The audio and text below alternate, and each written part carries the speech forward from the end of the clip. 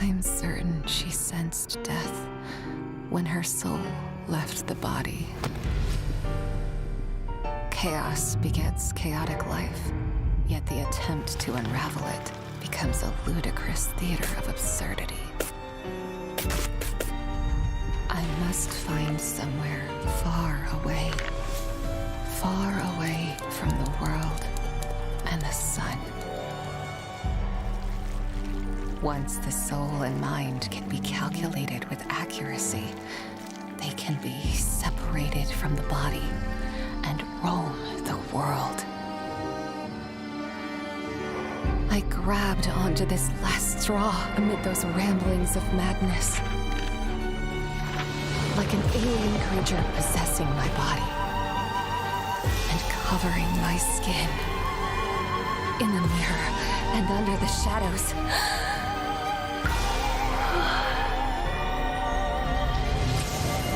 My body becomes its vessel.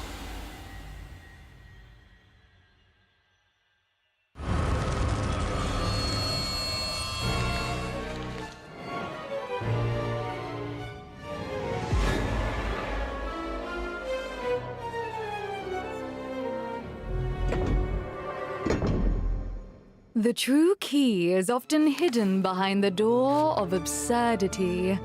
Tonight's story is about to begin. Do not forget, my dove. Never open the seventh door. Rare flowers, brilliant gems, and exotic secrets. They should be free. Only the most precious are kept under lock. Only the purest fear the cover of dust. My dove, slumber with them and become an eternal treasure of mine.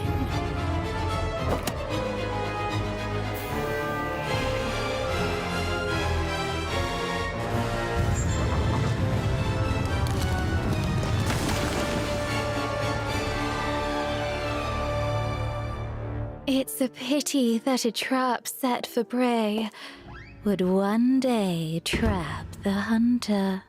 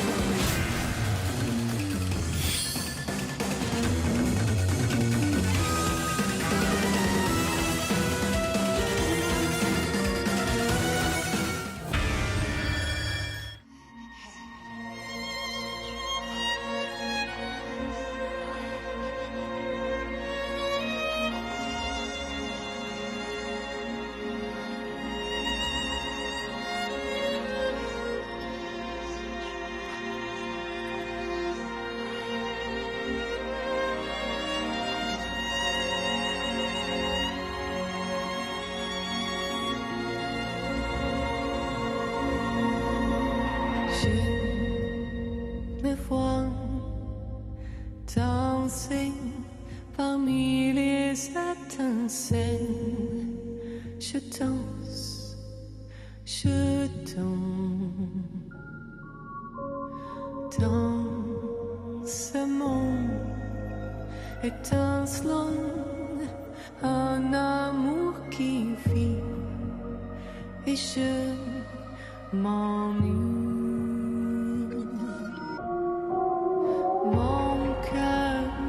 Nostalgique là sous le poids de mes diamants, par des désirs je m'écarte, car j'étais reine d'un rêve fini et défié le destin aigri.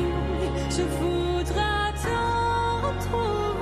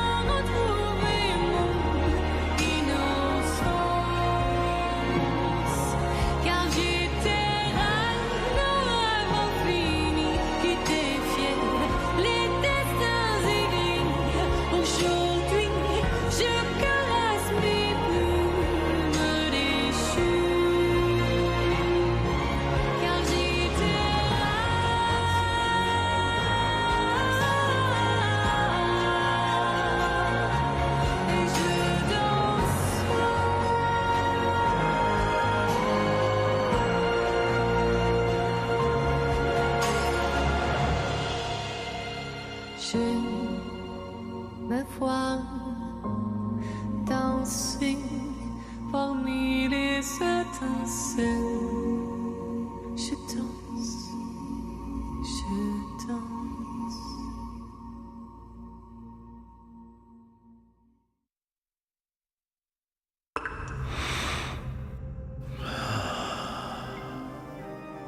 A great piece.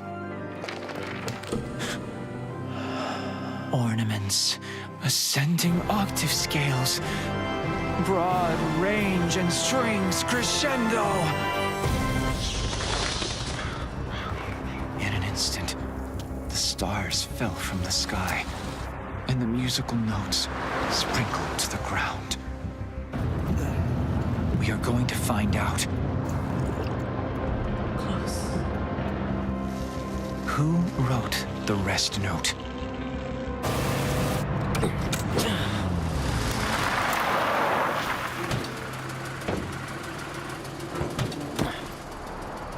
Here we are.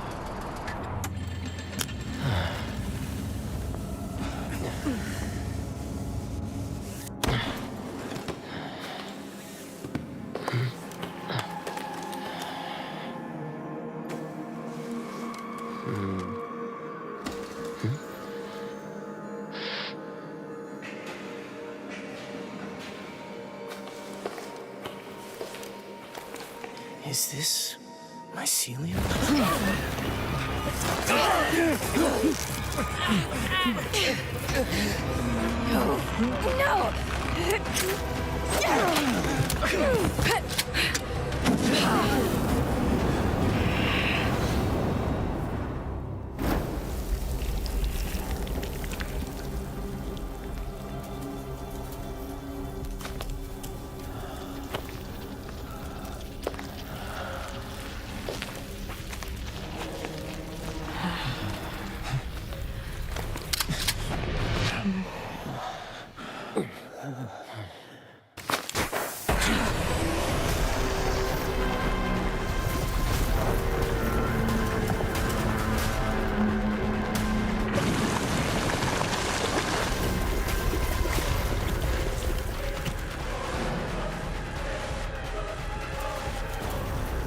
This is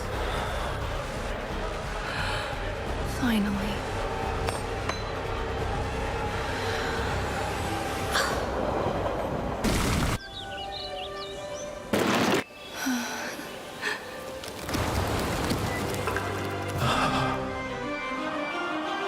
The so-called glory. It's just fool's opinionatedness.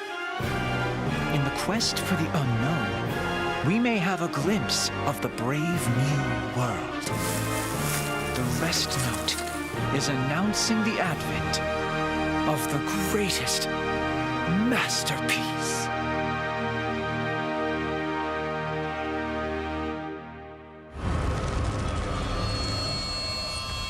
Successful collection of samples.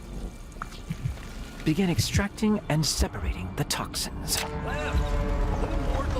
I can finally restart the experiment. The subjects are in position. Now it's time for the second toxicity test. They seem to have different visions. That leaves us with one last variable.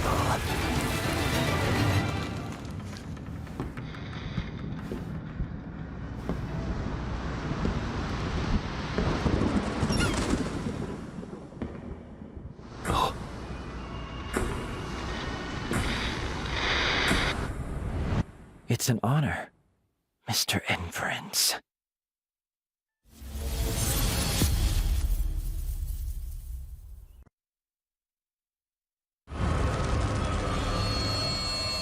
Hello everyone, I'm Eli O, an English caster from the NAEU region. Hi, I'm Chocho. This is Sakyu coming at you from the NAU region. Hey folks, Sponge Spice here from the SEA region. Hello everyone, I'm Nello Mello, a commentator for the NAEU region.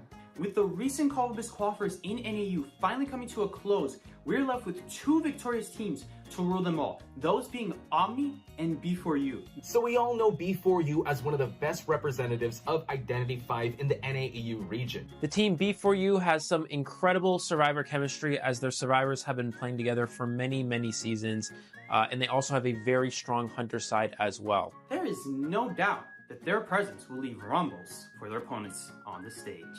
I'm excited to see what they have to offer in the big stage. Along with them comes Omni. Their new appearance adds a wild card to the table. Since their performance in IVT 2023 to the qualifiers, they have grown a lot, and sky is definitely the limit for this team. So we should expect to see some good things from them in this upcoming global event. So for those of you guys that are watching that want to support Team B4U, that wants to support Team Omni, or even the whole NAEU region, make sure to come out and show support for your favorite NAEU team as they come out to compete for the ultimate test of glory. And for the people who's coming for the offline China event, do remember to book your tickets. Your support is the greatest power to make them stronger and keep moving on. So don't go anywhere. I'll see you. We shall see who shall be the reigning champion for COAVII global stages this time round. Thank you guys, and I will see you all in the manor. See you guys.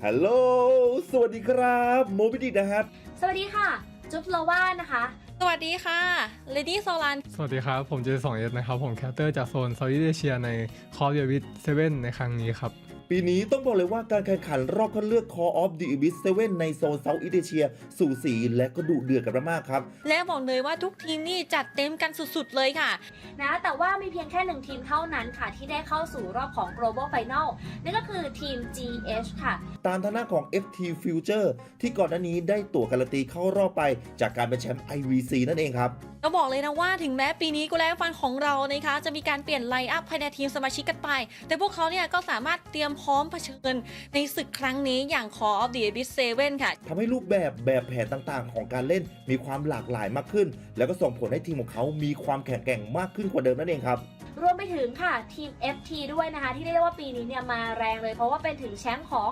IVC 2023 เลยค่ะก็แน่นอนว่า SCA ของเราในปีนี้นี่ต้องบอกเลยว่าได้ลุ้นแน่นอนนะอยากให้ทุกคนเนี่ยเข้ามาดูไลฟ์ถ่ายทอดสดของเราไปด้วยกันนะคะเพราะว่าในปีนี้บอกเลยนะดูเด็ดเผ็ดมันกันจริงๆต้องฝากทุกคนนะครับผมช่วยเป็นกำลังใจให้ทั้ง2ทีมด้วยเนาะ GS กับ FT นะครับผมในการเข้าแข่งขัน COA ครั้งนี้นะครับเพราะทุกแรงใจแรงเชียร์จะมีค่ามหาศาลกับพวกเขาแน่นอนไปนะมาร่วมให้กำลังใจสนับสนุนกันเยอะๆค่ะเย้สู้ๆไปด้วยกันนะคะคว้าแชมป์ไปด้วยกันฮะ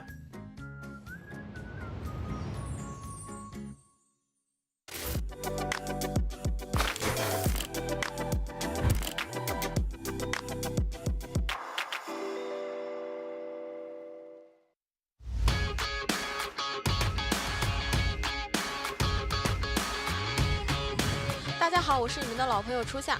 本次深渊的驿站，我们来到了杭州扇子名起王星记，来体验非物质文化遗产杭扇的魅力。小伙伴先来给大家做个自我介绍吧。大家好，我是中国大陆赛区飞灯成都狼队的487。Hello, Skyfall from GH。こんにちは、デートディビジョンのドリスです。よろしくお願いします。大家好，我是阿玛谁的许愿了。其实很多人都是第一次见面嘛，想问一下大家对彼此的一个初印象是怎么样的？我对今天来的嘉宾的初印象的话，都长得特别帅。这他的选手有多次对局过嘛，然后就会对他印象比较深刻。Some people I see him on the stage on the tournament, but now I can like meet face to face, feel really good and friendly. ここにいる選手たちはいつも大会とかで見てて本当にもう憧れのような選手たちばっかりなので。第一次见到大家都非常的酷，那个在屏幕上看到的一样，非常的和善友好。让我比较印象深刻的是斗地主的那把红教堂祭司，使用非常的精准，然后很厉害，非常期待这次的旅程。那接下来我们话不多说，一起来一场扇文化之旅吧。我们现在来到了王星记扇博物馆。王星记扇业创始于清朝光绪元年，已经经历100多年的风雨，有着独特的制扇秘籍和丰厚的文化底蕴。精品博物馆区陈列了众多精品扇子和大师作品，让我们可以一睹杭扇的魅力。这位就是我们国家级的非遗传承人孙亚青老师。想先请问老师一下，我们杭扇它制作的一个特点是什么呢？首先是王星记啊，它就是杭扇的代表。我们有19大类，1万多个花色品种，它是纯天然材料，纯手工制作。我们接下来是马上会有一个挑战，是我们今天的4位嘉宾啊，他们2分组去体验一下这个杭扇的一个制作。3、2、1，都会一样的。3、2、1。じゃあスーバーチー選手で。阿力。那我们刚刚的分组已经结束了，现在的分组情况就是由兜利索跟487一组，以及这边的话是 Skyfall 跟安乐一组。接下来就请孙老师带我们一起制作杭扇吧。这个对我来说是一个全新的体验，就像老师说的一样，就是得心静下来，就不能急，慢慢来，慢慢来。然后我的组员也会帮助我。この筆を使って描くっていうのがめっちゃ難しくて全然うまくできなかったんですけど、一から全部組み立ててやるのはすごく楽しかったし、扇子についてすごく理解することができていい機会になりました。ありがとうございます。I feel very fun and feel very calm when I like drawing these things. Very good experience. 感觉到了这个对于折扇文化的博大精深，自己所想表达的东西，然后赋予上这面折扇的意义，很开心。那我们的杭扇制作环节已经结束了，大家现在赶紧给镜头展示一下自己的作品吧。问一下大家对其实彼此之间的一个作品的一个评价是怎么样的？组员他的作品我觉得做得非常好，手肯定是要比我要细的，然后他们的话我觉得也是非常好的。就是不像我这个有点幼儿园水平的。そうですね。みんなめちゃくちゃ可愛い。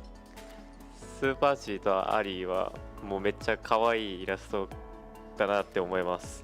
そしてスカイフォールはうまい、素晴らしい、うまいと思います。ドリス、the color is very clear, very nice, and for Super Chi, look fun. And for Ali, good. 18和斗笠鼠的，上面都有个加油，希望他们比赛都加油。然后我的队友 Scarfo 也很 very good。那我们现在请孙老师来点评一下各个同学的一个作品，以及跟我们分享一下在制作过程中的一些细节。应该说扇子呢，它看容易，做起来的时候呢还是有一点难度的。第一次能够画到这样，我觉得是真的是 very good 了。然后绘画的2个呢，我觉得他们也都有很自己的一种想法。在制作的同时呢，我觉得4个同学应该说都很努力。要我说的话，不相上下。那我们本次深渊驿站的节目到这里就接近尾声了，想在最后再采访一下大家今天的感想。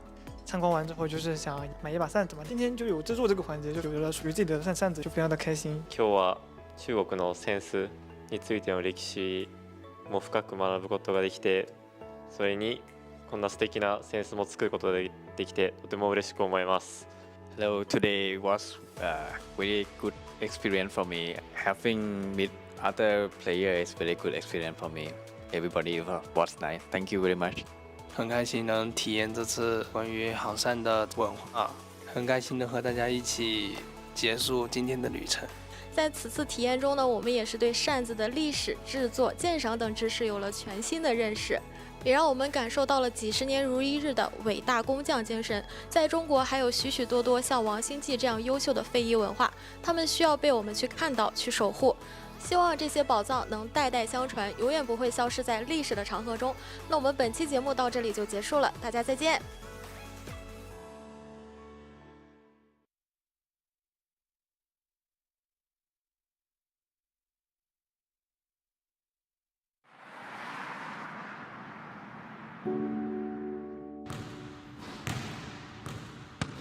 我是第5人格赛事官方解说慵懒兔，今年的话24岁，还在上大学。我的座右铭是热爱自己的热爱，勇于挑战。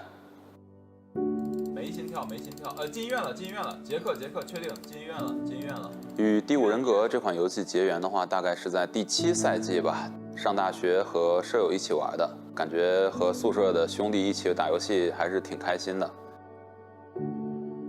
我是从2020年开始做解说的，当时是 IBL 的秋季赛，也是我解说的第1个赛季。我拉球，但是被雕像夹了，打断了。你没有位移能力，再接一个雕像。当时的话也是在官网上看到了 IBL 赛事招募解说的公告，就抱着试一试的心态啊来投递了简历，然后就一直成为了我们的联赛官方解说。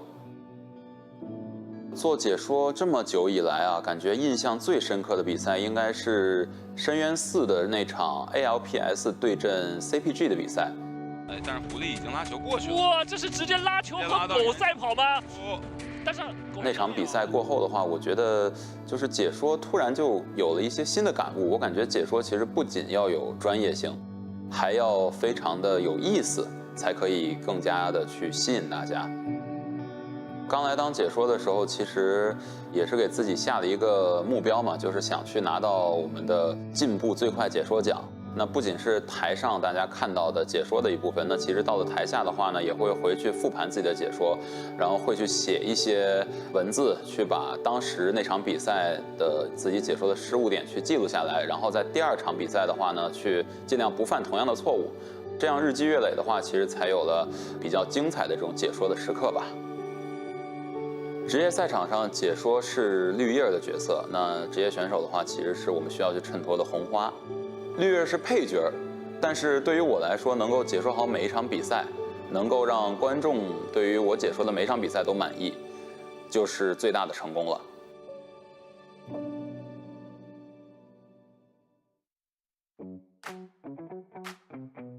我是来自于成都积极俱乐部的求生者选手 BB3。我觉得年轻人的本色就是不服输，因为为了自己热爱的一个事情去努力和奋斗是一件很酷的事情。第五人格这款游戏比较吸引人的点是在于它的一个非对称性，还有很强的一个竞技性。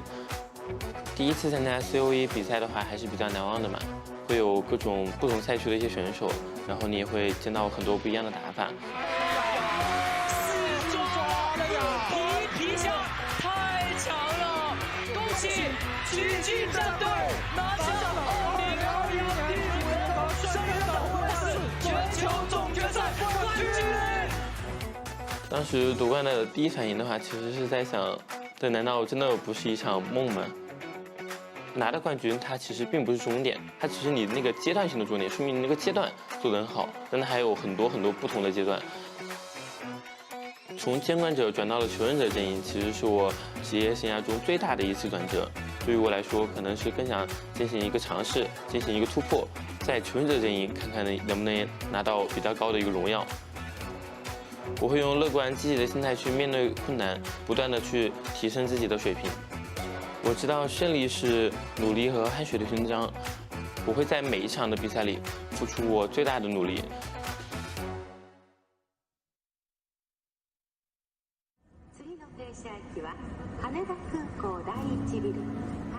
Untitledディビジョンのドリスです。そうですね、まず自分が第5人格大好きなんで、そもそもゲームやして楽しいっていうのと、今いるメンバーの仲間たちと一緒にやるのがやっぱ自分にとっては楽しくできる理由で、そうですね、僕にとっての COA は勝った思い出もあるそういう場ですね。去年の COA6 での GW 戦で自分の大きなミスが結構試合に響いちゃって負けたのがとても悔しくて、この COA7 までめちゃくちゃ練習してきました。データで結構チームメンバーが変わったりとかいろいろあったんですけど、 COA へ向けての調整はブートキャンプをしてきたので、事務所で練習することによってたくさんの練習時間を確保することができるので、そこでみんなで一緒に話したり考え合ったりして対策を練ってきました。このためにみんなと一緒に日々いっぱい練習頑張ってきたので、それを全力で発揮できるようにと自分も悔いを残さぬように全力で戦っていきます。我还是要感谢一下我自己。当初的话，自己鼓起勇气去投递简历，成为一名解说。现在回头想来的话，觉得还是要感谢一下当时那么勇敢的自己。我知道人生是一场马拉松，冠军其实对于我来说并不是终点，而是一个新的起点。在 COA 的舞台上，我们一路同行，我们会不断的挑战极限，再次创造传奇。今度こそ世界一を取るために優勝することです。この COA という場に立てて再出発。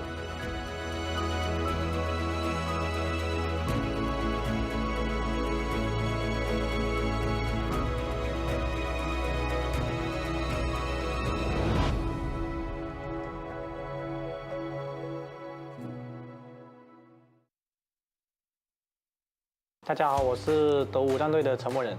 大家好，我是 MRC 的 AXIZ。赛场上印象最深的点的话，就是那把调酒，然后他玩10多安把我做掉了。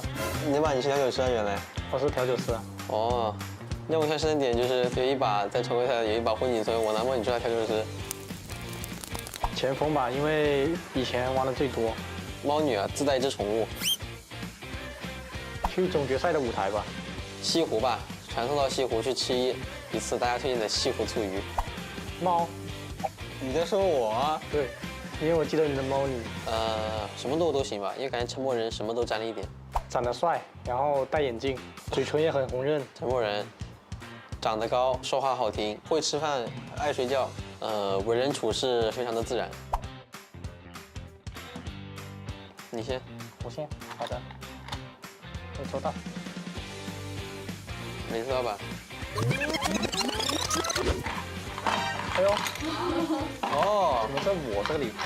哦，恭喜你受到惩罚。你会跳舞吗？我不会。你跳舞吧。来给 Eric 来看吧。真的假的？对，来。我真的很不会跳舞啊。惩罚嘛，比一个 COA 我超爱吧。COA，我超爱。赛场见。赛场见。赛场见。虽然说小组第1是我们的，我相信你们。可以。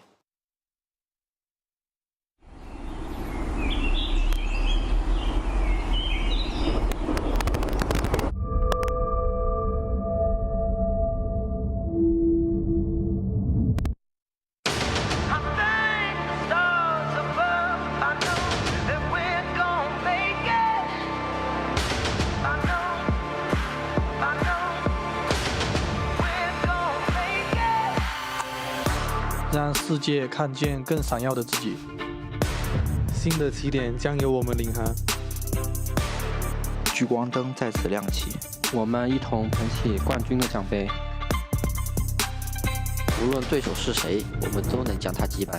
准备好迎接下一次的盛大凯旋。同步轻易气馁，我们就是奇迹本身。無数の挑戦で俺たちはくじけず強くなっている。用绝对的实力击碎质疑和嘲笑，压力和争议下迸发的光芒，终将照亮属于我们的那片天空。世界は俺たちの登場を待っている。風暴只會令我哋越嚟越堅韌。Ceaseless battles will craft our brilliance。地下之母，蓝莓，不要死亡！ 이 끝없는 전장에서 우리는 두려움 없는 안내자이다. Every attack marks the beginning of a level. 運命の恩恵を待つより自らの手で勝利を作り出す。我们回首过去，也创造未来。你不服输的一直战斗到最后一刻。在逐梦前行的舞台上，荣耀的传奇等待我们续写。人皇上板，我来了。静かであるほど心の声を大事にしなければならない。不问前路，只为巅峰。迷路的尽头是希望的曙光。Our streets towards victory will not cease。それは俺たちの腐敗の宣言。挚爱与众望终会殊途同归。跨越万难，冲破长夜。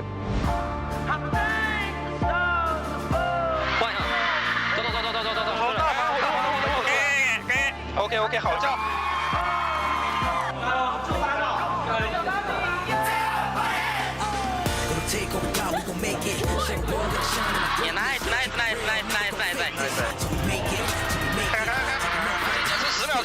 我这台技能开起来一等。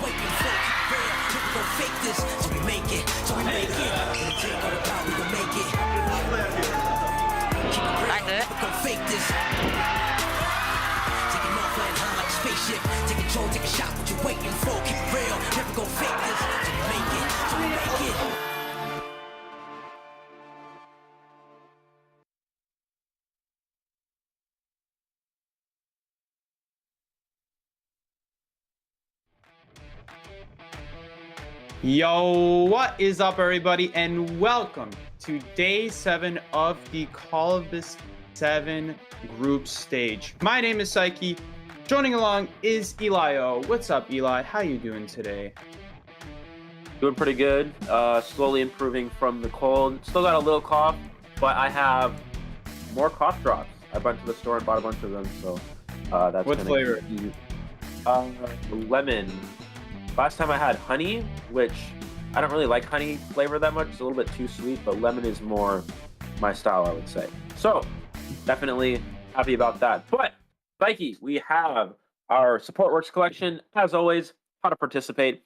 Twitter with hashtag COAVII support to submit. Your submissions could be anything, illustrations, crafts, memes, videos, etc. So if your COAVII support, outstanding support works potentially could be featured on the global final stage. Pretty big deal. You will be rewarded with 10 essences, which potentially could turn into skins. An S tier if you're lucky. I'm not, so I wouldn't get an S tier, but you might. And Psyche take us for the rest of it. Right there. Yeah. And as for the viewing guide, you could go ahead and check out the real-time discussions on X using that hashtag and all that stuff. You can get like an Eli Tiger keychain and other stuff that people are going to go crazy about. Probably going to be worth thousands of dollars, just like those Tomy accounts that have since then dropped to zero.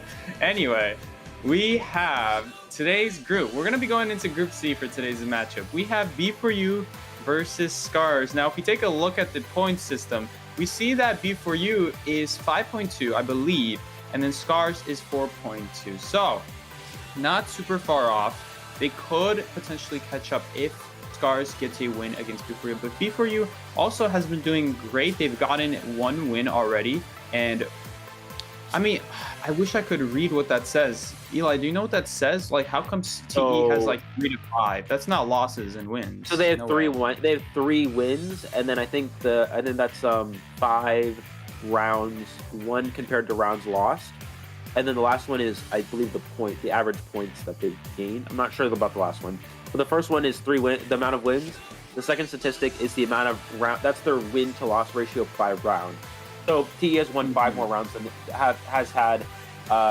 Let's say they've won 10 rounds and lost 5. So that's the difference is 5 plus positive 5 for them. Like they've already done 10 rounds? Oh, I see now. That was an example. Okay, that was an example. Oh, okay, all right. Gotcha. Exactly.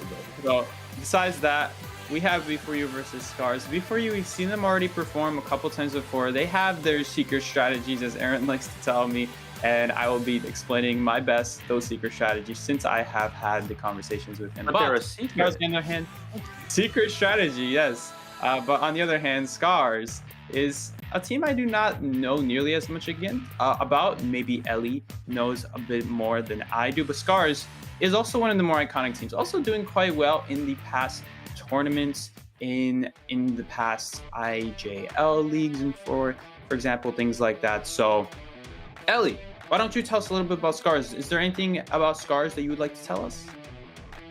So Scars is a IJL Japanese team.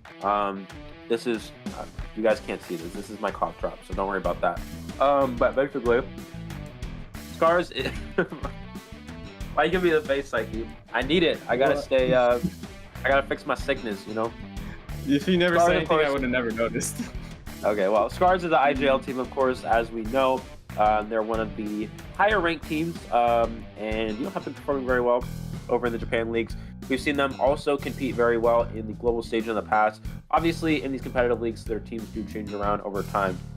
But IJL, obviously, it's very difficult to play there. It's very difficult to do well, and Scars has been consistently towards the top. Additionally, Scars did defeat Wolves in their most recent match, so that is a huge victory in their favor. Looks like we have for the survivors Takoyaki, Burio, Judah, Shinami, Laddie, Monet, and Soar. As for Team B4U, the 5 players here listed on screen: Myleg, Paul Lem, Schmitty, Spencer, and Roland. 5 COAs now for Schmitty, Mikey. Indeed, that's what the 5 is for. I mean, I presume. Pretty good. Last year we saw 4, I believe. 4, the iconic 4. How could you forget? And there you go. We have all the people coming out here now. Scars, I believe, will be coming out first. We always go from left to right, right? Yeah, so Scars is going to be coming out first. Player by player. Ellie, can you name a couple of these people? Do you know who is who? Well, we're going to find out if I can. Let's see what we got here. Realize knowledge. Like we got okay, so we got on the left side is the coach.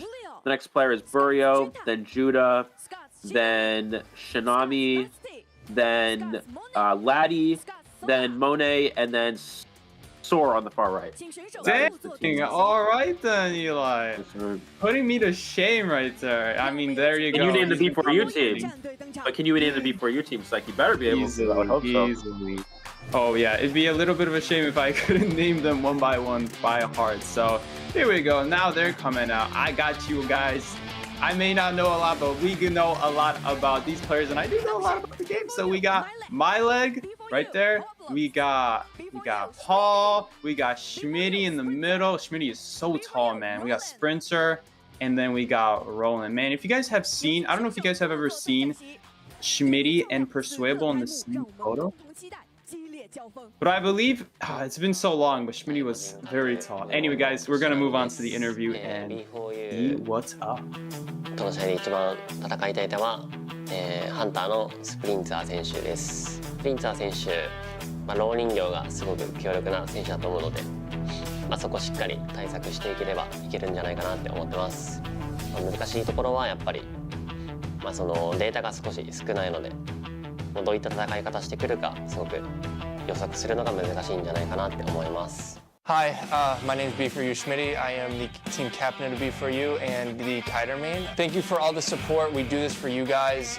We really work hard to show that we can do it, and we see everything. We see all the signs, all the love. I'm excited to play Burio from Scars because we are friends. I've been knowing him for a couple of years, so it's excited to see a friendly match. Their hunter, Laddie, is a very good wax artist main as well. We're preparing for that, but he's very hard to beat. He rarely loses, so we're excited to play him. And there you guys have it right there. Schmitty, very excited to play against Burio. Longtime friends with Burio. So very excited to see the rivalry there. But we also got the hunter side from Scars, being a very good waxer, as you guys heard right there. Schmitty saying that he rarely loses. But that's not to say that Scars themselves don't have challenges of their own to face. Sprinter is a very talented hunter, very skilled, and also you heard right there that it's hard to tell if B4U is going to go a common tactic or throw a surprise that they have been working on. So we've seen this, I believe, a few days ago when we first saw for example, the shape spawn. That is something that they've been working on.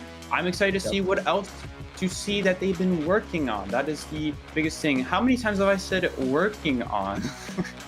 But right here, guys, we have Soar right here. Soar actually is one of the stronger, most likely the main kiter here for Scars, one of the strongest kiters from the Japanese region in Team Score. Soar performed quite effectively in many IJL events. We do have Monet as well with a 60% win rate, 0% escape rate, 85% seconds average Canadian time, indicating like Monet, the majority of this event has been taking the first kite. Yeah, Monet, another kiter player for Scars, but definitely Soar. Make sure you guys are paying attention to Soar. We've seen some incredibly well-performed kiting matches from him in past global events, but of course Monet as well, quite skilled in his own right. And lastly, we have Judah, who is, I don't believe Judah was with Scars in last COAVII, but has become a Scars member recently throughout the last IJL. I'm not sure off the top of my head, but Judah course, listed as we have the Rescuer plays here with 50% escape rate, 67 seconds of average containment time, and 1.87 average rescues per game. Currently, in the Survivor meta, we typically would see the Rescuers going for multiple saves. Psyche Mercenary, of course, can save a second time with that delayed effect. Additionally, the first officer can as well with the Pocket Watch. And B4U Sprints are 81% win rate with a 72.4 elimination rate and 3.45 eliminations per game, which is well above the average here. And that's not just from NAU, that's including this event, including these global teams. Psyche definitely, Sprinter has outperformed any expectations, but this one against the Scars survivors today will be the ultimate testament to his skill. Indeed, he's continuously shown up with multiple 3-person, 4-person kills even, usually 4-person kills, very nicely done from Sprinter. So to remind you guys, when we first started this tournament, we had Sprinter with a 100% win rate. Ever since these matches have been included into Sprinter's win rate, he still remains with a very high win rate, 81%, nothing to laugh at, especially against these very skilled teams. But today is going to be the ultimate test of skill, because Scars is one of the better Survivor teams, one of the better Hunter teams in general, just a good team in general. I mean, they have beaten Wolves, and Wolves is a very good team themselves. So, very excited to see what we got going here. We got the signs here. Sprinter fight, Bill cheering them on. Very excited to see what Sprinter's up today. What's he cooking in the kitchen? One of the chats said, why Schmitty in esports, you should be on the basketball court. That's definitely true. I should recruit Schmitty in my hoop team, you know. We need to get a new center. Schmitty throwing the hoops out? No. You think Schmitty could dunk? He probably could, right? How tall is he? 6'7"? He could dunk. He's very tall. He's way over 6 feet. Way over 6 feet. I need Schmitty on my two. We gotta get Schmitty hooping, bro. I'm gonna be honest. One of these days, Psyche, if I ever pull up the co-op, me and Schmitty gonna hit the basketball court. I want you right now. Anyways, we are gonna get to our match here shortly. Oh yeah, Psyche. Come on now. But I never told you. Come on, Psyche. Come on, Psyche. Told me. I think you said one time before the match started that you went out to the basketball court just to keep yourself awake. That's what you said. Oh well, that's that was one time where I was jet lagged and I had to keep myself awake. But, gotcha. I know a lot of people. Psyche, let me ask you a question. If you had to make a guess, without knowing, how tall do you think I am? Dang. I don't know. Look, everyone looks so short on camera because we only see the top of the bodies. I'm just gonna say exactly. That's why it's difficult. What do you think, though? I'm just gonna say 5'10". 5 feet 10 inches. Some people on my stream were saying. People on my stream said I gave 5'5" energy on my stream. You gave who? They said I give 5'5" energy, like 5'5", 5'6". Why? What do you do that gives you 5'5" energy? I don't know. I'm actually about 6'2", so I don't know why people. Yeah, I don't know why people. Dude, you would hit your door frame on this door that I walk through every day to get into this room. Yeah, that's why I've been playing basketball. So, for some reason, people are always like, Eli, you give Short King energy. And I was like, it's not even me, and I don't understand. Yo, like, I'm gonna guess Short King. I'm gonna guess you're 5'9", Psyche. How close am I? You're pretty close, actually. I haven't measured myself in a while, but from what I remember, yeah, it was 5'9", something like that. Wow. Okay. UIL clutching up. Look at that. All right. Pretty close. Anyway, Psyche, take us through the band pick. Exactly. All right, guys. So we have Red Church here going in first. Sprinter has plenty of hunters that work well on Red Church. This is a nice small map. Makes Dreamwish good. Makes Opera Singer good. Makes a lot of his good hunters good. I mean, what can I say? It's just a nice map. Mostly because it's so hard to transition on this map from one side to the other. You're kind of locked in, and so it makes it very difficult to get out of one area. Or not one area, but one half of the map. That's usually the biggest problem with Church. And here we go. We have Perfumer and Dancer bans first. I don't assume Sprinter would just ban Dancer just for no reason. He must be banning Dancer because Scars, one of these Scars players, are known for playing Dancer. That is Soar. That would be Soar. Soar right there. So that is Soar in this case. Perfumer, though, also a good Opera Singer counter.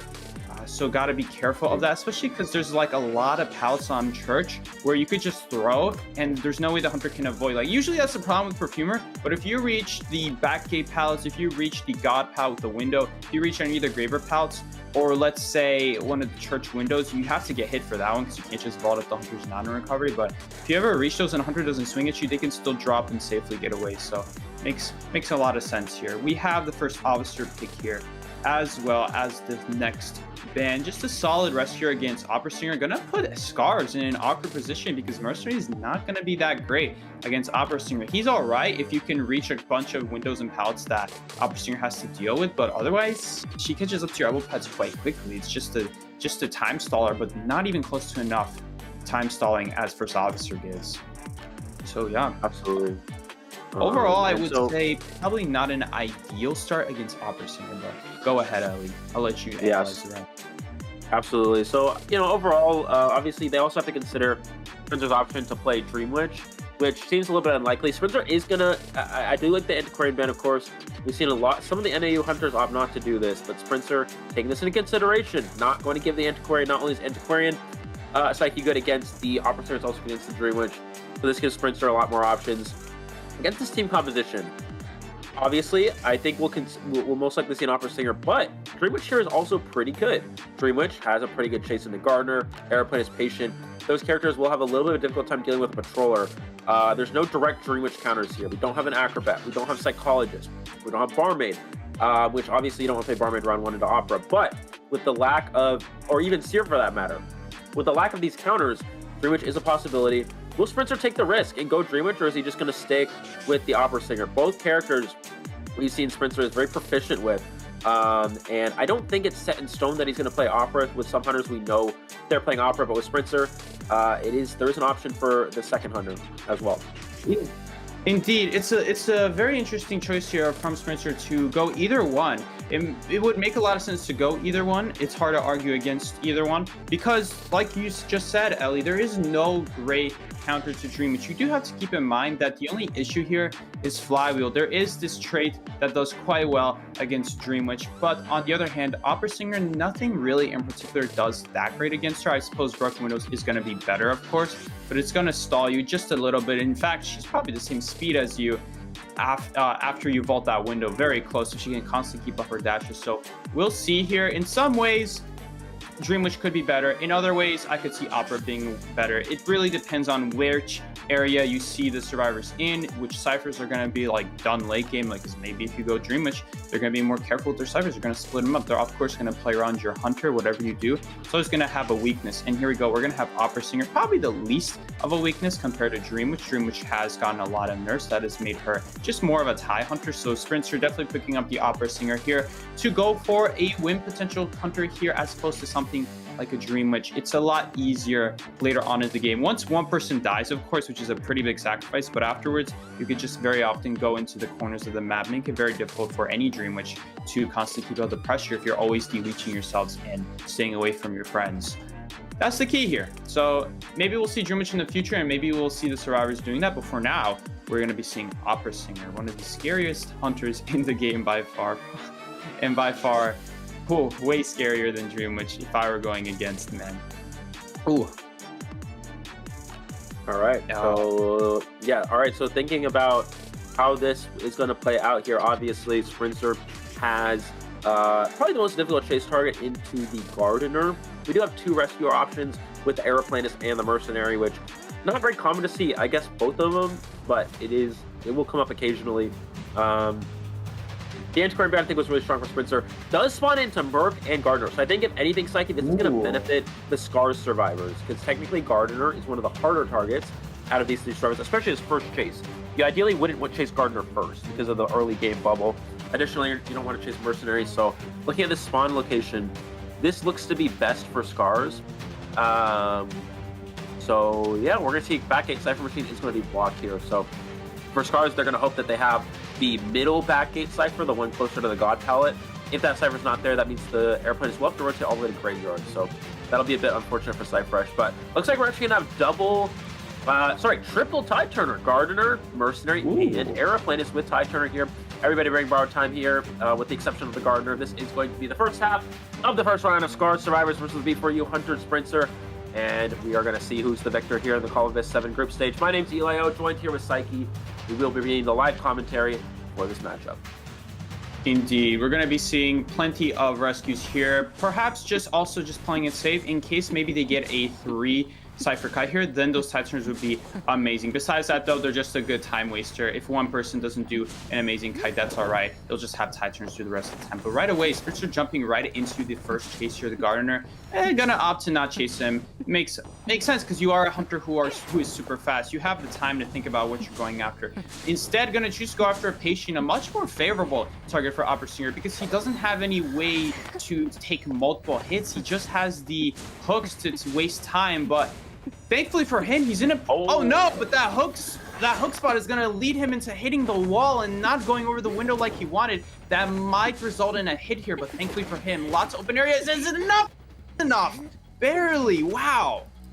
Yeah, he's going to get that pounce, and that's a really important play here for the Patient not to get hit there. Sprints are having a hard time getting the first down, and this is why we were considering that Dream Witch might be a slightly better option for him, but at this point in time, we're going to see the teleport switch places. Sprinter goes for the swing, gets the hit, somehow connecting that. I really thought the Patient was to the side of the pallet there, but I guess that's not going to be the case. Blink still is available for Sprinter, trying to close the distance. Patient goes for the vault, the blink, and he's going to secure the first down here. Pretty good kite for the Scars Patient here, but it's looking like, most likely a tied position. Looks like he's able to chair on Monet's Cypher, which will Monet be able to pop it here, Psyche? He actually can, so that's a pretty optimal situation for Scars.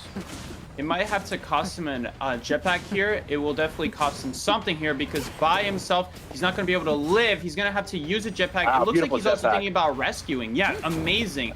Beautiful maneuvering there to not hit anything, not even hit the Hunter's attack. Last second there, super late to barely not hit there. And we're going to see the airplanist rescue here. This is actually perfect, Ellie, because now, not only did he finish the Cypher, but he's in perfect position to be like, okay, well, I'm at the chair. I just have to prepare to go rescue and not take an early hit. And that is exactly what he did.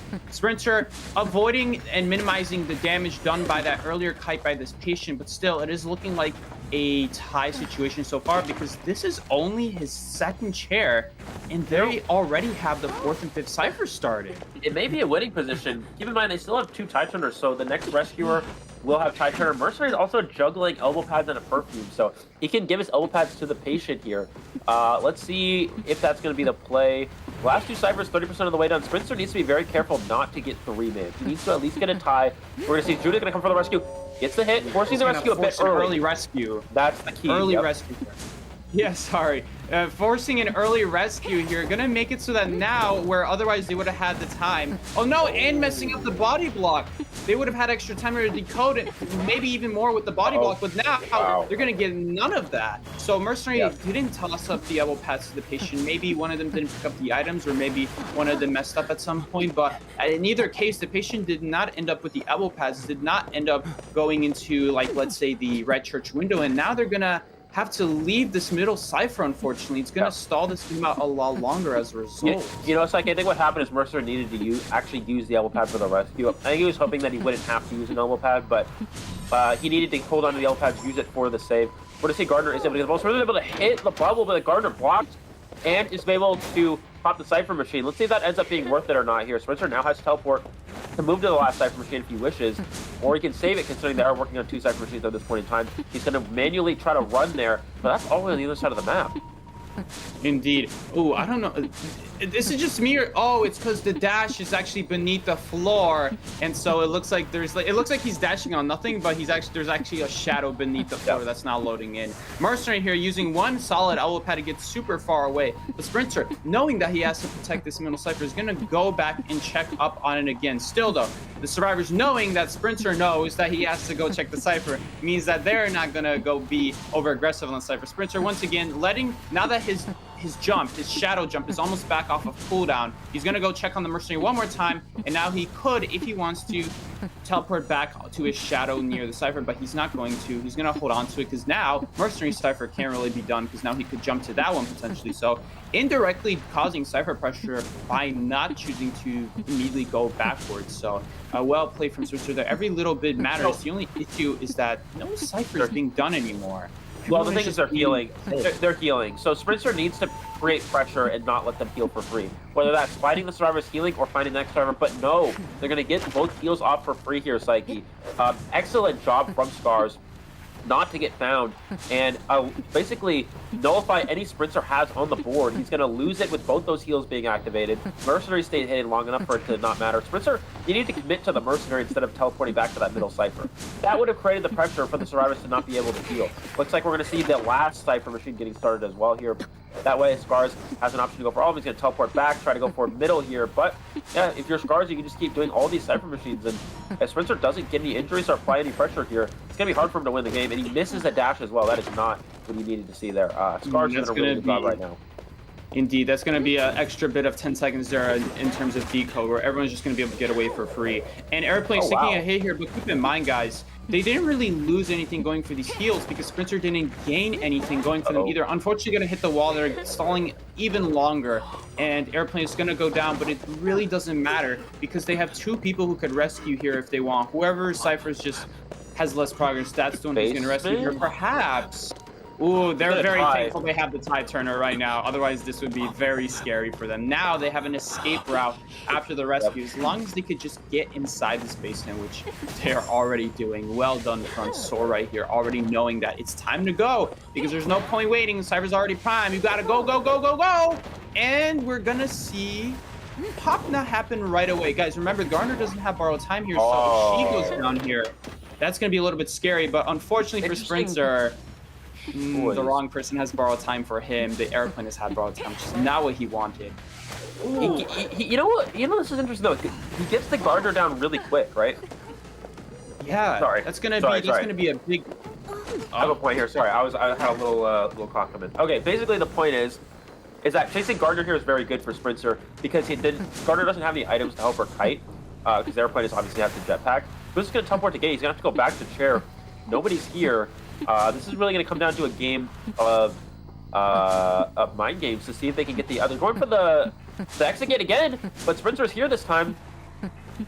Sprinter could stop this. Sprinter could knock down this Mercenary right here, but he has one more elbow pad and this really annoying window. Not to mention that Sprinter also messed up one dash here, so that's another 9 seconds that's going to cost him. The Gardener is going to get rescued, so if that wasn't enough where Mercenary's kiting him, now Gardener's also rescued, and they could potentially go escape that gate. Fortunately for Sprinter, the dungeon is not here, so that's not going to be an issue here. He's got all the time in the world. He just needs to hit him at least once before detention runs out and not get pounced, and that would also help a lot. Getting the hit through the pelt, nice read there from Sprinter, is going to allow him to get this tie super safely now. And just in general, I would have to say that Sprinter played this quite well. He minimized a lot of damage early game with that patient kiting and also stalling out against those Tide Turners. Helping out with the decode there was really annoying. So the fact that Sprinter was able to still have enough time to knock down 2 survivors was really solid, especially with how scary that was there at the end with the heal. It definitely could lead to a potential 3-person escape if they're all healing and saving their items now instead of having to be attrition down like Sprinter is trying to. But when he tries to find someone and he can't, that's where a little bit of scariness comes in. Indeed, and we did see in that match a 2-2 here, which it begs the question: is that enough? You know, we talk about this a lot. The Opera Singer matchup, it comes down to who can win the round 1. Opera Singer is usually the team to go on to become the victor, and usually a tie is not enough for the victory in round number 1. So now the big thing for B4U is they need to tie in return with their survivors. If the survivors were to lose to the round 1 Opera Singer, I definitely think the advantage falls heavily into Scar's favor for winning this match. But yeah, I mean, Scar's survivors played that very well. The first kite from the patient was pretty average, but it was enough for a tie. And then from there on out, they hid away and healed up. Spencer was not able to create any pressure at all because the survivors were hiding. And the 2 survivors were healing and the 3rd survivor hid instead of decoding. And that's a really important note for everybody watching, is that when you have 3, for example, let's say you have 3 teammates on the board, and 2 of your teammates need to go heal up. If you're the 3rd teammate, you don't want to decode. You want to go hide. That way the hunter cannot pressure you. If the hunter has no one to chase and everybody's hiding away and healing up, you have all the time in the world to heal. If you decode, the hunter will go chase you, and then you have a limited time to heal up because you might go down and get shared. So that's exactly what Scars did, and that's exactly why they're able to tie this game. Exactly, and I believe it's called resetting, if we were to sum it up in one word. The importance of resetting, healing up so that your teammates are not going to fall into a snowball position against the Hunter. Hunter is purposely trying to find people who are at half health And when almost everyone is at half health, or when everyone is at half health, that is when the hunter is at the most advantageous position. They have all this, they have this what's it called? This momentum built up. They have this pressure on the survivors, but they haven't yet achieved that energy. It's just potential energy, just as my physics teacher would say.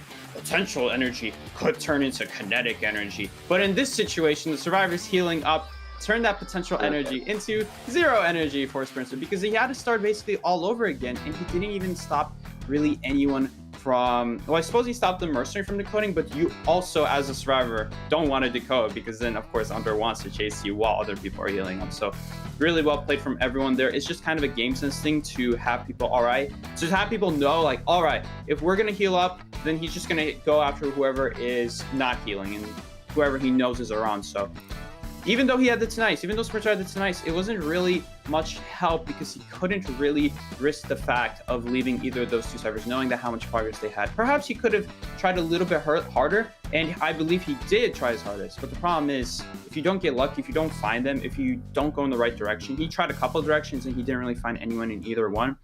It means that you're just going to have to lose out on that momentum that you built up and just start from scratch. And unfortunately for Sprinter, he wasn't able to keep it up. He had to settle for a tie. And now what that means is the B4U survivors have to either tie in response, potentially win against Opera. That would be super clutch. But just the most important thing, don't get 4-man, because in this meta, if you get 4-man or 3-man and the Opera Singer takes that first round, whoever's team Opera Singer wins that first round, that's usually who takes it in the end in round 2, just because you could start going for tie situations and stuff like that. It makes it very difficult to mount a comeback against.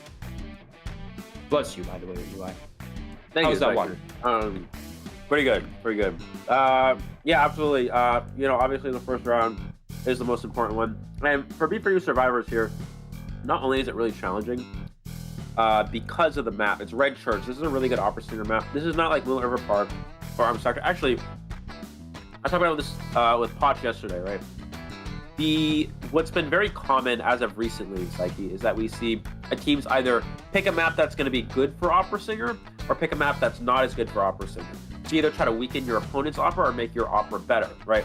So maps like Church, Ever Sleeping, Leo's Memory are typically considered good for Opera Singer, whereas maps like Moonlit, Arms Factor are typically considered not as good for Opera Singer. So obviously Opera Singer can be played on any map, but that's usually what it boils down to. This is one of the maps that's good for Opera Singer. So the fact that Sprinter was only able to tie on a map that's actually good for Opera, that's going to be a big downside for B4U, unfortunately. Looking at the survivor side here, we do have Roland with a 20% win rate, 20% escape rate, 63 seconds of average containment time, and only 0.8 rescues, which is a bit low for a rescuer player, but Roland will be playing rescuer, as we know, for B4U. Moving into the next survivor here, we do have Paul Blems, who's one of the stronger kiter players from the NAU region, 25% win rate, 50% escape rate, 75 seconds of average containment time, which is actually pretty standard for tournaments, but hopefully Paul Blems will be able to step it up and up that amount of seconds, amount of containment time today. That's going to be very important for B4U if they want a chance against the Scars team in this matchup. Indeed, we see Paul also running here, the Embalmer, the Psychologist. He's just in general a really solid kiter. And finally, last but not least, I believe in the last seat, I think should be Leg. Yep, there we go. We have Leg. Oh, no, maybe not, because Schmitty, I think, might be in the last seat. Coordinator, Explorer.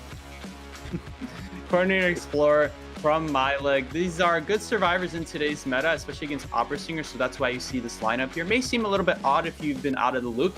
That is why you see what Leg has right here, but he's more famously known as the decoder main. Right here, we got Schmitty, the man, the myth, the legend, the leader of B4U, and the one who started it all back before they were even called B4U. Running the Patient, running the Acrobat, and of course he's got other things as well, like the Seer that he's very much known for. Though in recent times, Patient has also been one of the more used survivor from Schmitty, especially if you go look up one of his streams, Schmitty streams, by the way, go check him out. And yeah, you'll see him use Patient a lot. And finally, we got Burio here. Burio is the hunter here. Burio is the hunter that Schmitty was talking about here. Excited to go against him. So we'll see what happens here. Let's take a look. 50% win rate, 50% for elimination rate. So technically Sprinter's got a better stats than Buryo, but Buryo is also going up against very, very strong teams in the Japan League, just a more competitive setting, so it's understandable that his are a little bit lower. Don't take it bad way. It is perfectly reasonable, especially with how much competition he's got over there. So we'll see here. You see his coach right here talking to him. I believe that is his coach. Usually the coaches wear suits like that.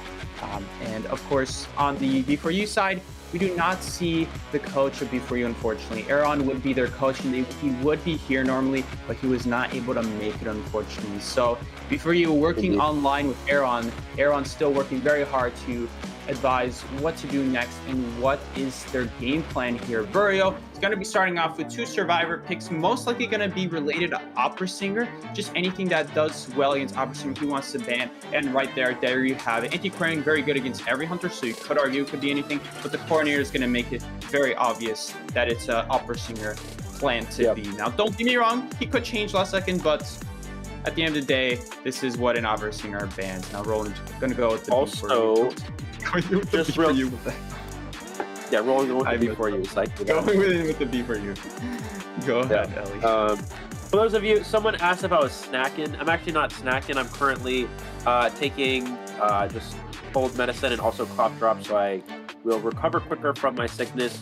So I'm not snacking on stream. I'm actually just trying to make sure I recover as quickly as possible, which I can then be in the best condition for commentating and to give you guys the best possible presentation of Identity 5. We are now going to see the cheerleader as the final band here for Buryo, Acrobat as the final survivor for B4U. Pretty well drafted team comp, actually, Psyche. I really think B4U is able to put a good team composition going against Opera Singer.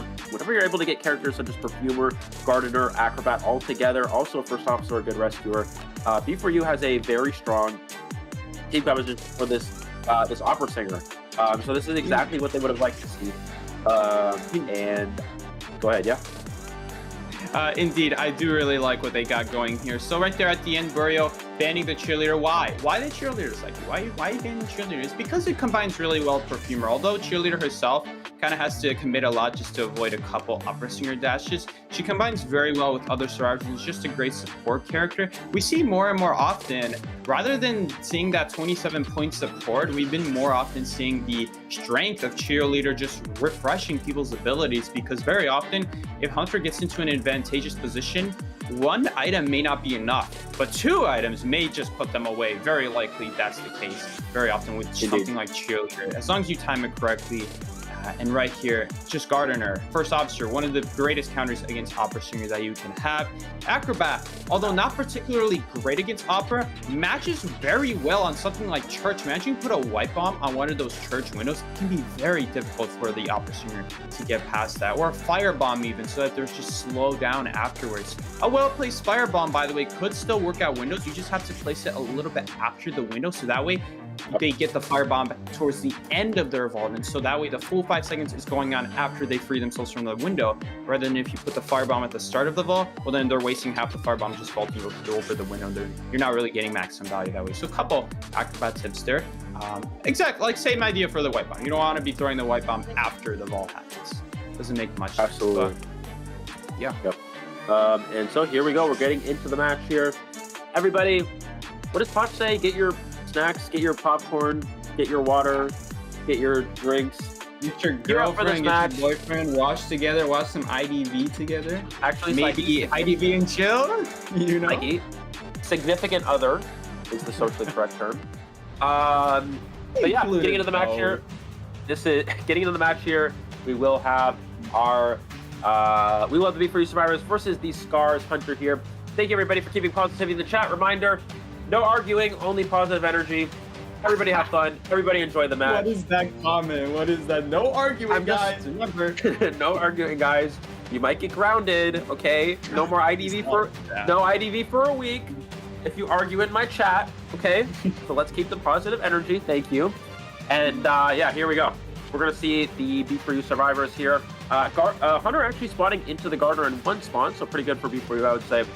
This is the second half of round number 1 of the B4U survivors versus the Scars Hunter side. Buryo versus B4U. It is a 2-2 for the first round. B4U trying to get a tie here. Buryo trying to put Scars ahead with a potential win on the Hunter side. I'm Eli, joined with Psyche we will bring you the live commentary for this COAVII group stage matchup. Indeed, we're going to be going in right in here, right in a second. There you go. Well timed, Psyche, just a second off. Going to go straight after reception here. And although, like, common misconception here, you do not spawn at the red carpet. Hunter spawns graveyard, you spawn outside red carpet. So that's going to give early bomb, though. a great start. A great start here. So I don't know what happened there. I feel like getting a little bit finicky with the dash, although he was probably just waiting to see what Schmitty's move was, and Schmitty did not fall for it. Schmitty is very far away. This, on the other hand, that is not ideal. Yeah, that's definitely not ideal. Kind of running into the Hunter there. Oh, yeah, that's gonna hurt. Yeah, I gotta get the first hit onto Schmitty there. Yeah, definitely. You gotta make sure you look behind you when you kite, or you will, run into the Hunter accidentally. So not ideal start here from Schmitty. We're gonna see the red bomb. This is going to delay the dash and also the blink. And the pallets. Yeah, and the pallets done. That is very important. Surprised Schmitty went for a pallet camp there. I feel like he could have just dropped the pallet because the red bomb was in play. But the pallet's done. Psyche being a pretty big deal there. True. I mean, he'll take it. He's not going to win this kite with just dropping the pallet, because then what is he going to do afterwards? So that pallet stun bought him a lot of time, though a little bit risky, to be fair, if he dropped it. And oh, wow, another great firebomb. Schmitty knowing that there's nowhere else to dash. Oh, no, but he might still get hit here. Oh, that really hurts.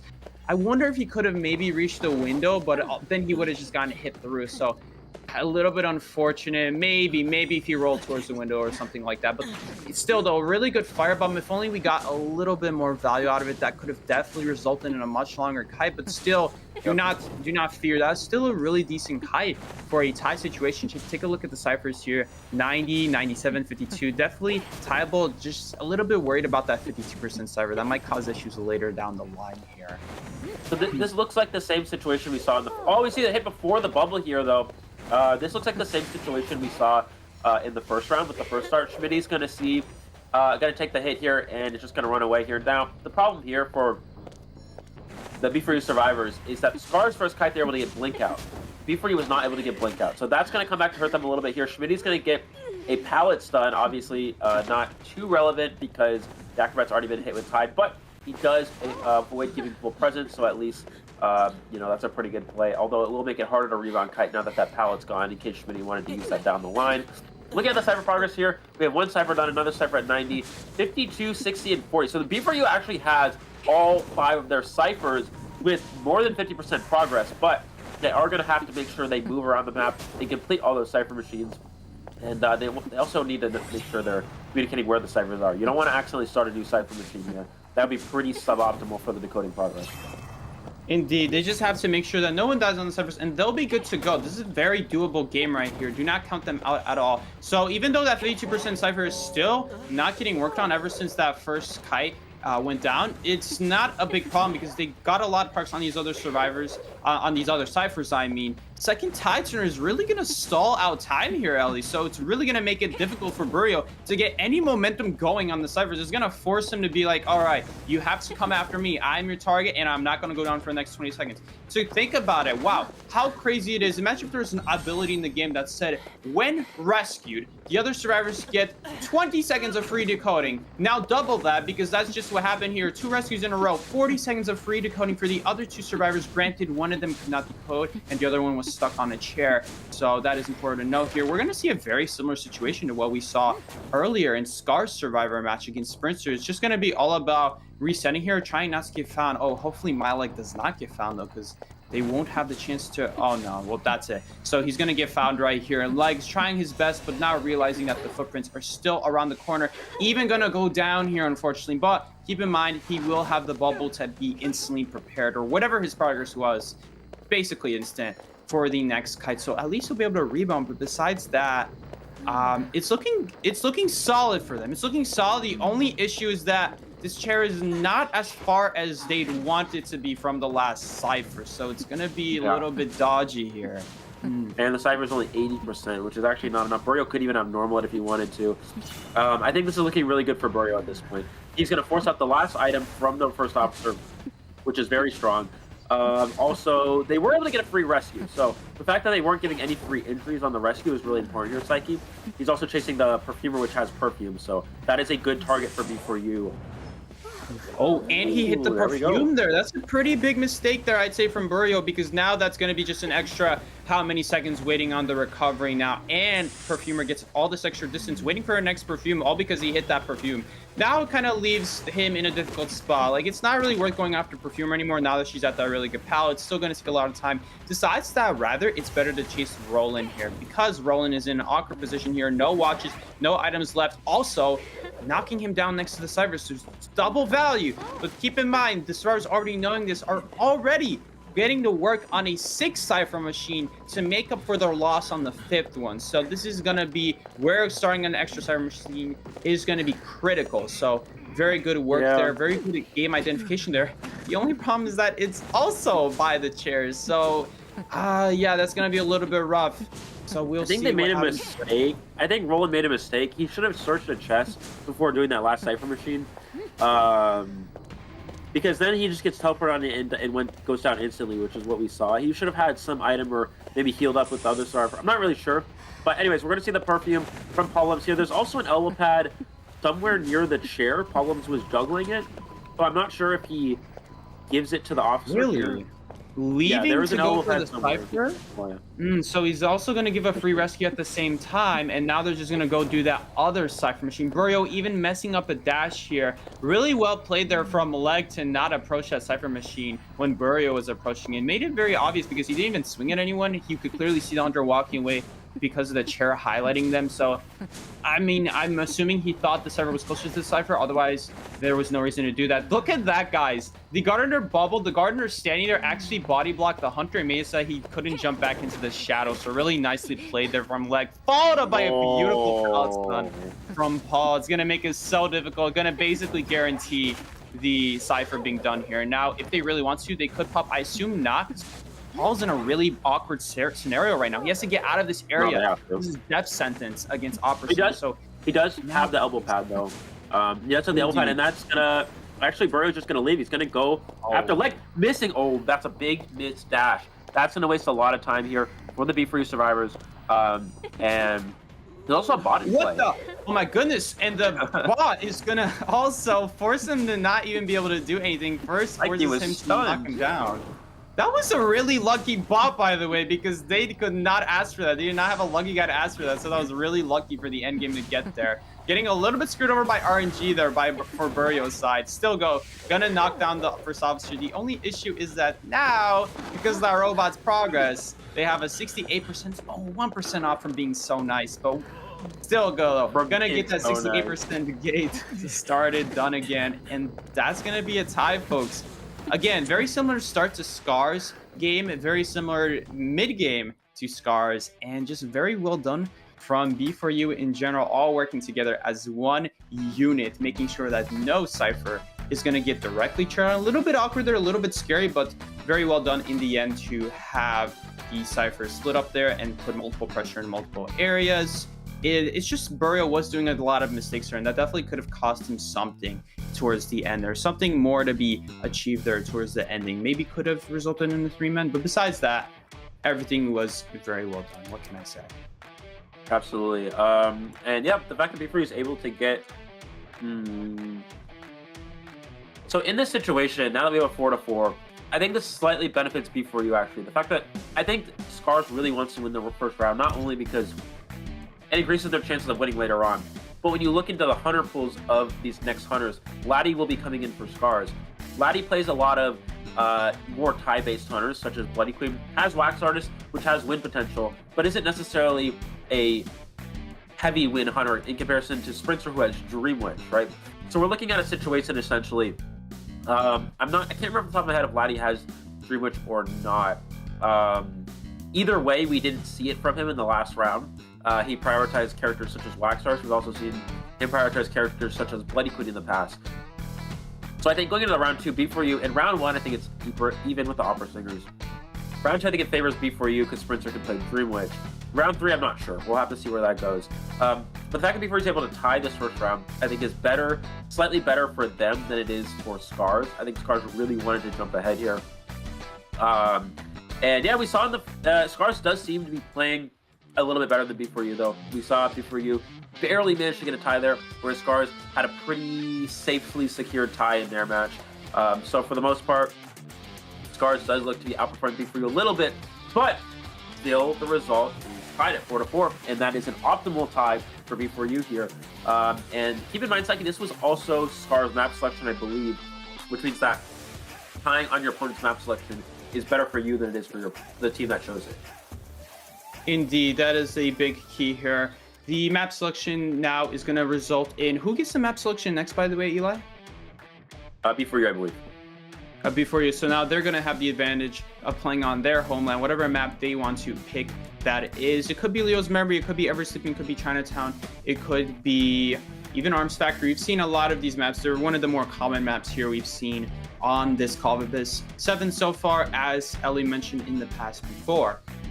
And I'm very excited to see what happens. By the way, I don't know, a little bit unpopular opinion here, but as I've been watching these Opera Singer matches, Leo's Memory is great for Opera Singer, don't get me wrong, but I feel like when you're Opera Singer in Factory, I mean, you tell me if I'm wrong, it looks really bad to be the Opera Singer in that situation, because if you're ever on the stairs, all of that is considered one wall, and so it actually slows down the Opera Singer, if anything. So if you can get a teammate there, that is really solid against Opera Singer. I've never really thought about it like that before. It is, but it's not as good as it seems, because what can happen is it's a long distance to get to the window if you're going up the stairs on the inside. And what happens is the Opera Singer will dash into the shadow, swing, dash into the shadow, swing, and they close the distance. They can still close the distance pretty fast that way. And it makes it hard for the survivor to run the length of the stairs all the way to the window without taking a hit. Indeed, I see. So you're going to need a lot of distance, and even if you have a lot of distance, it does sacrifice a lot. So if anything, it might be better to still go for like the windows on the bottom floor, since those also technically have empty areas if you want to think about it that way. So that could be just as good. But besides that, I'm very curious what we're going to see next. Maybe we will see that Chinatown, and we'll see another Chinatown match similar to what happened a few days ago, like where they had that epic moment where Schmitty and Roland are working together to get that clutch when escape. I hope we see that team communication working again. But Scars, also very strong. Soar, one of the stronger kiters.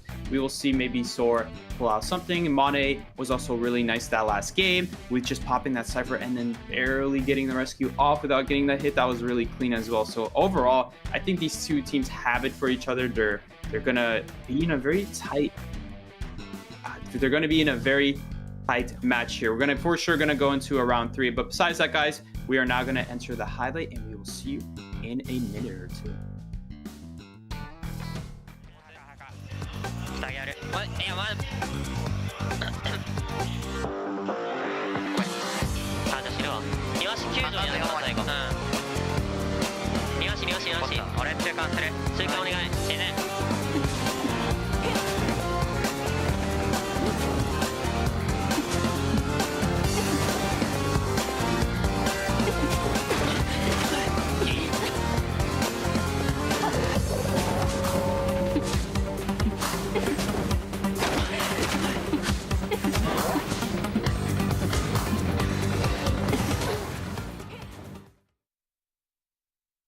All right, so it looks like we're going to have the artwork here.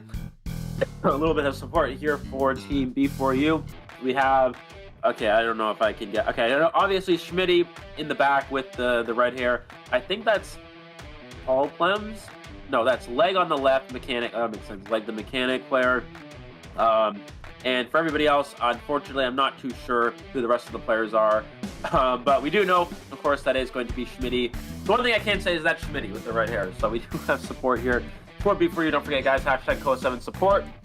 And submit your artwork for your favorite team for a chance to be featured on the stage, and also potentially win 10 Essence, which, 10 Essence is better than 0 Essence, right? So might as well get those 10 Essence. Right, Psyche? 10 is better than 0? Indeed, absolutely. 10 is better than 0. And right here, wow, we see a really interesting, I'm not sure who this is supposed to be, but let's read it first. May SD Club ascend to the Hall of their Dream in Ellie, can you pronounce that for me? Hangzhou in China. Charge Heroes seek to the Golden Rain. Of course, this is talking about the confetti at the end of the match that happens when it wins. But man, every time I see that, every time I read Golden Rain, I'm sorry. Yes, of course. Yeah, they're talking about the confetti, the golden confetti at the end there. So overall, great stuff. If you want to support your work, go ahead and do it on X using hashtag COAVII7 support along with whatever team you'd like to see you win, which is and then just do whatever you do good. I mean, what can I say? If you're a good artist, do art. If you love doing memes, do memes. And whatever the case is, you could get yourself 10 essences. So very exciting. Eli, what do you think we can expect, though, from round 2, moving on to the round 2 situation? We got ties from basically both sides already here, and both sides are going to played it very safe. Now, what do you think their game plan might be? It's really difficult, I would say, for you to kind of figure out where Laddie's going to go with his character selection. Obviously, there's plenty of options. I think Scars kind of figures Sprinter's going to want to play Dream Witch, so they'll probably do their best to counter Dream Witch here. But yeah, for Laddie, got options for Wax Artist, got options for Bloody Queen. I guess what could happen here is that before you could pick maybe like Arms Factory, and then which is not good for Wax Artist, and then you kind of counter comp with Bloody Queen. Of course, we will see Laddie suddenly here. So maybe that's the mindset. I'm not sure. I feel like a map that's good for Dream Witch and then not good for Wax Artist here, Psyche, and then they counter comp DQ. That might be the best idea. Or you could pick a map. Well, I guess the only map that's DQ's kind of bad on is like Ever Sleeping, but even then you can still technically play DQ. I'm not really sure. Laddie also has Gamekeeper as well, so you have to consider that too. So there's plenty of ways in which this is really tough for B4U to try to figure out what Laddie's going to go with. And yeah, for Scars, they kind of know what Sprinter's going to play. But when it comes down to it, I think B4U is slightly favored in this round just due to the fact that they have a more... And it is going to be Arms Factory, so they are going with that play here. They're picking a map that's not going to be good for Wax Artist, and it's going to be slightly difficult for Laddie to choose his character because of that. And they're picking a map that's good for... Indeed, it does mean that Blood Queen is pretty valuable here, but Blood Queen is always good regardless. It means that, oh, she's so annoying. I personally hate her a ton, Ellie, but it does mean that because they have this small map, it makes Blood Queen a lot better because now they can't just use distance to be buying the bulk of their time. It means that they also have to go very strong Blood Queen survivors. Now, you'd preferably want to do that all the time against Blood Queen. That's why Blood Queen is so annoying, because she forces these survivors that normally are so nice to pick. Like, let's say, like, what's a survivor that's not good against Blood Queen, but is really good that you want to pick regardless? Ellie, do you remember anything? Any survivor coming to mind? Ellie? You said characters for countering DQ, right? Like, what character is like good in general but isn't good against Blood Queen that now they really are scared to pick, because otherwise Blood Queen will do really well against? I don't know. Entomologist too.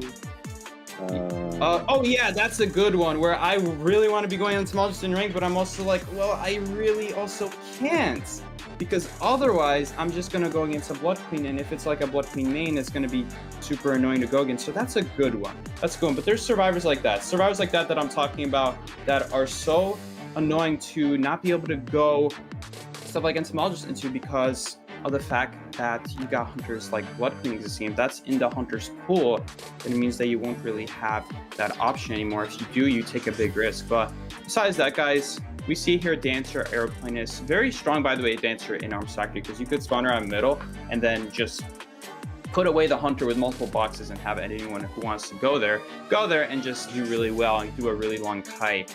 On the other hand, we have the Seer and Psychologist. These two survivors, just Psychologist being a good healer if needed, but the Seer being always a good support character. Mercenary always being a good rescuer. I mean, this is just hard to argue with. These are just great picks. Schmitty going, well, not Schmitty going in yet, but before you going in with Cheerleader as their last pick here, keeping in mind that Laddie playing Waxers, playing stuff like Blood Queen, they need to be going stuff that does well against those hunters, not just the map, but also their survivors preferably, though not really canceling anyone's cooldown that greatly. Like Mercenary, he could definitely wait out 5 seconds. I mean, you use an owl pad and it gives you way more than 5 seconds of distance, so you really don't need it. It's mostly just for the Cheerleader support and the Cheerleader cutting ability that we're going to be seeing here working super well. And then the last ban being Coordinator. Has me curious, what kind of hunter would ban Coordinator there? Not Laddie, I don't mean Laddie, but which hunter would Coordinator be a big... Like hunter character. Yeah, which Hunter character would it counter? I'm thinking Bonbon would be a big one, but also they might just be going corner because she's really obnoxious to deal with if you don't chase her. Oh, Nightwatch. So Nightwatch, very strong. Yeah. Coordinator pretty good against Nightwatch. If they go for the wind ability in the first chase, as long as Coordinator is in the open, you can go for a flare gun. Make a lot of distance, and when Nightwatch does not have presence, Coordinator is very good because they cannot dash to catch up to you when they don't have their 1000 presence. So it's really important that Coordinator, of course, would be able to use that flare gun in the first chase, but doesn't matter, Coordinator is banned. Getting to the match here, we did see before you actually choose a anti-Bloody Queen team composition. So Seer, very good against Bloody Queen for forcing out an extra mirror potentially with the Owl. Psychologist can take multiple hits against the Bloody Queen, force out 3 mirrors potentially. And also the Cheerleader, very good against Bloody Queen for dashing away from the mirror. So that's why we're going to see an anti-Bloody Queen team composition. And instead, no Gatekeeper, no Wax Artist, as both those hunters, especially Wax Artists, are not particularly strong on this map. Laddie's opting for the Nightwatch, which honestly is also not too good at Arms Factory, I would say. Out of all the maps to play Nightwatch, this is not one of my favorite ones. Plenty of places to avoid the wind and stay behind walls, but yeah, here we go. Looks like Laddie's going to take the factory spawn. We actually have a traditional Arms Factory spawn here from B4U Psyche. I actually really like to see this. I think this is an optimal spawn. We have front gate for Schmitty to work with as this here. I imagine they'll probably go for this here first. Definitely, and front gate is a very strong kiting area, almost arguably as good as factory, sometimes better because you might want to have more windows than just available at factory. It really depends on what hunter you're going against. In this case, against Nightwatch, I think it might be a little bit better to have so many walls stuck around the area, so many corners that you could walk around, rather than Arms Factory being a very blocky building, still has plenty of good walls to use, don't get me wrong, still a great kiting area. I'd have to say that in this situation, it could argue whichever one is better. You could argue, you could make an argument for both, honestly. The only difference is that in Arms Factory, if you ever use that pallet in the middle, it might be a little bit difficult catching back up to the factory later because the pallets surrounding can all be winded over. So right here, we're going to see a kiting build from Schmitty, full kiting build from Schmitty, carrying the flywheel and the broken windows. Playing it super safe, it means that if he does kite these 3 ciphers, it's going to be almost near impossible to escape the hunter's grasp after that, and if they can follow up with like a teleport or something like that, it's going to make it real difficult. But I'm your commentator Seg here, along with Eli O, going into the first match. Hunter not carrying any trump card, which is going to make their mobility later on, and maybe still the get of 3-man here potentially, like depending on the mobility. Yeah, so Schmitty runs away from the palleted area, which is really interesting here. He's going to take the vault. He can get to the pallets, but Laddie does have the jump to work with here. Will he jump over this pallet or will he break it? He's actually going to break it. We saw the up, down, fast pallet breaking speed here. So I'd imagine he's going to use the speed boost around this window. Absolutely. So we're going to now save that jump for when it really matters. Schmitty, great patience there from Schmitty, making sure to not throw down the pallet until absolutely necessary. I mean, that looked like a pretty good bait, too, from Laddie's end there, going literally inside the pallet. Well done, Owl, there from Schmitty's. And I believe he's rocking some S-tier accessory as well from one of those packages that cost over $100, I think. I'm not sure. But here we go. We're going to see a good link from Laddie. This is going to give him the presence he needs to now use the dash and catch up to the survivor. Unfortunately, getting a little bit stuck there on some object, but he is down to this. Oh, he's gonna. Oh, doesn't get mind game there. Excellent job from Schmitty. I would have thought he was gonna get mind game involved back into it. Yeah, he read him. What did he say? Read him like Schmitty read him like a book. Not gonna jump that window, which I feel like he definitely should have jumped that window. He also had a flywheel there, and he figured that it's not really worth using, I suppose, just because there's nothing really good to use afterwards. So maybe this flywheel can be used as a rebound later on. But now we're going to have Mercenary unfortunately get the wanted order here. That's a little bit awkward now. Going to make it nice and easy for Laddie to spot him out nice and early. Yeah, he's going to need a good elbow pad here. This is a hard rescue when you have that wanted order. Roland wants the elbow pad before he gets his wind ability back.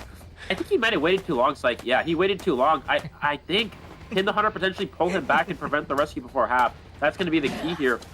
No, actually he's not. He's just going to hit and allow the rescue anyways. So Roland making a very clean rescue. Schmitty does have flywheel to work with. Is he going to use it? There's the flywheel. Does he get the vault up in time? Does get the vault. But Laddie does have the jump to work with. It's going to be a split race to the window. Still able to make it. But I think he is going to go down. Yeah, so he's going to go down no matter what there. He's not going to take the risk there. He figures that he's no matter what going to catch Schmitty. And I mean, the tie turner is going to last a full 20 seconds anyway. So it doesn't matter when you get the hit. You just need to get a hit down. So There you guys go. Schmitty with a very clean flywheel, but unfortunately, there's not really any house to put this area together anymore. Don't get me wrong, the windows are really good, and the windows definitely stall quite a bit, but against Nightwatch, who just jumps over window after window after window. Oh, one order again on the mercenary. One order again on the mercenary is so unlucky. That's but really I guess we got the 1 in 9. Yeah. The good news is, I guess, for you is that Roland doesn't mind getting double hit, and that he's gonna. Oh, nice! Schmitty didn't get pulled by the wind right there. It means that now he might know. So close. Man, imagine. I think that Seer owl barely slowed him down, so that now that 10% vault resulted in a hit right there. Really unfortunate stuff, but it does mean that Schmitty either way did his job here. Remember, he didn't have borrowed time in the end anyway, so even if he were to survive, then every cipher were to pop, it wouldn't have done anything. His goal here is to just secure a solid 3 cipher for like 2.5 cipher kites, something like that, so that they can easily tie this match and easily tie their match. Well, we can't say for sure, but easily get to that end game situation. They will. They don't even need to do a rebound here necessarily. They're just playing it safe, which is understandable. But really, if they wanted to, they could probably all as a group rush that cipher. But obviously, it's not a good decision. It really depends. But Paul here gonna just also use an ability. That ability is gonna come back later, so it really didn't cost him that much. Lottie having a hard time hitting any of these wins here. This is not. I don't think this is really Lottie's fault. I think this is just Arms Factory Nightwatch. You really see why it can be a bit of Arms Factory Nightwatch. Myleg's gonna drop the pallet early. This allows Lottie to jump it. So I think maybe Myleg should have tried to mind game the pallet, as he's now going to get the hit here because of it. Last Cypher Machine, though, is almost ready. Will Laddie go to the Cypher here? Are they going to pop or are they going to wait? Let's see. It looks like they're going to wait. Hit. Oh, not before they get pallets done. Yeah, and the pop there. Laddie does not have trump card Psyche, so I think this is a good chance for a tie game. Almost positioning at Dungeon, but there is Blink to work with. And trying to predict it, but not able to. Unfortunately, he was so close to another cheerleader pom-pom too. Right there, you guys saw he just got a second one back right as he used that first one, which is really unfortunate. He definitely could have lasted it out and cut it to Dungeon here. The only issue is that Mercenary's taking a bit to open his gate, so that would have been a deal breaker there and could have held them back. But in the end here, Laddie gonna get a tie here. Survivor's also gonna get a tie here. It was basically Schmitty's goal to just secure a tieable kite with the borrowed time. You're not really going to be able to really go for the win, and this is kind of the safe strategy that we see from B4U. In the past, we'd always see stuff like Mechanic in the past that would secure a tie, and now we're seeing this non-borrowed time build from the survivors, so that way, relying on their hunter, that their hunter is going to be able to get a 3-man or 4-man here. They just need to do their part and not get 4-man. That is the most important thing. Absolutely. And I think Laddie did what he wanted to do, though. I think Laddie just wanted to get a tie. Whenever you play a character like Nightwatch and you play up-down with Blink, that is so tie-oriented, right? There's no aggression there for going for extra kills. You're basically saying, I want to have good chase with confined and fast pallet breaking, and I want to use Blink just to secure my first down and secure my second down and get a tie. That's what up-down Blink is. Up-down Blink is saying, I want to tie the game. I don't really care if I'm going to not win. So I think Laddie's perfectly fine with this result. As for B4U, I think they're also fine with this result, just because Spencer still has the Dream Witch to potentially be played here. But I think we're going to see very anti-Dream Witch team composition. If they're able to get characters like Psychologist, Seer, Barman, Antiquarian, they can easily counter-comp the Dream Witch, maybe force Sprinter to play something a little bit different here. Maybe a character with less win potential. And the good news as well for Scars, characters that counter Dream Witch also counter Clerk typically. So Sprinter will not be able to play either of those if they go for a heavy counter comp. Maybe forcing on to something a little bit less aggressive. So we'll have to see. Indeed, it really just depends what they want to do here. In the end here, we still see Scars in B4U going tie to tie. Laddie going in with a very tie-oriented build. Schmitty going in with a very tie-oriented build. It seems like they're pretty both adamant on getting the tie here, and that they're hoping that their survivors for the Scars side ties, and that, or better, gets a win. And then for Sprinter's case, his survivors are hoping that he gets a tie, or even better, a win. So either way, they're going to probably be both playing it very safe here. We might see in round 2 here another very safe match here, just letting the other side do their thing. Like whatever happens, happens, and at worst, just go get a tie, and let's see what the other side does. So we're gonna see that gameplay here first from the Survivor side. It's in an attempt to see what Sprinter can get away with, because if Sprinter can get away with just playing a tie hunter, perhaps, or something like that, then that would be great. If, let's say, before you were to get a win, but if not, then okay, well, it's still fine. We're just basically even still. So at this point, it's really up to Sprinter. It's really up to the Scar Survivors what they want to be doing at this point. But yeah, while we wait, Eli, do you have any games we could play today? Games? I don't play games. Any games? I'm a serious individual. I don't play games. I know, but we got you to laugh several times in multiple clips. So I'm thinking maybe one of these days we can get you to do that again. Ellie, a very stoic person you are. So we gotta loosen up that stoicism, as the great turtle guy from Kung Fu Panda would say, whatever his name was. Master Oogway, there you go. The turtle guy. I didn't think he's a turtle. But anyway, we did impressions. We did a Survivor predicting the game, like predicting the Survivor name. Right. Chat. I'm trying to think of what should we do now. Should I get you to name a skin? Should I get you to name skins now? Oh, I definitely can't do that. We're gonna get Eli to name his favorite skin. Eli, what's your favorite skin? Do you know the name of your favorite skin at least? Netherwalker. Netherwalker for Clown. That's his Call of This 3 skin. That's a really good looking skin, but I was thinking a little bit different, a little bit more flashy maybe, but still, that's a really cool skin. I really like the flame effect. Mine is the Call of This 2 Ripper. I really like that one. Although the Wu Chang one, his S tier Divine is really cool. I really like that one. It's the one where it's like he's Holy Angel and then he's like a demon, a black demon in his other form. Isn't that where he walks up the stairs? Yeah, that one. There you go. You remember it. It's really iconic, really. Just remembering that personally, I know everyone will 100% disagree with me on this, but I personally think Frost is a little bit better. Frost? Maybe Frost. Miki would agree with you, but I like Frost. I think Frost is pretty nice. I've always used Frost when I played Wu Chang. That's always been my go-to. I guess, okay, better than Frost. Fari Swin. I mean, I think everyone would agree with that. What do you think? Fari Swin. Personally, I think it's a little bit overrated. I think you're overrated. Shut your goofy. Anyway.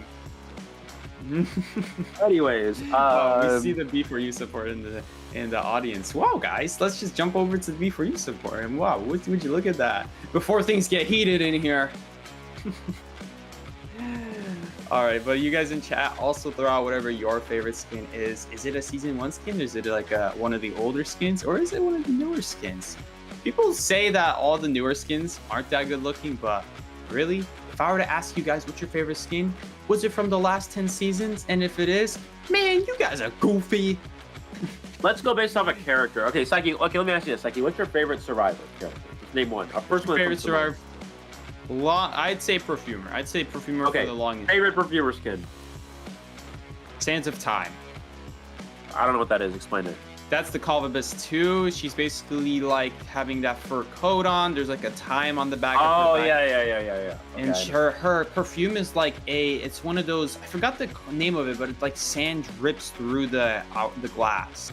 I don't know what you're talking about, but yeah. Time. Like an hourglass. There you go. That's what it's called, an hourglass. You know, it measures hours, I think. I know what you know, Psyche, believe it or not, I do actually know what an hourglass is. Isn't that crazy? That's amazing. That's crazy. You know what an hourglass is? Yeah. Okay. Favorite hunter character? Favorite hunter character? I'd probably give that to Ripper, probably. Okay, and you already said the Ripper skin that you like. Okay, second favorite hunter character. Second favorite hunter? All right, I'll look through the book for hunters. I'd say probably Nightwatch is my second favorite hunter. I think, isn't there only one Nightwatch skin, or no? There's two now, right? Yeah, there's three. No, there's that one you could buy. There's that one you could buy in the shop. Yeah. Oh man, I wouldn't know the name of that one though. Can I just say original? Original's my favorite. Sure, original. There you go. I would say Worn Clothes, but yeah, there we go. Anyways, getting into our band picks here. Of course, the opera singer band will. Okay, Psyche. We'll come into play here. We're going to see Seer and Psychologist, which are pretty standard Dream Witch bands. So will the Survivors, they could technically just be like, you know what, we're going to go Antiquarian and Barmaid and just counter Dream Witch right away. Or Antiquarian Mercenary, also okay. But now Spencer can actually ban Barmaid. Like, he can ban Barmaid, he could ban the Acrobat. Plenty of characters for Spencer to ban here. To give himself a good Dream Witch comp. The Mercenary first, yeah, that's interesting. I don't know if I agree with that 100% here. I would have liked to see maybe another Dream Witch counter first. And but no, it looks like we're going to see the Mercenary and Antiquarian and Spencer. Oh, Airplanist, so he's not going to continue along with Dream Witch fans. Interesting. Well, let's think of it this way. If they don't pick Antiquarian now, Spencer is hoping that they purposely don't pick Antiquarian. Most likely right now, that's most likely what he's thinking right now by not banning Antiquarian, because then he's just going to ban her round 3 when... Because here's the thing, everyone knows that they're going to have to go into round 3, so Spencer knowing this is like, all right, let me not ban the Antiquarian and let me ban something else, and hopefully they won't go Antiquarian since I'm just going to ban that round 3. They are going to go Antiquarian though, and that's going to be also really good against Dream Witch. The only downside is that... if the main body ever drops a patrol, you're not going to be able to destroy it, hit the main body with your Antiquarian stick. So, you know what? It's fine. I'd say they still got plenty of good Dream Witch Survivors. You don't have to pick an early one, but it would be nice. Still though, there's a lot of good options here to pick. Antiquarian, Acrobat followed up. Now the Barmaid. Now, there you go. Now Ellie was saying the Barmaid is going to be locked in. And for the last survivor... here, let's see what they end up on. Going Balmer, could go Professor. It's like, what do you think about Professor versus Dream Witch? Okay, well, if they picked Professor just for Dream Witch, that would be a horrible idea. So I assume they're gonna go something else here.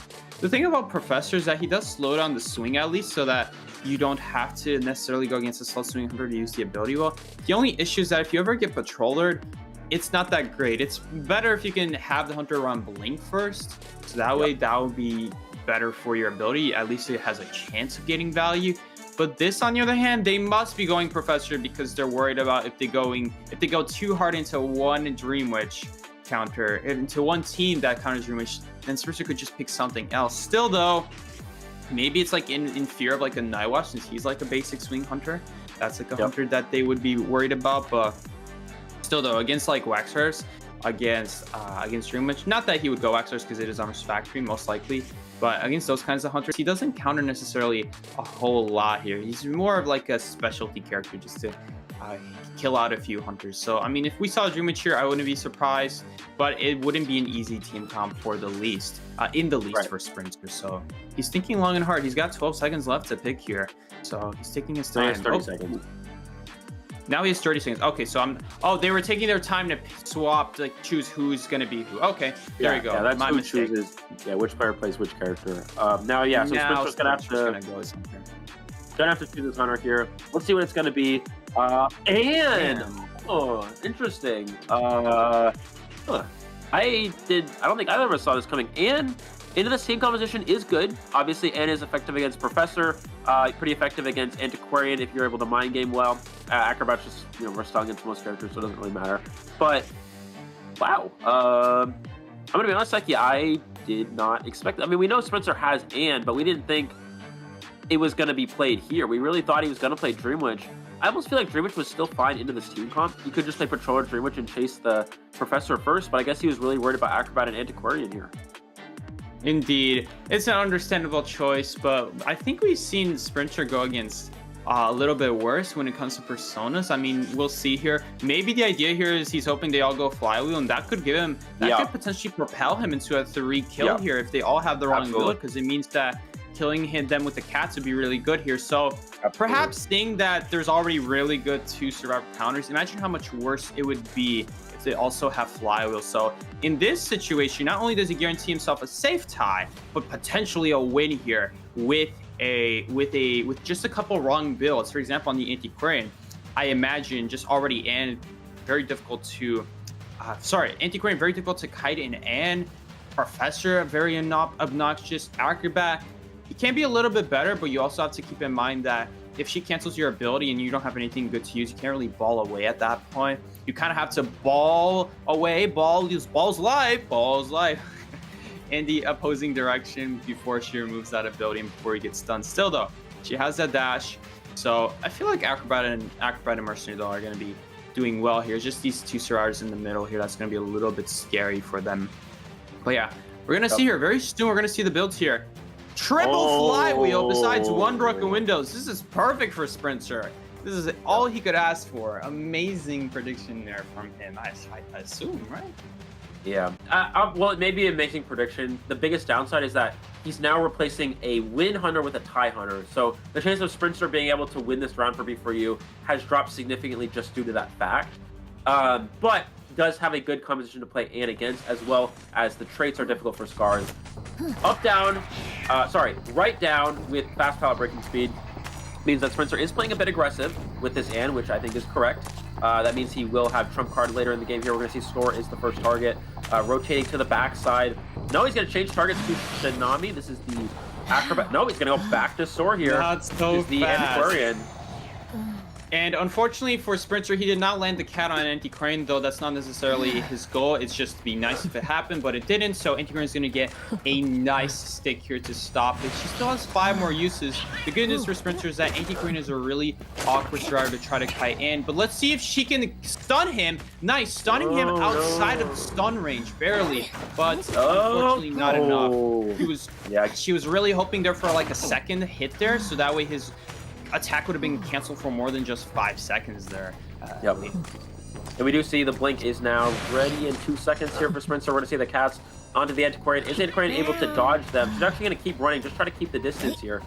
Professor? Oh. And the blink. The flywheel also, we saw flywheel to try to predict the blink almost and then be out of range of the stun, and then maybe she would follow up with like a stick to push it back. That could have ended well, but unfortunately Sprinter was literally right next to the cat. So the way flywheel versus cat works is that you don't trigger the stun. I mean, I've seen it happen, but it's like a frame perfect thing. In general, you don't trigger the stun, you just prevent yourself from getting stunned, but the cat still stays on you and then you get stunned right after. So this is why flywheel is such an unfortunate matchup. And right here, we're going to see the hit on the Mercenary. The second cat is going to get another stun, but the nice thing is that Mercenary won't get stunned for more than 1 second, but Antiquarian will get done though, so very nice shot from Sprinter there. Yeah, so this ensures that there's no rebound kite. He's able to get the farm here. This is why Anna's good. And Sprinter can actually farm full presence as well, so a bit unfortunate for Scars here. We're going to see if the Antiquarian does die in the backside of the map here away from Cypher machines, but they don't have great progress. They have 1 Cypher done, and they have 3 Cyphers with a lot of progress, but they haven't even started the 4th one just yet, Psyche. So if anything, Sprinter, considering that this is a tie hunter with Anne, is in a somewhat decent position here, I would say. Definitely better than average. I think they're going to rescue. I don't think they're going to rescue with no more Tide Turner. Rescuing Anne with no Tide Turner is usually not optimal at all. Will they? Oh, looks like someone is near the vicinity, but I think they're just feeding Tinnitus. It'd be nice if Sprinter could see him, but it's easier said than done, of course, because we can see, but Sprinter cannot. So gonna just take the safe 1 down here. Keep in mind that although it's nice that they don't have a last ever, then you also have to remember this is Anne we're talking about. Anne is a hunter who's very limited to just 1 cat at a time. When you get 1 cat, it's very hard to get a second hit just off of a single cat. If he can do that, it would propel him so much forward, so far ahead, but it's going to be very difficult here. He needs to at least nail this first cat. That's all right. He still has the cross, and the cross is going to guarantee A here, even wasting the ball, unfortunately, from Acrobat. I don't know what that would have done, because then he would have just jumped even if that didn't. So I guess, yeah, you know what he was doing, Psyche, is he was trying to red bomb before the hunter activated, so the stun wouldn't have any effect, and then he would have the red bomb on the hunter so he could then flywheel after avoid the swing. That was his play there. Very hard play to pull off, but it looks like we're going to see Shinami's going to use the ball here, trying to make it back to the window. Sprinter does not have confined space. We're going to have to see a curve jump from Sprinter here. There it is to secure the down. Last Cypher machine 40%. Sprinter has trump card. Ooh, and has basement. This is looking pretty good for them. This is looking really strong for them, because as long as Sprinter can just get a cat on the Mercenary, literally all that takes is just putting a cross right at the stairs, and it would guarantee a good a good stop here. But Sprinter, though, knowing that they're just going to wait it out and wait for the Cypher to be primed, is going to go straight after the Cypher. I think this is the correct choice here because now they're going to have 2 survivors on chair here, which is a really big deal. This is a very strong decision from Sprinter, and it's also going to result in him chairing right next to the Cypher. So very strong play here. What can I say? Good thinking from Sprinter. Yeah. Good game sense decisioning there. Yeah, Sprinter. Scar's having a hard time with the AN. And, you know, when you expect a certain hunter, sometimes the hunter will switch it up, and that can backfire pretty hard here. The key for Scars is to make this rescue without getting seen from a distance. We see Monet coming in. Does Sprinter see the survivor? He does not. So this is exactly what Scars wants. He's going to see now. Can you make this rescue, though? He wants to purposely try to delay the stun there. I'm surprised he didn't like wait a little bit longer. I suppose. I wonder what the reason was there. But in the end, we're gonna see Sprinter just get a super safe hit on the Professor, and then that's gonna allow Mercenary to get away. Though unfortunately for him, now he doesn't really have a great target after this anymore. Mercenary's all right, as long as he doesn't get like a good elbow pad. The good news is he's full presence, so that could potentially change the tables here, turn the tables, I should say. But Mercenary playing it super smart, knowing that Sprinter might be red light triggering him, doesn't go for the vault, doesn't even get stunned, and that's going to make it very difficult. Survivors getting percent by percent here. This is going to slowly put the game away for Sprinter if he doesn't get some sort of momentum going on here. And this is the problem with AN, is if the survivors can just keep the distance, slowly pressure the Cypher. AN's not a hunter that can just jump on a survivor immediately. She has to kind of move around slowly. They can now start an extra Cypher machine. So Sprinter has to commit to someone here. If he doesn't commit to anyone, then yeah, they can just start at the last Cypher machine, the extra Cypher machine here. Does still have teleport. He could teleport back, but that looks like his plan right here. He needs now to that he has to someone. teleport. Yeah, he needs to go after someone right here. He has to teleport so that he has the extra leverage to go after Cypher, but it's always a little bit scary because you might want that teleport for a later game, especially like a high mobility hunter like Ann, if you can get your cats out. From the acrobat here. Unfortunately, this means that unfortunate from the survivor there. Sprinter has 2 options. He could teleport to Professor here and down him on the Cypher, or he could just camp out this chair. Looks like he's going to camp out the chair. Mercenary has to make a half-health rescue here with 1 elbow pad. And can he do it? I wonder if he can do it. He can probably do it. He just needs to not get caught by this cat here, and he just needs to not get... Yeah, I mean, it's not going to be that difficult. But the only problem here is he needs to elbow pad into the cat on purpose. There he goes to the stun triggers.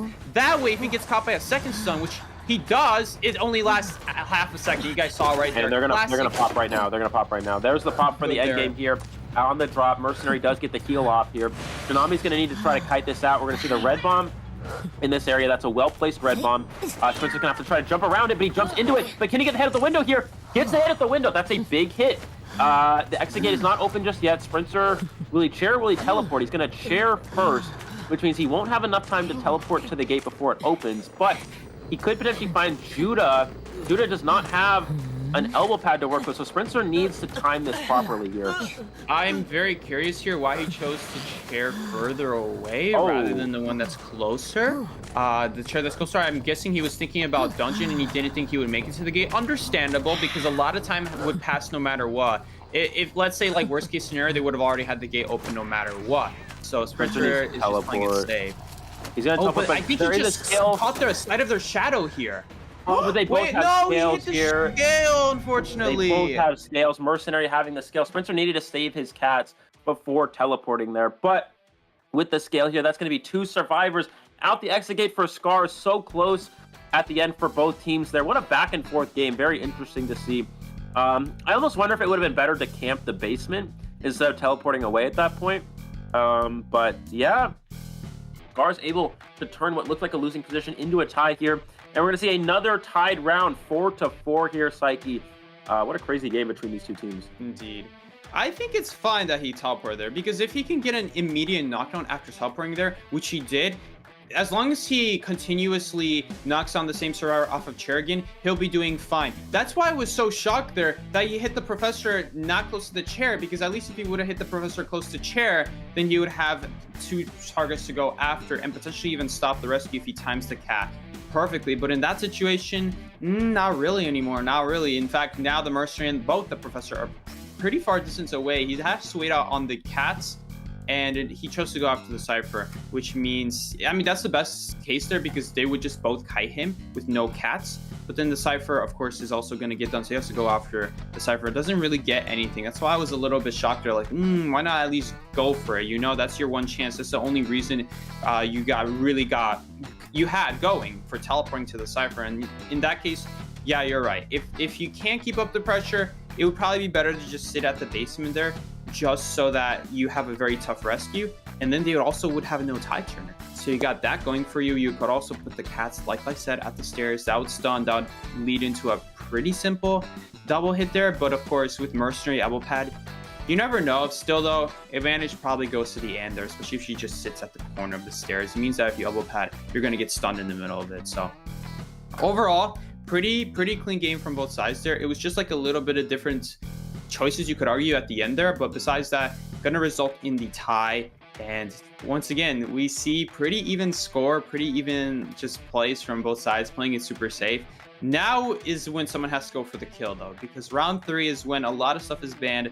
They have a lot of options as the hunter now that a lot of global bans have gone through, especially in Sprinter's case, because they, I believe, picked out an antiquarian and mercenary now, which is 2 huge survivors to get rid of for round 3. That's going to be a big deal. Yeah, I do think that if anything, this was the round that B4U needed to try to win, because this was the round, because Sprinter's not going to have Dream Witch or Opera in the last round. They'll ban both of them. So now Sprinter's kind of out of win potential hunters. So while I do like the AN idea to try to surprise them and counter the flywheels, it also creates an awkward position for Sprinter in that, you know, now he doesn't get to play Dream Witch at all, right? And I still think Dream Witch would have been okay against his team composition. But yeah, countering the flywheels here with the AN. Again, I like that play, but it also is only a tie. So for Scars, this is definitely the best result. And I think going in the 3rd round, Scars will be able to pick map. Definitely have the advantage there. They get to ban Dream Witch and Opera Singer. So I'll be for you maybe keeping this close. It's going to be really hard for them to win this 3rd round. I think if we look at which team is favored in the last round, I think Scars is favored. Well, to be fair, I do understand that by picking Ann, you kind of make sure that these really dangerous survivors don't do as much damage, and now he'll be able to get him out in the later round. But still, it is also a little bit scary for Sprinter because, yeah, the Dream Wish, the Opera Singer, it's going to mean that he's going to have to go with one of his ancient hunters, one of his more ancient hunters that I've seen him play before. Maybe the Clown, maybe the Sculptor. I know he packs a really mean Sculptor, very strong indeed. So maybe we'll see a Sculptor out in that case. But either way, I still think that I like his idea here. I like the idea overall there because he almost had it. It almost worked. He almost got that win right there. If maybe a little bit choices were made differently when the basement happened, if maybe he camped a little bit differently when he got that like hit off of that teleport, the first teleport that happened, and maybe if he saved his cats at the end game, that would have also gotten a 3-man. A lot of chances there to happen. I think Sprinter could still do it, even as Ann, who was that close to winning. I think his chances are also doing well, but like you said, just in terms of history, Scars is a very difficult opponent to beat out, especially in these later rounds that we see here. But yes, guys, now we will be going into the highlight. Stay tuned. We will be back in a minute or two, and yeah, we're gonna see some amazing plays. Here we go.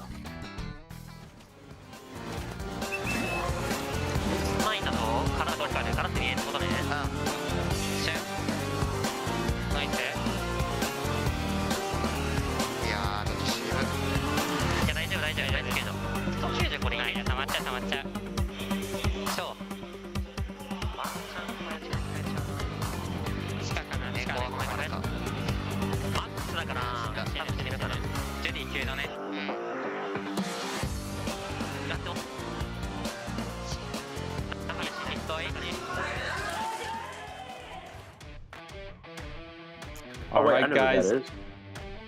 You know? Who is that? That's Rena? Well, anyway. Cosplayer. Pretty cool cosplay. Go ahead, sorry. Go ahead, Mikey.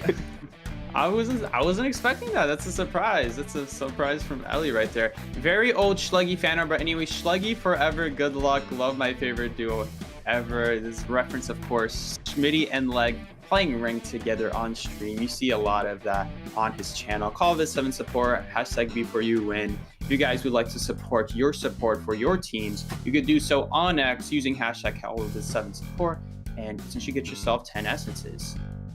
Ellie, would you like to read out the next one? Yeah, absolutely. Look back and move forward with all of your might. COAVII global support and Scars win. This is a picture of 2 of the Scars players here. Not 100% sure who it is, but support for Scars here. Monet. Yeah, Monet. One of the players for Scars, of course. There you go. So really nice fan art, of course, right there. Remember, if you'd like to support your work, you can do so on X and potentially get yourself 10 essences. But yeah, guys, round 3, it's gonna be all up to this. Can we see it done from B4U? Will B4U Sprinter get the 3-man? Will Scars defeat him? Will Schmitty, Leg, Paul, and the whole B4U squad? I don't know why I didn't just say B4U. Will B4U get the 3-man that they've been waiting for? That all the sides, everyone has been waiting so patiently to finally get to this moment and see what are we gonna do. Are we gonna go in here, or are we gonna also take this to overtime? We could see this go into overtime potentially because of how safe everyone's been playing now, with Sprinter's most famous winning hunters being used up with Scars as well. Having their anti-querying with their mercenary globally banned is going to make it difficult to go for a winning play here on both sides. So I'm very interested to see what we have happen here. Maybe we'll see the legendary Sprinter gamekeeper that he has been definitely practicing in his spare time. I don't know that. That was here we go. Mikey. I don't know. We'll see if that's true or not. Let's take a look at the bans here. Do they not get a map ban? I think they just don't get a map ban. They don't. Yeah, so round 3 you don't get a map ban. You only get a map ban in the first 2 rounds. So B4U will choose faction, where Scars will choose Leo's memory, and B4U playing Hunter first here. Setting Sprinter out again for a 2nd round in a row, trying to gain the momentum. Interesting. I think Leo's memory is a good selection. It means that Sprinter cannot play something like Clown. Obviously, Clown's not very good on Leo's. They will ban Dream Witch, and they will ban the Opera Singer. And there's some hunters that just kind of struggle on Leo's. So any hunter that has a hard time, with the Factory Loop, will be difficult for Sprinter to play. Indeed. It's going to make his options even more limited now. Let's say he wanted to pick a Sculptor. It would be really annoying if he's playing Sculptor and then the survivors go up the stairs like, okay, well now what? So there's still like good moments, of course, but overall it makes it a lot more difficult. You would have to avoid the whole factory area in general, and there's a lot of survivors who can get there. There's also a lot of survivors that, as a hunter main, become way better and so much more annoying. Normally, let's say something like Toy Merchant wouldn't be a problem on maps like Arms Factory and Church, is now one of the best survivors to go now. Something like Patient now is one of the best survivors to go here. Something like Airplanes is now one of the best survivors to go here, all because of Factory, where normally these pretty good survivors are made infinitely times better. And yeah, in the case of Scars here though, Patient and Mercenary Antiquarian, these are the big 3, particularly Patient because he's so good on Leo's memory. They're banned now. So it's gonna lead Scars into an awkward position where they're gonna have to be picking survivors that it's not necessarily traditional to see. A lot of these survivors we're gonna see here, especially because Sprinter gets 4 more bans here. So we're gonna probably see like a couple like starting out like typical survivors you'd pick out, like maybe an Acrobat, but besides that, I'm very curious what we get to see here.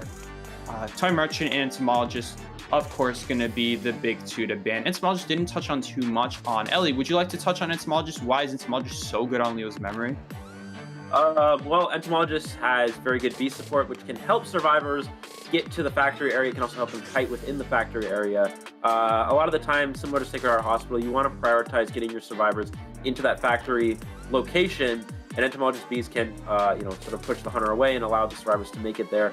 Also, Entomologist is interesting. I'm not sure what Spencer's considering playing with this. Maybe, I guess Entomologist ban is good for a Clown, which I don't think... Oh, they don't ban Dream Witch! Ooh, well, that's interesting. I think Spencer didn't expect they this do have because- stuff like Acrobat. Yeah, you're right. Go ahead and explain. Because he banned Entomologist and Merchant, assuming they're going to ban Dream Witch. So he didn't ban Dream Witch counters, assuming that he wouldn't have it as an option. We'll see Seer and Aeroplanus, which are not exactly direct Dream Witch counters, which means Spencer can still ban into Dream Witch here. This is a huge... I don't know if... Huge twist of events. Huge turn of events. Very interesting play from Scars. I guess in reality, Leo's Memory is not a great Dream Witch math, but it's still round 3 Dream Witch, which is one of Spencer's best hunters. Scar's going to try to counter it as best they can, I would imagine. We'll see Spencer probably go for a Dream Witch ban now. Barmaid, of course, will be the ban on the table here. Mercenary and Antiquarian also off the table as well, which means that two Dream Witch counters are already auto-banned here for Spencer. The best rescuer against Dream Witch, in addition to one of the Dream Witch counters being that Antiquarian. Sprinter, now seeing his options here, is now going to go for the Barmaid. Typically not something you'd see, but now that he goes ahead and bans the Barmaid, Scars is going to pick up on it. They're going to be like, yeah, that's a Dream Witch ban right there. So they're going to go ahead and pick Acrobat in response, something that Sprinter was really hoping that they wouldn't pick up on, and so that way he could maybe ban that as his 4th pick. Now, though, he has a few choices here. He probably won't ban a Rescuer here because they have... Oh, no, but they don't have Mercenaries. So if he bans a Rescuer here, then they're going to be down to either Mercenary or Gravekeeper. Forward would have been really annoying there. Or Wildling. Good mind, Wildling's available as well. And Wildling's pretty good against Dream Witch because you can't get... Well, Wildling's against Dream Witch because you cannot get patrolled or cut off from a distance. So you have a safe rescue against Dream Witch. That is true. But it's going to take the Gravekeeper here. Remember, guys, when you shovel down with your Gravekeeper shovel, it used to entirely remove the Patroller. I could have sworn it just straight up, just like the Patroller jumped off you. I swear that's how it worked. But now when you dig down with your shovel, it doesn't jump off you. It still stays on you. You just never get stunned while you're digging, which is still really, really good. But a little bit of a change. I wonder when that change happened. Wow, so we have here... Oh, wow, I didn't even realize that this is how much time it takes for the survivors to pick who they want to go what here. We got 70 seconds here to wait until we see Sprinters pick here. But yeah, I'm really excited. This is almost for sure going to be a Dream Witch. The forward ban is going to almost guarantee it, because forward, as you guys know, is really annoying against Dream Witch, just because if you leave just one leech in front of the chair, then he just stuns it. You check that leech when he rescues, he stunned it for like 5-7 seconds, and the survivor just gets away for free. So it means that you had to leave 2 leeches on the chair, which hence means you can't cyber pressure as much, which hence means it's going to be a lot easier to tie as a survivor side, or even win, especially with the forward support. So now eliminating that means that Gravekeeper, he's good against Dream Witch, but he's not going to be able to help out his other teams when it comes to helping them off the chair. He's just going to be able to help them up, and they're probably going to get hit right after. So not a great situation, but it's what they've come down to with Sprinter's really smart ban pick right at the end there. So really not expecting this turn of events, but Sprinter now going to go ahead and start banning these Dream Witch characters. Now almost for sure going to go Dream Witch. I say it's a pretty smart move from him. Good pick up there from him, and yep, there we go, Dream Witch. Good call, Psyche. We will see the Dream Witch here, and I think for this team composition, will they continue along with the triple flywheel? I think they will, because if they're not going to ban Dream Witch, they have to expect it, right? They expected it in round number 2, they didn't get it, but you have to expect it now, right? There's no way that Spencer goes away from Dream Witch here. Round 3 Dream Witch is so good. You have extra bans on the table, and it's so powerful here, especially because usually in round 3, you get to round 3, you're tied up, right? And the mindset is like, okay, well, basically, right, in this situation, we are only left with tie hunters because all the win hunters are banned.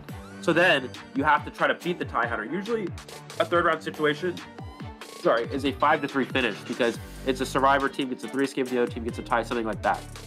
But Sprinter gets to play a win hunter, so maybe that's not gonna be the case. Could be a little bit different here. Could be a hunter win, could be a survivor win. We'll have to see, but it does give a little bit more opportunity to be for your side just due to that situation.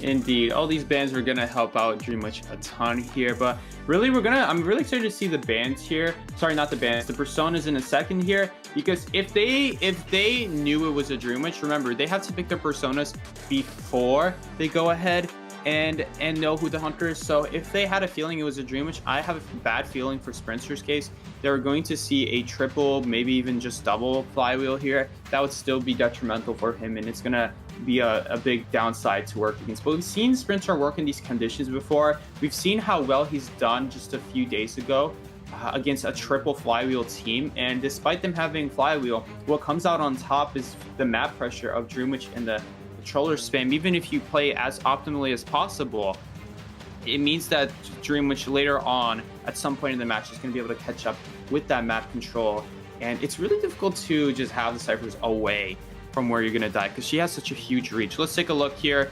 We see a double tie turner and a double flywheel. This is a winning persona build from all the survivors here, because when you have double tied, you're going for double rescue here, and as long as you pop 3 ciphers, just tie turner plus chair time, that's enough to pop the last 2 ciphers here. So in worst case scenario, this could turn into a loss for Sprinter because of the build they chose here. Best case scenario is that he's able to find one of these tie turner survivors, and then the whole plan gets flipped around. So I'm your commentator, Psyche, along with Eli O. Let's get right into the 3rd round here. Yeah, Sprinter going to factory. Yeah, I suppose he could have played Blink Insolence, Dreamwitch. That way you could deal with the flywheels a little bit better. He's going to go for the trap here. He's going to put a... Nope, and Shinami's going to drop down, which is fine. That's going to send the spawn out of range anyway. Sprinter's going to go for the first leech here, onto the Seer. Trying to go for the first trap. Let's see what he's able to do. Shinami going to the pallet here. Got to drop the pallet. Sprinter has the follower out of range, sending the follower out of range. We're going to see the first patroller. It is a main body patroller, so that's good for the survivors, actually. Let's see what Shinami can do. We see the pallet drop, the vault here, and has flywheel, so... Oh, no, he doesn't. It's on cooldown. Well, it's going to come back soon, as long as he can do a second patroller dodge, which I believe he was not able to do because... Oh, but the flywheel might result in... Yeah, now he's going to Seer Owl. Now that leech couldn't hit him. For you guys wondering, why didn't he just swing at him right there?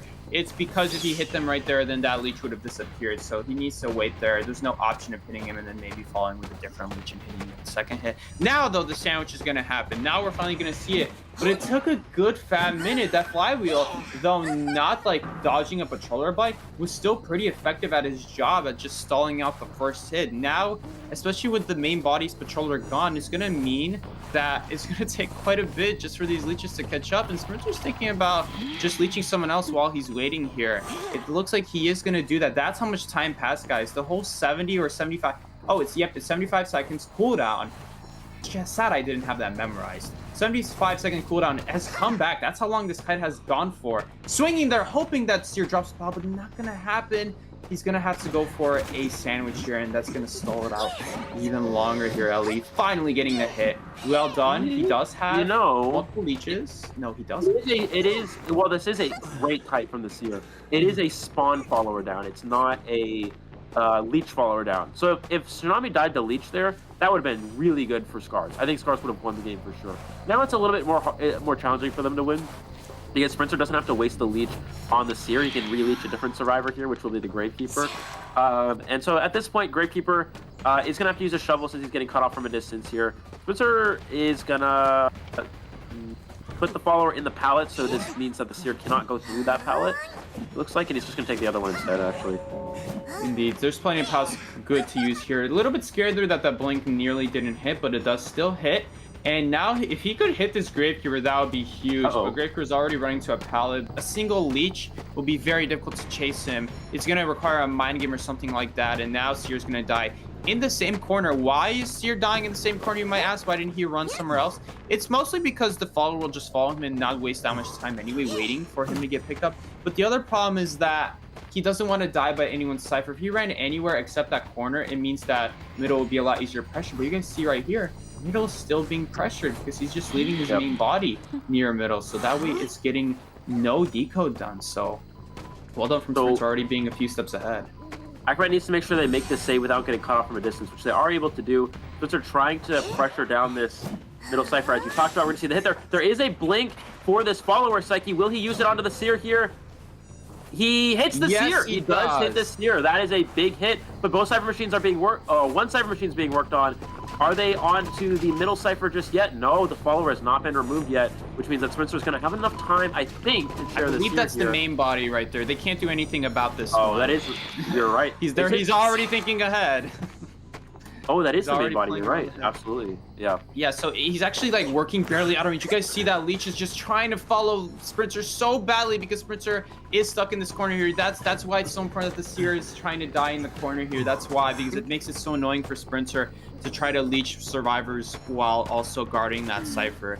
But now, finally getting that first down here. It took a while here, Ali, but at least now he got that first down. And with a blink in his hand, it's gonna look decent to just tie this game and potentially come back with Dream Witch. That's where we see the good stuff happen. So yeah, Gravekeeper having to use a shovel here. It's gonna cost him 1 extra shovel for the late game. The good news is Spencer can keep pressuring middle with this main spawn, and then he can use. Okay, so Acrobat does get the. Oh, they both get the leeches. I was gonna say they could have a hard time dealing with these leeches, but the fact that they're both able to get them off is really crucial. Survivors are gonna stop to heal up here, so Spencer needs to pressure someone, but it's really hard to create pressure when they just heal away. Spencer's he doesn't know where they're healing, so this is excellently played from Scars. We saw them do this in the first round where they don't allow the Hunter to have pressure while also healing up. That's going to be the exact same case here. Monet going to kite in this palleted area. Spencer seeing if he can get a free hit, but no, it's not going to be the case. Monet doing a very good job here. You know, the issue is even if he gets a free hit here, which chances are he won't, as long as Monet does well here, getting stuck there multiple times there though.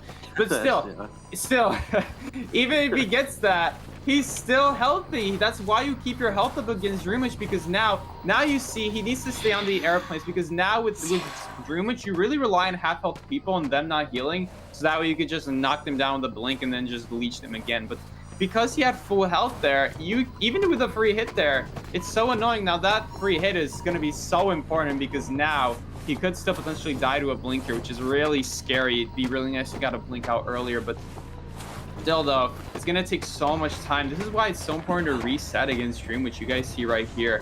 Using that pallet from earlier, gonna break it, and guys, every second he spends here not chasing is a second that airplane just gets on his leash to remove. Running a little bit out in the open there instead of like towards the pallet, a little bit interesting there. It got a little bit too greedy trying to remove. Is the Survivor doing middle? Oh no, they're doing the other Cypher machine. I think they're gonna be able to pop before Sprinter can leech here as well, which means we're gonna see the end game here. It looks like they are able to pop. We're going to see the Survivors play for the end game here. Spencer is going to try to diversify the board here. If he can use this leech to chase the airplanist and then use the spawn follower to chase the Gravekeeper, he could potentially try to win the Grave as the shovel ready. Yep, absolutely. And Monet already pushing for the exit gate here. Survivor's also pushing the dungeon. There's a chance for a 3 escape here. If Spencer allows the Gravekeeper to go straight for the dungeon, I think they might be able to get 3 out here. Spencer's going to wait for the shovel, but I don't think he can actually afford this. Well, here's the thing, Ellie. With Gravekeeper, there is a half a second of animation time where you can't actually escape. You have to spend the half a second just getting out of the shovel because that's animation time. And so as long as Sprinter swings here... Oh! Did the shovel run out? It did, but Spencer wasted his blink. Yeah, so now he's not going to be able to knock him down. He was a little bit worried that the game might have been open there, so I completely understand. He can just wait out detention. He can actually just wait out detention, I think. Yeah, Dream Witch, he has to move the main body here. He has to risk it. He has to see what will happen here. He needs to check on him every once in a while. But here's the thing. I think he might go for it right now, knowing that Sprinter can't switch in 2 seconds, and he does do that! 3 Survivor escape for Scars, and that might be enough for Scars to be the victors in this match. I don't know about the blink. He just blinked through the pallet near the dungeon. I'm not really sure what happened there. Here's the thing. He really wanted to make sure that if the gate was already open, let's say worst case scenario, the gate was already open, he was assuming that the gate was already open and just going to escape at that moment. So that would be his best case right there. But if the gate isn't opened, he would be probably a little bit surprised that the gate wouldn't be open, because now he kind of uses blink for nothing. Now the Gravekeeper will just sit there, wait out the tension. Now, you guys might be wondering there, why didn't Sprinter switch back to his leech then just to play it safe? Like, why not check like every 1 second instead of like doing it slowly like he did right there? It's because with Dream Witch, every time you swap, there's a 2-second cooldown. So the Gravekeeper, the first time he didn't go for it because of course he doesn't know what Sprinter's plan is yet. First time Sprinter swapped there, Gravekeeper didn't go for it, but he took note that, hey, the next time he swaps, I'm just going to go for it. And because all 3 pallets were dropped, especially the one closest to the dungeon, that one was also dropped, meaning that the Gravekeeper had best case scenario there of just vaulting it and reaching the dungeon in literally just 2 seconds. That's literally all he needed, and there was almost nothing that Sprinter could do there. The Gravekeeper just knew that Dreamwitch's weakness, the one weakness, very hard weakness to come across. 2 seconds it takes to switch back and forth. Every once in a while, I will also do this on my streams. I'll be like, oh, if she switches here, I'm just going to run to the leash that she just switched off because she can't switch for 2 seconds. That's what the Gravekeeper did. Purposely running into the leash there, knowing that he can escape in 2 seconds. Clean, what can I say there? And that's going to be the win that the Survivors were really hoping for there. Now, the Survivors need to tie with their own win. If they don't, that's it. This is round 3 already. So this is like the one problem with round 3, tying until round 3, is that if anyone gets a lead, that Survivor side or Hunter side, if Hunter were to get 3 men, then the opposing side needs to match that. And now, before he was going to need to match this 3 escape, they were really hoping Sprinter would either get a tie or better, but now the pressure's on the Survivors. Now they're not going to be able to just rely on ties alone. They're going to need to be the saviors themselves. They're going to need to push for something here. So we'll see here. We will see what happens. I'm looking at this play here. Sprinter, he could have walked straight to the dungeon and stood on dungeon instead of following the seer around, or instead of following the Gravekeeper around. But instead he walks around outside the pallet, then he has to blink through. And then once you get in that situation, there's nothing you can really do then.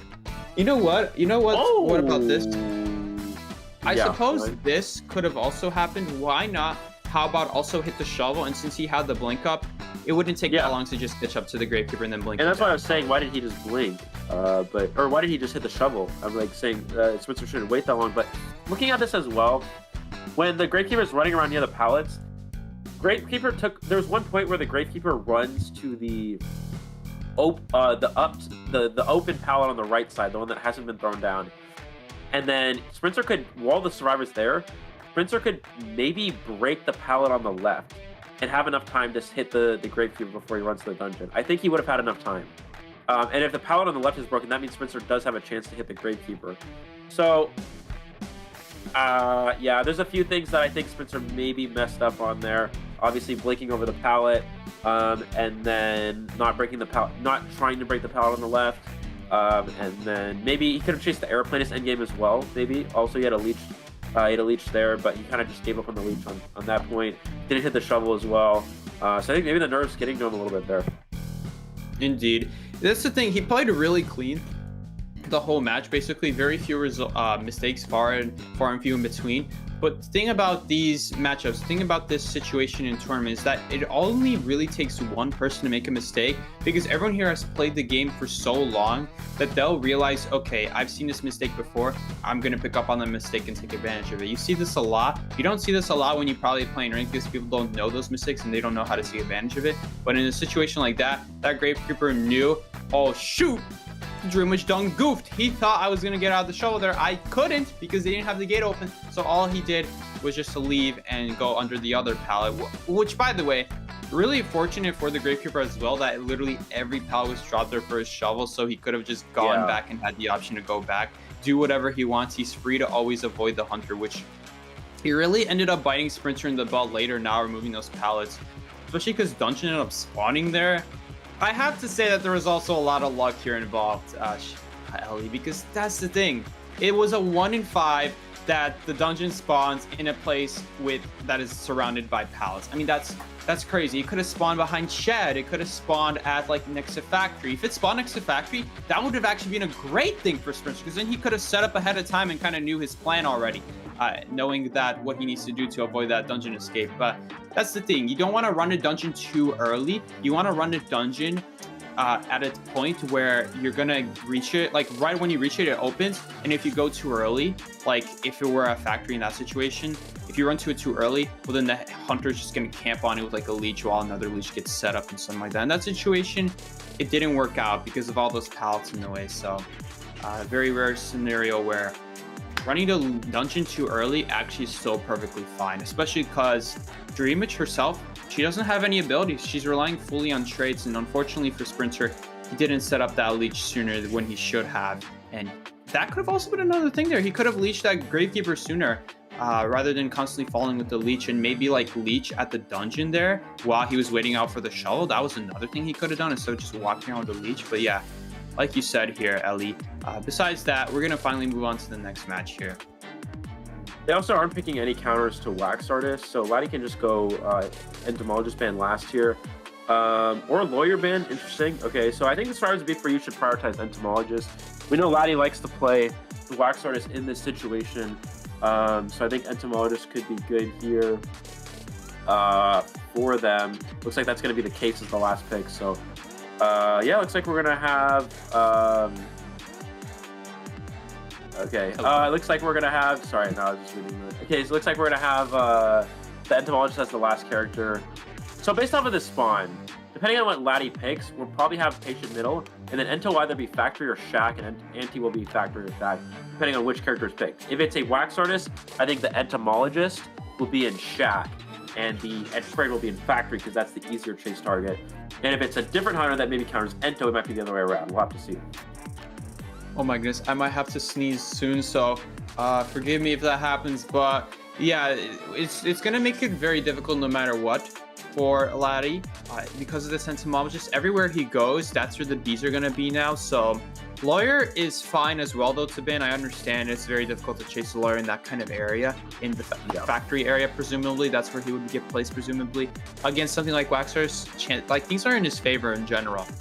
So Schmitty going in with the Entomologist here. Good read from Ellie there, of course, but the Survivors knowing that Laddie likes to play Waxers. She's a good survivor against Waxers just because if you swing at the bees, it takes a long time to just recover your swing here. And Gamekeeper really isn't that much better against Entomologists. He really has the same problem, except might be even worse because unlike Waxers who can shoot through the bees, his hook will not go through the bees if the Entomologist leaves the bees in time. So we're going to have to see someone besides the Entomologist getting chased. We've seen this happen before this tournament. I think it was literally yesterday where we saw an Entomologist versus a Gamekeeper, and the Entomologist absolutely did great against the Gamekeeper because of the bees, because of the slowdown. He tries to catch up and he just gets slowed down. As long as she can like get behind a corner or even just drop her bees, that's good enough a lot of the times, and it doesn't even have to be really in a narrow area. So I'm a little bit worried for the Hunter right here.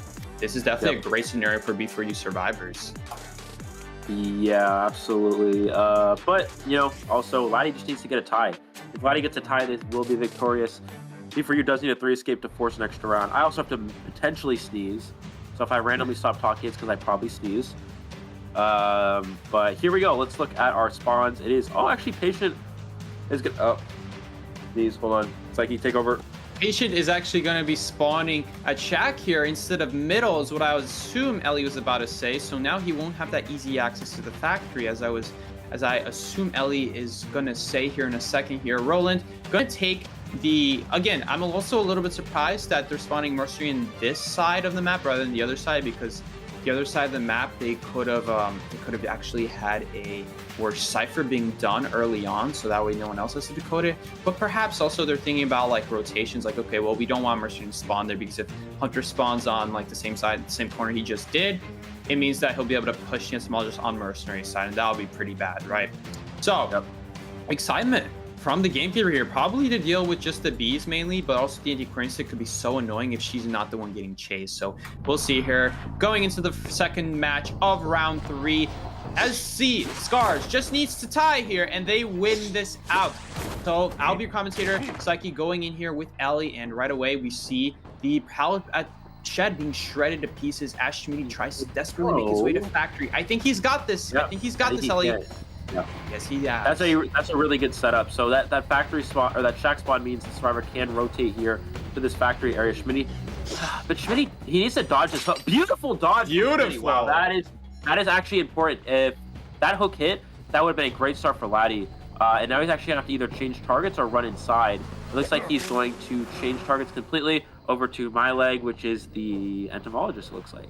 Indeed. Great rotations there from Schmidt. Goes to show that you don't need a spawn middle to still be able to utilize these stairs very well. It's just a little bit scary if they choose not to use their hook early on. Then it might clutch you off. My leg, barely gonna have the hunter shoot at the wall instead of at the bees. I had a feeling that might have hit him had he not hit the wall, but thankfully for him, no. It's like, you don't think so?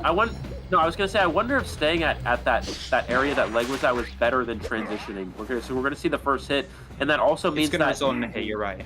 And it's also gonna result in Roland having to change Cypher machines, and now Leg's gonna kite to Roland's new Cypher machine as well. So I think Leg should have actually just stayed at his original area. Yeah, like may as well. Unless Roland plans to stay there and keep doing the Cypher, then it makes sense for Leg to leave. But now, Roland considering, should I sacrifice a hit here just to body block or not? I wonder if will the hunter go for the hit here anyway. He still does, and I'd say that's a good play for him because now Mercenary has to get healed up. Guys, remember, Mercer can't even rescue anymore because if he does, he gets automatically knocked down. The hook plus a basic will knock him down. So they're in a really rough scenario right now when it comes to the mid game for who's going to rescue now. Leg here, barely getting behind this pallet, but thankfully the bees will stop. Not before the excitement has something to say about that. And that's going to lead to a knockdown. A great series of events where Leg gets like perfectly shockwaved and leaves the bees right where he wants them. The excitement from Laddie took a while to do his job, but nonetheless, I suppose it did his job, and now he'll have this later on for the same exact beast or for the antiquarian later on. Ooh, take a look at the mercenary here, Ellie. Let's see what's going on here. You see that with that item swap going on? Yeah, maybe bringing the elbow pads here. He's gonna heal himself. Well, no, he's gonna keep the elbow pads for himself. He needs. Can he make the rescue before half though? I don't think he can. He's gonna have to go after half here. Which is he really... just stepped in no that's it's that right there, guys. Yeah, it's the gamekeeper effect. Yeah. That's the hook effect. When you get hooked, there's 2 times in a match. Ooh, barely not getting the connection. There's 2 times a match. Well, not 2 times a match. 2 times a connection. For each connection you get, there's going to be 2 times where you get notified as the gamekeeper where the survivor is. So really unfortunate there for the mercenary, but still pulling out the rescue nonetheless. My leg is going to do his best here, but now leaving the beast in a very great spot here is going to mean he's going to take an immediate. Not so fast. I suppose it doesn't really matter to hit him right away because the tide turner, right? So he wants to wait as long as possible so that she's not too far away. Still though, going to waste a little bit of time regardless. Ooh, and yeah. Yeah, we do see the antiquarian. Keep in mind, survivors need to get a 3 escape here. Oh, that almost connected. Oh, but that one did. Nice. Well done from Paul. That one, though, unfortunately didn't get great use out of that last one, but almost. Still, though, gonna stall a little bit of time. And I mean, right here, Ellie, take a look at this. They do have technically ciphers. It's just who's gonna be doing the ciphers. That's the question. Also, Patient kind of just ran in for some. I'm not sure what happened there. They definitely got to push these. I don't know where I just saw the Patient on the side of the screen. I was like, what is going on? Anyways, looks like we're gonna see elbow pad from the mercenary trying to transition away. But again, before you need to get 3 survivors out, so they have to make sure. We're gonna see that hook onto the mercenary here. There's the hit. They need to make sure they can serve some items for the end game. Laddie can just hold his excitement here and honestly chase the antiquarian at the end as well. So a lot of ways where Laddie is well positioned. He has trump card. He can switch to blink late game as well. And before he does have one more tide turner though. It's for sure in Laddie's favor here, but you never know with this one tide turner. It's such a shame too because that mercenary taking the hit there meant that he couldn't get that before half rescue. Imagine if they could have had that, they would have been in a really nice position here. But unfortunately, they're gonna have a tide turn here that's not gonna help them kite at all, and that's what they really need here. They need to have that kiting ability so that they can reach a dungeon later on this match. Now, on the other hand, he's gonna teleport here, so decides to swap away from the excitement and. I'm not sure if I agree with this teleport from Laddie. The reason why, he's gonna flywheel, but it hits the. Paul needs to get the stun, or he might just take the hit and save the stick for endgame. I was gonna say I don't know if I agree with Laddie's teleport because now he doesn't have a guaranteed kill in the endgame. He does not have blink and he does not have excitement to help secure his one extra kill in the end here. So that does give an opportunity for a dungeon kite. Paul needs to not use his stick to twirl. He needs to save it for an endgame kite here. Looks like he is going to be able to get the hook. Does have all but the basements here, Psyche, and I think that's going to be it. That's probably going to be deal breaker here. So fortunately for Laddie, Survivor having nowhere to kite but around basement. It's not like Paul really had a choice here. He had to leave the Cypher. He only had one option to go. And unfortunately for him, there wasn't anywhere else he could really go as his Survivor against specifically this Hunter. Keep in mind also, even if he didn't get basement, I mean, how would they do it?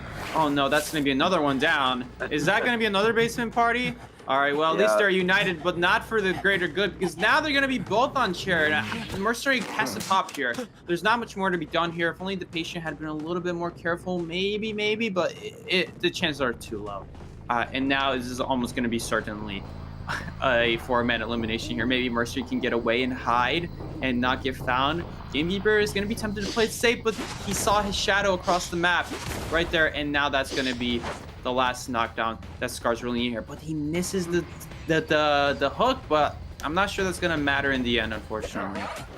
And yeah, we're going to see. Yeah, there's going to be the kill. The 4 Survivor elimination for Laddie, which means that Scars is going to be the victors here. 8-1 in the final round. Close game back and forth for the first 2 rounds, but Scars with a very convincing win in round number 3. We kind of talked about this, Psyche. We thought the first round was going to be close. The second round would favor B4U, and the third round probably favoring Scars, and that is going to be the case. 8-1 here. I do think that overall, the biggest situation is that the Entomologist kited to the Cypher Machine of the Mercenary, then kited to the Mercenary's next Cypher. That was the game changer. If Entomologist stays in that area, uses that, because that corner area is a pretty good kiting area. So if you stay there and you kite there until you take your first hit, and then maybe after you take your first hit, maybe try transitioning to Factory, something like that, that would have been great for the Survivors. They wouldn't have died on any Cypher Machines. I guess you have to be worried about Basement being in Factory, but besides that, Entomologist could have just kited at that area. That's a good kiting area to kite at. You're not kiting on Cypher Machines, and B4U Cypher Rush would have been very strong. But unfortunately, a big misstep from B4U kiting to that Cypher Machine. I think that was the big game changer at that point. And then besides that, yeah, I think that I feel like we also could have seen that's not. Yeah, in terms of that match, that was really about it. But we also, I feel like B4U was really close. It may not look as close because it's just how well the Hunter did and how well the Survivors did from both of Scar's sides. But you got to remember, Sprinter almost got that 3-man as end. That would have definitely changed the situation up a lot. We saw Sprinter almost get a tie right there. That would have been a big deal. And the Survivors there were also so close. It was just that little misstep with the walking into each other's ciphers and Mercenary taking a hit there. He got really lucky. I'm not going to lie, that Mercenary got really lucky pulling a syringe there, so at least he minimized a lot of the damage from his Survivors having to heal him. But still, it resulted in an after half rescue, makes the next tide turner a lot worse because now the next knockdown means that that second tide turner never really got its value that it wanted to. And they really needed that. They really needed that second tide turner. They really needed that time. They just really needed that plan to fall in motion. Unfortunately, it fell out of motion later on that same match. So still though, really clean from both sides. I was very excited to see B4U play. They played very well with Scars coming out on top with the amazing plays with just the gamekeeper at the end there. Really smart decision there.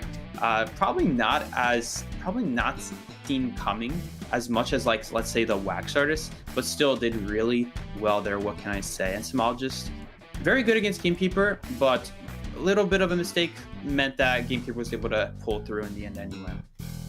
Absolutely. So that's going to be Scars moving on to being the victors in this match, and they're also now on track to be, I think, the second seed here at this point. So TE is first. TE will most likely be first, followed by Scars. And then now it's going to be up to Wolves versus B4U in the next match. So Wolves versus B4U will decide who's going to secure the third place playoff position. So definitely, it was a close match for sure for the first two, but Scars ultimately showing they are here to compete, and they are one of the best teams in this tournament with a very strong finish. And yeah, just like that, that's going to be the victory for Scars after a long first match here. But I'm trying to think about how the match could have gone any differently besides the entomology. Yeah, I think it's pretty much just the entomologist cutting out the cipher, and then also once Roland took the hit as well, that was pretty unfortunate because then they can no longer go for the rescue because, as you mentioned, Psyche, the gamekeeper chip would make it so Mercenary would go down instantly after getting chipped and hit. We do see the statistics here. First kite was 85 seconds with rebound, but unfortunately not long enough there. And excellent job from Laddie. And you guys see right here on the chart at the bottom, you guys see how that decoding really dipped towards the end here because they just were not able to get another cipher going. They had Shed, they had front gate, but they couldn't really get their efforts onto one cipher. In fact, making it even worse, having the mercenary take a hit there really just spiraled into their demise right there towards the end. But overall, I mean, everyone did a solid job kiting. Like, the kite times are overall high. It's just, unfortunately, couldn't get the ciphers done fast enough. A combination of also not getting that first rescue makes it so everyone else falls behind as well, because they really need to keep that one person alive. Whoever that is, they got to keep that one person alive, and it just didn't happen. So really unfortunate to see. Bless you, Ellie. Ellie is still coughing. Thank you, Psyche. Thank you. But yeah.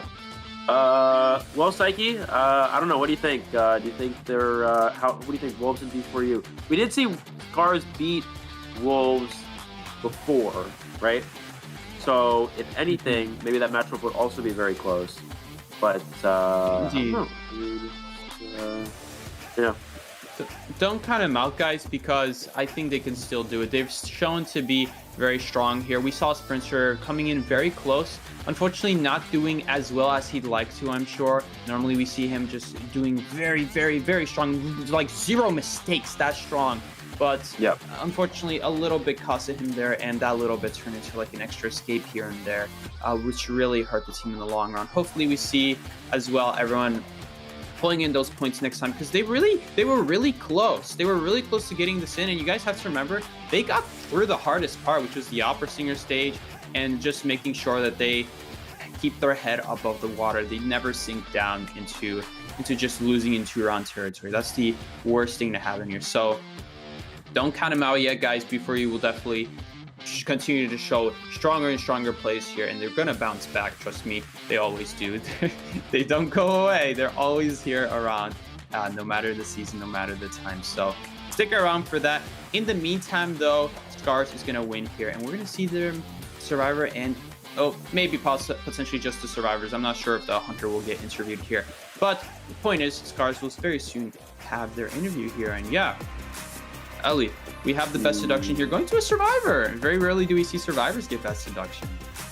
There's going to be Shinami here with overall average entertainment time, only 69 seconds, but did have, I'm trying to remember what it was. Psyche, something you want to say about that? Or I just want to say that that's a really nice kite time. Well done to Shinami. Anyway, you were saying? Very nice kite time. But yeah, Shinami was the seer in the Dream Witch game. So that was, yeah, excellent job. That was, I think, the big game changer, helping those Survivors go for the win. They had to propel themselves in that situation to a leading situation, which they were able to do. And it kind of came down to, again, that last round. Before you're choosing Hunter first there, means that they want their Hunter to be successful and gain momentum and give themselves the lead going into the last half of the third round. But what happened is Shinami was able to essentially shut that down with the first Seer kite. He was able to cut out the first main body patroller. Kiting out main body patroller is not easy. I think Sprinter maybe did it slightly prematurely. And then from there on, he was able to, cut out the first patroller. And then, honestly, the first kite was pretty long. Had a 3-survivor endgame, but Gravekeeper able to position themselves for that dungeon. I think Sprinter needed to either go to the other exit gate or chase the aeroplanist, or not blink on the Gravekeeper, or hit the Gravekeeper out of shovel earlier, or try to break the pallet on the left.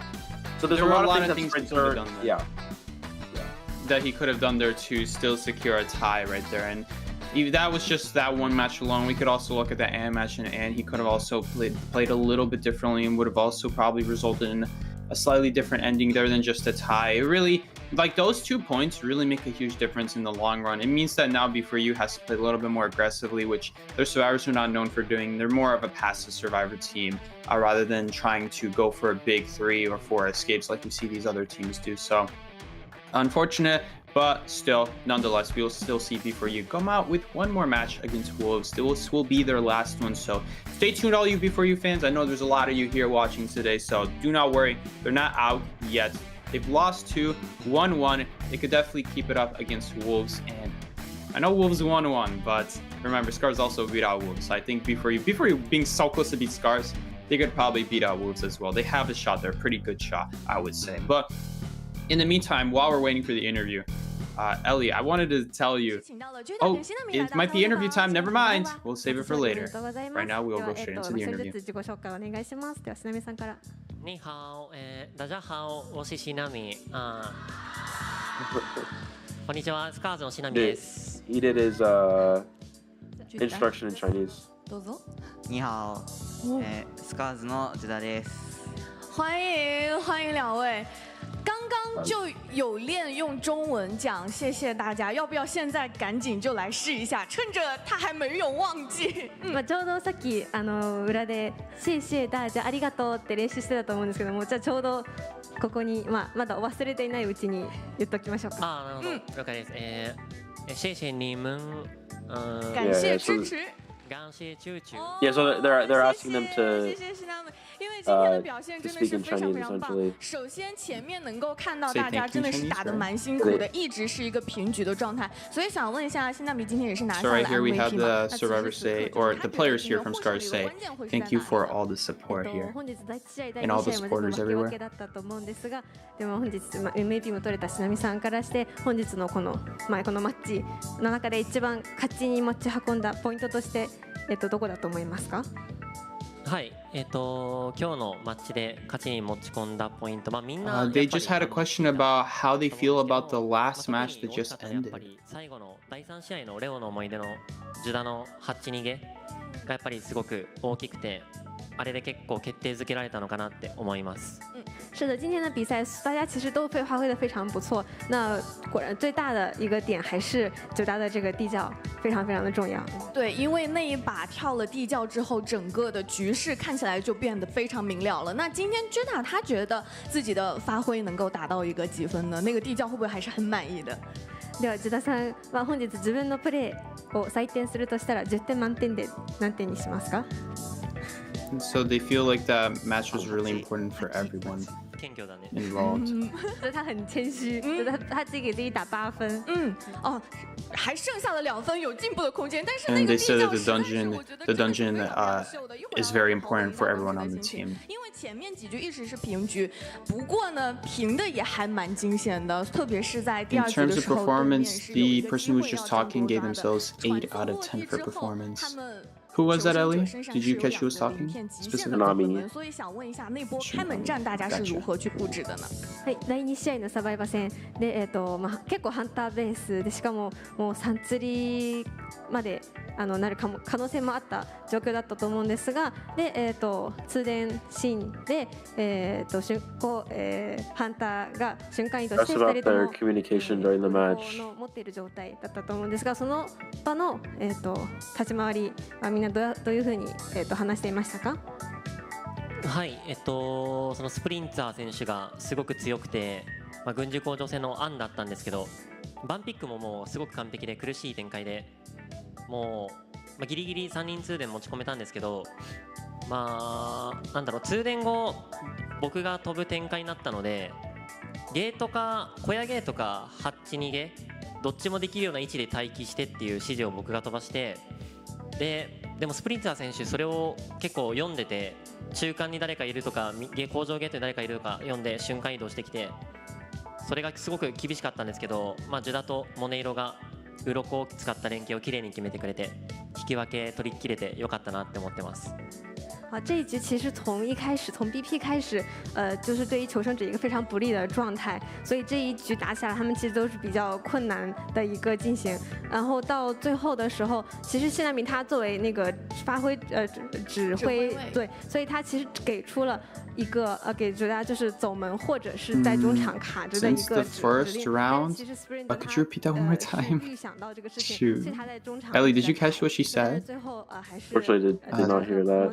两个人就是配合的比较好，对，然后 Go 顺利 ahead. 拿到了那个鳞片之后顺利出了门。所以最后的开门战真的是双方的一个千层博弈的一个过程。那今天巨大的两波确实都非常非常惊险。那刚才也有讲到 BP 嘛，所以还是蛮好奇第3局大家是选择。Alright, what we do know though is that they are communicating very well with each other, telling each other not just communication in general, but like telling each other like step by step what needs to happen, what will happen, and being very thorough with each other. バンピックをした時点でもう魔女と戦うことは予想はしていましたか？はい、第3試合、スプリンター選手、魔女がすごく強力なので、もともとバンするつもりではいたんですけど、そのおもちゃ職人昆虫学者版というなんか蝋人形がすごく出しやすい版をしてきたので、蝋人形戦うのは厳しいのと、あと占い師が取れ And るので。 they also said that it's a lot harder to prepare for the game against Hunter Sprinter, I believe. Just preparing against the B4U side of their Hunter. なので魔女を呼んだっていった感じです。就是他们看到监管搬了昆虫和 I think maybe they're talking about Dreamer 之后，其实他们就觉得可能他会拿蜡像师，但是作为对我来讲，他们觉得打蜡像师是一个比较就不太好打，所以说他们还是觉得比起蜡像师的话，还是去打女巫，包括 Scars 本身也是一个比较会打女巫的队伍，对，所以他们最后就选择搬蜡像师。是的，是的，也是有看到对方在 BP 上去做的一些选项。那确实 Scars 真的是我们也是很熟知的一个在日本赛区非常会打梦之女巫的队伍，今天也是特别在这一局给我们看到了面对梦之女巫他们的从容。那就一定要来问一下巨大的那个地窖了，当时在地窖那边，他有没有判断说是自己能走的这个概率有多大呢？では、ここで千葉さんの8逃げについて、その場で自分が8逃げ So they できる try to figure out what 成功する割合がどれぐらいだったか。 So they try to figure out what hunter that their opponent Sprinter would be playing before they go ahead and start banning hunters. And then once they leave a couple hunters out, then they prepare against the remaining hunters that Sprinter has left. They also said that they were very nervous throughout still, even with that preparation. 相手が多分スコップの割合把握できてなくて殴るのだいぶ時間かけてくれたんで月3までいけて、で月3の3枚板のうち2枚が倒れてたんで、なんかもしかしたらいけないかなと思ったら先に鬼没打ってくれたんで、あとはシンとの切り替え読みと、あとノーバン切れるかの読み合いをして出れるかなっていう自信は結構あって、ちゃんと出れたんでよかったです。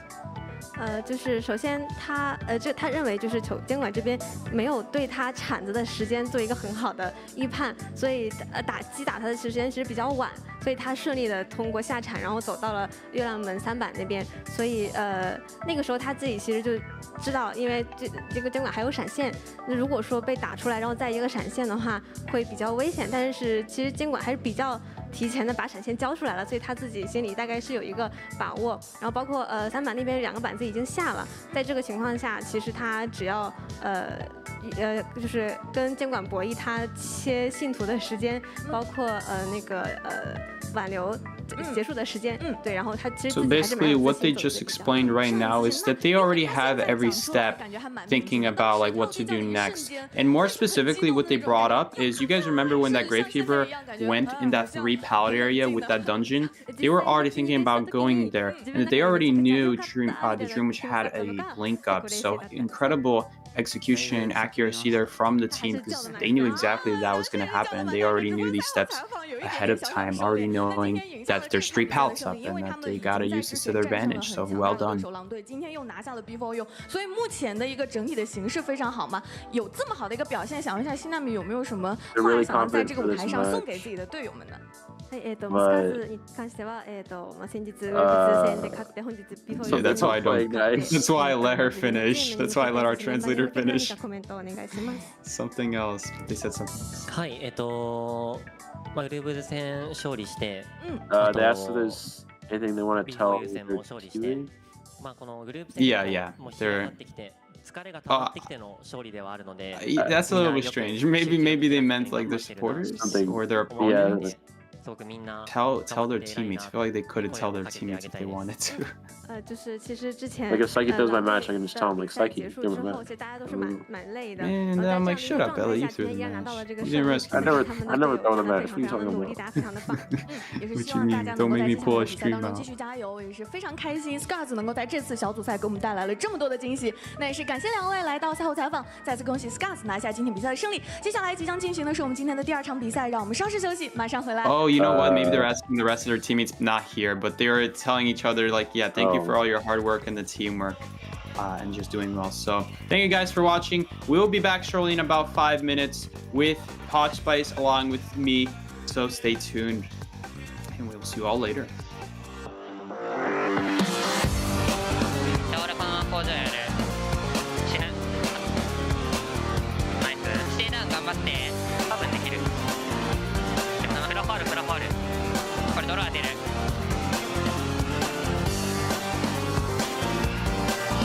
死んでもいいな最高な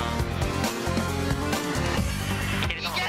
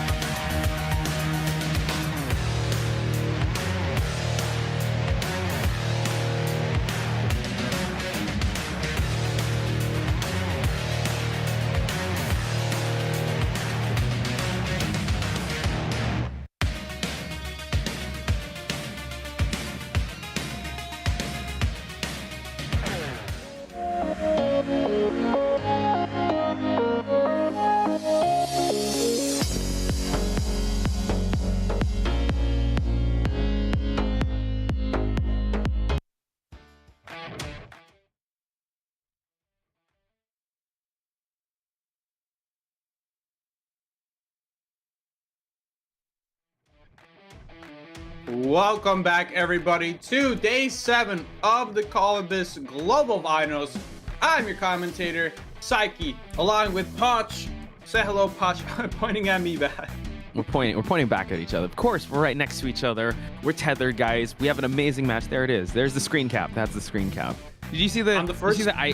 There we go. Yeah. Did you see the IG post where someone put us behind the tram, and then we were like, oh, we were like freaking out. I saw a picture. Yeah, that was of crazy. Me being at the front. The first few days that we were doing this, I kept pointing in this direction, which is my left, and then it's just in the wrong direction, so I had to start going the other direction. Yeah, I kind of cheat, so I know like the mic stands here, so it's pointing this way, but you're opposite the mic stand, so I point at you right there. Boom, there he is. That's Psyche. Poch Spice here at your service for this next match. We have a battle of the group of hope here. We have Team RD from Chinese HMT versus RC. We're going to see some Mad Eyes, Psyche. I'm excited to see it, but I also have a little bit of reservations because the Mad Eyes player, Dream, you know what? If people know you're going to bring out the Mad Eyes, they've definitely prepared for it, and they've had a rough outing in this group stage thus far. They haven't got any points on their team just yet, and I'm sure RC won't hold back in this match.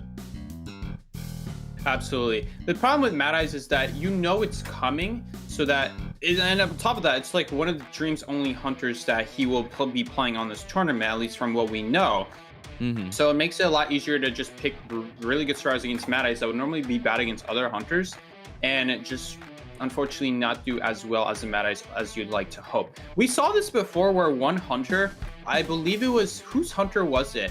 That we saw them play multiple hunters, and then they also just have a pocket Mad Eyes. So when you counter one of those hunters, they just go Mad Eyes and they do really well. I forgot who it was. Was it this year? Yeah. It was against Omni. It was against Omni, right? Yeah, I believe it was against Omni just a few days ago. I forgot the team name by now. It might have been RC, but yeah, RD is the one with Dream, by the way. Well, RC actually has Aka, which is the hunter you're specifying. He has a Clown, he has Opera, he has all these, and also has a Mad Eyes. Made an incredible showing in the previous COA. Yeah, that's him. So maybe there's going to be a Mad Eyes mirror match, or maybe 2 Mad Eyes we're going to see. We just have to wait and see how that will play out. But that was RC. Here is RD, folks. And I would say the underdogs in this group stage because currently they're at the 4th place spot. So they're still looking to break the ceiling there for them to be able to knock at the door in the first 3 spots for them to move on to the brackets. Absolutely. So they need to get up there, but it's also going to be difficult. So I'm very excited because we might see double Mad Eyes here. I'm going to have to give the advantage though to RC here, not only for their long-time expertise here, but they also have their own Mad Eyes player. The difference is this hunter also plays plenty of other hunters, which is, that's the advantage of Mad Eyes, is that he's such an out there hunter. He requires such specific survivors to ban and a more specific builds to counter him that it makes it difficult to go against other hunters that the hunter plays and not plan around Mad Eyes, and then they go Mad Eyes, and then you're going to be at a much bigger disadvantage than you would against a hunter who, like, let's say, only has Mad Eyes. You can prepare much better for something like that.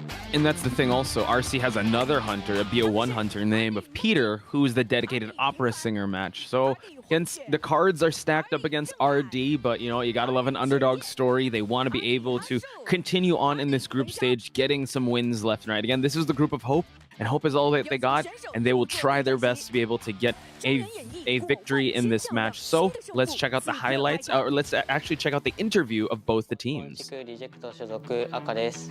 よろしくお願いします。世界のいろんなチームと対戦できることを本当に楽しみにしてます。ワクワクでいっぱいです。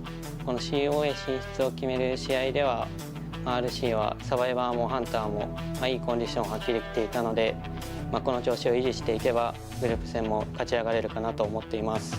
ドリーム選手が自分も使っているんですがバルクを使っていてとても戦いたいです。大家好，我是港澳台赛区的 RD 战队的求生者前夜，还是非常兴奋的。毕竟这种比赛1年只有1次，先以进12强为主，然后再慢慢打上去。希望自己线下赛能够调整好状态。最想 PK 的选手是 Peter， 他练了非常多角色，然后歌剧这个角色非常的强。放马过来吧 ，Peter。So there you guys have it right there.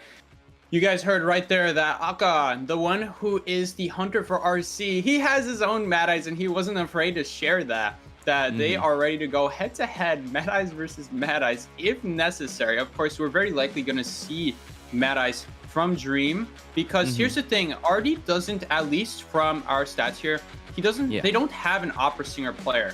So their first and second hunters are RD and Xiao. Sorry, oh my gosh, Dream and Xiao on RD. Yes. Yeah, and neither of them play opera singers, so they don't really have much of a choice here. They kind of have to go Mad Eyes, unfortunately. So these teams will know what they're up against, which is a little crazy.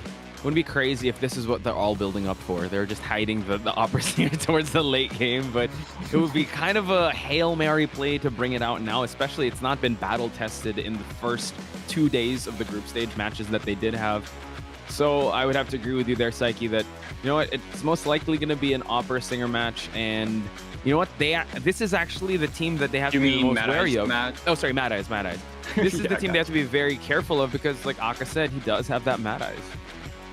Indeed. So that's the thing. You're not only having to face Aka's really strong hunters like Opera Singer and other stuff, but that's the thing. If you go too hard into countering one of his hunters, like let's say you ban Opera Singer and then your survivors are really good against something like Clown and anything else, like I believe it was Clerk was the other one, then Mad Eyes has a chance of doing super well as well. Hopefully for Dream here, see, there you go. Dream is the Mad Eyes player, sporting a nice 60% win rate there, even with Mad Eyes, so don't underestimate him at all. Still though, makes it very difficult when you know what's coming as the survivors. So what we're hoping for here, for Dream's perspective, is that he wants to get Ever Sleeping Town here. He wants to get map pick here, so then he'll just go Ever Sleeping, and that way they could just go. Oh my goodness, and I think they did. Wait, I don't recognize it's rejects. It's RC. RC actually chose Ever Sleeping Town, so they're actually, you know what? Okay, this is our yard. We'll bring you to the map that you want to pick, and we'll try to survive as much as we can. So, very interesting choice that RC actually brought it to the Ever Sleeping Town, like you mentioned, because that is where Dream would want to take this matchup. So, when we talk about survivors that can counter, we saw Priestess go up against the walls of Mad Eyes. What other survivors can we expect to see banned and possibly pick in this matchup, Psyche?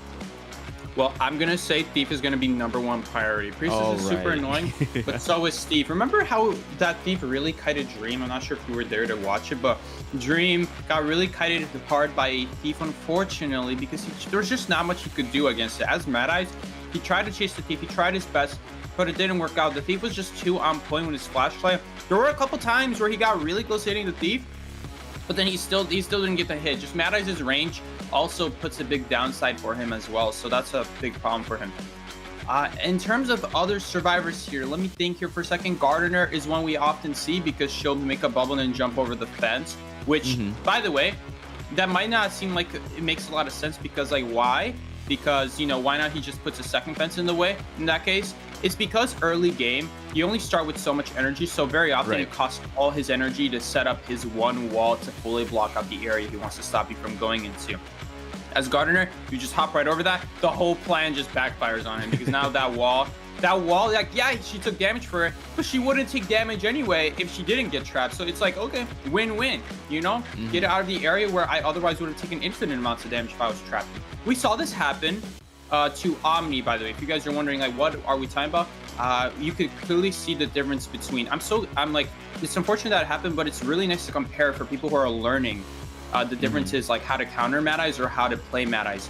We saw RD Dream go against a survivor who immediately knew to run out from the area that he was trying to get trapped in, that the hunter wanted to trap him into. And on Omni's side, we saw that they did not do that. And then we saw what happens if you don't run out in time. So it was a really nice comparison to see like what could happen versus what didn't happen. And we, by the way, that was RC Aka who did that to Omni. Against Omni. Okay. Yeah, I don't know if they've faced each other yet, but we just have to look at our notes and see, because we have the picks and bans. And like the two survivors we pointed out, Priestess and Thief, immediately banned. We see an Enchantress and Professor to be picked up. Very specific survivors for this matchup. Not minding the global picks here because they will not be used in the later rounds. So really bolstering up some support and also some scales here on the side of the Professor. Indeed. And why the Novice, you guys may be asking? Well, that's because Novice can actually switch spots with the Hunter while he's trying to set up walls. Like, very often Mad just sits in front of the chair just to put walls, which I feel like maybe could be a little bit semi-counter if you just walked away from a chair. But then, of course, you're giving up the ability to hit immediately after you wall off the survivor in the chair. So it makes perfect sense. You don't want the Novice switching spots with you and then just immediately getting a rescue off. Cheerleader is just going to be very annoying survivor for Dream specifically, because with Cheerleader, you could probably cut out Mad Eyes a very long time with just a single cheer. pom-pom cheer speed up. And also, it could be used to escape the area he's trying to trap you in. So that's a really big deal. That's the main advantage there. Last but not least, we're going to see Prospector. A little bit of an interesting pick. I wonder, maybe there was just nothing better to pick at that point. Like, at least maybe like I guess they don't believe in the Gardener. So they went ahead and went Prospector. Yeah. I think at this point, Enchantress, I'm not a big fan of Enchantress, but I'll talk more on that later. Yeah, I think Enchantress is more of a well, I think it's more of preference at this point, because we do know the Japan division teams, they love going with these off the meta or not necessary. They go for more preference than the meta. So really interesting to see the Enchantress. I know the stuns, you get it, but you have to kind of close out the distance for that, and you got to be able to get those stacks. So it's going to be a little tough. And I think Soba is really proficient on this Prospector. So we just have to wait and see. Let him cook. And Dream, hopefully, I see in the chat eyes has definitely made its way in the COA stage before. This is his third time, guys. So let's see what he's going to change up in this matchup, because the Thief, the Priestess are not in the mix. And, you know, maybe Dream was able to pick something up, maybe some new strats that we're going to see in this matchup. So an L spawn Psyche is what RC is going to go with in this match selection. I like that the Mercenary took that spawn that he did, because that's where Mad Eyes wants to spawn, because when he spawns there, he has an instant console right next to him to immediately set up the traps. Now he's not going to have that time. But as I was saying before, hold up. We got triple flywheel, because the point of that is to flywheel out of the walls right before he tries to trap you. And it is faster than running technically, so there's the advantage.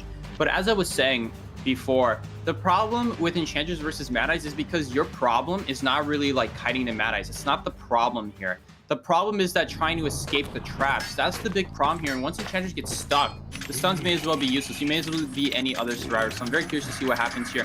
I'll be your commentator, Psyche, along with Poch. Dream is going ham on these consoles, just like we saw before. Just absolutely spamming them, checking them like crazy. Dude. Seizure warning, guys. Look at this, the constant switching of positions and blocking out the ciphers. So far, no one has gotten hit just yet. Stand still on the objectives here. This is usually the case. That's why he brought Insolence. He also brought, Confined Space, just so that he'll be able to hunker down these survivors. So it's really a battle of attrition here. This is how Dream usually operates. And once he finds an injured survivor, then he'll be able to hunker down on them. Indeed. And whoever is more patient here, that's who's going to win here. So the Mad is trying to be super patient here. Checking on who is going to be doing what consoles, but the survivors can also... Oh, I actually didn't know he could look in there. That's good to know now. Now I'm never going to stay in there. Thank you. But that's the thing. That's the thing, is that the survivors also know he's going to keep checking the console, so they can actually get walls out by not doing anything. They just see him waste the walls just because he's afraid that they're hacking the console. So now Dream is going to check the console again, but nope. Nope. I assume he's going to check the console here now and continue his work on trying to block something or doing something. Maybe like right here, since it's right in front of the cipher, he'll just get on this console and then he's guarding the cipher while also blocking people off. I mean, he has to. He doesn't have a choice. He has to try to block them off, otherwise he can't do anything. Yeah, I like you pointed out that this is a battle of patience, right? It's who's gonna flinch first, who's gonna kind of go more aggressive first, because both have to play very passively at the start of the game for them to be able to see who's gonna slip up. And you saw at the lower left side of the screen, it's Soba that was kind of destroying the consoles, hacking the consoles. Already see the Insolence has already popped, and now Soba has to take this kite, but he also has some scales and some magnets to work with. So Dream chooses to chase on foot. This allows the survivors to be able to work on objectives.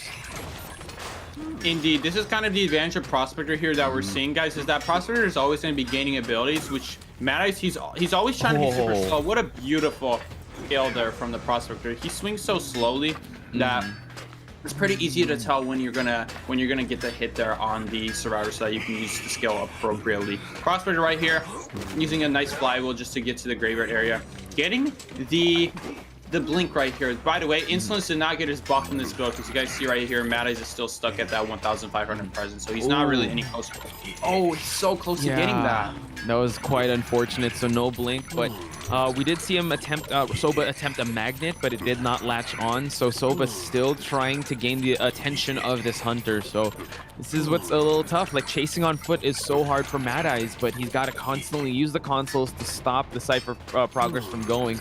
And now Soba back in the graveyard. Let's see how this kite is going to last. He only got 2 more magnets to work with. The flywheel is still on cooldown and constantly checking the ciphers. We're slowly inching towards 3 ciphers from, well, 2 ciphers from popping.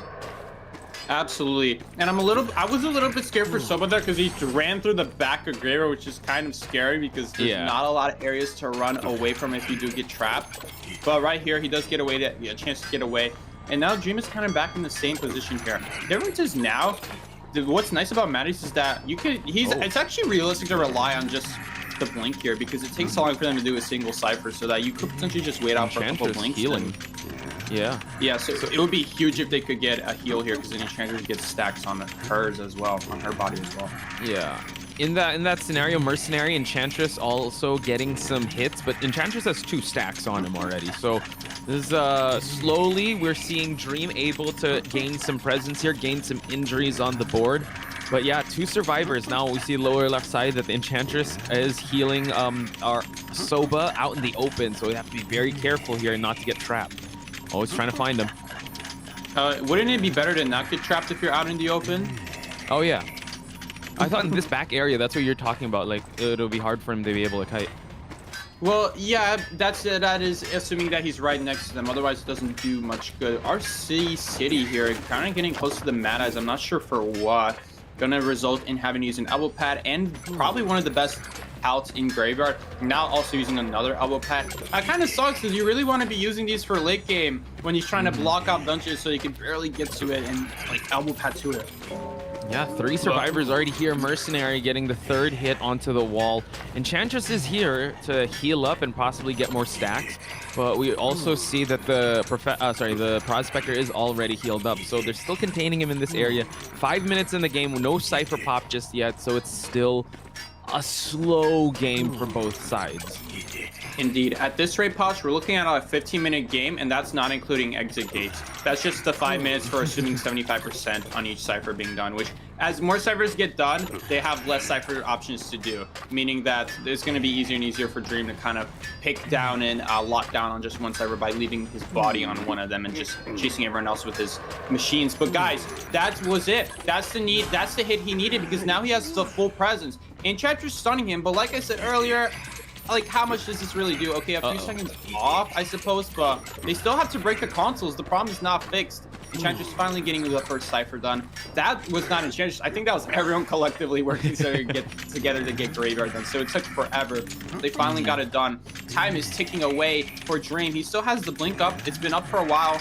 The sooner he uses it, the sooner he'll get his next one up. Because if he doesn't use this one, then he's not getting progress towards the next one. So yeah, in that scenario when Enchantress was healing up the Mercenary I think was gonna vault that window. So it was interesting that he used that. Mercenary is healed up. Enchantress will get stacks if Mercenary will eat hits. But now it seems like Soba's out in the open. You gotta love the synergy of the survivors here. They're constantly staying together and separating, but they always have a buddy system. Another scale beautifully used. Soba, I believe, throwing a magnet here. He's gonna get a stun and a pallet as well to transition towards this side of the map, but not much to work with. You might have to go for another pallet here. The Cypher boost, oh my goodness. The Cypher boost leading him to the pallet and then followed by a pallet stun. Mad Eyes has the longest stun time out of any hunter in the game for pallets.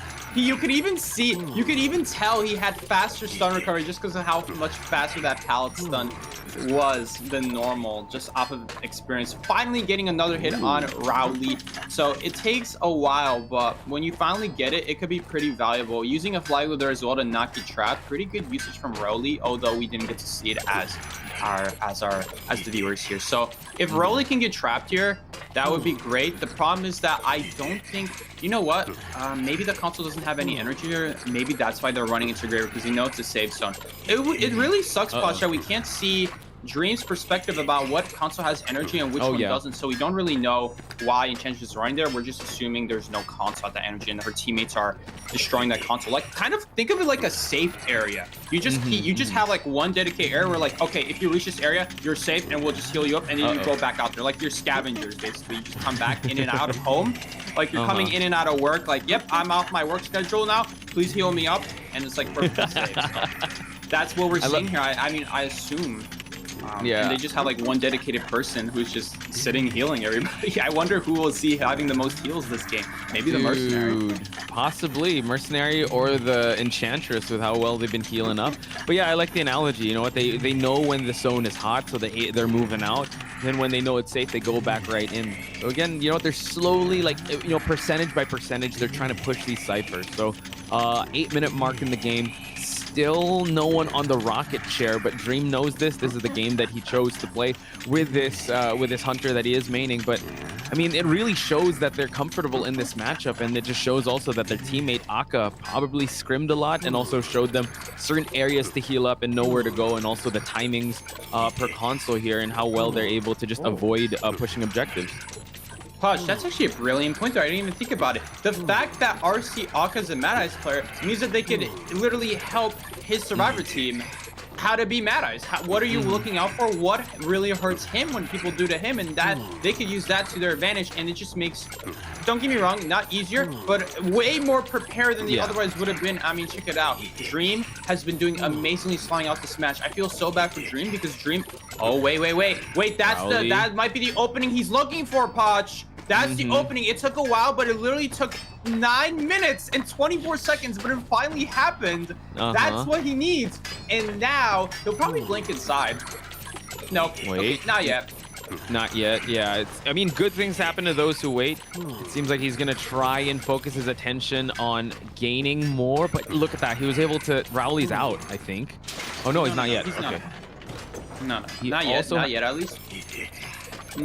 I feel like Dream knows exactly when these fences are going down. So like we as commentators, we don't really know what to say, but he blinked in. They're about to go down. Able to get the stun as well, and now he has a pallet to work with. That's really unfortunate, but the pallet doesn't do anything because he's trapped. It doesn't do anything. He's waiting for these walls to go down, but Dream purposely set up this wall again. I have a feeling that the way he knows this works is that because the wall was closer to the cypher, he had to reset up one, but then this other one further away, he doesn't have to get rid of. See, it went down, but the other one is still up. That's because it's closer to the cypher. So keeping that in mind, I mean, it's just a great job from Dream there. Guys, but sorry, go ahead, Bob. No, I was gonna say the prospector in that timing did get injured as well. So now Rowley out in the open here will get shared eventually, but we see that Dream is still focusing on attacking console. So you're about to say, Psyche? Whoa. I was about to say, oh, that's a huge hit. Soba's being a little bit greedy here, destroying a console with literally 2 walls. It makes it so difficult to run away from if he checks your camera. But anyway, as I was saying, while he was busy killing Rowley, keep in mind, guys, they had so much time to then do the ciphers. Look, we went from 1 to 3 ciphers done just like that because it's so sad, but even when Dream is like doing a trap, it just resulted in so much eco time. Oh my goodness, Rowley getting up. He didn't want a chair because he was afraid Mercy's just getting instant rescue up, and it doesn't really give him much. I suppose he didn't want just a chair. He wants a full-on down permadeath. So I guess he didn't want to take it, but now it's going to result in Soba going down, but still going to result in Enchantress getting away is the bigger picture here. Yeah, so again, I like that strategy, just going for the slugging strategy, because Mercenary was there to get the instant rescue and possibly Tide Turner to carry him, but now he seems like he trapped another survivor in a console here. So, I mean, in a cypher. Rowley still being a little greedy here in this area, has to be very careful, but it does have a full stack stun, a 3-stack stun for him to work with. So we go back to the eye in the sky here to see what the weather's like down there. Seems like he's already trapped someone. Indeed, he's just trapping the person who got knocked down because he doesn't want them healing up by his other survivors. At worst, he can use his own self-revive, but then if anything, that would be helpful for Dream later on. But yeah, I was wanting to mention earlier, man, look at Dream in the bottom right. His fingers are working like crazy, but then RC survivors, like, yeah, it's also hard for the survivors, but they're kind of like on vacation here because the problem with Mad Eyes is that once you destroy his console, they could kind of relax. And so just do the Cypher machine. But with Dream, he's working so hard. Look at him. He's tapping every single, like he's got emotion going on, like lift up, lift up, lift up, lift up. Constantly clicking the X button. Look at that. Constantly clicking X, clicking a button. I mean, that's insane watching. Look at that. Dude, I'm watching him, man. Poetry in motion, how Dream's able to do this. But in that process, yeah, one Cypher does remain. Prospector is down. There is a bleed out timer, so he will still have self-heal to work with, but it's constantly like keeping walls so no one's gonna touch the Prospector and also monitoring Cyphers. Yeah, Dream is looking to at least get more survivors down, but it seems like it's harder than it looks here, folks. And Rowley in the mix also is getting some stacks on his Enchantress. It's looking kind of hard here for our friend Dream. Indeed, and although I was a little bit okay. Again, like that'll get some time. I feel like they're timing that so that Prospector can potentially heal himself up and not get retrapped, but no, it still gets retrapped. I'm not really sure what the point of these random in the middle stuns are besides getting like an extra few percent in. Oh, I know. It's to give them a chance to break the consoles while he's stunned. That's actually pretty genius. I like that. Now I realize what the point of it was. Still though, I have a feeling Enchantress is going to be more helpful in the late game, trying to prevent people from getting picked up as well as getting people out the gate. That's going to seem like the more important thing. But right now, it does buy a little bit of time, though not as effective as we will see later on. Yeah, so it seems like that stun was able to allow the Prospector to pop on up, and also the Enchantress to kind of push that objective over at the 11 area. He did have to move on over to the 2-story middle. There are some survivors healing here, but they were unable to complete it. So Dream back to defending these Cyphers and attacking some objectives. Well, there is a Cypher that is moving. We're still stuck at 82% on both these Cyphers. So looking pretty good for endgame, but they really need to be able to heal up. Seems like Prospector tried to flywheel there, but he did one more and he'll be fallen down. Indeed. It looks like my prediction was about right here. It looks like we're going to take 15 minutes before we finally prime all 5 Cyphers, and that's not including the exit gate. What a nice blink there to try to close the distance. I almost wonder if Soba would have gotten a hit there if he was a little bit more committed. The Hunter was more committed to it, but he had a scale there, so it really doesn't matter. Oh no, is RC going to get trapped here?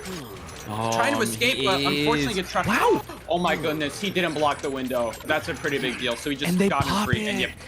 5 minutes on the dot. Look at you, Mystic Max Psyche, predicting these things. 15 minutes and the pop happened. My goodness. But like you said, you know what? That's just not even accounting for the exit gate war. That's gonna be a whole other ball game here for Dream to work with. But it's looking pretty good. That escape on the graveyard, which is so masterful because the delayed damage, but they were able to time it with that pop.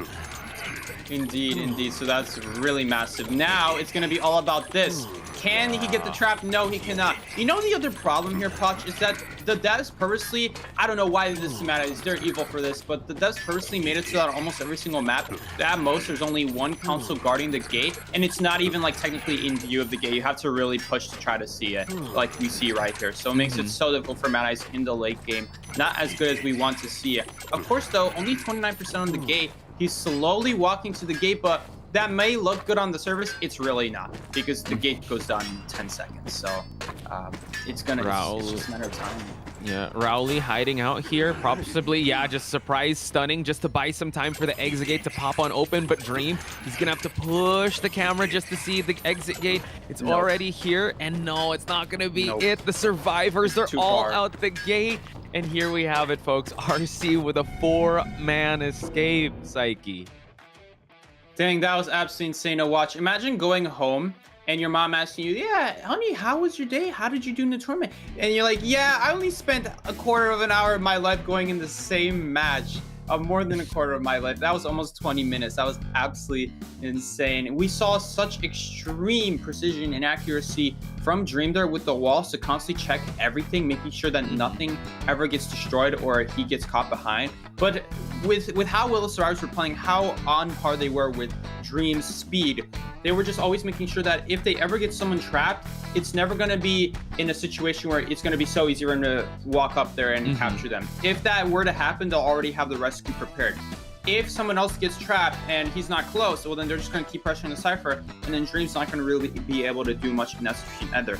He also just has to hope for a second trap, and then that's when he starts getting momentum. But until he knocks down those decoders, it doesn't really do much good to go after the person knocked down when Mercenary's already ready to go for an instant rescue and prevent the rescue from happening at all.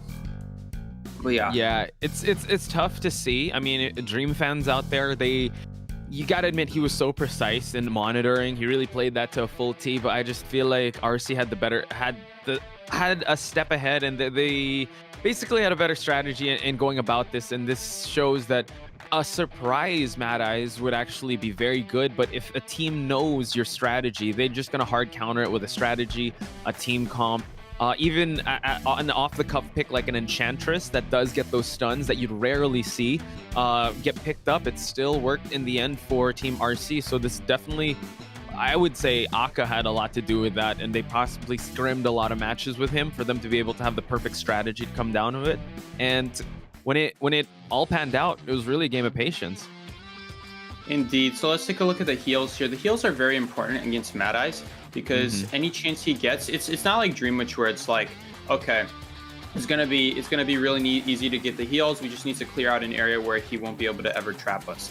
That's what they do here against Mad Eyes here. It's gonna be way easier to do that because if you can ever manage to destroy a console, if you can ever manage to Oh, all good. You good? Sorry. Yeah, no, I'm good now. If you ever manage to destroy a console, yeah, if you ever manage to destroy a console, you can just kind of be like, okay, well, if I ever get threatened by consoles, I'll just go to this area where I know it's safe. Now, I actually do this against Mad Eyes. I'd be like, all right, I'm going to destroy this console. Hey, guys, if you ever are feeling in trouble or you don't want to get caught by full presence walls, come into this area. It has no energy. He literally can't do anything. And that's what the survivors did there. I wish we could see it, and I wish we could hear them talk. Not that we would be able to understand it, but I wish for those who could understand it, what they were talking about. It has a lot to do with like, okay, don't go to this area, you're gonna get trapped. Come to this one, he can't trap you over here. And it's not really because he can't, it's because he just doesn't have the energy to. That's more so the problem here that's going on here. We don't see a lot of house destroyed from him, and that's because Mad Eyes is gonna be like very laid back hunter, but I wish Mad Eyes had some sort of mobility so he actually had something to to follow up after knocking down people, because that was really unfortunate. You get that knockdown and you're not able to follow it up with anything because people are already one step ahead of you, which makes it really difficult. So yeah, what can I say? Yeah, that's about it. That's 17 minutes summed up for you there in literally 2 minutes. It just takes a while. That's the biggest thing. Yeah, it definitely takes a while. So you got to give it up to RC. It was definitely not a sprint, but a marathon that they were able to go with in this matchup. They were very good at, like you said, the communication. Like, hey, I destroyed this console. Head on over here. We can heal up. All right, this zone is a little hot because we're not able to destroy the console. Also, they moved on along. So it was an uphill battle for Dream, and he was always a step behind for RC's strategy. So in the end, yeah, RC deserving fully deserves that 5-point game. I think it was them and FT in this group stage that have gotten a 4-person escape, and that's rare to see, especially in round 1 with Opera Singer. But they really were so on point with this Mad Eyes match.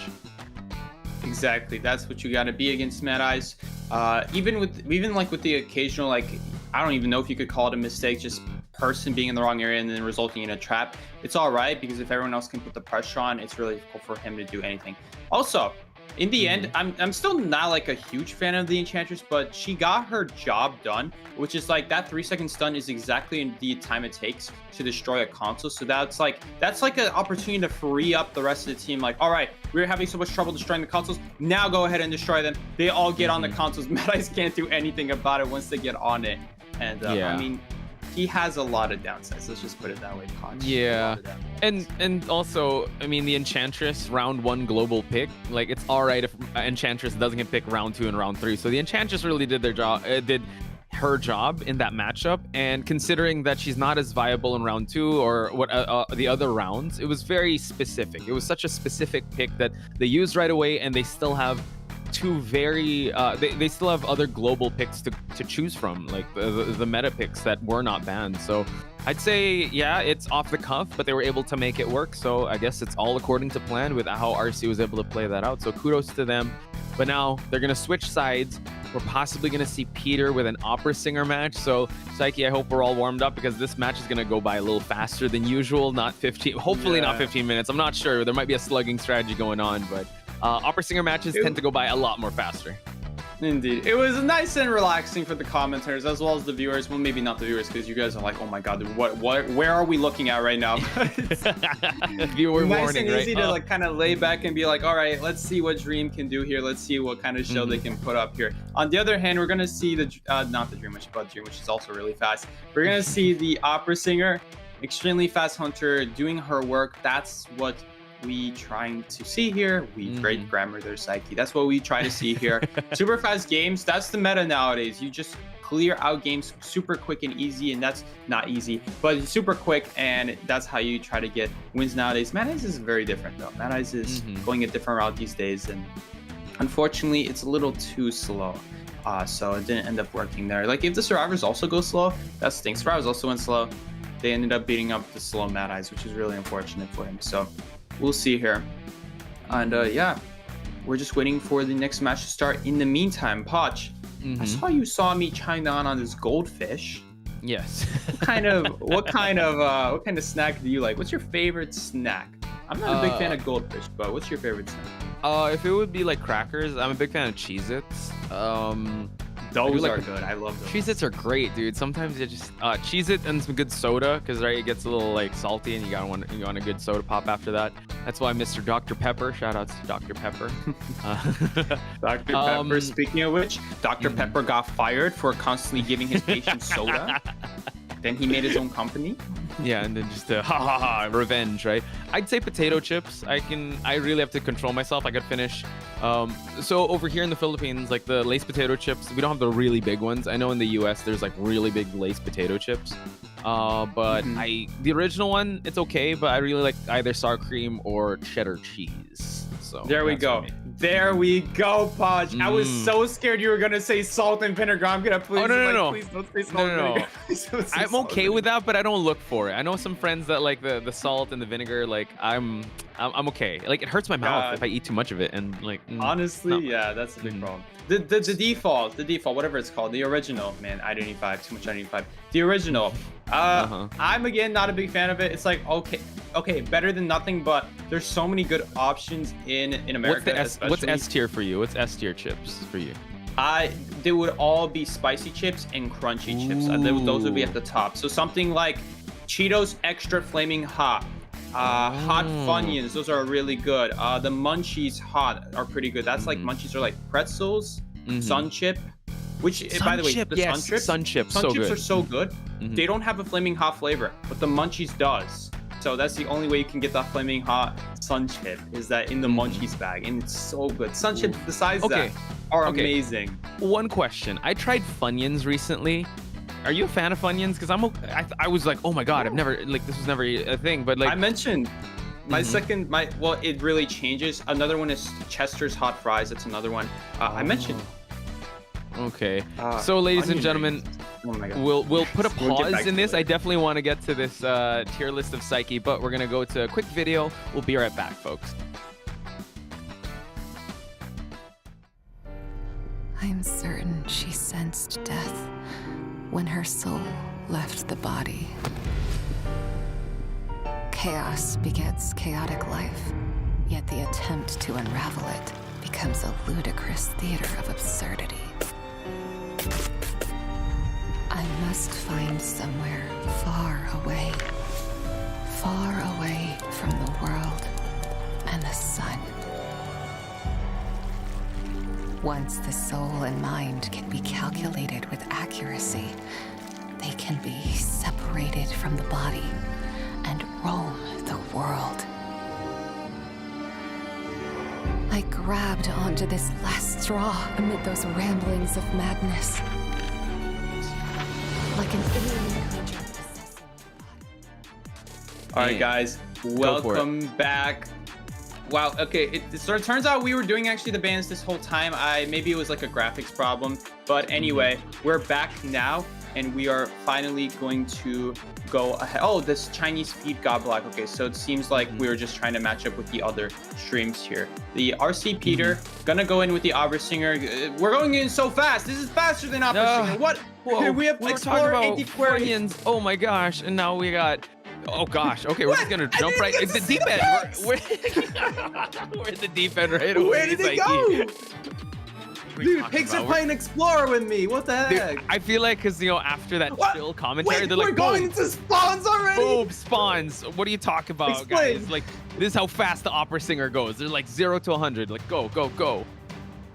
Okay, anyway, ban Explorer, Antiquarian. Why Explorer? Because Opera Singer has a hard time finding Explorer. Why Antiquarian? Because Antiquarian can literally stop her from swinging, which is the best way she does damage. We saw, I believe, in Acrobat. Okay, well, we don't even know the order they picked it anymore because they already swapped it for us, but we got to see. So, first officer, great survivor. Cheerleader is going to reset the cooldown for the Acrobat. Although Acrobat not great by himself, it would be better with Cheerleader, but still not preferable. I wonder what the rest of the bans were. I wish we could get to see. Probably ban the Opera Singer counters, although then maybe like one coordinator and no governor. It depends. Like, we needed to see the order. And then the patient also is gonna be decent if you get into Graveyard or any area that's like full of open areas where she has a hard time dashing to. I feel like that's what we're gonna see her. Posh Acrobat just jumping over the rails, because that's the key against Opera Singer. Oh wow, this is the first time we get to see the audience here going into a perspective like this. That's crazy. We're already zoomed in.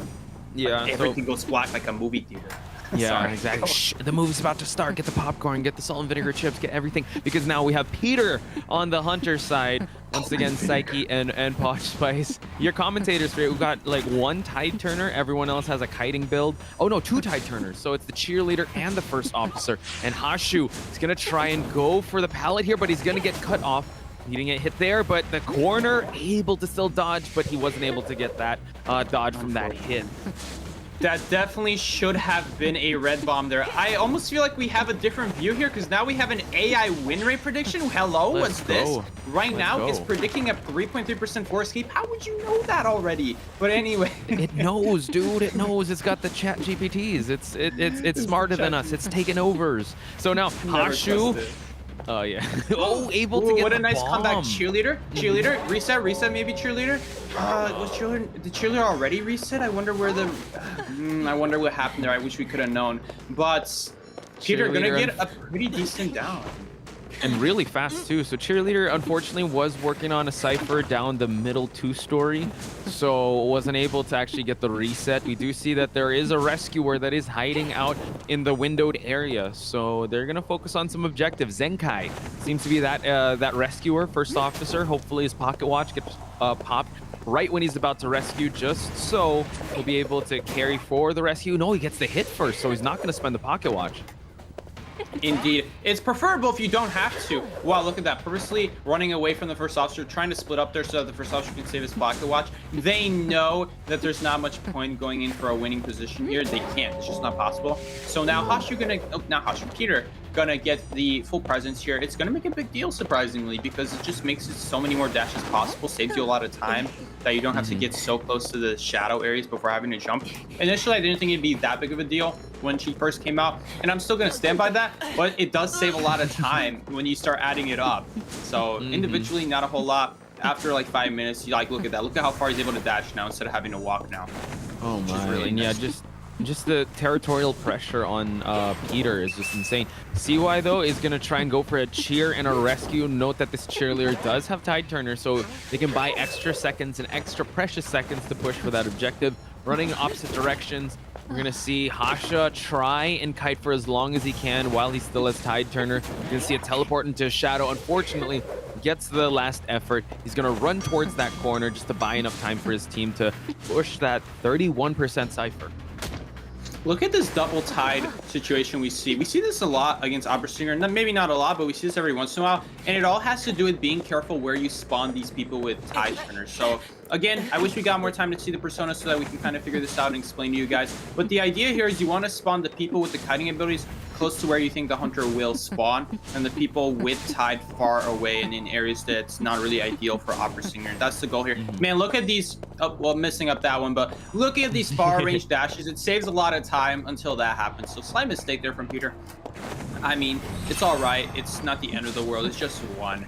Okay, now that's two. Unfortunate, but now we're gonna be chasing Caster's curse, man. It's happening, but let's see how Peter is gonna try and mitigate this situation. Again, the mid game is usually where it's very telling where we're gonna go in a tie or hunter win side.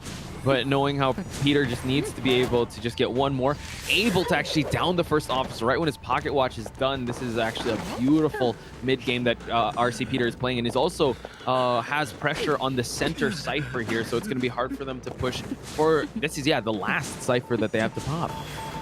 Indeed, it was a little bit abnormal.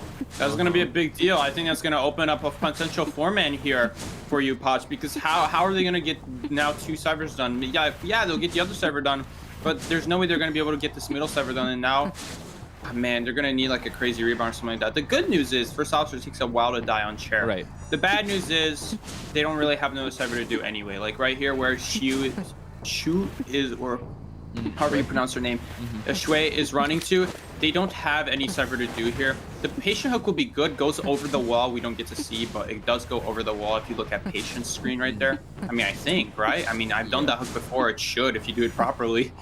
I didn't technically see, but CY now is going to pressure it while the patient does a cipher here. First officer's time is running short, though. He's still got a solid 25 seconds, but it's going to take a while. Yeah, Peter doing a great job defending, but CY able to find an opening. Is he gonna? Oh, he's gonna be able to get the rescue, so that buys precious seconds as they open up another cipher by Shui. And Zenkai still has one pocket watch to use, but he was able to actually hit him on the pocket watch. Wow, getting that pocket watch, not using the pocket watch soon enough, unfortunately.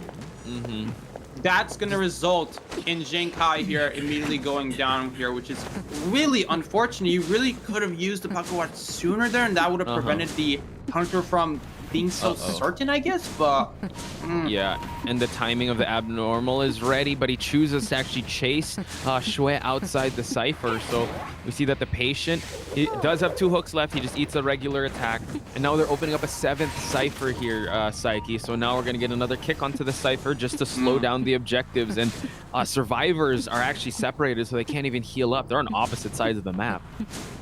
Oberstinger has the same animation as in Dead by Daylight when they kick the cipher. That's literally the exact same animation. It's so interesting to see. But man, now the cheerleader's gonna have to Kai here. They just don't have enough ciphers anymore, Potch. It's all because that middle cipher was their last cipher, and now it's looking like wraps. Peter just has to go after the patient. He knows where they are because he saw the cipher shaking just moments ago. The patient was doing it, and unfortunately Peter saw it. Unfortunately for him, he will go down unless he gets a good hook. Got blocked or got hit. Probably both. Yeah.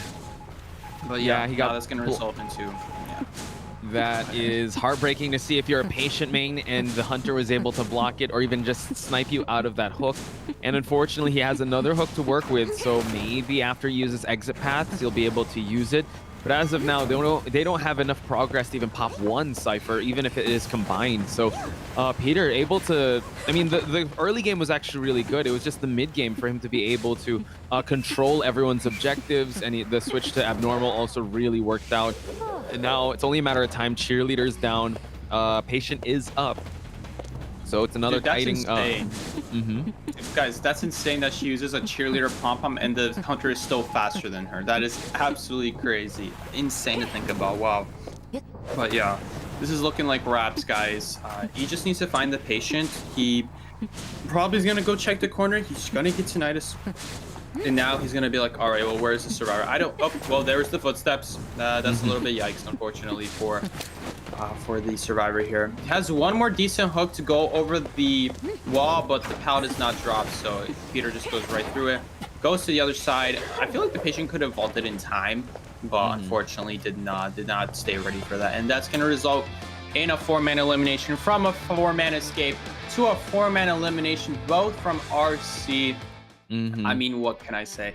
That's going to be a great lead for them, and 10-point lead.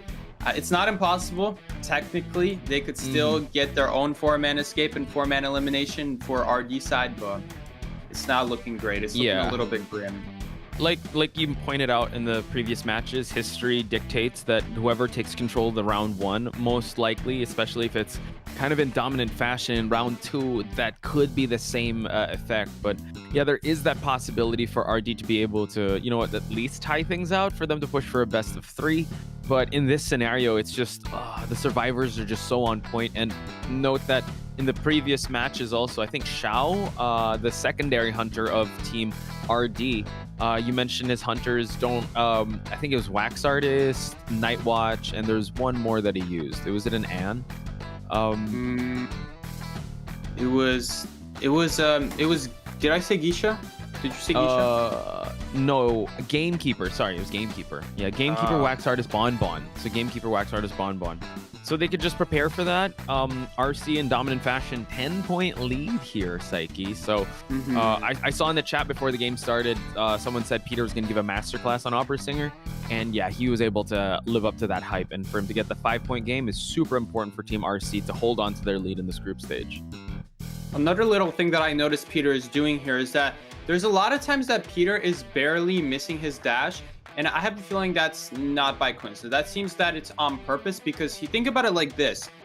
Dashing forward is faster than falling into a shadow and then getting the 50% speed bonus. So as Peter, you want to maximize how far the distance goes before getting caught into a shadow. So there's plenty of times that I saw right there that I was looking at. Like, let's say he's going against a flat surface wall and he notices that there's a little gap, the shadow kind of deepens in. And he can kind of jump off to the side, but still in a straight line, where he gets caught by that same wall when the shadow sticks out again. And that way, you're maximizing the ability for your dash to go, and then also then finishing off with the 50% boost when you land back into the shadow. So you don't want to jump into the shadow too early, because then the dash doesn't get any distance. You want to do both dash and speed, and then that's where you get the maximum bonus out of Opera Singer. And the full presence helps a lot with that, and you're able to jump a lot further now without having to jump back into the shadow, which is technically slower than dashing forward. It's just your dash is going to have to end at some point, and you got to time so that right as it ends, you're back in a shadow realm, or whatever you want to call it. Shadow realm. The shadow. You're going back to the shadow realm, Jimbo. Hey, yo. Yugi boy. Oh my god, Jimbo going to the shadow realm. You okay, Psyche? That sound is gonna go in the record books now. Hey, yo. Anyway, Psyche, thank you so much for breaking that down. It actually gives a whole lot more I would say it would breathe new light into people that want to be able to pick up this character, and also it breaks down how Peter was able to maneuver around the map like that. So an incredible performance if you're a best of 1 hunter, and Peter was able to get that. A 10-point differential scoreline coming into round number 2. If you're RC, you love to see it happen. If you're RD or RD fans, you hate to see it happen, but this is what the group stage is. We'll have some matches like this, and the team has to kind of bounce back and find a solution, and they have to find it quick. I kind of forgot. Oh yeah, it is RD at least has map selection, so maybe they'll be able to get some advantage from that. Yeah, I don't know, Podge. That's a yikes. I mean, what are they gonna pick? Hospital? They did that last time, I believe.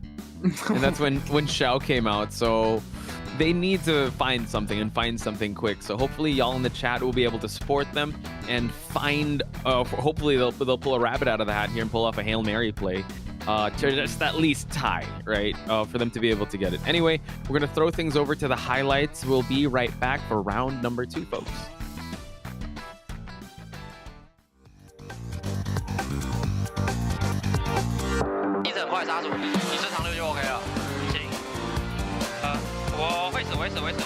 OK， 那我这牛不敌你了，这边可以撑的，我2个表的，前个没有修魔。那我去摇到表了，可能会死，你算你。开始，会死。好。哇，好快。脚比你还快，抽到。 Oh, we're back. We're back already. Guys, I'd like to remind you about the Support Works collection. I know you guys love the Support Works collection. I mean, it's your favorite thing to think about. Would you like to hear my advertisement about the Support Works collection, or have you already memorized it word for word? Well, if you hadn't, the Support Works collection is a thing you can do on X using hashtag #COAVII7support. And right there, we saw artwork for, I believe, RC. Oh my goodness, so much art. We are skipping through all of them. But the last one was, I believe, actually RD, because this one is RC. AKA, the witch graded in Chinese. Didn't you hear? Right? Ivory. Dot. Looking forward to the next pleasant interview. RC win, R cart, AKA Mar. It must have been this one. RC win. We see RD Dream versus RC Aka. They are both Mad Ice player. I wonder if they are friends, because in this situation, in this arc, they're showing each other kind of like looking at each other as opponents, of course, but also as like a friendly rivalship almost. So I wonder what's going on there. Guys, if you haven't, I will give you a brief rundown, word for word. If you don't already know what the Support Works question is, the Support Works question is that basically on X, you can do hashtag #COAVII7support, and then you can upload a meme, video, etc. using hashtag #COAVII7support. Get yourself 10 essences for potentially free. There you guys go. That's your advertisement, occasional advertisement. Thank you so much. Oh, thank you. Call the number on your screen right now. We see you, sir. And if you call right now, you'll get not only 1, not 2, but 10 essence. No, kidding. You'll be able to go to those potential spa on stream right here. Hey, call your number on your screen, folks. So, Psyche, we talked a little bit about round number 2. What you left me hanging with was your chip tier list. I just want to know before we head towards the picks and bans. What for you is like your Rushmore of potato chips? That's a tough one, Poch, because when I have too many of the same type of chip, I actually choose a different one. Like, let's say Hot Onions. I'm feeling Hot Onions more recently, but I bet you if I have Hot Onions a ton, I'm gonna get tired of Hot Onions. I'm like, yeah, let's go back to Chester's Hot Fries. It's kind of like I have like a top 3 or something like that of chips that I always switch between, and I kind of just eat those. Whatever's crunchy, whatever's spicy. So those are my main. I would definitely recommend for you, Poch, Flaming Hot Funyuns. And you just said earlier you kind of had, you're kind of like regular Funyuns. Yeah, just the regular that's a Funyuns. I'm not a big fan of those. Okay, at least I thought. A lot of people were kind of disappointed with our take on salt and vinegar. I mean, I like it. I don't know if Psyche, I don't know how you feel about salt and vinegar. Never. Chips. Never? That's a waste of chips. No. At least go original at that point. Original is like D tier original. F tier is salt and vinegar. Like that. Whoa. Like, just doing nothing would have been better at that point. Fighting words, sir. A lot of people in chat were like, "Oh my god," but they love it. I'm okay with it. I just can't have too much. Like, but so that's for you. That's the lowest. Like, you do not want that. If anyone would get you chips, lowest. Like, wow. Lays in general, I don't like. But if I see the oven baked Lays on the other hand, oh my that's goodness, good. That's those godlike. are crunchy. Oh my goodness, those are really good, especially the sour. And like the cheddar and sour cream, that one is amazing. Dude, my family, we would go out and buy that one for absolute years to come. Like, it would always be in our house, like, oh my goodness, it's like, we're so tired of it, but it's still so good. Okay, nice. Anyway, we're gonna see artists. Talk to us about Xiao.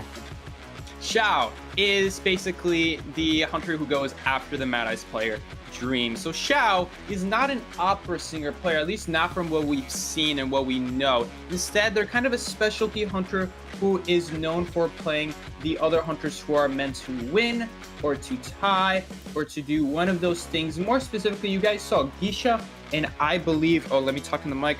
I believe you guys saw Gisha, and I think was up there, but on our list, he also has Night Watch. So just in general, very strong hunters. He's basically like goes after Dream, who's the Mad Ice player, and he has to go first, because if he goes anywhere after that, like some people may be saying like, oh, but why not like do him later when he has more bans? It's because Mad Ice always is gonna get banned, and so not a good idea. They kind of had to do it early on, and he's to an awkward situation with lots of Mad Ice counter-stars. There's just too many, in my opinion, frankly. It's hard to make him usable, really. In this current landscape of survivors, right, in this meta as well, he does tend to struggle. So you have to give him his props, because he did qualify with that Mad Eyes. I think there was just too much footage on it, and when you really know what you're going up against in round 1 with all the survivors still on the table, it's really hard to come up with a plan. If we're gonna talk about this meta, I don't know what is to come in Identity 5 in the future. Who knows? Maybe Mad Eyes will be viable in the future, or at least round 1 viable. But in this stage, when everyone knows you're gonna pick it, they will definitely counter accordingly and find ways to do that. And also in a map that is Mad Eyes strong. So now Xiao will... Yeah. Oh yeah, man. So Xiao coming in here, like you mentioned, has the Night Watch, has a Wax Artist, has a Gamekeeper, and also a Bonbon. In the stats, you did say Geisha and Anne, so he definitely has a lot of round 2, round 3 hunters. It just is a question of who will he be picking. Indeed, so I'm very curious what we're going to see here. Guys, as a reminder, the win condition for RC right now, because I know they have a ton of points right now, but right now it's also based off of wins, not based off of points. So right now, they're looking for a 3-man would be great for their survivors, so then their hunter only has to tie. A tie for the survivors means that now the hunter has to get a 3-man kill if they want to win in 2 rounds. So technically, RD is not out of this. If RD were to repeatedly get the same amount of points as their opponent does, so let's say RD gets a 3 kill and then the hunter on RC side gets another 3 kill, that's like a tie amount of points. They both end up with the same amount of points. They would move on to a round 3 technically, since no one won the round. But if RC can win the second round, then that's it. They're just gonna win in 2 rounds. And we're gonna see here Lawyer, Coordinator, after the Dancer, Entomologist. It's just good support characters to deal out with, and Coordinator, just a really annoying character against specifically Bonbon, which we did see Xiao previously go. And also Rowley, and Soba. Most likely gonna go, I assume, like some sort of support character here. They are missing that. Oh, Prisoner. Luca's gonna be going crazy in the chat. Yo, that's crazy. Actually, you know what? You got some supporters with the salt and vinegar though, so that's good. But I'm pretty sure Prisoner is gonna make it. I mean, a lot of people in chat are super excited to see a Prisoner because very unconventional pick. I mean, I guess that's why people love Rejects. They're really known for these type of plays where they actually bring out like survivors you don't see often. So now, like you said, you know what? There's definitely that stun with the Coordinator. You got the Lawyer for the kiting. Prisoner also can connect those ciphers. Possibly might have to take the first chase, but at least you have the Rescuer in the first officer. So Xiao, in a map like this, Psyche, who do you think he's going to be picking? Well, Bonbon is okay. Night Watch is a little bit rough because of the map. Geisha would be actually not that bad here. Geisha would be pretty solid here, I would say. Anne also wouldn't be that bad here. A lot of these survivors aren't that great against Anne, but Anne is kind of hard to win against, and they really need to be stepping up on points here. Clerk, that's another good one against the Coders, though. And also on a map full of pallets and just spam dropping pallets. That's going to be a good one for sure. I believe this is a first timer, if I'm being correct here. First time we see Clerk from Xiao. So just having so many characters in their lineup that they're comfortable playing in this kind of setting. Looks like the survivors here are kind of looking at each other, looking like, oh my goodness, this is going to be a 12-minute match, isn't it? Okay. But well, anyway. Hopefully, y'all have your chips and your beverages on point here, because hopefully it's not salt and vinegar. Oh my God, you just flame in the chat. But a lot of people do agree with the Flamin' Hot Cheetos and the spicy chips. So there's that. I said extra Flaming Hot Cheetos. Extra. I've never tried Flaming extra. Hot is fine. Like, it's good enough, but I would just go different. My spice level isn't as good as most people. So would you still recommend extra Flaming Hot? No, you're gonna die, Poch. Okay, there you go. Okay, because how would you rate How would you rate your spice level? I would say very high. There's a lot of things I cannot eat without hot sauce, for example. Really? I know Tabasco isn't the hottest hot sauce out there, but Tabasco is also not an easygoing hot sauce for people who don't have a high spice tolerance.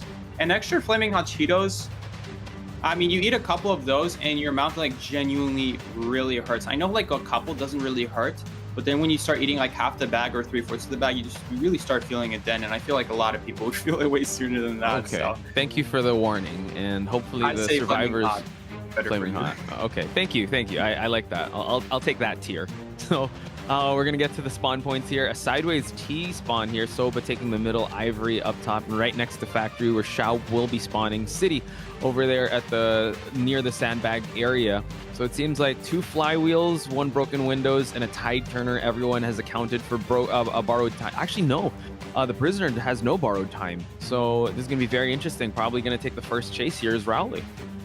Prisoner is embodying his true random self, not taking borrowed time. Just kidding. But I mean, tell me, do you not see this happening? I see no lies. But anyway, we're gonna have a decent start here from Shao, already catching line of sight of Ivory right there last second, and gonna be going right after him. The lawyer, a little bit awkward because he gradually is getting faster, and vaulting everything faster is gonna make things a little bit awkward for Cleric, as long as he gets one good recording here. Also, I'm not so sure about how the Cleric didn't catch his glimpse there, perhaps didn't see the shadow, perhaps turn his camera sooner than the game showed us. Because remember, when you're spectating, it takes about a second for the game to update where your camera's actually showing. Like, you guys will know this if you put your devices side by side. But anyway, that's literally only me who does that, bro. But anyway, Rowley is going to take the first case here. Appreciate the insight, Psyche. So now Rowley taking this, I guess he wanted this, right? He does not have any account for the end game. He might have to be the one to sacrifice. Soba is actually here for that support. He's just going to straight up shoot. We've seen RC use this strategy before where they spend the flare gun early on just for the early support. So now Shao back on the chase here. It's gonna be hard for him to gain that presence, and it seems like he's switching targets to Soba. Indeed, it's too much distance at this point for the prisoner, not to mention he still has his ability. Why not just go after the corner now who lost her ability at the same time, help other people? If I was here to tell Ellie right now, ooh, that was a great play from Shao there. Barely not getting stunned there. If I were to tell, oh my goodness, the prisoner vaults might be making a difference here. Not really anymore because she's out of those. Hopefully though, maybe the clerk will stop just in time. She does, but she lets go of the joystick. Shao standing up in this chair after that. Wow, because that's a big loss. You could have had that down right then and there, and now it's gonna cost him big time. Thankfully getting it down now, but it took about 15 seconds. 15-second time loss. That's about 10-12% difference on decode. That's 1/10 of your cipher now done because of that. Yeah, that's 2 ciphers pop for I would say a misplay. Yeah, he did stand still and go for that swing, and that bought precious seconds. And in this game, especially for playing Clerk, that means so much. That's precious monitoring time. That's cipher blocking time, especially with a double decoder lineup with a prisoner and that lawyer. So first officer is here for this rescue. You still got a bunch of windows here to work with, but he's recorded some of the vaults that happened. So yeah, Soba has to be very careful with how he takes this next kite. Indeed, it's going to be all up to this. He could potentially rebound here, but it's really hard for a coordinator. All she has is a flywheel that's not even off a cooldown, and you really wanted something else. Not getting Terror Shock there, that's a really big deal because it's always so scary against Clerk, who has that basically instant swing.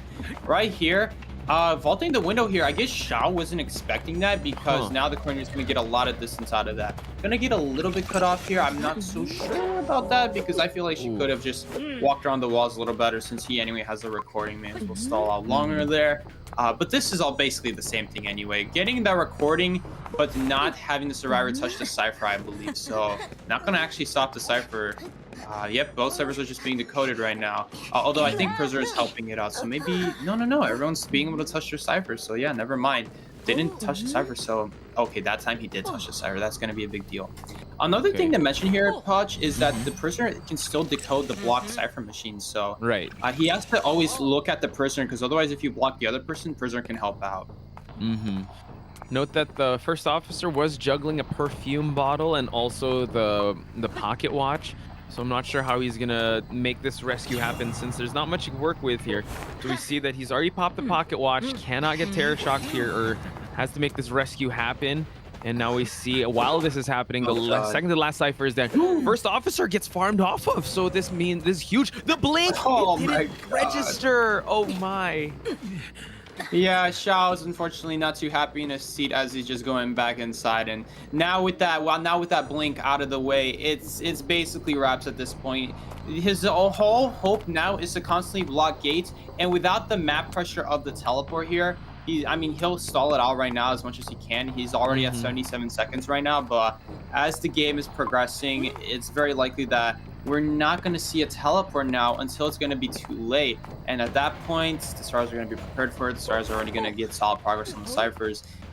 It's going to throw off this whole match off flow. Lawyer can't get Terror Shock here, by the way, so there's nothing Clerk can do. Like, that's a guaranteed rescue. Yeah, look at that. Farming off ahead of the Lawyer. They popped this last Cypher, so now he's just got to try to block the exit gates at this point. But, oh man, Xiao, unfortunate plays. That blink was actually quite game-changing. Also, the hit, so it definitely stacks up. And RC, being a professional team here, will not let that go unnoticed. They did capitalize on it for a 4-person end game here. So Xiao just walking on over to that exit gate, but he knows the other one's being worked on as well, so he has to constantly keep harassing these exit gates.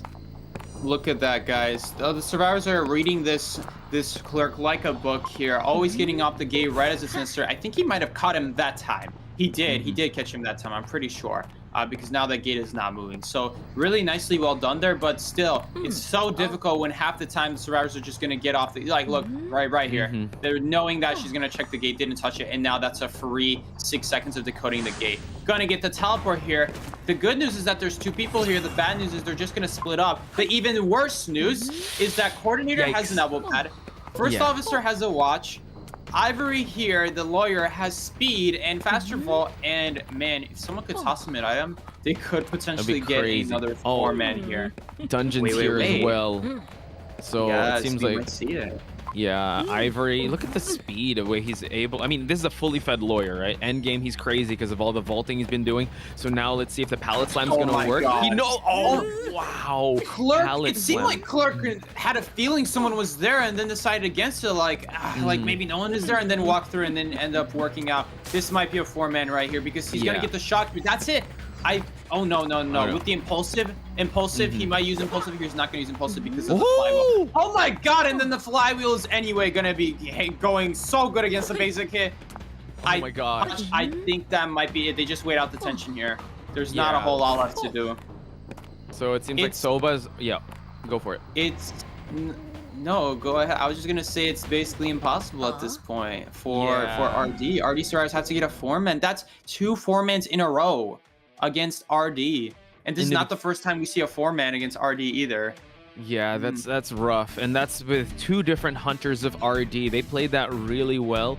Yeah, Xiao bring out the Clerk. You have to be very careful once you bring out that Clerk, and it seemed like they knew they had double decoders in this lineup, and even though the kite it ended relatively fast, but I'd say that the way that he was able to maneuver it, the miss blink, and also the hit that allowed the precious seconds to happen, and that allowed 3 ciphers to pop. Yeah, it was just a lot. I would say the missteps were definitely capitalized on by RC for them to ultimately get another survivor game. So what's interesting here, Psyche, is that I don't know who MVP is gonna be, because like you have a perfect hunter game so far, you have perfect survivor games as well. So it's looking real good if you're an RC fan, but RD, you hate to see it happen, but they stepped up to the plate to go up against one of the best, and this is what hopefully they learn from. Absolutely, they're doing really amazingly here. RC doing very well, getting a 4-man to a 4-man to a 4-man. I wonder if we see the hunter from RC here, just for the extra BM value, just get their own 4-man as well. 4-mans all around, from survivor, from hunter to survivor to hunter. Absolutely brutal to see, and of course really awful for RD right here. It's gonna be near impossible, because what has to happen now is for this match to go into a round 3, we need to see RD survivor now 4-man themselves, and even then they're still 10 points behind.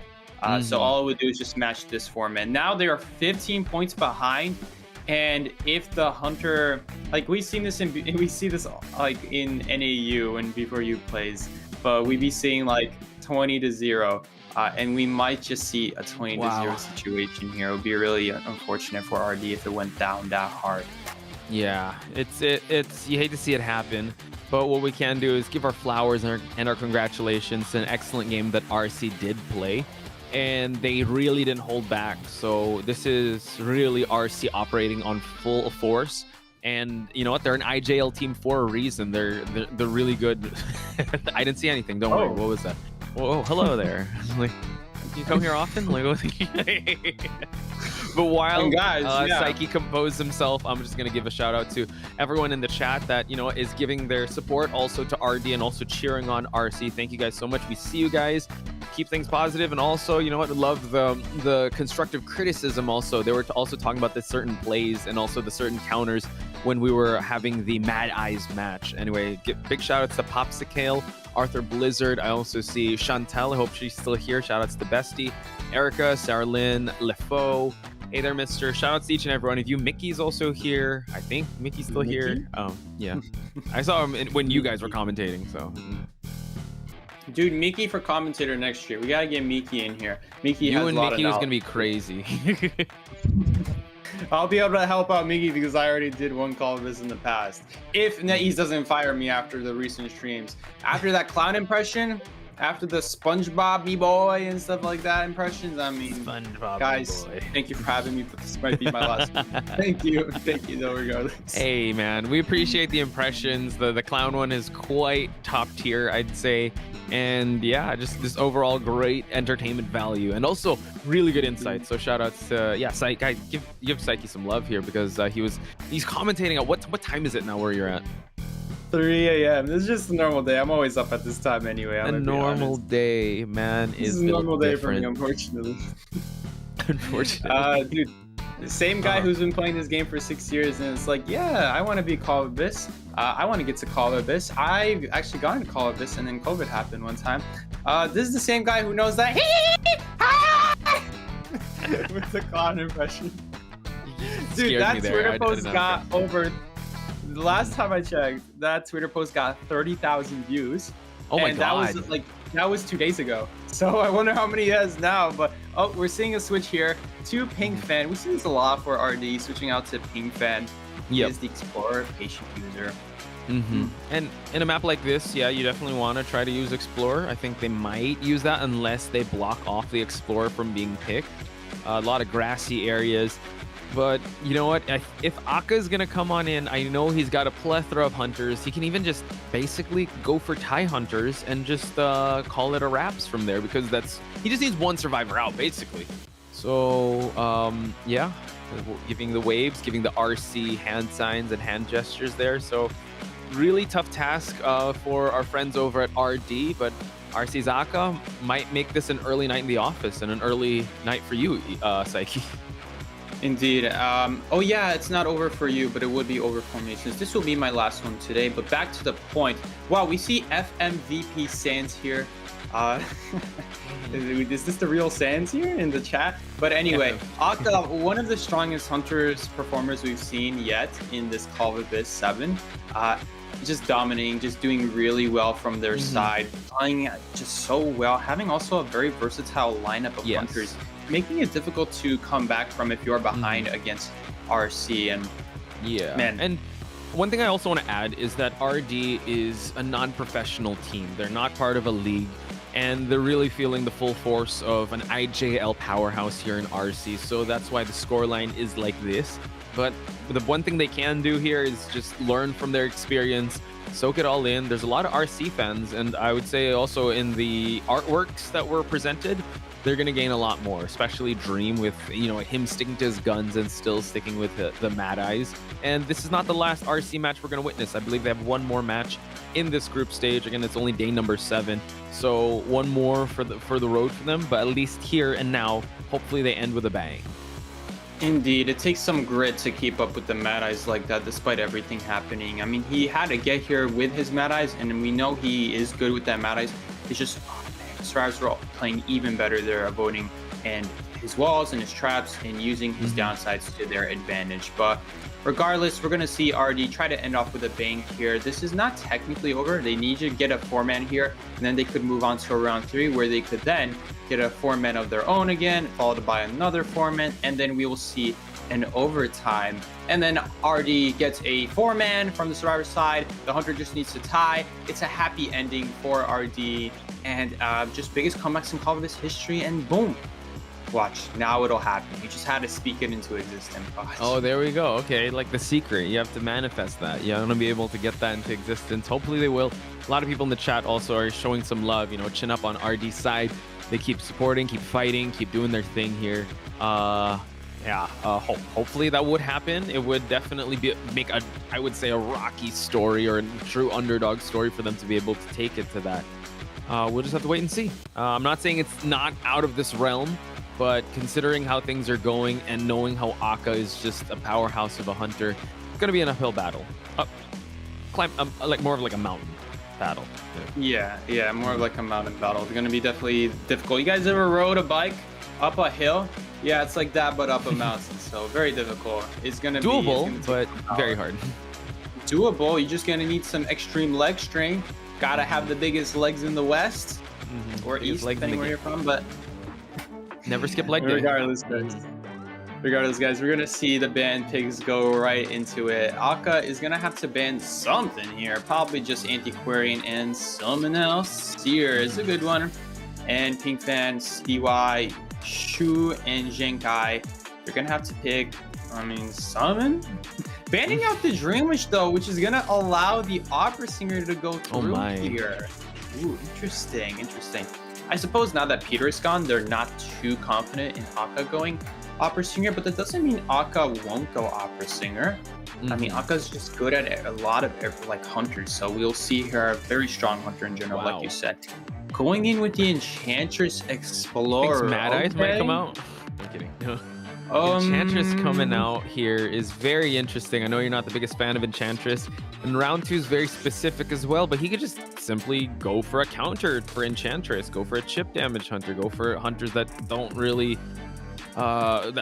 favor this Enchantress matchup. I agree with the Explorer because Ping Fan is the Explorer main, but what do you think they're preparing for here, Psyche? Bring out an Enchantress. I mean, you could argue Clown, you could argue like maybe something like Mad Eyes, you could argue Bomb, but the question is, why would he go that? He can clearly see you're going Enchantress. It's like, okay, well, it was already a bad map for Clown, it was already an awkward map for Mad Eyes. I mean, it's all right. I mean, the what's it called? The consoles are in okay spots, especially the one in middle. You can get a lot of value out of that one if you manage to trap someone in there, but besides that, I don't think the Enchantress is really worth it in the long run. I mean, what are you going to do with her? Done the Hunter and Balloons? Well, that's over support. Yeah. At this point, Aka could just go Opera Singer. He could go Night Watch is going to be a little hard here, but he could go with what other hunters? I mean, Clown, but no, Enchantress does counter that. But yeah, I wonder if this is like a gentleman agreement that they'll both use Mad Eyes just for, you know what, as Mad Eyes mains, that they'll be able to go for it. But if that would be great, but you do leave yourself susceptible to that game number 3, and you know what, this is Call of the Abyss 7. You want to be able to, you know what, go into the brackets, the playoffs in full form. So it's very, I'm really person to meme though. Do you think he's the type of person to meme around, show off his hashtag #7 support by posting a meme of his own in real time right here and give it potentially all business for Aka here. I was gonna go with the Opera Singer. I had to throw in the ad, you know, anything for the sponsor. Of course. We don't have to promote that hashtag, guys. Hashtag #7 support on X. Get your support going on today, and you go get yourself 10 essences. We're gonna see the Opera Singer going in here. I mean, by the way, I was listening to you and Eli, and you talked about the $5 footlong ads, and I remember those. There was a Godzilla one. $5 footlong. Yeah, and now, yo, funny story. Man. I was a few years later, I'd be hearing about stories, and I think someone in my family or one of my friends, I forgot who it was, they tell me, hey, you know that's not $5 anymore, right? I'm like, what? Like, I would think I was singing the song as a reference. They're like, yeah, it's $6 now. I'm like, what? Catchy. You can't just ruin it. You just ruined the whole ad. No one's gonna buy a footlong now. But I'm like, wait. $6. No, you'd get everyone so mad if you did that. Like, oh my god, no one would buy. If anything, less people might buy a footlong just to go against it. We see the Enchantress here spawning next to in a position that favors the Hunter spawning next to her. Because here's the thing, Hunter wants to spawn in a place where Factory gets blocked. So why they put the weaker Kiter here against the Hunter, I am not too sure. Enchantress is a little bit weak against Opera. You guys want to know why? Because she doesn't start with anything. That's why Enchantress is a weak hider, because then you get that first hit, and even if you somehow try your best to snowball, it's so hard because you need to use your stuns just to stay alive, and you don't even get the triple stun, and that's kind of why things fall apart. Not to mention that the blink happens if you ever try to get the ball rolling somehow. That's should start with a stun, I say. What do you think? Yeah, that would be an interesting change, but it seems like CY and Shui not having borrowed time here, so they are going with, well, Rescuer on Shui's side, but CY on a full kiting build. Ping Fan will be the main decoder while we have a first officer for those rescues along with a batter. And along with you guys, we have Psyche and Posh Spice for this round 2 second half with Akka on the Opera Singer. Indeed, and right away, better than what we saw before, where we saw Novice in a very similar situation where Enchantress is right now. The difference is Enchantress is able to make it to the window this time. Pretty big deal here. I'm surprised Akka didn't like try to set up like shadows here, but I suppose the Enchantress will see that and then just transition away. So right away, using both the pallets here, just because the fast pallet breaking, just shredding through everything, doesn't leave her with much choice, especially with that confined space blocking her window, which she really would love to reuse. Now finds herself in actually a decent position, because now this first stack, if you can get the first stack, you can kind of start this what's it called? This snowball effect, the domino effect, but still having the mobility that Opera Singer does is going to result in a first hit quite quickly here. Yeah, so he's just going to continue on to hunker down this this Enchantress, right? The one single stacks, unfortunately, unable to get past the blink, and CY is down at the 1 minute mark of the game, so this kind of forces their hand. Yeah, so they need 5 out, right, for them to be able. Sorry, 4 out, 5 points. Bot's getting out as well. $5. $5. You got 2 ahead of yourself there. I did. Yeah.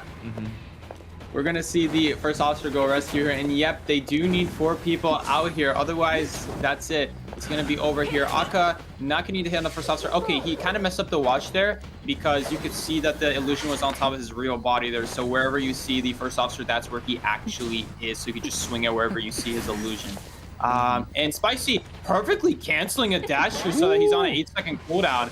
Going behind the wall there, I feel like Batter could have shot there sooner, just because otherwise you go behind the wall there and now you can't really flop with anything. It is going to allow the Enchantress to get away now, so that's nice. That's nice, I suppose. But Opera Singer doing Opera Singer things is just going to basically instantly get back in literally no time.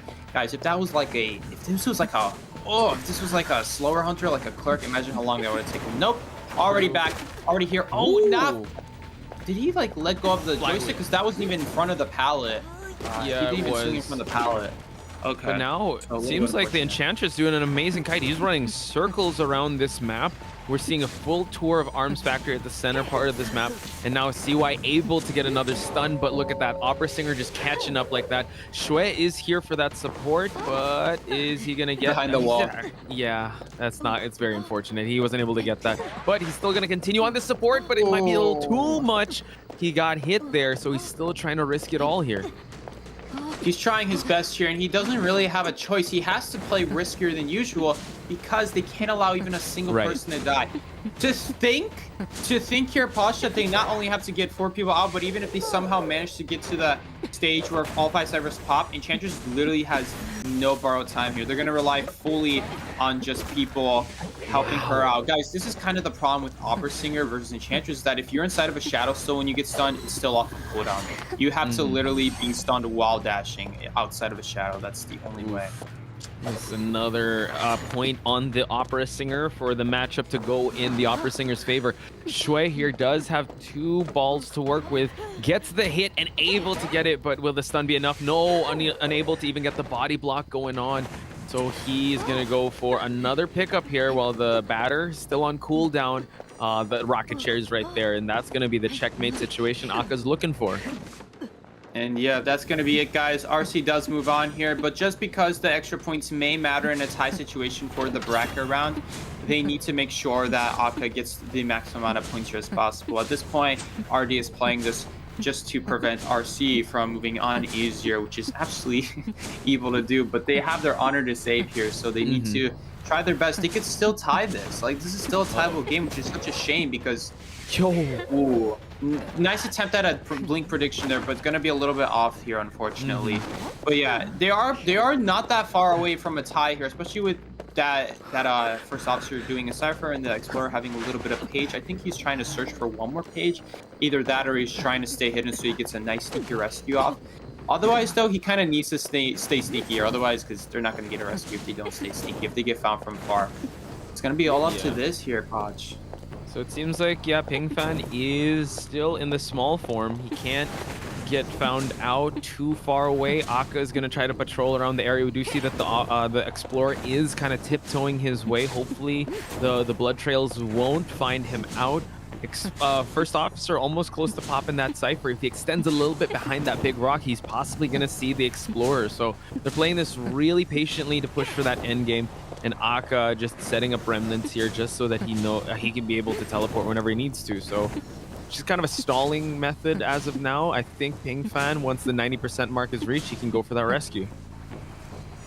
Swinging here every occasional area, just anything he sees as a potential hiding spot, he's just swinging as he's coming out of the corner. Right here, same idea, trying to knock back the Explorer while swinging, but that speed up is still going to give to a pretty good attempt here at the rescue. And oh no, still getting hit here last second, and canceling recovery at the same time. Now Explorer is going to go down. Yeah, so the two for the price of one there. Aka now will just monitor this Explorer until he falls down. Exit is opening up. Shui is about to fall down. Aka is going to chair one survivor and chair the other to hopefully get a 3-person elimination in this game. But now first officer able to open up the exit gate. Can Shui heal up in time before Aka is able to find him? Maybe here's the thing. Maybe here's the advantage here. Aka might be thinking that he probably down like a deep corner or something, which we see he's checking exactly. Yep, that's what I would have thought if I was Hunter. Going against that idea, dies in the most like obvious area, because here in this tournament, what's obvious is actually the bad play. So then the Hunter's like, nah, he wouldn't die in the obvious area, right? Otherwise, I'd easily find him. So the batter being like, well, he thinks that's obvious, and he thinks I'm not going to do that. I'm going to go die in front of the gate, since he's probably not going to think I'm going to go there. Now, didn't die exactly in front of the gate. He wants to die, of course, behind a wall, which is better to do.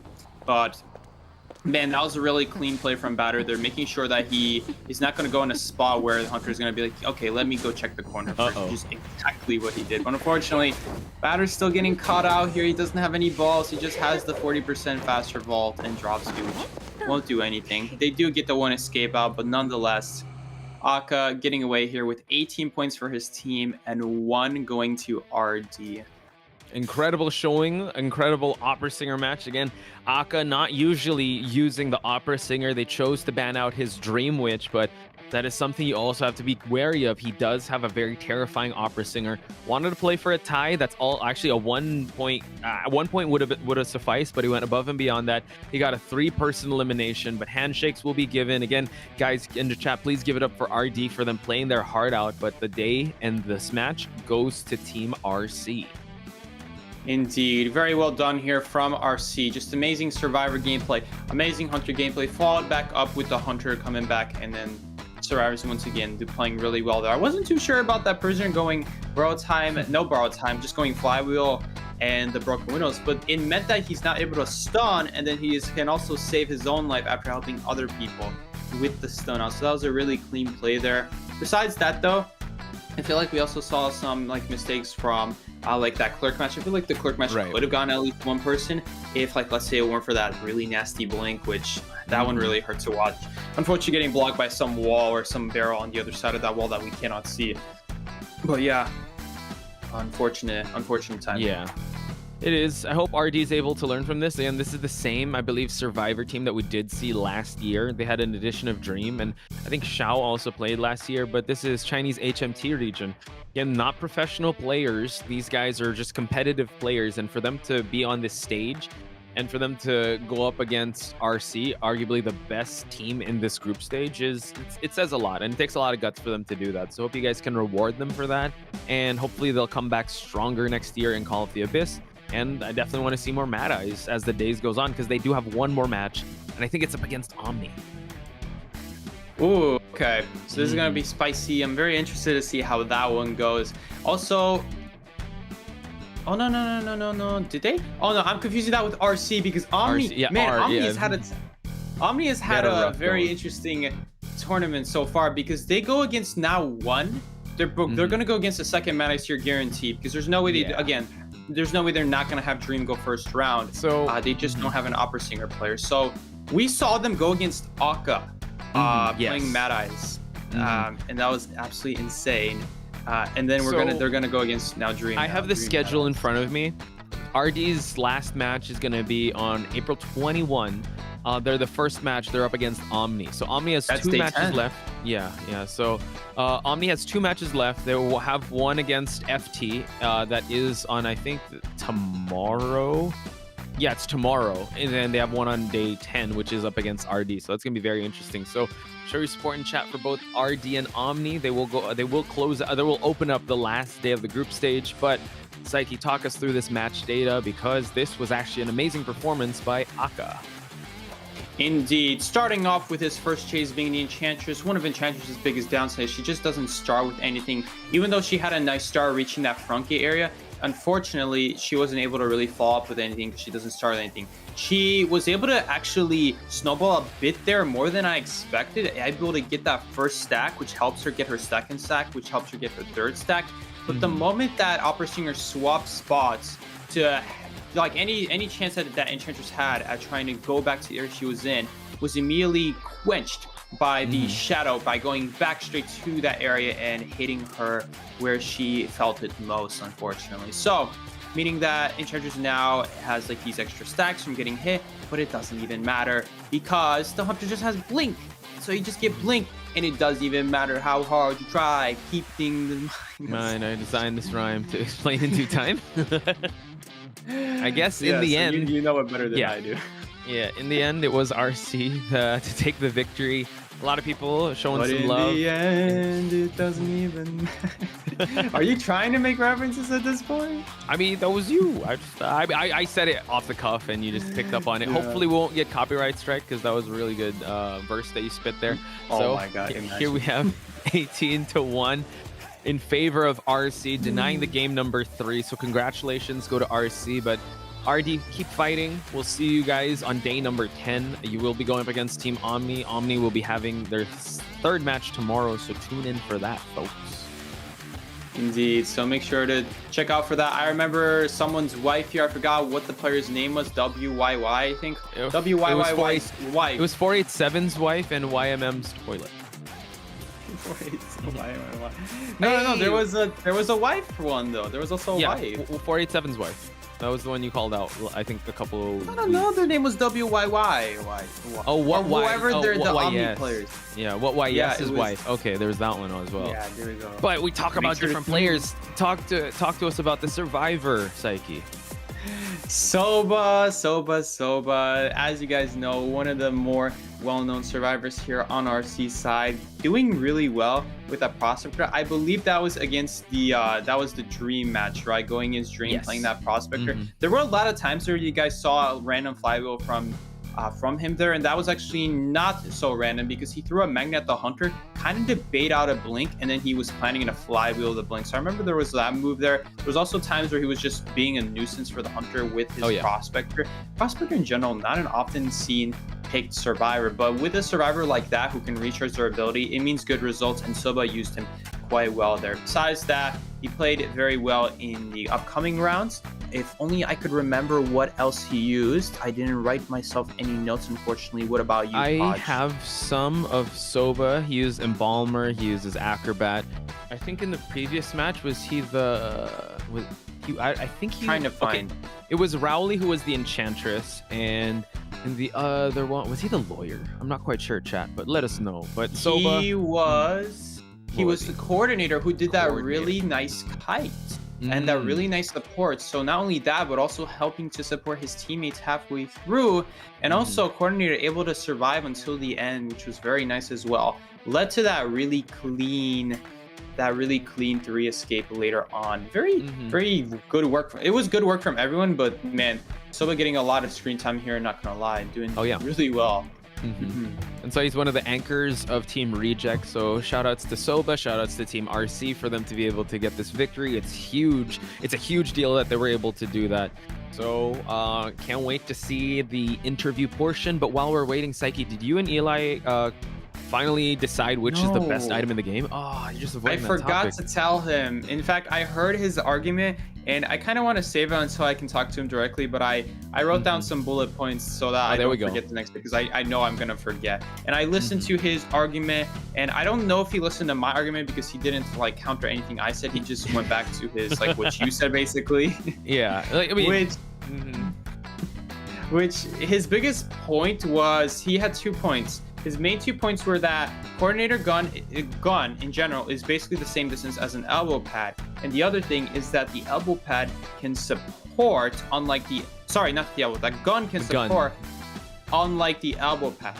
Here's my problem with that. On paper, the flare gun does way more for the team than the elbow pad. The reason I don't like that is, let's look at it just basics. How can you get a flare gun? What are the ways you can get a flare gun? Well, you can get it from a chest, never. The only time you can get it from a chest is in quick match or something like that, or in 2v8, and that has like less than a 1% chance, because I have gotten it only a couple times in history. And I played a lot of rank match back before they banned it from rank match from getting it in chest. So in these matches, technically, if someone pulls a flare gun in here, they're not allowed to use it. So they can still get a flare gun in these matches, I believe, unless the devs change that in the tournament server at least. But anyway, the problem with that is that you can't get it from chest, all right? So how are you going to get it? You're going to get it by picking a survivor with the gun. If you want to know why I don't think that's almost ever going to work, looks like we're going to have to save it for Ellie, unfortunately. Pause there. I was hooked, man. I wanted to know what I was going to say. But give a shout out to Soba and Aka as they're on the stage for the interview portion. 欢迎！今天的表现真的是太亮眼了，而且今天前面一直是在4抓4跑，包括最后也是一个非常漂亮的赢局，终结了比赛。很多我们的观众就在说，今年的 RC 看起来剑指冠军，因为去年 RC 也是有在舞台上给我们带来自己的一些操作和表现，所以还是蛮想问一下，觉得今年的他们跟去年的他们相比，最大的变化，两位会觉得是在哪里呢？ So the host is giving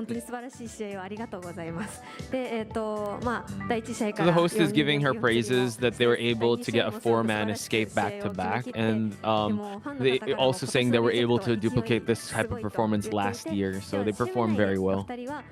去年のリジェクトと今年のリジェクトの違いをぜひ教えていただきたいですね。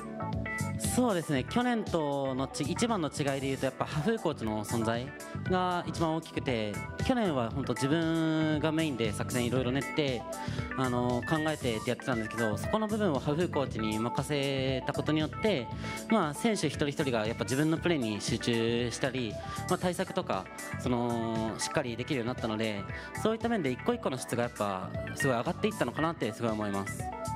他觉得今年的最大的变化还是哈夫作为教练加入 RC， 因为去年的话还是 Soba 可能做的更多的是很多战略啊，包括一些打法，但是今年他们就因为哈夫可以给他们想很多这部分的分担这部分的压力，所以他们可以更加专注去做自己的练习。有看到去年大家在运营和沟通还是需要一点小小的磨合，但是今年确实是更加成熟了。那阿卡选手呢？他觉得自己会有什么样的变化？阿さんいかがですか？ So every year, RC said that they're trying to improve. Every year that they get to go to COAVII, they're getting better and better and just improving from what they did last year. 跟 Soba 一样，也是觉得哈夫的加入真的给队伍的影响非常的大。还有说哈夫斯巴拉西就是很用力的在夸自己的教练，真的特别棒。那今天拿下了比赛的胜利，因为真的是前期优势非常大，第一局就是一个10比0嘛。那想问一下，因为他们作为求生者是在已知对面会有风眼的情况下，主动选到了永眠阵，那这个4跑也在他们的预料之内的吗？他们会觉得最关键的一波4跑的节奏点会是在哪里呢？ まず第1試合、10対0で、サバイバ戦としては、相手チーム So they basically said that they feel really good about this tournament. Their team condition is on point, and they think they can go the distance. そうですね、やっぱり多分自分自信的には 80% くらいはまあ4逃げできると思ってて、で残り 20% くらい I はまあ believe they 4 were 逃げさ just れるかもみ asked たいな how ちょ they っと冗 feel 談が like 伝えたんですけ being ど、 together, like まあ how 基本 they've 的 been には playing 勝つ fantastic as 自 four 信があっ players. てプレーに臨めたので、まあそれが結果につながったのかなって思います。其实他们自己是有80%的自信是可以4跑的，还剩2成，其实觉得还是有可能会被4抓的。对，但他们还是非常有自信的去进行了这次比赛。因为风眼确实是这样，要么4抓，要么4跑，其实两边的容错还是蛮难去把控的。那也就还想问一下阿卡，因为同样也是作为风眼玩家，在备战间看的话，会不会觉得那一局真的是非常非常替队友高兴，然后会觉得自己的队友真的发挥的特别棒，会有一个什么样的感受？同じくバルク使いの川地さんが楽屋でSo they were confident that they were able to get this type of performance, like a 4-person escape, and they decided to just go all out and get that 5-point game. Yeah, and it paid off for sure. 勝利に来たのかなと思いました。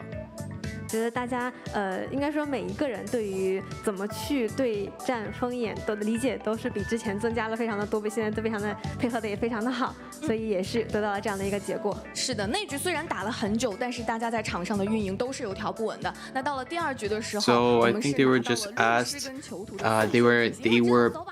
They usually have a survivor pick a certain character. Sorry, Poch, did you understand Yeah, that better? I think it was more. I don't know if it was a survivor or hunter, but yeah, they usually picked that character, but they didn't. So maybe they're referring to Aka using other hunters, but using opera singer now. So maybe it's that. The translation was mostly like one of their teammates using a different type of character more than what they're used to. So and how did they feel about that? Oh.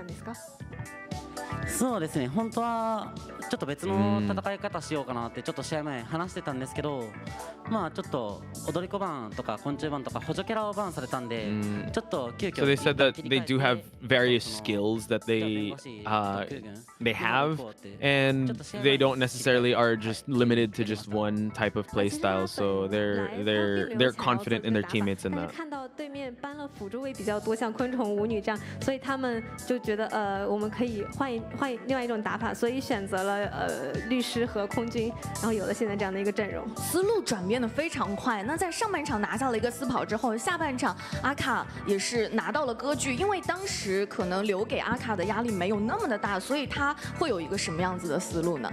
そして第2試合のサバイバーハンター戦はまあサバイバーが4逃げしたのでハンターとしてはまあある程度リラックスして臨んだと思うんです So they asked about the team lineup and their expectations on the other team, and if it's that if they certainly prepared for it, I believe.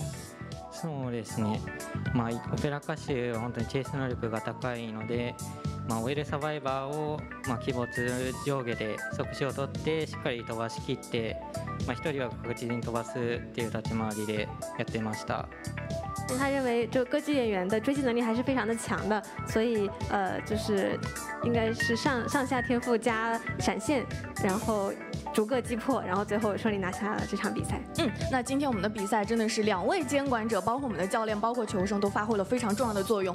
目前他们已经可以稳定出现了，但是接下来还有一场比赛是要面对到 HHD， 这也是我们大陆赛区的一支民间战队。所以想问一下阿卡，对这个队伍有没有什么了解？包括他们下一场比赛的一个目标会是什么呢？ So they just said that they had to change their lineup or change their strategy because they're going against a hunter, the opposing hunter Dream, for example. Playing something very different than what they're used to going against, so they had to play a bit differently, think a bit differently. 知っている情報とか、もしくはこの HHD 戦で何か目標とかあったりしますか？4人釣りして次も勝って全勝を目指します。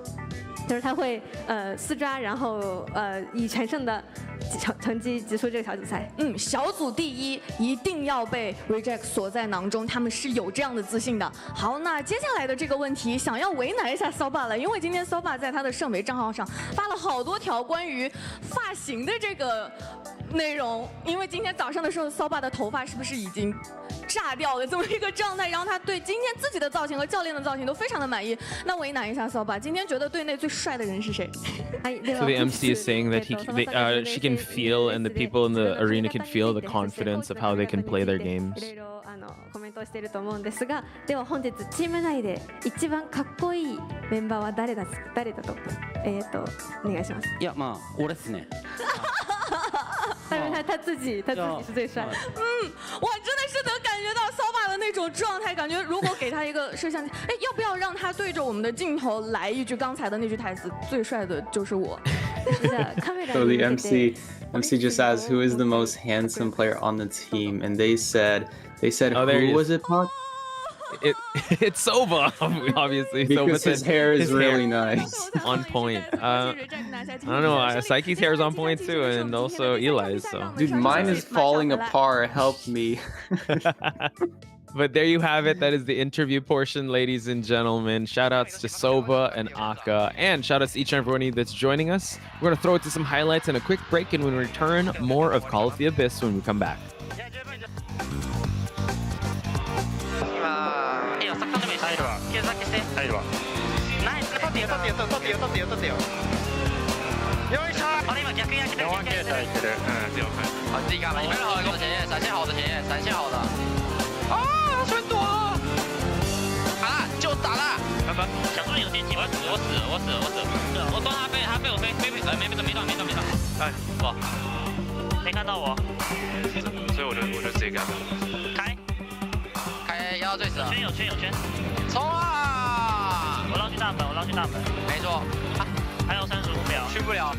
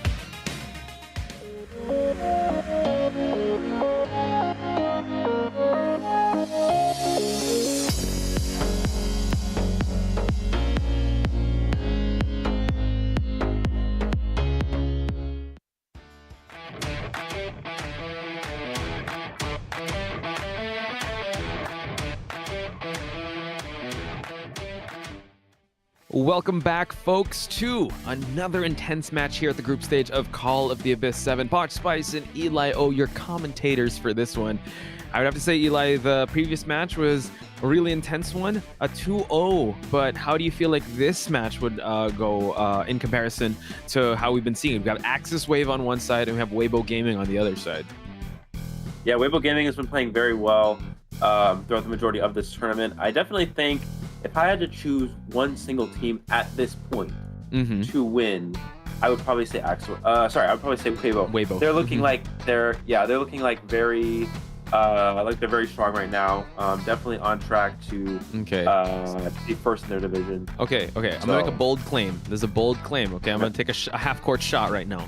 I think grand finals. If with how all things considered, grand finals, I see Weibo Gaming and GG. Clip this, guys. I think that might be because they're so far from the group. So I don't know how the brackets are going to be, but I mean they've been performing like crazy. GG in particular as well. But as of now, we're going to see AXIZ Wave to try and beat the streak of Weibo Gaming. But as Eli said, they've been on point since the jump. Yeah, I mean I think one of the Japanese teams also could make it. Thinking about how some of these teams have been playing, I think RC has been playing very well. To be fair, I think that RC has the most non-professional teams in their group, so in theory they should be performing well. But RC's been playing well, and then also, of course, another team such as Zeta Division, you can never count that out as well.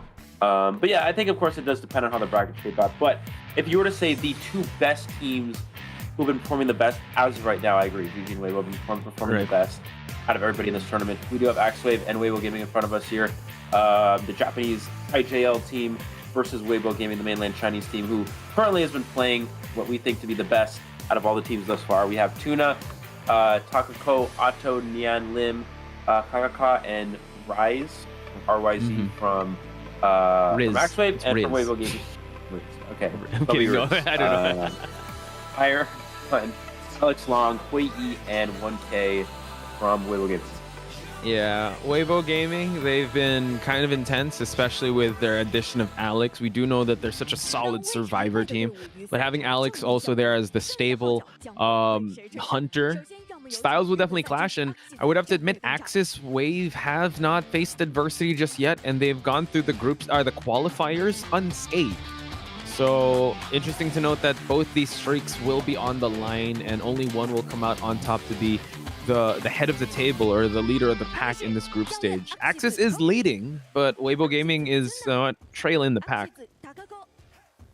Yeah, AXIZ Wave has actually been performing really well. We've considered them to be one of the middle of the pack IJL teams, not exactly towards the top.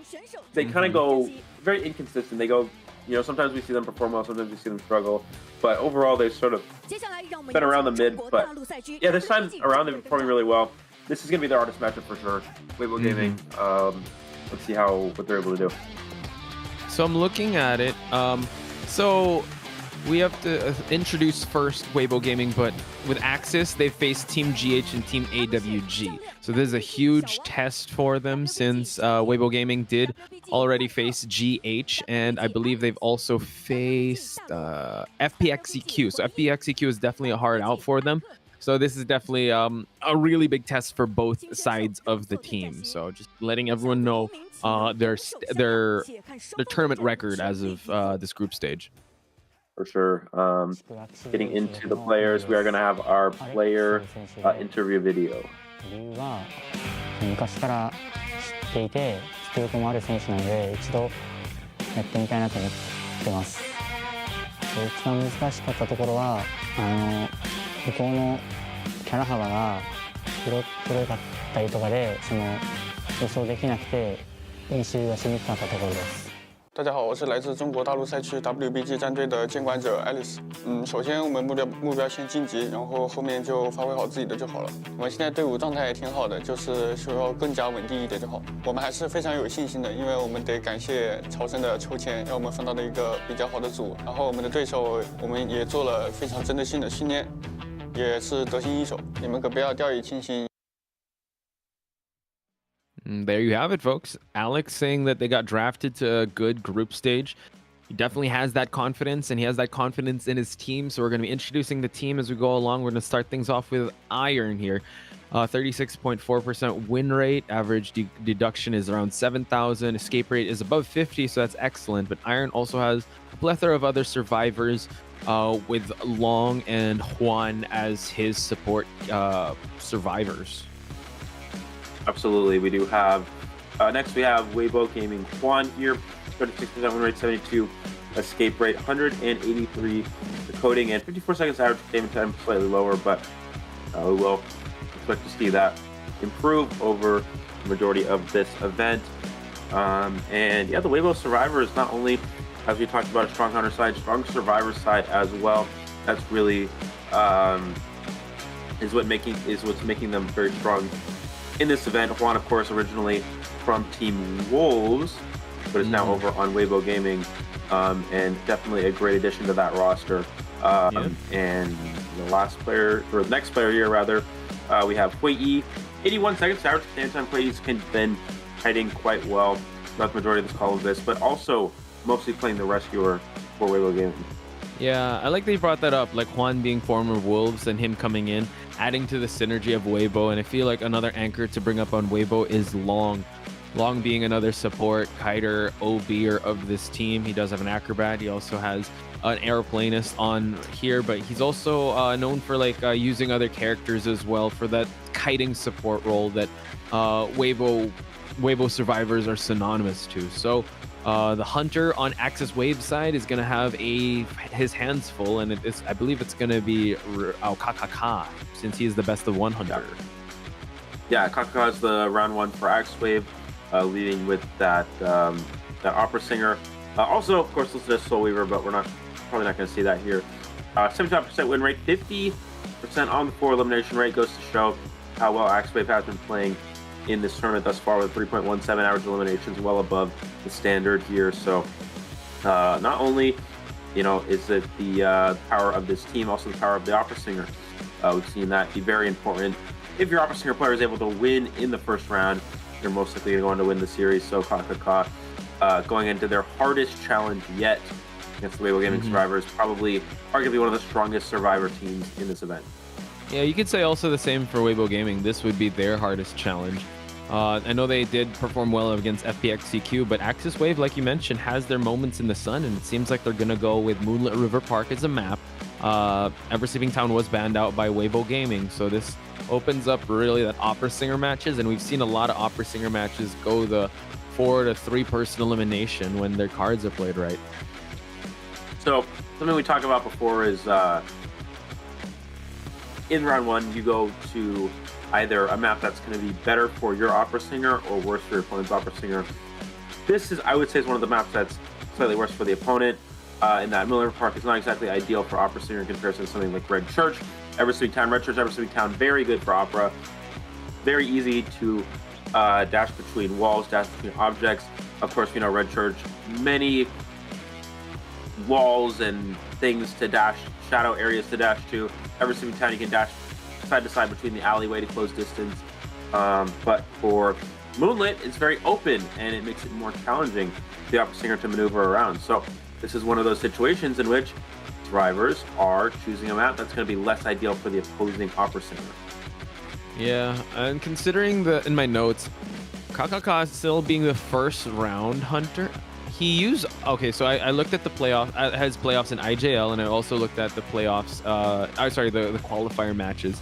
So he has an opera singer round one. He brings out the spider is there too, but he also has a wax artist, a bonbon, a hermit, and a clown.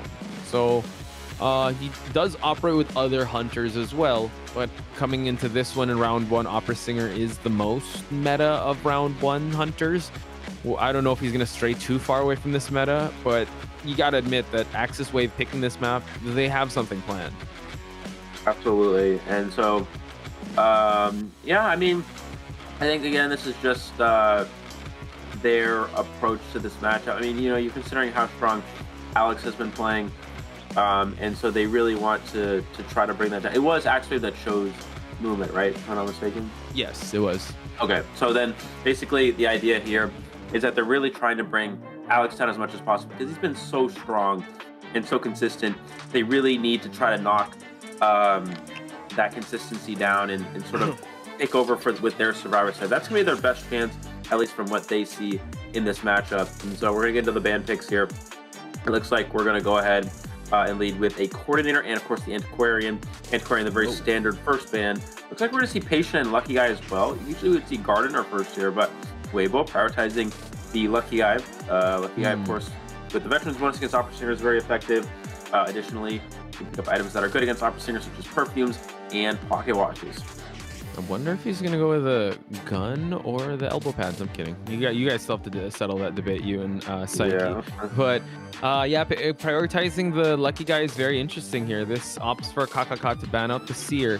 Wonder if they're gonna pick up the Rescuer first or just add another kiter / support character. And it seems like they're gonna pick up a Rescuer to start things out here for them. They're just locking in the Mercenary. So interesting. This actually has the ban open up to the Aeroplanist or anything else. Oh, banning out the Priestess. So interesting, because I know Weibo Gaming is not really known for using a Priestess. So they have their fair share of survivors to pick from to round up this lineup. And Priestess is also not very common in round one. We talked about Priestess. It's not quite as effective against Opera Singer in comparison to some other characters. Looks like we're going to see Toy Merchant, which is not very common against Opera Singer because Opera can easily catch up to the Merchant when she flies away, but on a map like Moonlit, it's pretty good. The ability to utilize many two-story areas for the glider. Setting up the catapult on the top of the platforms is very good as well. So they kind of don't go for Gardener, which is interesting. Also had an opportunity for Acrobat, had an opportunity for Lawyer. You're going to go ahead and forego all those characters. Actually, preferring the Toy Merchant, a little interesting. Again, not something you see every day in the current round one meta, but Toy Merchant, again, pretty good character from Moonlight. Yeah, I guess they're trying to throw off KKK, but like you said, you could definitely just go for the Opera Singer match because he has nothing to worry about when it comes to the Gardener's Bubble. Mercenary as well could get stuffed early on. I mean, we've seen a lot of Opera Singers also kind of stuff the first officer, but they didn't really prioritize that. Just banning out the Antiquarian, the Stunners, the Seer, the Priestess. So don't see any reason why KKK should opt for another Hunter pick here. And interesting also because Weibo Gaming really known for their survivors also being very stable. So them picking this lineup, they have something in mind. Yeah, I mean, it's basically just, you know, a way to approach the Opera Singer match, just try to counter as much as possible. And so basically how the spawn will go is we'll probably see the Patient at 4-stop, Merchant at 2-story, Lucky Guy at 1st stop, and the Mercenary at the bridge. That way Patient can utilize the 4-stop platform with the hooks. Lucky Guy can search the 1st-stop chest, and the Merchant will be able to use the 2-story area for the glider. That's definitely that is definitely possible. We just have to wait and see while we get ready for this match, ladies and gentlemen. Just giving a shout out to each and every one of you that's still joining us here. This is the 3rd match of the day here over at the Group D side of things. Again, we don't, as Eli mentioned, we don't see Toy Merchant that often, so hopefully the catapults will be set up. Patient hopefully has a good kite with the 3 hooks, while KKK wants to be able to down quick and down fast because this is Axis Wave's map choice. And so I think if you're the Opera Singer and we go based off of the spawn that we just talked about, there's 2 approaches. You can spawn in between 2-story and 4-stop and then choose whether or not you want to chase the Merchant or the... Oh, it looks like we're actually going to see... So the Lucky Guy is actually going to go 2-story instead of 1st-stop. So pretty similar, but we're going to have a slight change here. The Merchant's going to move up 1 square, and Lucky Guy goes 2-story, and the Opera's going to block Merc's Cypher. And this is why Merc should spawn Bridge, because this way your Cypher Machine can never get blocked, but instead they're going to spawn Merc here, I guess, so he can't get chased at all and doesn't have to waste elbow pads, but then now his Cypher's locked and they lose Cypher Rush, so I'm not sure what's going on there with Weibo's spawn, but anyways, we're going to get into the match here. We're going to see the Opera Singer spawning at God Kiting, now has a choice of Toy Merchant and Lucky Guy. And yeah, here we go. It's going to be Weibo Gaming Survivors versus the AXIZ opponent in the first half of the first round of the COAVII 7 group stage. I'm Eli O. Join the podcast will be live commentary for this matchup. So it seems to go into 2-story, chasing out the lucky guy. Iron having to go outside. And does have a syringe with him, but we'll see. He does have a bit of a kiting build to work with. That's really unlucky. Boost food. Yeah, I know. Not a lucky guy today. I'd say we got the unlucky guy coming out to play. Oh my god, that's no, a syringe best item really, but now Iron vaulting through the window. Through the pallet, and now he's gonna try to go through these palleted area. Drops one down, and KKK is gonna try to mind game here. Yeah, so I think. Well, obviously you can see the downside of not having a useful item here is really going to come back to hurt him a little bit. Obviously would have preferred a perfume, would have preferred a pocket watch, and that syringe not doing any favors at this point. We're going to see the veterans bonus, going to get him over to the second stop platform. Is there a catapult or a coaster here? Either way, I don't know if it's gonna... Oh, there is a catapult. Okay. Yep. He's going to use it, and that's why we saw the merchant spawn over there. It's going to get him onto the slide. Oh, buy him too much distance. He actually thought he was on top of the side. Yeah, so Iron able to provide a little more distance here. Juan getting chased away. Iron across this side. This is a pretty open map. He's gonna have to hug the walls here for that. But yeah, it seems like he's gonna have to work the palleted area. So excellent kite so far. Disrupted the cipher over at the bridge, but now Iron has a window to work with here. It's like, yeah, just keeping that distance as much as possible. We're gonna need to try to get the blink out, and we are gonna see the survivor is gonna get down here. Looking at the cipher progress, we have about yeah, I mean, most likely just a tie position here. We did see the patient pop their first cipher machine, but the rest of the cipher is only about 65%. We're going to see the catapult get taken down here. Was able to hold on to blink, which is pretty nice here. Mercenary, imagine we'll transition in for the first rescue, but yeah, definitely not enough ciphers for win. Actually, Juan's kind of just hiding away here, so maybe no rescue, it looks like. Possibly, because it's about to hit the halfway mark, and it's unfortunate that I mean, that was an amazing that catapult placement, and the other one was broken. We saw that the toy merchant did pick up her other catapult that was set up in the second stop, so it was a good setup. But maybe they want to expend one tide turn. Actually, do they have a tide turn? Yeah, they do. Oh yeah, they have one, and now Mercenary is going to go for a full blood rescue. Yeah, it's going to be the Mercenary with the tide turner going for the save, and we're going to see the hit on the Mercenary. We're going to see the rescue here. Mercenary trying to delay a little bit longer, but he's going to be able to double pat out of there without getting double down. Lucky guy will take the hit, and it's going to be eliminated. I mean, you know, considering that Weibo is considered to be one of the strongest survivor teams, this is a better start for Axwave, I think, than we probably would have thought. Trying to get the full presence, but unfortunately was not able to do so here. And looking at our last cipher machine, we have 2 ciphers done, and we have progress on all 3. So the survivors are well positioned. Since there's only 1 injury, that's pretty good. They don't have 2 injuries to worry about. But the Opera Singer, 1 hit away from full presence, does have trump card now available. Yeah, so Juan playing with a coaster area, but chooses to actually just move on away. So KKK will want to down this Mercenary. He still has 1 elbow pad to work with from the transition accordingly. He's going to try to go towards the palleted area at God Kiting, but this is going to be a little tough because 2 ciphers moving along quite well, but the blink, unfortunately unable to get it, but still gets the second hit, and now this Mercenary will be falling down. Long at the second story here, will position himself for a rescue, but it seems like KKK is actually moving on to the last cipher. Seems like he's just monitoring the area. Yeah, he doesn't have Trey right now, so he needs to make sure that that last cipher machine doesn't get completed. Oh, we're gonna go back for the chair here. The goal here for the Axwave Hunters, you got to make sure you at least have your trait back for endgame. We talk about the most important thing for Opera Singer is having your trait for endgame, whether that's... So you can go for a really long chair here, it looks like. Trying to chair potentially near a cipher machine.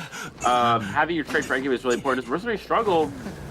Unable to, but you have to admit that, you know what, Weibo Gaming realizing that, they open up another cipher on the other side of the map. We still see the toy merchant here just waiting for the drop down to happen. Then we're gonna see a pause in the deduction, folks. It seems like whenever me and Eli are on here, we get a little time for us to talk and dissect the matchup. So Eli, it's looking like a potential tie game. There is a cipher that is moving along. Toy merchant is possibly going to go for the rescue, and I think she has an item to throw the Mercenary. I think it's a magic wand. I don't know if that's going to help out a lot, but it's still something. Oh, you're muted. All right, I was sneezing. Okay. Looking at this match, I think the patient actually used... I'm looking back at where we're in the match right now. Patient actually ended up using a hook for transitioning between ciphers, which is a little interesting considering you usually only see that being done when you're trying to get to the prime cipher and trying to finish it before the survivor gets down. So that was a little interesting. So Patient's gonna have one less item to work with. This thing's getting a little bit interesting because Merchant is a good chase. Okay, so basically what needs to happen is the Mercenary needs to get that illusion from the Merchant because how Opera Singer wins games from positions like this is you down the survivor immediately after the pop because you catch up to them super quick and you down them, you teleport to the gate, get an extra kill. Right, so that's going to be the goal for Kakaka. Basically, if Mercenary has an illusion, that makes it a little bit more challenging. And then if Merchant doesn't have any items, that can be difficult as well for the survivor. So that's what Kakaka wants to position themselves for. So let's say end game scenario, they prime the cipher, Merchant goes for the rescue, they're able to get it. Who does he want to go for? Is he going to go for the Merchant or is he going to go for Mercenary with one item? Well, it depends if he sees the illusion get picked up or not. But obviously Merchant would be best because Merchant doesn't have anything. But the Mercenary will get an illusion, but again, the Hunter might not see them pick up the illusion. So it kind of just depends on that. And as for Patient, obviously they're not going to get chased. I was going to say, with only 2 hooks, I'm not sure if that matters, but yeah, it looks like we're about to start. We're going to be back into the match. Yeah, here we go. Just going to try to get that trade back. Yeah. Oh, actually forcing out Long to actually go through the window here and force some activity while the last cipher is still being primed, but he will be gliding off the air here. So Long choosing to actually go the long way just to buy a little more time there. He's going to force the rescue to happen, so the end game pop needs to happen soon enough. The illusion able to actually go for it, and now this provides a little more time for that cipher to be primed, but Juan unfortunately gets hit out there, so they might have to go for that pop. Indeed. Let's see. Yeah, we're going to see the cipher pop here. The teleport's not back yet, but it will be ready by the time the Mercenary goes down. And so basically, at this point, we see the Patient using another hook to get to the exit gate there. But Mercenary, yeah, doing a good job knocking down everybody, but does go down at this point. Does he have enough time to chair and teleport? I think he does.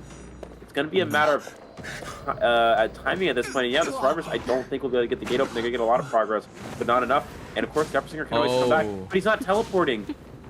Yeah, he's checking, so he just wants to secure the tied game. Now he teleports, but we're already opened up, and now we see the Toy Merchant actually escape the game.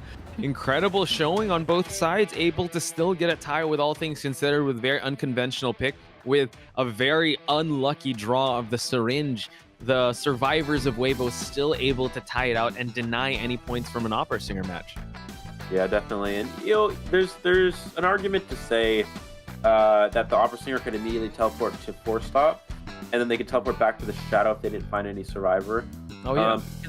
Considering that there was a lot of time, there was a decent amount of time wasted by the Mercenary after the Cypher pop, so the Star Hunter doesn't have as much time to work with. So there's a chance that they might need to actually teleport really fast and then try to get to a gate before the gates open, and then if there's nobody there, they can go back.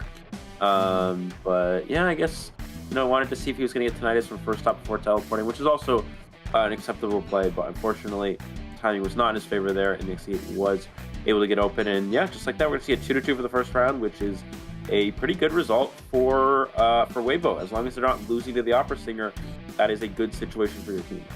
Yeah, so incredible performance by both sides. Again, for the lucky guy to be able to kite, if we go back to how the round kind of went, lucky guy spawning at the 2-story building, he wished for something, got a syringe, so that was not ideal, but they still had the plays to be able to provide him the kite to last a little long. Like, he was able to go to second stop, use a catapult to go towards the slide area, and then the slide area, the Hunter kind of got lost. Bought him a little time, but it started to really snowball towards the mid game, so it got even towards then. And all things considered, that this map is actually very it's not ideal for an Opera Singer. You got to give it up to Kakaka, still denying any points from Weibo Gaming. Yeah, definitely. Looking at the results here, we do see the first kite from Iron. 73 seconds, which is pretty good considering that the one rescue the survivor was almost farmed to be left here. So over close to 70 seconds for the first kite, which is definitely very strong against an opera singer. And again, a big downside was just getting the syringe as the item. If there was a perfume or a pocket watch or something more useful, that kite could have been a lot longer. And the game would have gone a lot better for Weibo. That's the risk that you run playing Lucky Guys. You're not always going to get exactly what you want. You're not always going to be lucky. You might be unlucky guy in one game, you might be lucky. Yeah, so it kind of just depends on the game decides for you. And in this case, they did not favor Weibo Gaming, and they favored AXIZ instead. Yeah, it's tough to see because Lucky Guy has a very interesting mechanic, but it relies a lot on RNG. I mean, there is that element of RNG. Like, yeah, what are the chances you're going to be able to get that? Well, there's one of those chances that he got an item that he didn't really need. And when it comes to competitive Identity 5, you don't want to leave things to chance, especially in that instance, because Lucky Guy actually, Weibo Iron actually had a great kite with just a syringe. So he was basically kiting with just skill and the terrain and just that support. So like you mentioned, what if he got a better item like a perfume bottle or a pocket watch just to prolong it a little more? I mean, it's nice to think about it, but we're not living in that reality that the Lucky Guy did get a good item. So this is what we have to live with. Yeah, for sure. And also Lucky Guy didn't have enough time to search chests. That's what I was kind of considering. The Lucky Guy should spawn first stop because there's two spawns hunters can do. So if the survivors go first stop patient, okay, first stop Lucky Guy, two-story first stop Lucky Guy, two-story merchant, bridge mercenary, four stop patient. Okay. If a lot of the time the hunter will spawn in between four stop and two-story, and to lock off the first stop cipher, then they can choose if they want to go four stop or two-story, and then the Lucky Guy will be able to search a chest. There, because there's one right near the first stop platform. So basically that is the standard lineup. Now sometimes the hunter can spawn next to first stop instead of actually going the other way and chase the Lucky Guy, but if you spawn two-story like how they did, the hunter's just gonna spawn next to you anyway, so what's the point, right? So basically, and there's also no chest there, so that's why I was a little confused by the spawn. I think Weibo had some sort of secret play going on, but they weren't really able to execute it because we didn't really see it in that game. And so sometimes that's just how it goes. Yeah, it was a little unfortunate. I think it had to do with, I mean, we saw a little bit of the toy merchant catapult being placed, but that wasn't necessarily game changing. But we digress. We're gonna move on to the second half of round number 1. We're gonna introduce AXIZ's first survivor here in Tuna. So Tuna having the airplanist and also the acrobat. Also plays a psychologist, priestess, but majority he's always on that aeroplanist. Yeah, definitely. We see the next survivor here for AXIZ, Takako. 94% escape rate, pretty good. Average same time only 52, but yeah, wait, 94% escape rate, that's crazy. Okay, that's actually a lot. 1.11 average rescues. So playing first officer and mercenary. And yeah, 94% escape rate. That means the survivor team never really gets 4-man, so that's really nice to see. Obviously, the 4 eliminations are very important, and that's something they're going to want to avoid in this first round. We have Otto as well, 52% win rate with 50% escape rate and 7 seconds of average time. Yeah, seeing in my notes, he's really good on the prospector. Also brings out the perfumer, but he's also really good with that novelist. So I wonder if the novelist will get banned out. Last but not least, this was the person that was interviewed. It is Nyan. Nyan being the basic stunner of the group based on his showing of the survivors here, but he also has, aside from the antiquarian, he also has an enchantress, he also has a seer, has that coordinator, and also that dancer. So you got to be worried about Nyan if you're going to chase him first. Definitely. And yeah, Nyan also one of the strongest Japanese kiting players, so yeah, definitely expect good things here. We have Weibo Alex, who has a 90% win rate at this point in time with a 63% for elimination rate at 3.36 average eliminations per game, which is, to say the least, terrifying. Very strong. Yeah, very strong. I believe that is probably the best numbers out of any hunter in this tournament so far. So yeah, I mean, you know, you remember back, if you go back to the day, you think about when Alex used to be a rank hunter, a breaking wheel rank hunter in the Chinese server, and then he joined Team Wolves and had a hard time adapting to the competitive aspect of Identity 5. Was very good in rank, but had a hard time against these teams with good chemistry. And then eventually got better and better and became one of the mid to higher ranked hunters playing with Team Wolves, and is now, now one of the best in the entire world. So pretty good accomplishment, I would say. Alex took a break, right? Or he said he was going to retire at one point, and then he came back. I think he was a caster for a short period of time as well. And now I guess it's the heat of competition, man. It's the call of the abyss. What? Able to use the name? So definitely answer that call. Oh, hey, thank you. So it seems like Alex is ready to go here as we head towards the picks and bans, denying the stunners of Nyan here. The coordinator and the antiquarian will be banned out for Nyan to use. Yeah, it looks like pretty standard bans, banning the antiquarian plus one other character. Coordinator is that character of choice. Instant Embalmer from AXIZ, a little bit interesting, but they definitely don't want to lose, so that's the mindset is let's not lose and let's play Embalmer, which is a character that's typically good at tying games, and the patient as well, which has been a very standard staple for round one. Looks like we're going to see the ban onto the mercenary. I think the last ban will actually be Wildling from Alex, or first it could be Officer, but I actually would not be surprised to see Wildling. We've seen a lot of teams prioritize Wildling. There it is, Wildling. We see a lot of teams prioritize Wildling as the rescuer on large maps because Wildling cannot get caught off from a distance. And with the mercenary unavailable, that is, Wildling is the next best option for a situation such as this one. So I definitely did not want to deal with that Wildling, also banning out the mercenary, forcing them to go for that first the mercenary, so forcing him to go for the first officer, but they still at least have the novelist to work with. Yeah, the patient obviously for fourth stop, and they also have the embalmer just to add that extra I would say tie ability, or that guaranteed that coffin or guaranteed self-rescue. But we've seen it also kind of backfire in I think, what match was that? I think it was against Zeta. It's GG against Zeta yesterday, where the coffin spawned originally spawned at the big boat, and then he moved the coffin closer to the hunter, unfortunately, and he just picked them off from there. So hopefully that situation will not happen here. Seems like they're already set with their survivors. Now we have the Hunter of Alex being the opera singer. All right, and then that's to be expected, of course. The opera singer versus opera singer matchup. Novelist, a character that we thought we'd see a lot more and hasn't been being played as much, but a lot of hunters will actually ban Novelist. And a lot of teams just opt not to choose it. But this time around, we will see the Novelist get chosen, as Novelist is one of the effective characters against opera singer. Just delaying the first down is very important, and Novelist does a good time. It's almost as good at wasting time. Another very interesting spawn from the survivors here. Talk to me about it. Yeah, I'm not even sure. I mean, Embalmer 2-story is very good. Being able to call back 2-story is very strong. But besides that, I'm not really sure how to explain this. Yeah, I don't know. From what we're used to, ladies and gentlemen, Tuna's usually on the lower left side.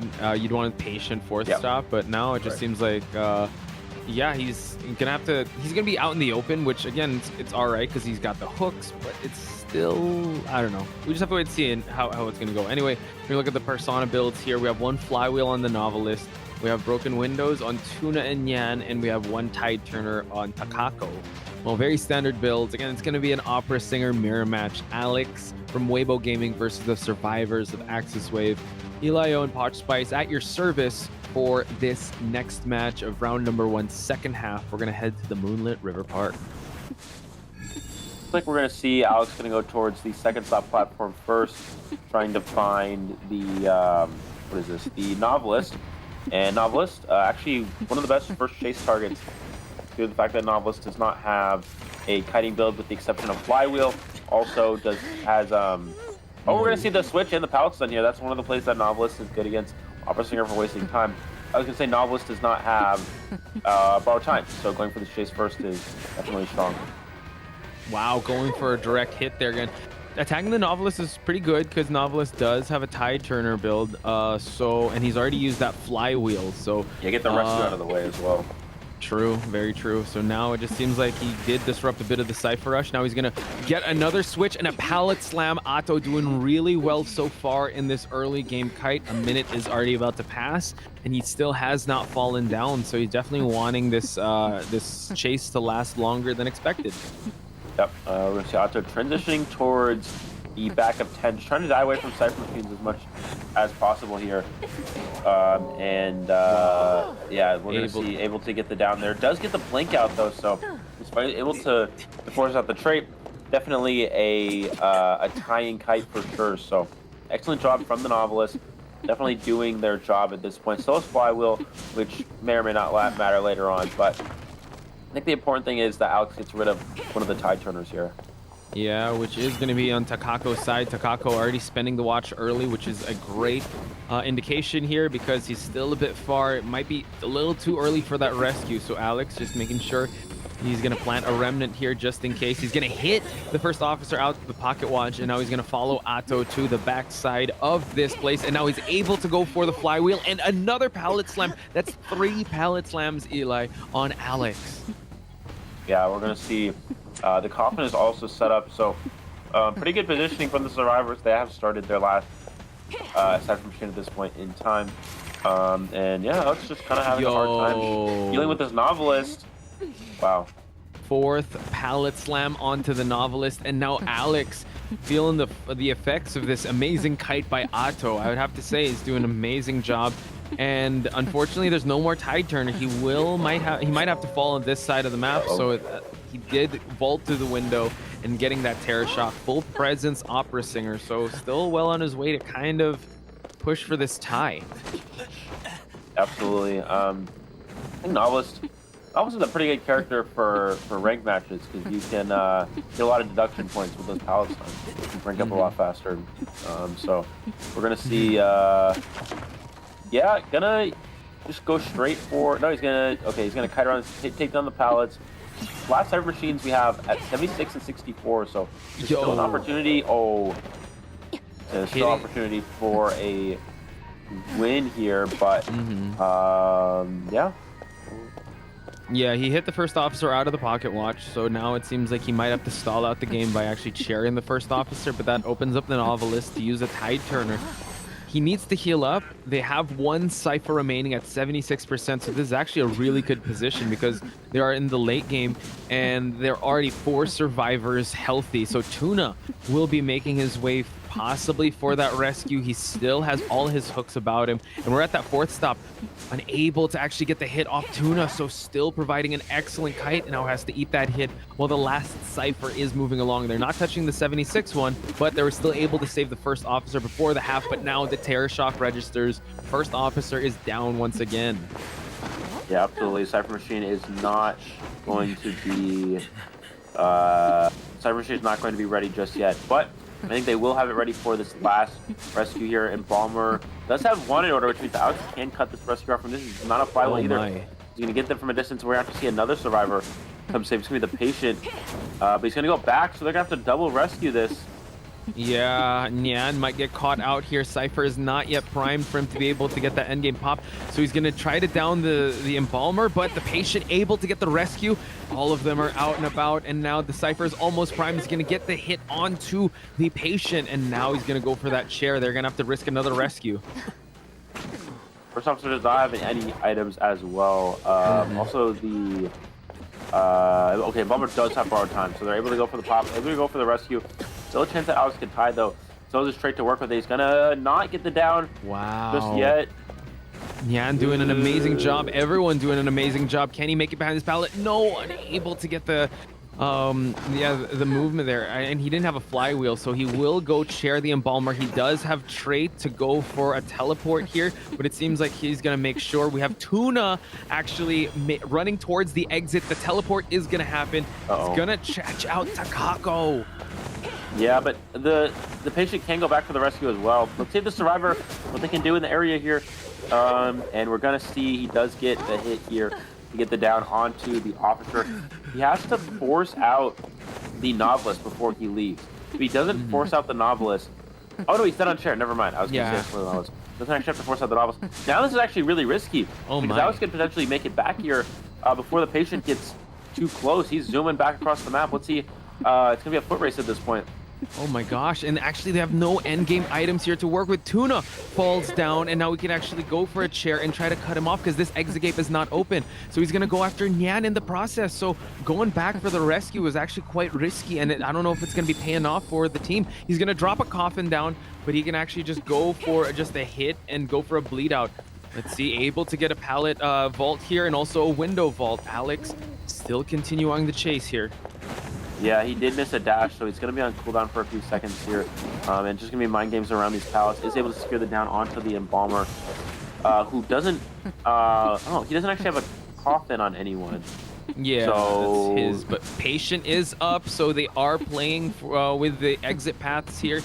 So this is actually quite the intense game, Eli, because there is an exit gate that is open, but it is not this one. So Tuna has to... Yeah. Yeah, but he doesn't have self-heal as well. So he's just going to down this. He's going to teleport back to one of the shadows, and then he's going... Oh, he's going to chair even though he doesn't have self-heal. Huh, interesting. I guess he was worried that the novelist would come heal and they'd open the gate, but he has his strike back, so he could just leave it on the ground, and if he got picked up, he would know the novelist healed, he could teleport back over there. But it looks like we're going to see the embalmer get back up again here. Patient on chair for the second time, and yeah, Alex can actually win this game. What a scrambly finish here, but now Nyan's gonna get caught out in the open here. He's just gonna go for the hit and go for the bleed out. Seems like Novelist has already exited the game. So this is actually a winning game for Alex. A 3-person elimination by Weibo Gaming's Alex. I mean, it was kind of a scramble. It looked like it was a strong 3-person escape, but it ended up a reverse Uno card of sorts, and Alex actually getting the 3 points for his team. Yeah, what is that, a 4 Survivor endgame turned into a win for the Hunter side. So that's just how Opera Singer games go. You know, you go from essentially...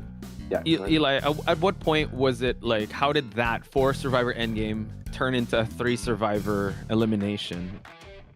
Well, I actually thought it was going to be a win for the Survivors, considering that because one of the ways Opera Singer can tie games at least is when you when the Opera Singer has a hard time downing the Survivor after the Cypher pop. But the Opera Singer was able to down the Embalmer. It took a little longer than normal. The Embalmer was able to work around the pallets a little bit. But after downing the Embalmer, they would teleport to the gate, and they're actually able to down the Survivor that was dead on chair. That was the important thing. The dead on chair Survivor was down, because then they can just share them, they're down and share. And then at that point, the Novelist was the Survivor. Let's see. Patient was 2-story. Patient goes for the rescue. But then that's the part of Opera Singer is you're able to get back across so fast. I think the Patient could have actually maybe waited at 2-story and try to just wait for the Opera Singer to leave to go back across the map and then push the first stop exit gate. But instead they thought they could make the rescue in time, but just underestimating how fast the Opera Singer actually is. Yeah, that was actually crazy. I just watched the replay on our feed.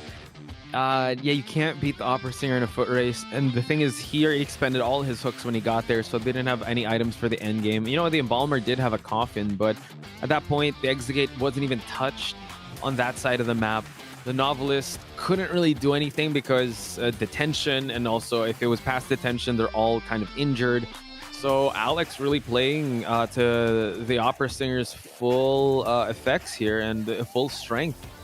Kind of crazy how the things turned around, because AXIZ Wave had I would say AXIZ played an amazing game, like early to late game, but when it came to the exit gates, I think like you mentioned, the teleport happened. He was able to eliminate the Survivor that was dead on chair, and the Patient couldn't make it. So that was a perfect storm of Weibo Gaming to actually get back in this match.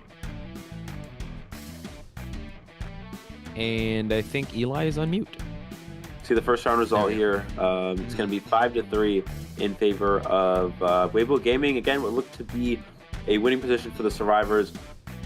Power of the Opera Singer ultimately resulting in a 3 Survivor elimination, which means that Weibo, I think definitely the team we expected to be the favored one in this matchup, and they are already moving on to a victory for the first round here. So definitely shaping out how we possibly predicted this, and so far good for the Golden Apples as well.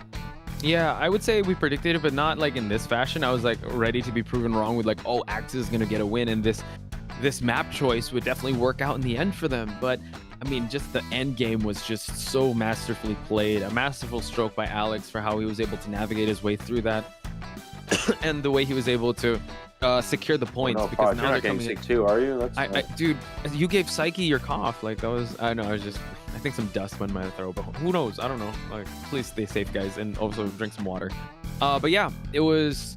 I think this kind of proves that Alex is also very capable. I know that, you know, when he first came into the competition at Wolves, he was very much tie oriented. You know, he just wanted to go for safe plays, but he's also very capable of turning the ship around and getting a win for his survivor teams. Yeah, definitely. So that's going to be Weibo moving on to the first round victory here, and that's going to give them a huge advantage moving forward.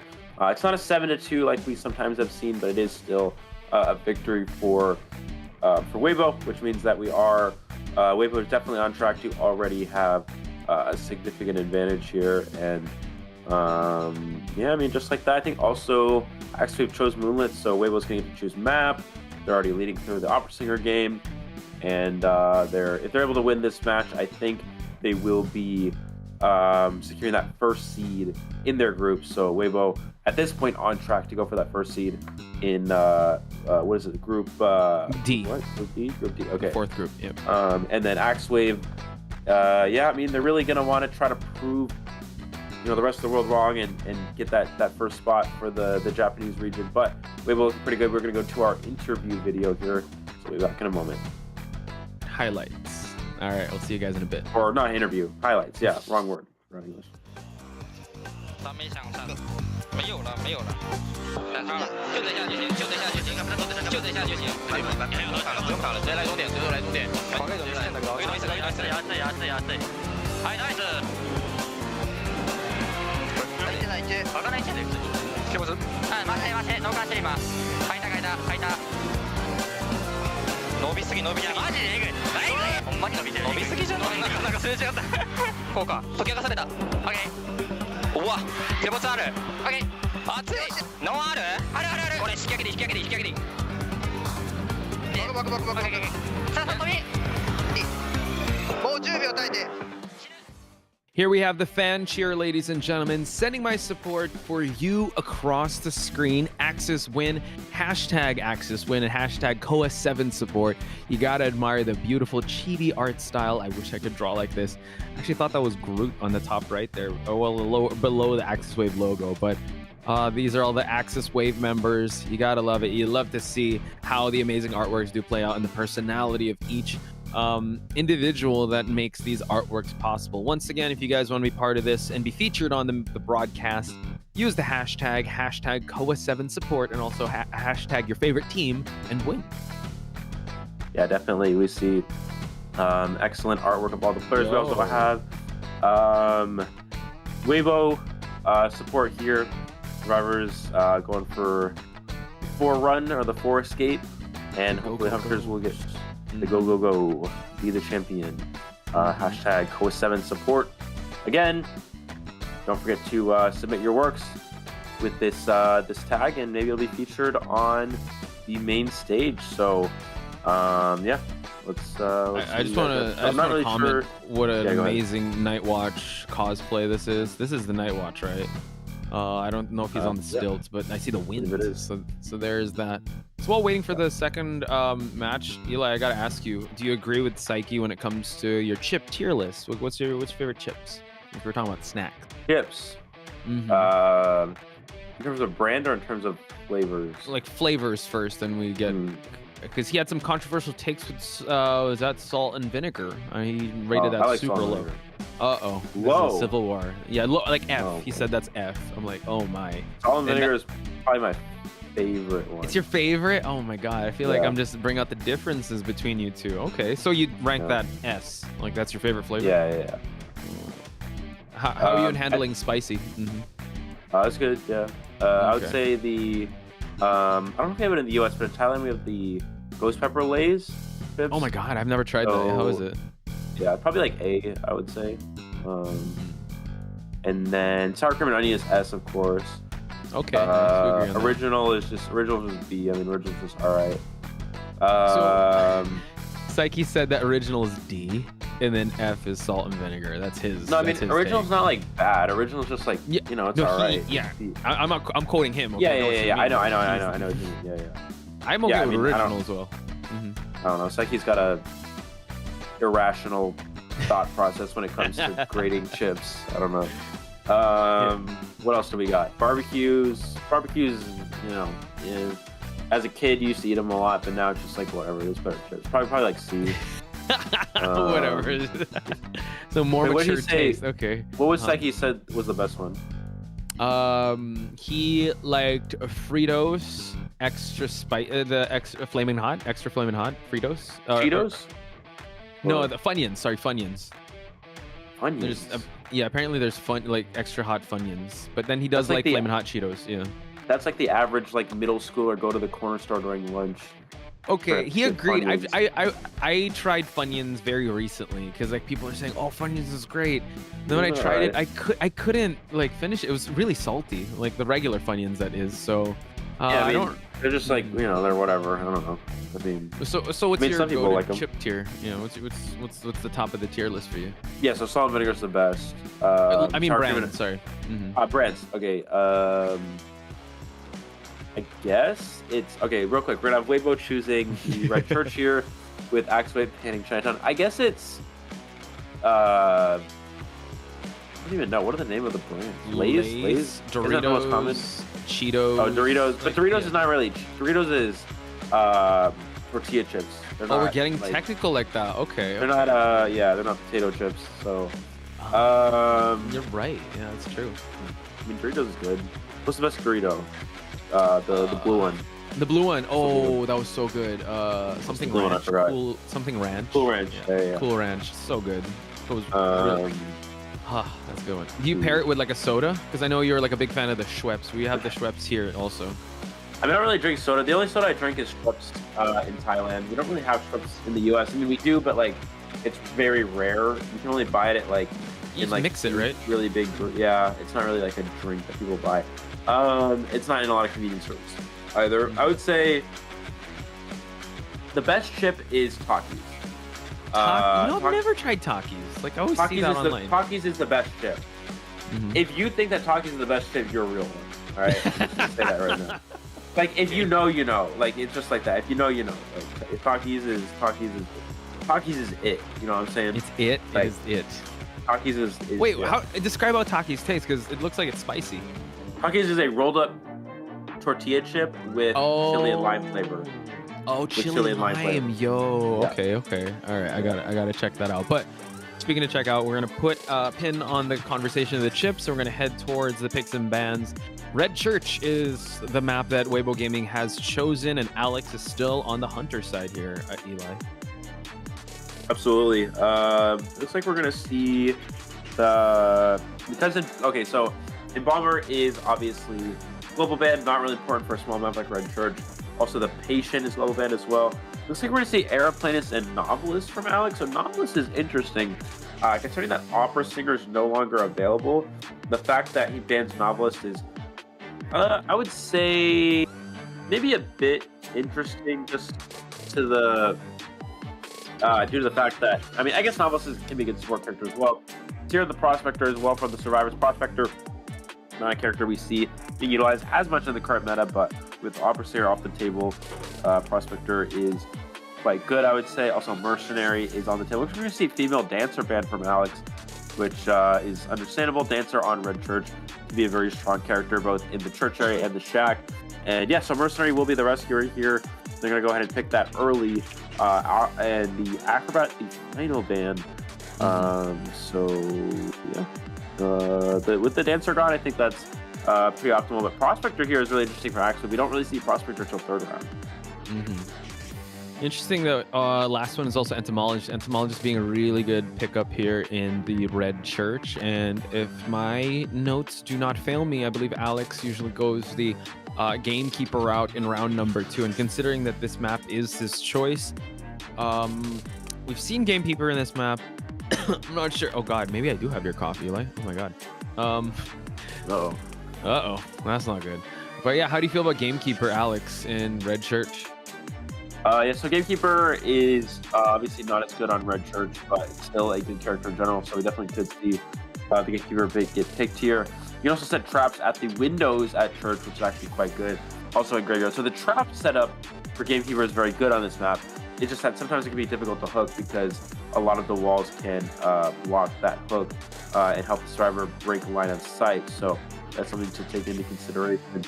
But yeah, I mean, pretty well drafted teams on the survivor side. We have the Prospector for support, Seer for support, Owl as well, and the Entomologist is a good character against Gamekeeper. If you're able to get off your bees in time, you can block the hook with the bees, and that can be pretty good. But we're actually going to see the Bonbon, which Bonbon pretty good against Seer, Mercenary not a safe rescuer against Bonbon, and also strong against Entomologist. The bomb damage will injure those bees as well. Wow, so Alex just reaching into his Hunter character pool and going with the Bonbon here, just countering most of the survivors in this lineup. But mobility would not be on his side in this matchup, but he just has to rely on his early game chase, and hopefully he'll be able to down early on to make this Bonbon really come online, because like you said, Mercenary, never a safe rescue when you're up against maybe possibly a full presence Bonbon or maybe a half presence Bonbon with the control bombs. And knowing Alex's plethora of characters, he's very stable on this Bonbon. So an overall great picks and bans here on the side of Alex for him to be able to adjust to this survivor lineup. Someone said, never tried talkies, they aren't common in the UK, and someone else is like, leave the UK then. That's, be a real one. Yeah, be a real one. But I think they still sell it in a lot of European countries, they're just not common. But definitely go look for it. I would recommend that you try it. Which color of talkies? They have that different talkies Fuego. Fuego, the purple one is the best one. Fuego? Like the purple package. Purple. It's the red one. Yeah, the packaging is purple, but the chip itself is red color. It's called Fuego. Like that's the Fuego. F-U, what is it? F-U-E-G-O, something like that. Yeah. Yeah. Okay. Definitely, that's the best one. There's also the blue ones as well, which I've actually never had the blue ones, but Fuego is like the original, like the standard for the Gen Z Americans. I think my parents probably hate talkies, but yeah. But if you're not my parents' age, you probably would like it. So Takis is a Gen Z chip. Okay, I didn't know that. Something like that. All right. So thank you for sharing that, Eli. We're gonna look at the persona builds here. Seems like broken windows and one tide turner on the side of the survivors here. Well, we know Alex here. He's got a right and down build on this Bonbon. They have to be very careful. Once again, Elio and Potspice, your commentators for this matchup. Seems like Alex already running the routes away from the church area. We're at the back gate where Atto is at. And Tuna might have to take this first kite. He's already on the bees, so that's going to hide his tracks. Will Alex be able... I mean, he's going to hear the bees, so he's going to be able to find out that the entomologist is here.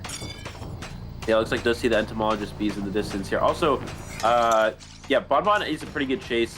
Has a pretty good chase into the entomologist. Just due to the fact you can chip the bees.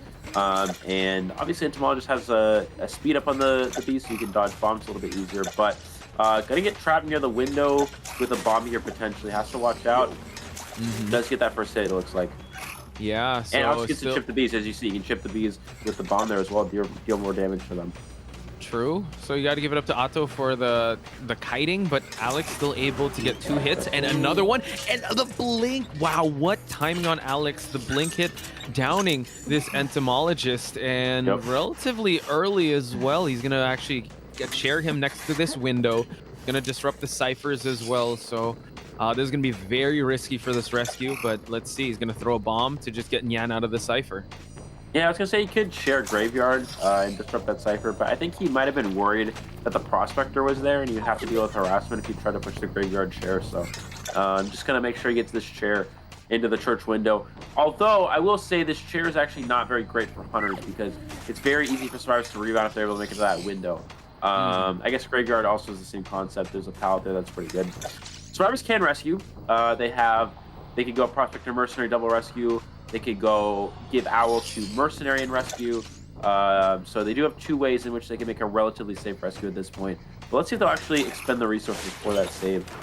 Ooh, so now, yeah, like you called it, the Owl was able to safely rescue the Mercenary. No terror shock, nothing involved. And now we see the support coming on in. Prospector here, getting the stun, allowing Tuna to run the routes here. So he's going to probably throw another magnet. This is going to be a huge stun for Alex. And did he lose track of the Entomologist? He's still going to continue on the chase here at the backside of the map. And we see that Takako is actually at the top broken part of the map. Oh, the Entomologist, no. Oh, wow, no Entomologist in sight. Yeah, I was gonna say Alex was gonna want to try to farm off the chair, but he wasn't able to do so, and Entomologist was able to get away. So now he's gonna have to change targets to the Mercenary, which is absolutely not the ideal target at all. Survivors are gonna be able to heal up now, so looking like a winning position for AXIZ. That support there really crucial. And yeah, just committing to the Mercenary, trying to get items out from him, but this allows Survivors to heal up for free, essentially, and they're back to square. Or Alex is back to square one now. We've seen this before. Let's see how Alex will try to turn this around. But overall, a great mid-game for the Survivor side, considering that they are starving Alex of presence here. So really tough. Once he's able to unlock full presence, the Bonbon would be a lot more scarier. But it seems like Alex roaming around this map, trying to find a better target. Already expended 2 items, so he's definitely attacking the resources. Endgame will still be a little tough for Bonbon since he will have to rely on teleport. Yeah, looks like we're gonna chase after the Seer now, which is a pretty good chase target, but it's not the Entomologist. And Seer doesn't have an owl to work with. We're gonna see the hit onto the Seer here, but the fact that he's able to not give a bomb chip in the process is pretty strong. Wow. Trying to continue on the chase here, trying to go for the time bomb, but still unable to down this Seer. Can they get the Cyphers in time before the Seer does fall down? Great kiting on Yan's side, but he will fall to a bomb hit. So Alex has his next survivor. First time on the rocket chair. Seems like he's going to chair in the same... No, he's going to go over here at this spot for the chair. But Tuna is actually working on the Cypher here as well. He's just going to go straight out of it just so he can position himself for that rescue. Clean up on the bees, and Prospector is getting it ready for that rescue. Absolutely. Looks like Prospector does not have flywheels, so he's not going to flywheel any of these bombs for the last Cypher machines almost ready. He's going to have to wait until the Cypher machines are primed, but the fact that they did die in one of the Cyphers is definitely a problem here. Oh, maybe he's going to go for the save. Oh my god, the rescue was stuck! The Prospector was able to get the stun going, but now it's going to be a little tough for them to pop 2 Cyphers. He's going to go for the Abnormal, and that's going to prolong the game. Oh my god. And that's exactly where Abnormal's a good play. When you have pressure, that's when you should Abnormal a Cypher machine. He's going to pick up here so Prospector can self-heal. Keep in mind, Prospector can self-heal and make the rescue, so he needs to make sure that that doesn't happen. He's going to drop the Prospector slightly away here. And they're starting a new Cypher machine here, it looks like. But yeah, the Survivor is expired. Prospector can struggle, so he's not going to chair.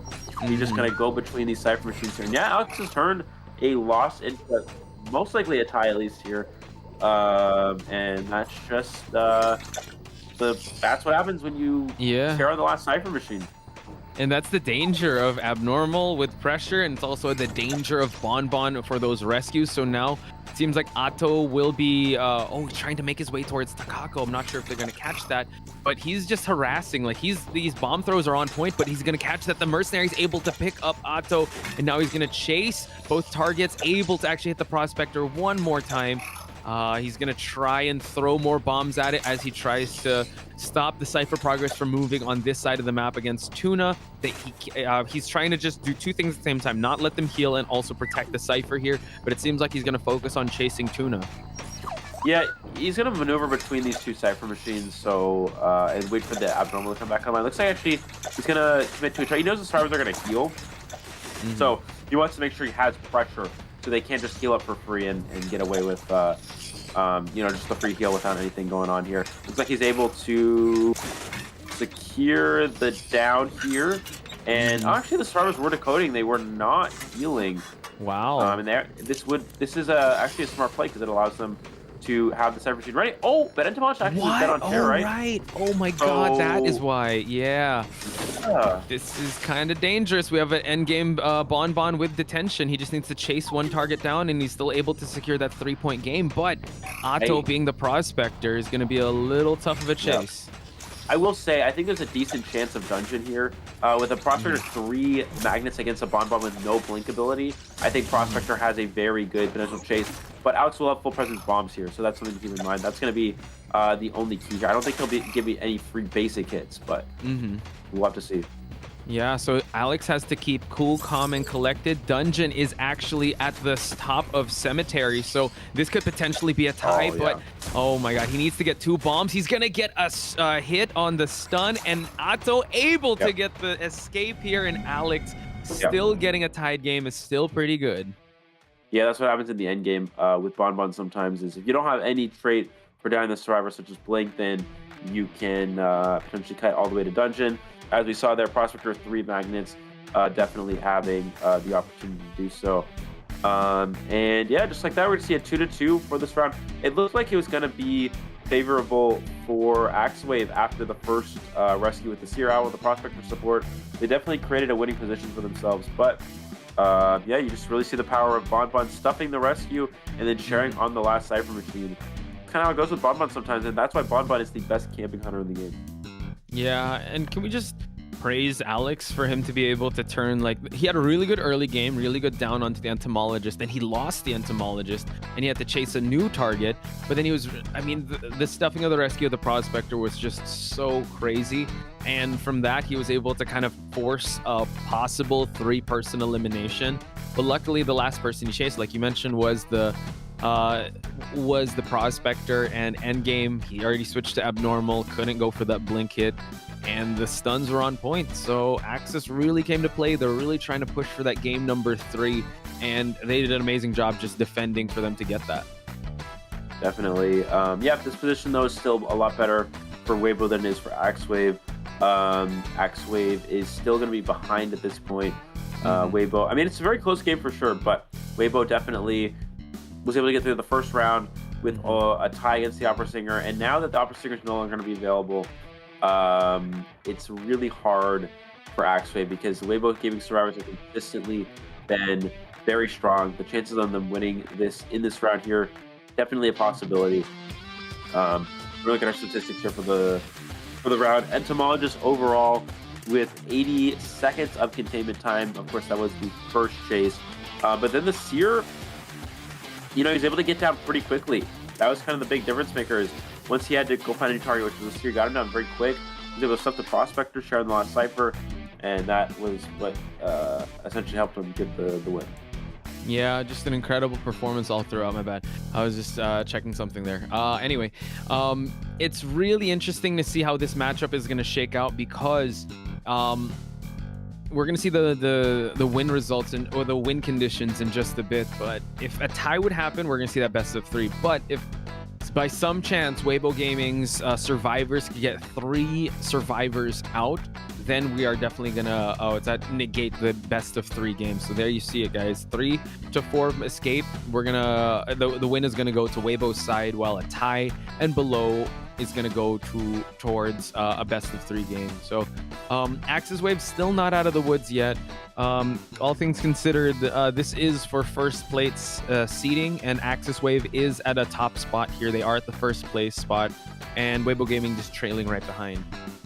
Yeah, so definitely, if Weibo is able to win today, they will be should be the first seed in their division most likely, and then AXIZ Wave and FPX EQ would have to fight for second. But here, I think that again, I think the position is a lot better for Weibo.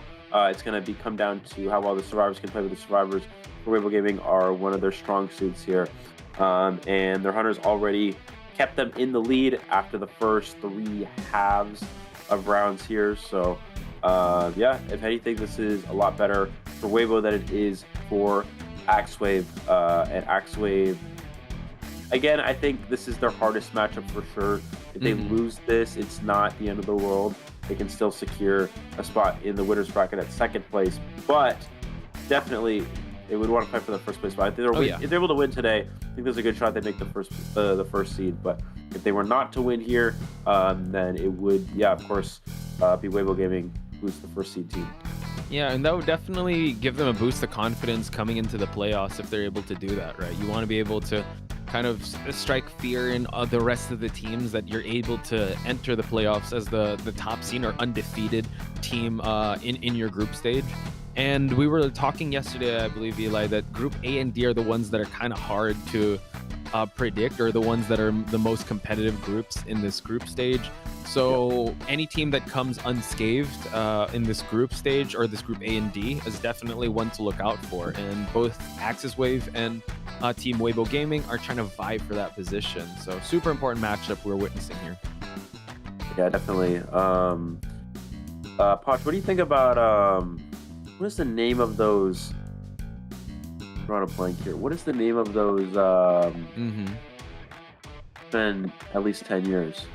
Sorry, what? Since I've been in middle school. I'm thinking about the. I'm talking about chips, right? I was thinking. Oh, chips. Back to that. Yeah. What is the name of those? What flavor? I don't know. I can't even. It's like, it's one of those things like where you're in middle school. So for those of you who can relate, in middle school you would always during the lunch break, everyone would just go to the corner store, the convenience store near the school, right? And everyone would buy the different chips. Usually it was Takis, Honey Bun, and what's the just some random soda. But there's also like this other chip that I'm not thinking of. It's like they look like no, they're like no, that's like a mom thing. You know what? Yeah, Psyche loves Sun Chips.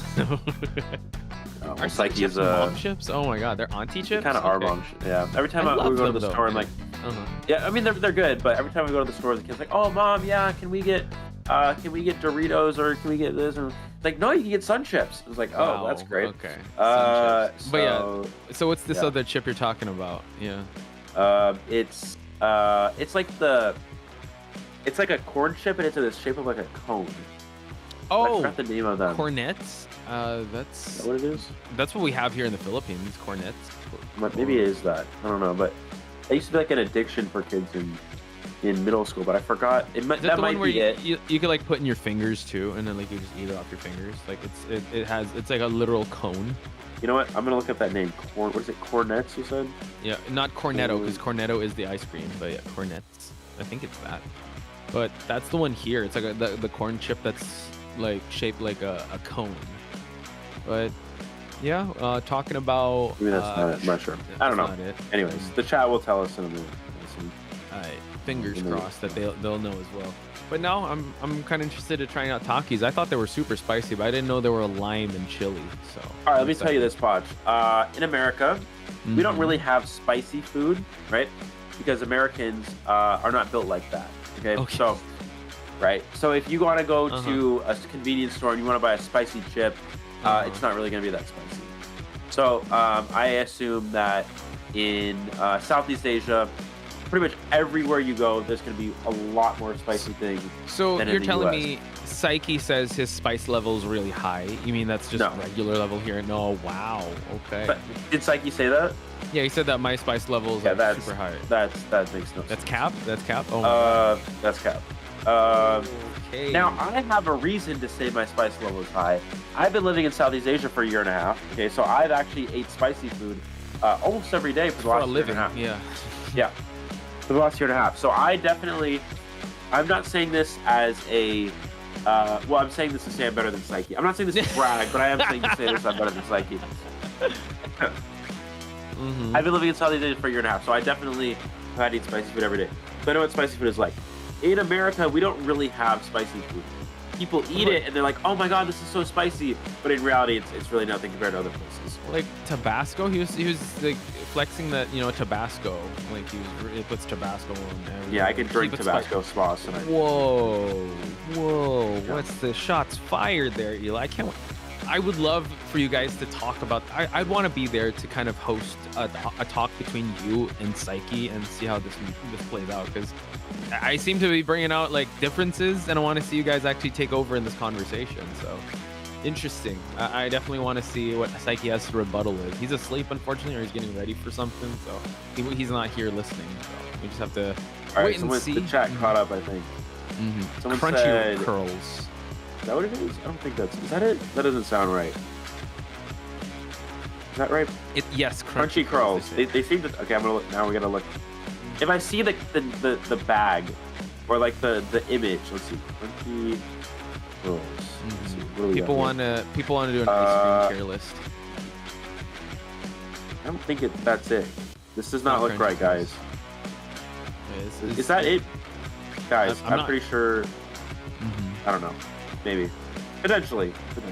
That's my new word for everything. If I don't know something, I just say potentially, because potentially means that that kind of works for every situation.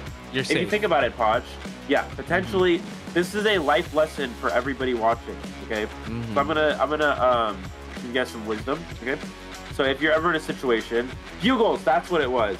That's what it was. Okay. That's what it is. Yeah, that I don't even have to look it up. I already remember that name. Shout out to Lily for that one. If you guys are ever in a situation,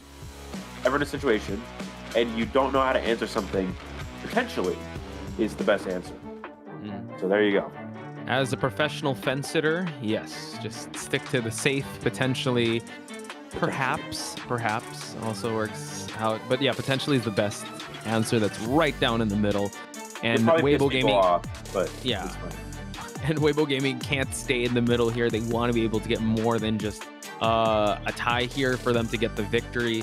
But Rise, I don't know, I like to call him Riz, wants to at least hold on to the lead or at least gain back the lead in this matchup. Definitely. We do see the barmaid and the psychologist, so they definitely don't want to, I guess maybe they're worried about Dreamwitch with the barmaid psych here. So yeah, also pretty good against Bloody Queen, also good against Clerk, so many options. I guess that's the idea with this as well. It's also good against Naiad. So yeah, we're gonna see forward from Riz, from W Riz. We're just gonna ban forward. If he doesn't get if he doesn't get a 3-person escape, that's L Riz, dude. No. Yeah, he's got 3-person elimination here. Yeah, absolutely. Looks like we're gonna see the Gravekeeper next. Eli has the spice tolerance of Robin from Teen Titans Go. I don't know what that is. I've never watched it. I know the cartoon, but like is the spice. I don't know if that's a good thing or a bad thing. I don't know if that's yeah. I'm not sure if that's a good thing. We'll talk about the ice cream next, guys, in the next in between. Yeah. Priestess as well as the final ban here, and it's gonna be Antiquarian for the survivors. Yeah, interesting. Riz or Rise opted not to ban the Antiquarian, so leaving that out on the table for the survivors. Dreamwitch definitely not an option against this team comp. Yeah. Clark definitely not an option against this team comp. Night Watch is not great. In this Naiad is not an option. So yeah, what does he got here? What do we got? I'm looking at my notes. Yeah, I'm looking at my notes with Riz. Yeah, he plays Opera Singer, as you mentioned, but that's banned out. Night Watch, but the map doesn't really call for a Night Watch, and his other picked hunter is Dreamwitch. So they definitely scouted Riz out here, so possibly a Bonbon match, and they have to just play with what they have. The thing is, I don't know if Riz has a Bonbon, so we just have to see how this one will shake out. I just want to say, I love how everybody thinks that my spice tolerance is so bad. Like, I'm not saying this as like a joke or anything. Like, I genuinely can eat very spicy food. Like, I'm not saying it as like, I'm not saying it to, okay, I'm saying it only to beat Psyche. Okay, that's one thing. That's one thing. And I'm also saying it because it's actually true. It's not a good thing or a bad thing. It's not even a bragging thing. It's just I really like spicy food, and it's not that like my parents like used to we used to go like a lot of like Japanese and Mexican restaurants as oh, there you go. That's good as kids. So I naturally built a lot of spice tolerance as a kid. Yeah, and then also living in Asia for a year and a half has helped with that. We actually see Clerk, which we literally just mentioned. Clerk against this comp is pretty much unplayable, but we're gonna see it anyway. I guess the one upside is you can actually chase the Gravekeeper. So that's probably going to be the logic with picking Clerk. The rest of the comp, though, pretty much unchaseable, I would say. Yeah, it's gonna be tough, but you know what? The Japan division known for their clerks and hermits, so I guess we gotta trust in the Riz for him to be able to pull out a victory or at least a tie to push for that game number 3. So a tie and anything, any more survivors escape, there's going to be a tie for the team for them to be able to go to best of 3. But with Weibo Gaming, on the other hand, they just need, well, I mean, just is actually a strong word, but they need 3 survivors to escape for them to deny the points, to deny the game number 3 and continue on the group stage as the leader of the pack. So, yeah, W Riz, Eli. Sorry, I'm just looking at the chat.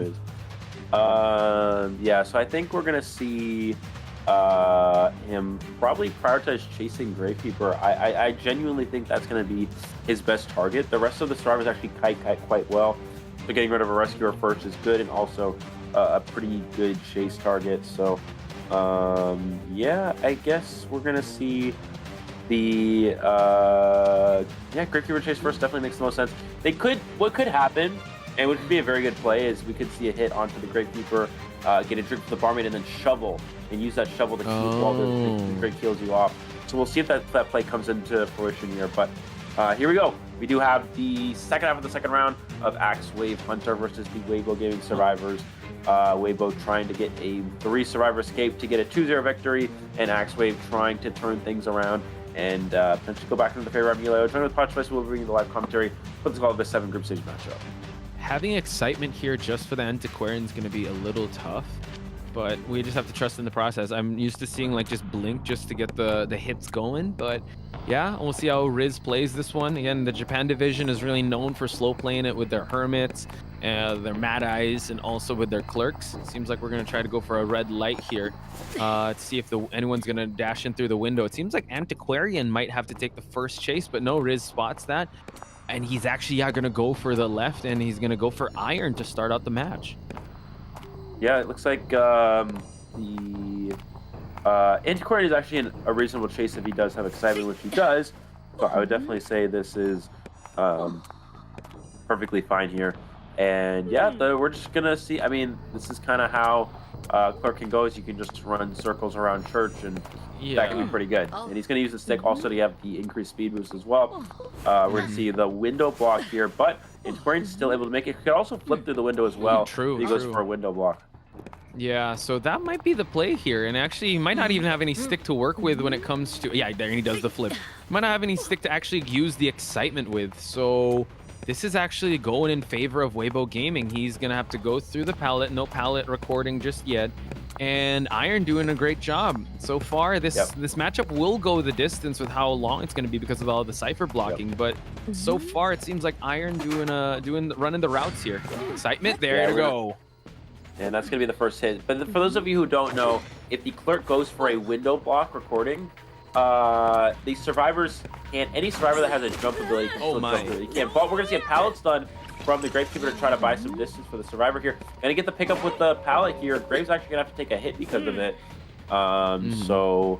Yeah, but still has a shovel. Antiquarian's going to get healed up as well. And actually going to change for the Gravekeeper. You can, if you're an acrobat, patient, Antiquarian flip, you can get yourself through the window, even if the Clerk puts up a recording. So that's something to keep in mind. That's what we saw in that church window situation.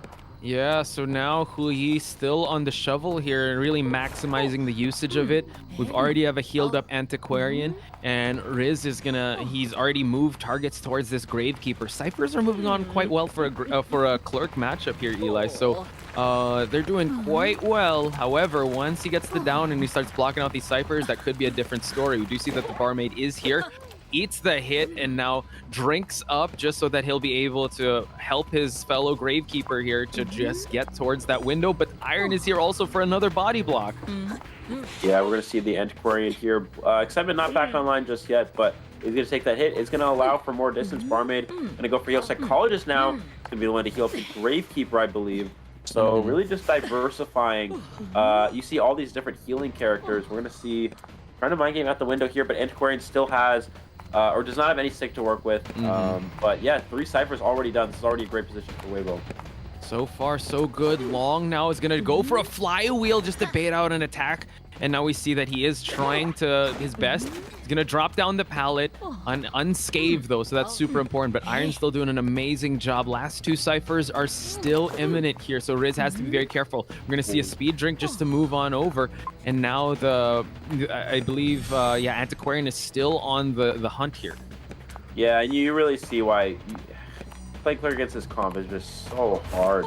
And we're going to see, I believe he's going to probably be able to get the first down here. But at this point in time, the last two Cypher machines already almost done. We see the first down finally recorded here. He's going to get full presence from it, but it's the first survivor hit the rocket chair, and the last two Cyphers already 80% and 50% of the way done. We're going to be able to share near the Cypher machine, but plenty of time for the survivors to go for rescues. Plenty of time for the survivors to play around these recordings and prime these Cypher machines. I was going to say maybe he's going to go for an abnormal, but it looks like no. Just going to let him continue to decode. Definitely a tough situation for this clerk, and now we see that the Gravekeeper actually has Tide Turner, so that's going to be extra precious seconds. They run in opposite directions just so that they can Antiquarian can move and use this area to its full effect, while the Gravekeeper, oh my god, gets a pallet stun. I mean, the Gravekeeper can go for a support rescue just in case, but now it just seems like that Cypher is moving along. They go for the teleport. Everyone is spreading away from that Cypher, and it seems like they're opening up another one, Eli. Yeah, they are opening up another one, which is perfectly fine. Obviously, having two Cyphers against the what the heck, the clerk is really important. And yeah, we're just gonna see the Gravekeeper did get out of the shovel a bit early here, but yeah, it's gonna get the window block. Gravekeeper is down for the first time, but that's okay. First down onto this survivor, and they do have obviously the Cypher machine almost primed in the church area. So yeah, we're gonna see the Cypher machine, as long as they don't mess up the pop here, they will be fine for the end game. Obviously, that can't happen against a clerk, but the Cypher machine 94 looks like they're gonna have it pretty much ready. Yeah, so now Juan is going to be ready for this rescue. 4-person endgame is going to be a little tough. Yeah, both of them actually know the assignment. They're already there just in case one is going to get recorded. Let's see. Again, Gravekeeper takes a long time. Able to get the rescue. He's going to try to block as much as he can, but now goes for that hit. Cypher pop is about to happen. They go for it, and now the end game is here. Can they get a 3-person escape? We have a detention clerk that is chasing after a psychologist, and no, teleport will not be online for the next 20 seconds. Oh, Juan runs into the hunter here. That's going to get a window block. So Juan with a huge misstep here. That's actually going to allow the clerk to get the down. They're going to go for the block on the exit gate here. Run in circles. Which one? It doesn't matter. Can't record any of them because they can just continue here. Looks like Long is going to continue the gate here. We see COAVII in middle with the half a shovel remaining. So definitely needs to make sure they pressure the rescue. We're going to say the teleport, but the Gravekeeper is ready for the save here. Looks like he's going to go for Antiquarian. Oh my gosh. And now tried to go for a body block here. He's going to try to go for more survivors out, but you have to be very careful because exit paths is still very real on the Antiquarian side. And now he's going to get a record here through the pallet, but the rescue did happen already. So he needs to get 2 more down for them to be able to get this. And now he's able to get the pallet boost and also the down onto the barmaid. So psychologist opening up the exit gate. I think Long might have accidentally gave up the game here. I mean, I understand trying to body block the Antiquarian because they've already been on chair, right? They've already been on chair, but the thing is, when you go for that, it just means the clerk can just change targets to you, which is exactly what we saw here. So we're gonna see the Antiquarian on chair for the second time. Barmaid's gonna be on chair now under detention. So yeah, I think that's just an unfortunate mistake from Weibo. I don't really see the logic in that play. Looks like the clerk, I believe, has 1 swing recording here. Let's see if we'll use it. Barmaid is up. They're pressuring the rescue here on Hui's side, but Riz is still trying to block here. So this allows the barmaid to actually make his way towards the exit. While we do note that the dungeon is also here. Tried to go for the swing recording, but no dice. Let's see if it's going to be a foot race because the Gravekeeper is actually on the dungeon area. Actually, he's on the red carpet area. So now he's going to set his sights on Long. I don't think the gate's going to be open. Yeah, it's only 42%. Now going to change to Juan here, who's hiding in the back area, but does see the trail potentially. Wow. Yeah, there's the trail. Gets the down onto the psychologist, which means that this is going to be only a tied game here, unless the hunter teleports, which no, they're not going to teleport. So 2 survivors out the gate here. That's going to be a 2-2 for this round. It looked like it was going to be a potential 3 survivor escape here, but they did fall a little bit short there, and it really just came down to the barmaid going for the body block. I think if barmaid just runs away sooner, it would have been okay, but I'm not really sure. Yeah, what the idea was with that was. That was a little interesting. Yeah, looking back at it now, it's like, how can a barmaid with nothing, with no items to support? It was a curious decision. They actually had the 3-person escape in mind. Again, a tie is really good, but I think the points is still super important. If you're able to 2-0, you should do it and do it now. But for all the fans out there for AXIZ Wave and also for Weibo Gaming, you still get the best of 3 game, which will play out, ladies and gentlemen. Again, this matchup was tough to watch if you're a Clerk main or if you love seeing Clerk, because you saw the support that was happening. You saw that the excitement just worked out for 1 hit. It wasn't even a down. And ultimately, towards the end game, that's when Riz really came online. All things considered, if it played out how it was going in the early to mid game, that could have been Weibo's game to win. Yeah, definitely. But yeah, they are able to force an extra round here, and AXIZ was actually making this a pretty good matchup. I actually thought that we would have a pretty good advantage over them, but it's actually not going to be the case. It's actually a lot closer, I think, than we thought it would be. But yeah, I mean, Weibo is able to still hold on to the lead for now. I do think Weibo had a better position on both factions in that round than AXIZ did. The Hunter side was almost able to secure a 3 elimination, whereas they almost secured a 3 escape here. But ultimately, it ended in a 2-2. So I think Weibo definitely playing a lot better than AXIZ currently, but it's not reflecting in the score, and that actually means that AXIZ still will have an extra opportunity to still come out and win, and that's how Identity 5 goes sometimes.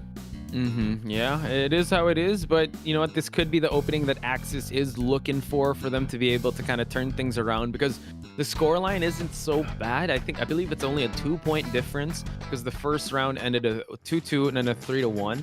But here, there's the match data, ladies and gentlemen. A tie in round number 2, so the match data is still seeing that everyone had their time in the sun up against the Clerk match. You got some heals left and right on the barmaid and the psychologist side, but in a matchup like this where it's actually really bad for the Clerk, I think this was actually Riz's win. I know it's a 2-2, but with how they drafted and how the matchup was going, Weibo really was on their way to actually getting the victory in this matchup. Absolutely. I hate to do this, but there's a really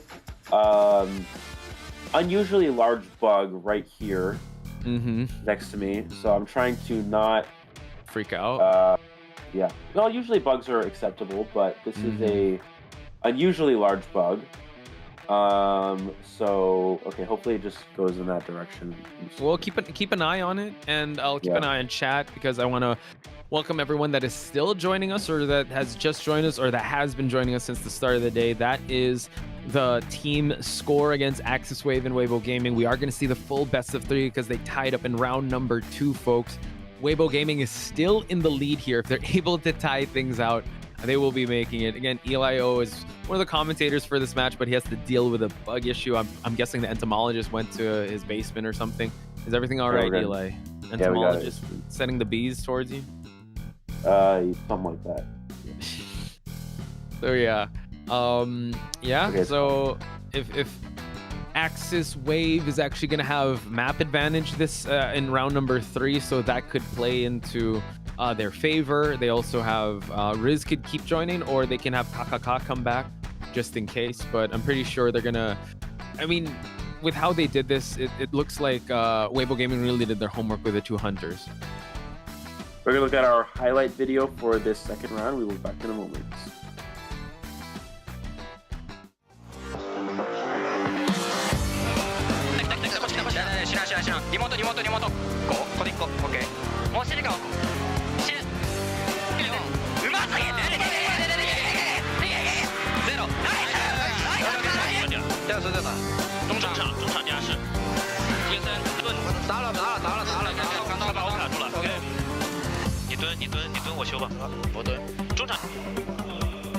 传送高焦啊，传送高焦啊。摸了，倒地开，我直接翻个窗就可以开了，倒翻个窗我直接。倒退了。都二管，都是二管。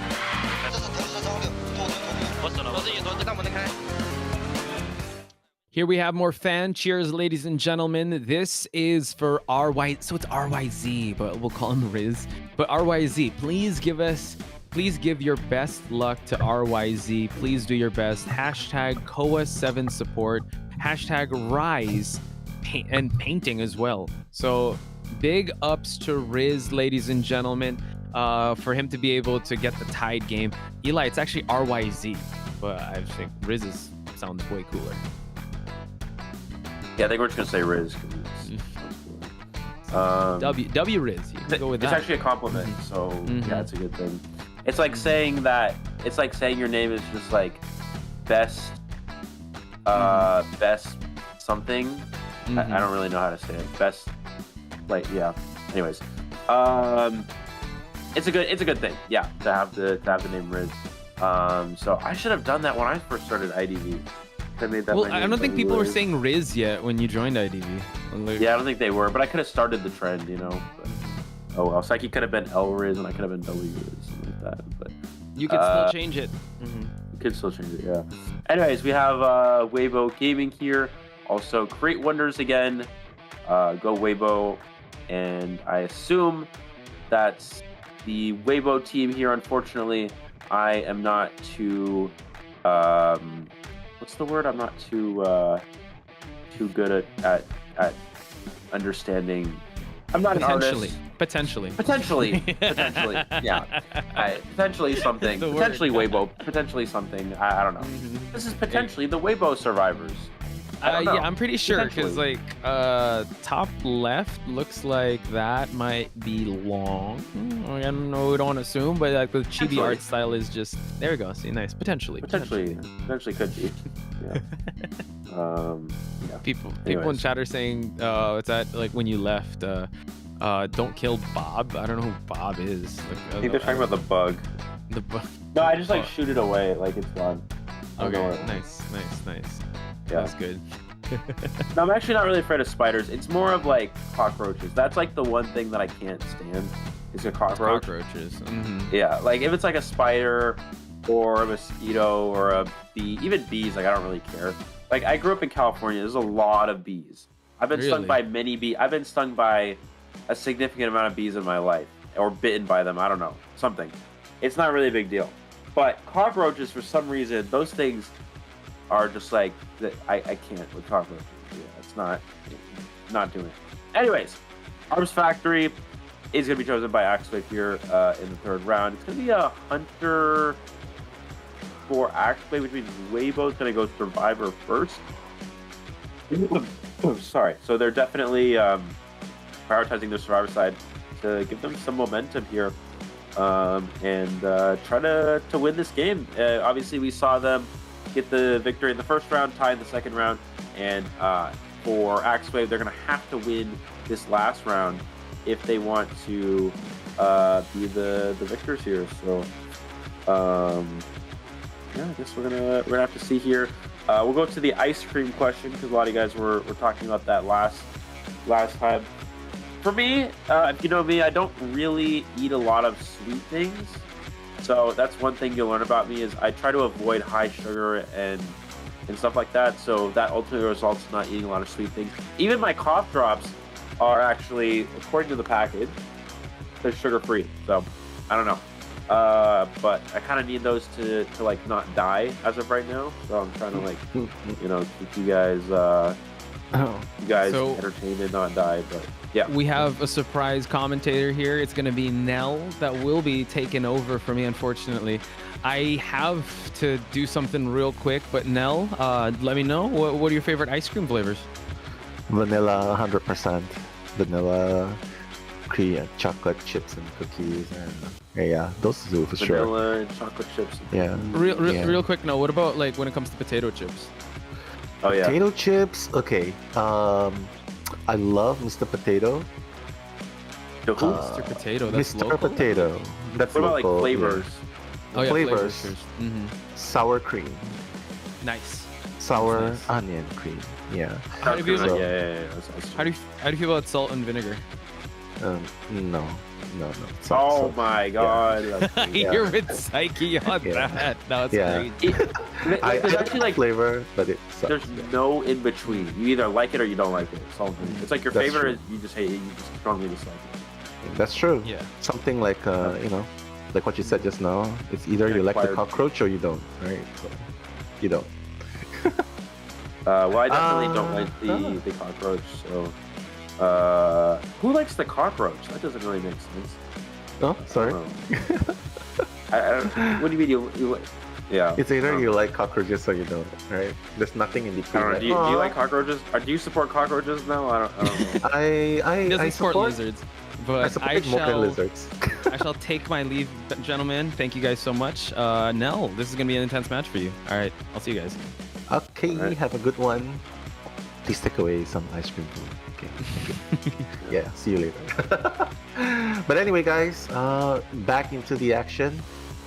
I wanted to come in and just pretend to keep talking and see how long before the chat finds out that it's no longer Posh talking. You know what I mean? Yeah, I think they figured it out. Probably. But hey, WBG versus AXIZ here. KKK starting it off in Arms Factory. I mean, it's a good thing that they ended it with a draw in BO2 because WBG seems like they were winning. Correct me if I'm wrong. They won in BO1, right? Mind bringing me up to speed? Weibo won in BO1. So, what's the score there? 5-3? It is 5-3, and then 4-4, and now we're here. So, now have to we're win. here. Actually, has to win the round no matter what. And Weibo is just gonna try to tie it. For the record, I'm not scared of cockroaches. I'm just not particularly fond of cockroaches. I think it's the words you're looking for. So, yeah, that's the correct wording for those of you who are wondering. Yeah, the defense coming in. Yeah. I mean, I definitely understand how you feel because I feel the same way about lizards, the same way you feel about cockroaches. Like, it's nothing you hate. It's just icky. I don't know. I'm gonna give you guys But a do you like hypothetical. lizards? Lizards are fine. They're kind of cute, I guess. So I don't really mind lizards. I think it's okay. It's okay. Oh my god. It's okay. Really? Yeah, it's okay. Like the big Yeah. ones, not the small ones. The big ones. And the big ones are kind of cool, I guess. Oh my god, really? But it's kind of cool. Like they're just chilling. They're like they're just chilling. Oh, what's up, dog? Like, you know what I mean? You won't say that if you have one crawling up your toilet bowl. As long as he doesn't call my toilet bowl, like we good, you know? Like we see eye to eye. You know what I'm saying? Like, you're not gonna do me like that. You're not gonna do me like that, so it's all good, you know? What? Like, we got a mutual understanding, not crawl the toilet bowl, you know? Like what? You have bathroom scheduled. Exactly. Yeah. Oh my god. But okay. Yeah. For those of you who have just joined the chat, this is round 3, first half, and I am Posh Spice commentating with Leo. Yeah. I just used voice changer, so I sound like no. Oh, I just have a really good impression. You know what I mean? Should I be Psyche? How does Psyche talk? I gotta make my voice higher. I remember one clip. Hey everybody, Psyche here. I don't know. Your boy here. I think It's your that's boy how- Psyche. Yeah, I don't know.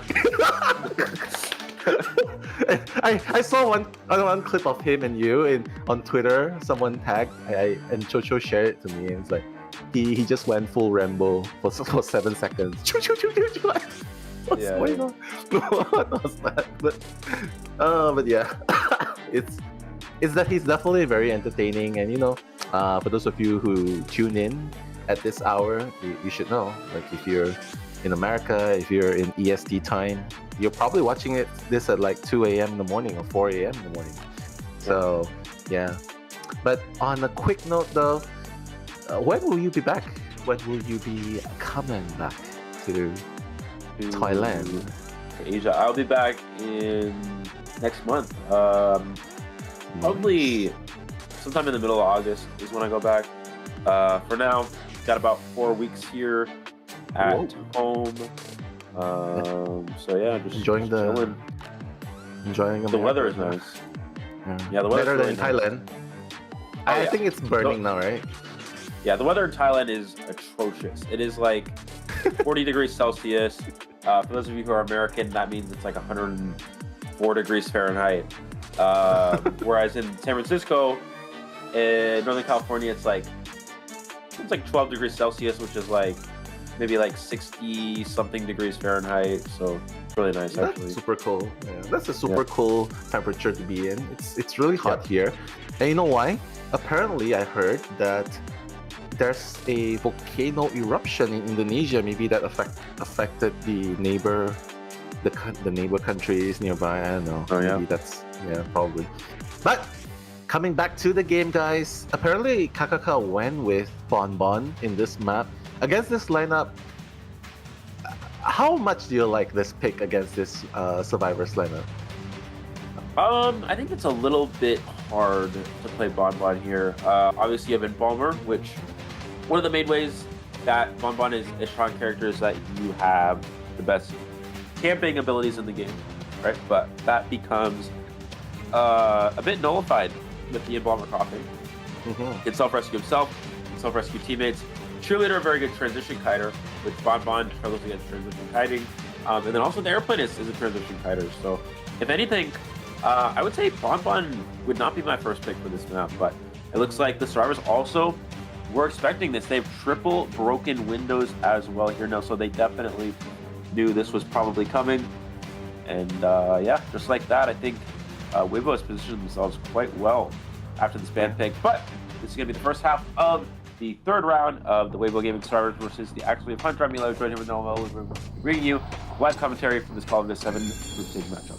Yeah, and quoting Tanoshi player, "What's up, dog?" Yeah, the B Duck Bonbon. I love the skin. Super cute. Going to the atrocious location, so to speak. Like being in the factory, I don't see how the chase is gonna be super good, and he doesn't have confined space as well. But I guess Iron's just gonna avoid this place, moving away. You like this decision? He's moving away from a really strong kiting place. He is, but he also knows that the Cypher machine is blocked, so it's okay to safely rotate to this area. It looks like we're gonna see Did he just quack at me? Is that what I just heard? I just heard a quack. Probably from that one chip.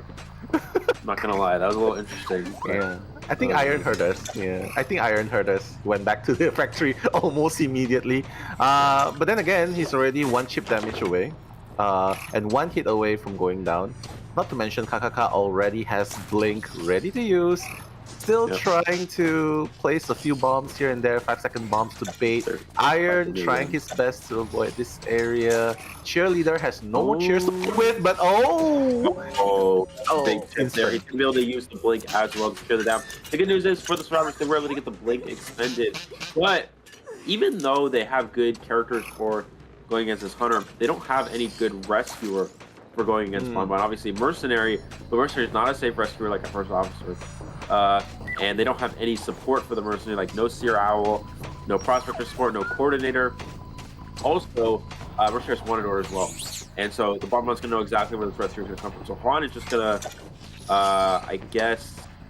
So Juan's going to do the Cypher alongside to decode, and yeah, Wait, just going to continue to decode here, so they're not actually going to even think about rescuing, I think. Yeah, I mean, they just need a draw, right? They're already sitting comfortably with the scores, like advantage in BO1. So here, if they maintain a draw situation and Alex comes in to draw in the late game, I guess that would make up for it. But yeah, it seems like Iron will be sacrificed despite having cheer skills available, almost 2 of them available. But I guess this is the right play to do. And the reason is because they don't have a 5th Cypher yet, and only 1 Cypher has been completed so far. So WBG already losing 1 member in the 2.5 minutes mark. Yeah, absolutely. We're going to see, trying to find the next chase target, but Survivors are hiding away here, not trying to give an easy chase. Looks like Long, staying at the shack area here, still has all his items to work with. Gotta camp the pallet, but the Bonbon, will he swing at the pallet? Nope, he's just gonna wait for the pallet drop here. Still has 3 jetpacks though, so Long in a very good position to kite.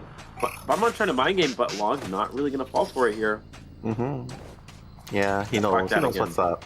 Yeah, he knows what's up. He's quacking me again, though. What is going on? Man? I don't know how I feel about this. Each time he chips, he quacks. I guess that's the what's going on there. But yeah, apparently Eli has found another. Oh, missing that time bomb as well. As I was about to say, super crucial.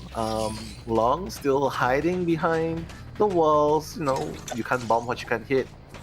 I guess. Apparently that's the case. But Long still has.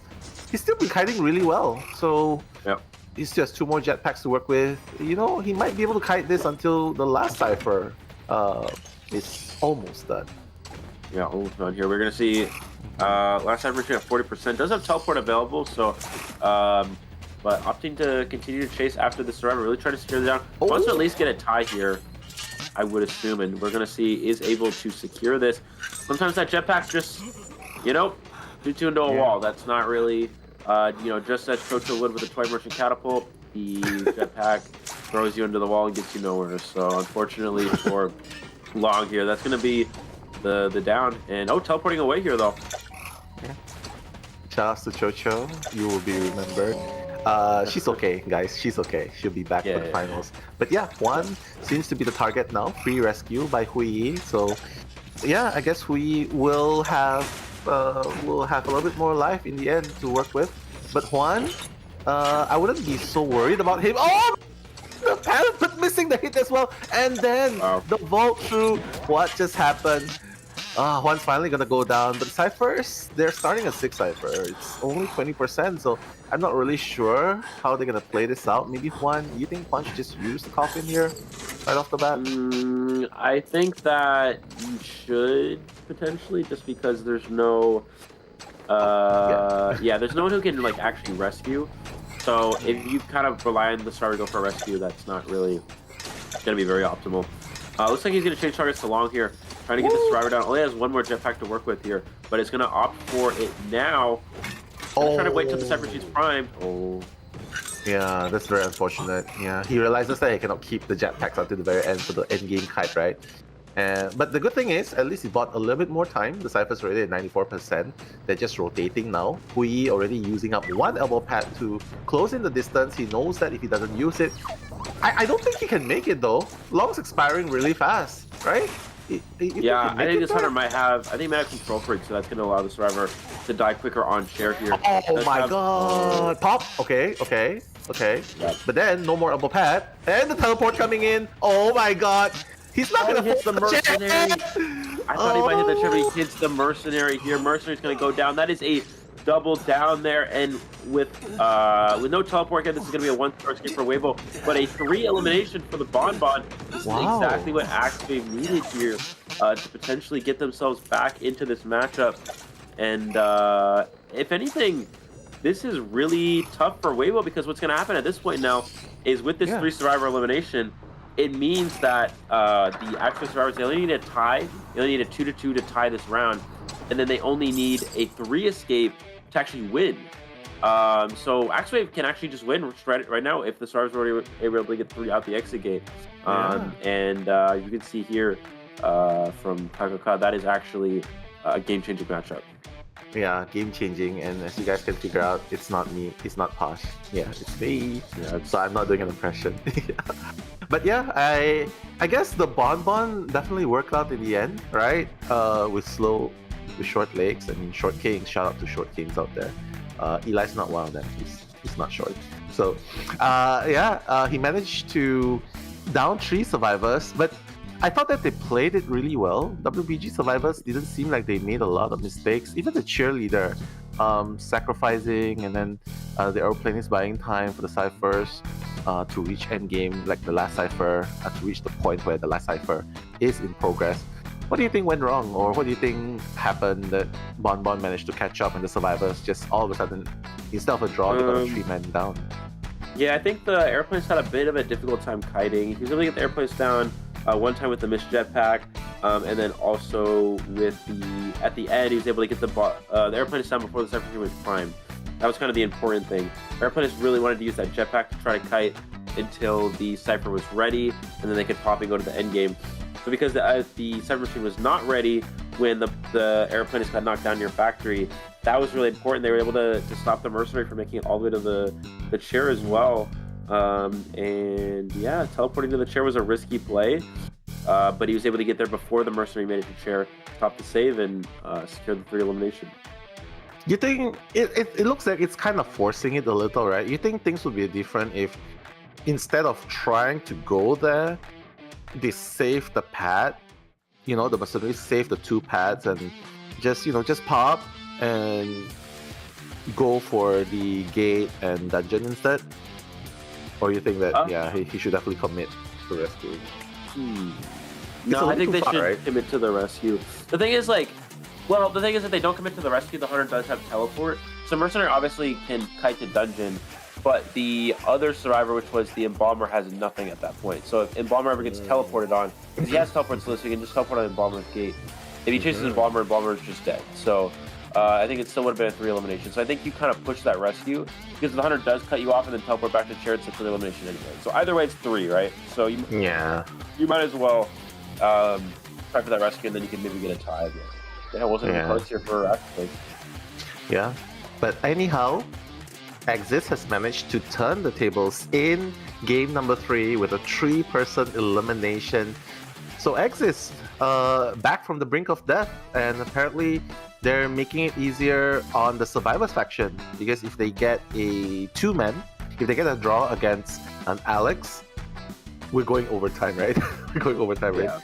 But if they get a 3-man escape, then that would mean AXIZ will turn the tables and win. Yeah, so oh my god, this is super exciting.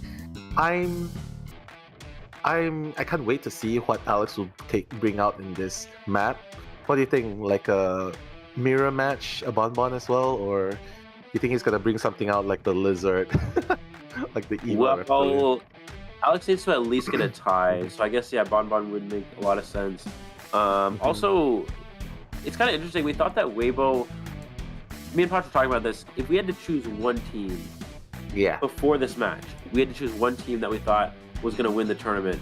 We were saying Weibo would probably be that team, but it's looking like AXIZ, who's a Japanese team that we thought maybe isn't gonna, obviously would do well, but maybe not the best out of some of these other teams, is actually potentially about to be Weibo, which is a team that we thought would actually win the tournament. So this is actually a pretty big deal here, and actually really showing that they're one of the best contenders here. Definitely have a chance to win COAVII this time around. You think about these Japanese teams, you think, oh, the best team, okay, maybe Zeta, maybe Scar, something like that. But AXIZ here, definitely looking like they're one of the best right now, and a pretty good chance to beat arguably the best team in this tournament thus far.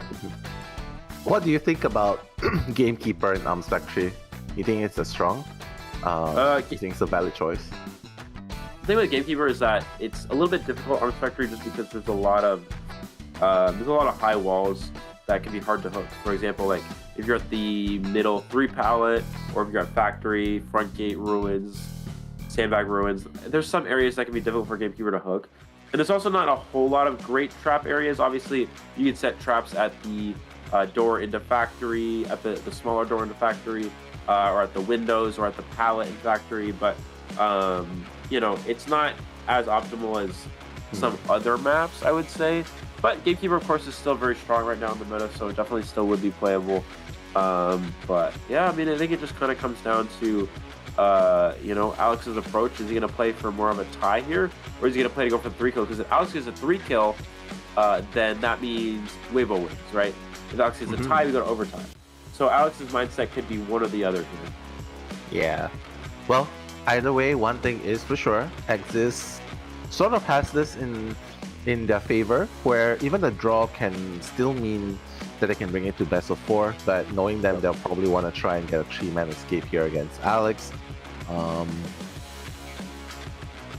Please refresh me, in best of 1, was it the Survivors faction that got a draw, or was it the Hunter Alex that got a draw? It was 2-2. It was the Hunter got a 3 kill. The Hunter got a 3 kill. Which Hunter? Yeah. Alex WBG? Alex got a 3 kill. Okay. I wanted to say that maybe Alex would get less than that here. But yeah, Alex very steady so far, consistent king, so to speak, by some audience in the chat. Let's see if he's able to come out stronger here, because if he gets a 3-man elimination here, well, they are gonna win, right? WBG is gonna win if it's a three-man elimination. Whereas for AXIZ, a draw will allow them to go to overtime, and a 3-man escape will give them the victory. 1 win, 1 draw, right? So yep. There you have it, ladies and gentlemen. Stakes are high for Team AXIZ to make it happen here, but hey, looks like our favorite character is being picked. All right. Yeah, you know what I think this is? I think they're trying to counter Dreamwish. Yeah, I definitely think so. Like, that's 2 counters to Dreamwish there, right? You know what I'm gonna say? Okay, I have a question for the chat. This is a trivia. This is a trivia, and for everybody watching, let's see how good your guys' game sense is. Okay, in your opinion, or from what you know about the game, do you think Enchantress is a strong character for going against Dreamwish? Yes or no? Let us know in the chat. We're gonna see what everybody says, and we'll answer that later. We'll analyze your answer. We're gonna analyze your answer later. This is the make or break for you guys to see if you guys are you got the game sense or not. Anyways, we're gonna see Aeroplanist and the first officer here as well. I think they're kind of worried about Bonbon here. Enchantress is decent against Bonbon because, you know, once you take the chips from the bombs, you get stacks a lot quicker than a basic hit. We also have the Aeroplanist, which is good transition kiter for going against Bonbon, and a fast decoder, which is also good against Bonbon with the lure. Yeah, not to mention that Enchantress is a strong counter to Alex Dreamwitch. So, jokes aside, yeah, Alex definitely has a lot to deal with. Probably did not expect the Enchantress pick, but he did manage to take out the Novelist. He did manage to take out the Entomologist, Dancer. A Bloody Queen doesn't, you know, do you think a Bloody Queen could be possible here, or you think it's just going to be Bonbon again? I think Bloody Queen's, I don't know if Alex is able to play Bloody Queen. If he is, Bloody Queen would be good. It's good against Enchantress and Lawyer. Not so good against Aeroplanist, but still very good against, the Enchantress and the Lawyer, so. I don't know if that's a character Alex really plays, though. Dreamwitch! No, okay, Gamekeeper, yeah. I was trying to psych you. Okay. It's gonna be, the Gamekeeper here. So Gamekeeper is, as we talked about, not the best map for Gamekeeper, but still against this team composition can be pretty good. Airplane is pretty standard. Obviously, Gamekeeper is very consistent. So in terms of chase, very strong chase hunter, and that's why you're going to see the Gamekeeper. It's been a very good late round pick for a lot of these hunters. Yeah. I mean, we didn't expect the Bonbon to get more than a draw, but KKK still managed to get that draw, get more than a draw, get a 3-man kill. So who knows? Maybe Gamekeeper in Arms Factory would produce a good result, right? We'll never know. In the hands of a deadly player, in the hands of a pro player, things might be different. But hey, Alex is gonna take his stand. He's gonna occupy the factory. He's like, yeah, no one wants to be in the factory. I'll take it instead. He has a few targets he can chase. You think he should go for the Aeroplanist right off the bat, or you think he should just commit to the Enchantress first? Well, I think he can just go for Enchantress front gate. But keep in mind, Nian actually very strong kiter, one of the probably the best kiter on this team. So, so you take in consideration. Yeah, I mean, if I'm the hunter here, I would probably just go straight for the Enchantress. But it's really hard to say. We're gonna see the coaches respect here. And getting into our match here, this is the third round, second half. AXIZ Survivors vs. Weibo Gaming Hunters. Let's see who comes out on top here in this best of 3 series. I'm Eli, joined with not Potch Spice, Nello, because he just subbed in. My apologies. He impersonated so well, I didn't even realize he switched. I heard you saying 3 names. I heard you saying 3 names. Milao and Cho Posh. Okay, there we go. Okay, well, there you have it. Alex gonna put the first trap in here. Probably got shocked there as well. Just gonna remove his attention all the way towards where the Enchantress is. Enchantress, the slow vault, Alex did not realize that, probably thinks that the Enchantress is still around the vicinity, and he is actually. He's just hiding really, really well. So Alex, trying to find the invisible Enchantress, because apparently Enchantress is like Explorer, so... Yeah. Also, no, the chat got it right. Everyone said no, it does not counter Dreamers. Good job. Good job, guys. You passed.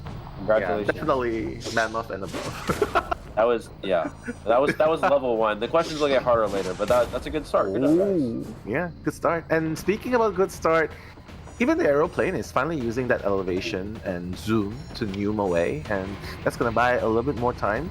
You have to be careful though. Oh, the blink straight away, catching Tuna off guard. We did not expect that. I did not expect that, at least. And now, just one more hit away. Alex has to depend on his hooks here.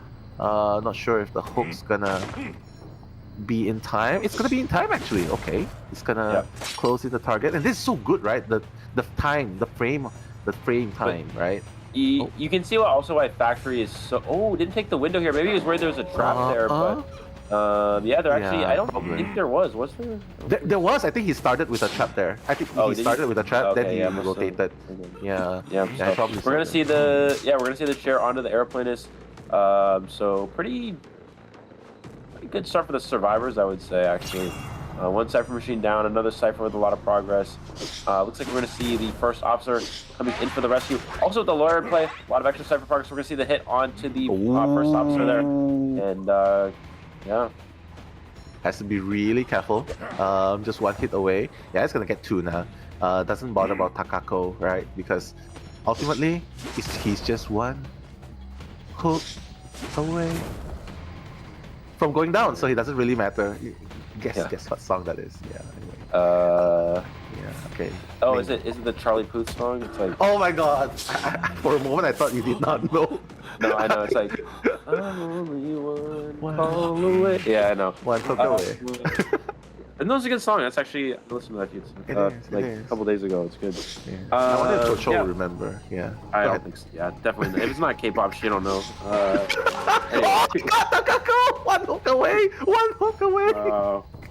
Yeah, we're gonna see him get the down here. They're gonna be able to make the rescue though. It looks like. And yeah, let's see what the airplanist can do. Airplanist does not have any abilities or items. No kiting abilities. Oh wow, the flywheel did not actually connect there, and now with oh, he's gonna get Nyan down almost instantly. Wow, and he still has the hook to work with. Infinite hooks coming in, Spider-Man hooks coming in. This is looking bad for AXIZ. Like all of the two survivors are down. Oh, the Tuna's gonna Gamekeeper gets that slow ability when you get the stomp. So strong for Gamekeeper. You see the power of the full presence. It has those infinite hooks to work with. Mercenary's gonna be able to get back, or First Officer's gonna be able to get back up here, but Enchantress gonna have to waste self-heal, and First Officer, they're gonna waste, no, First Officer was picked up. Enchantress will have to expend the self-heal though, I think here. Does have a 3-stack to work with. Alex gonna set up another trap here, I guess on the dungeon, and just go look for his next target. Yeah.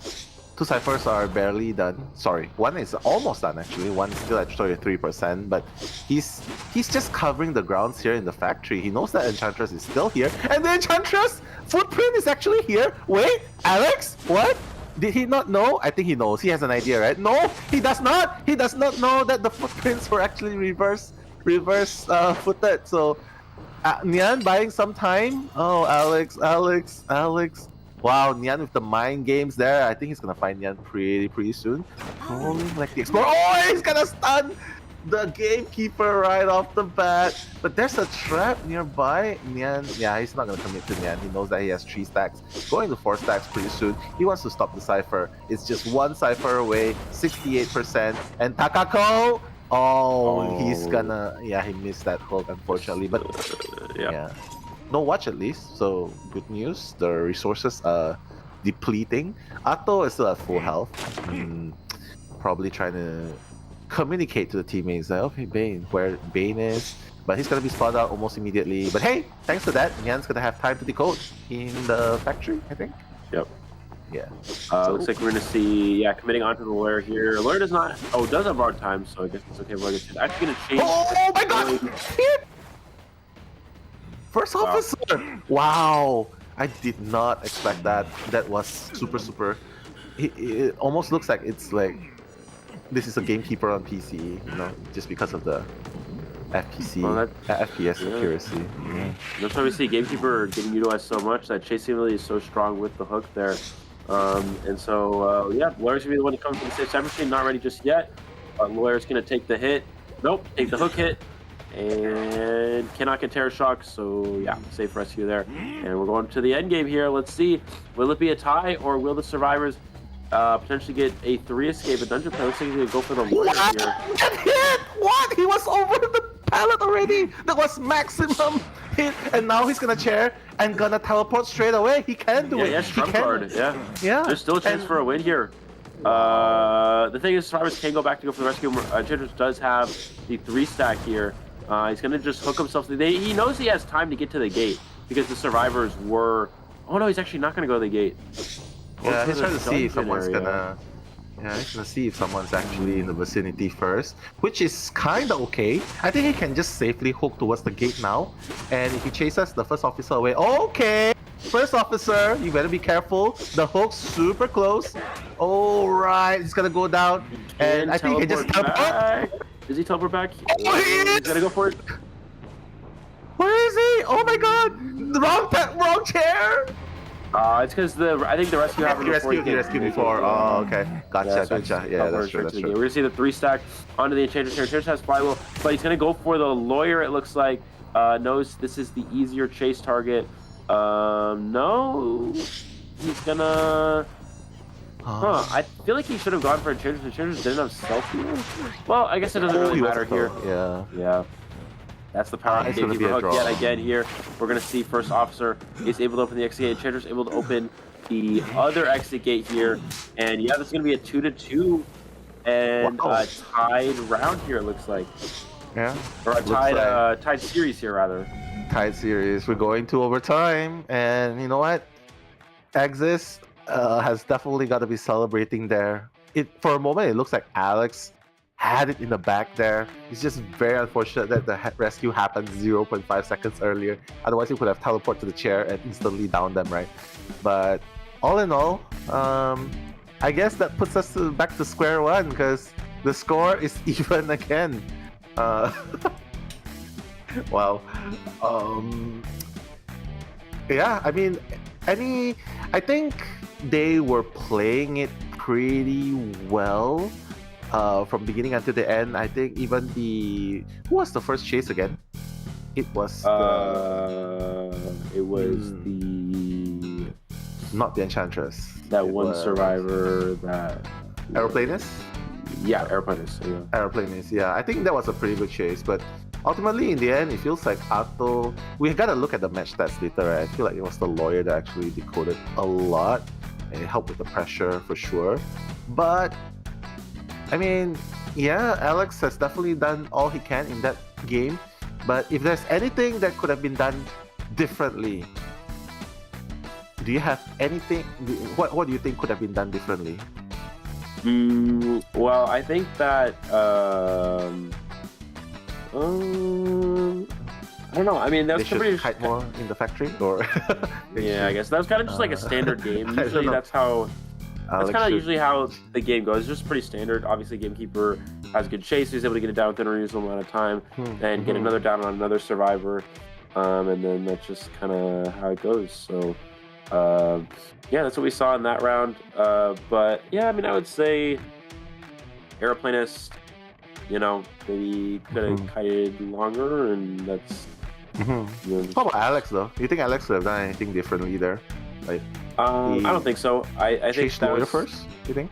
Well, no. I mean, it kind of just is based off the spawn, of course. But yeah, I mean, I think overall that's kind of just like a pretty standard game. So I would say that that's just how it goes with a lot of these tied situations. The hunter gets it down within enough time for a tie. You see the first kite from the Aeroplanist. Yeah, 85 seconds, which is good, but with a rebound, not enough for a win.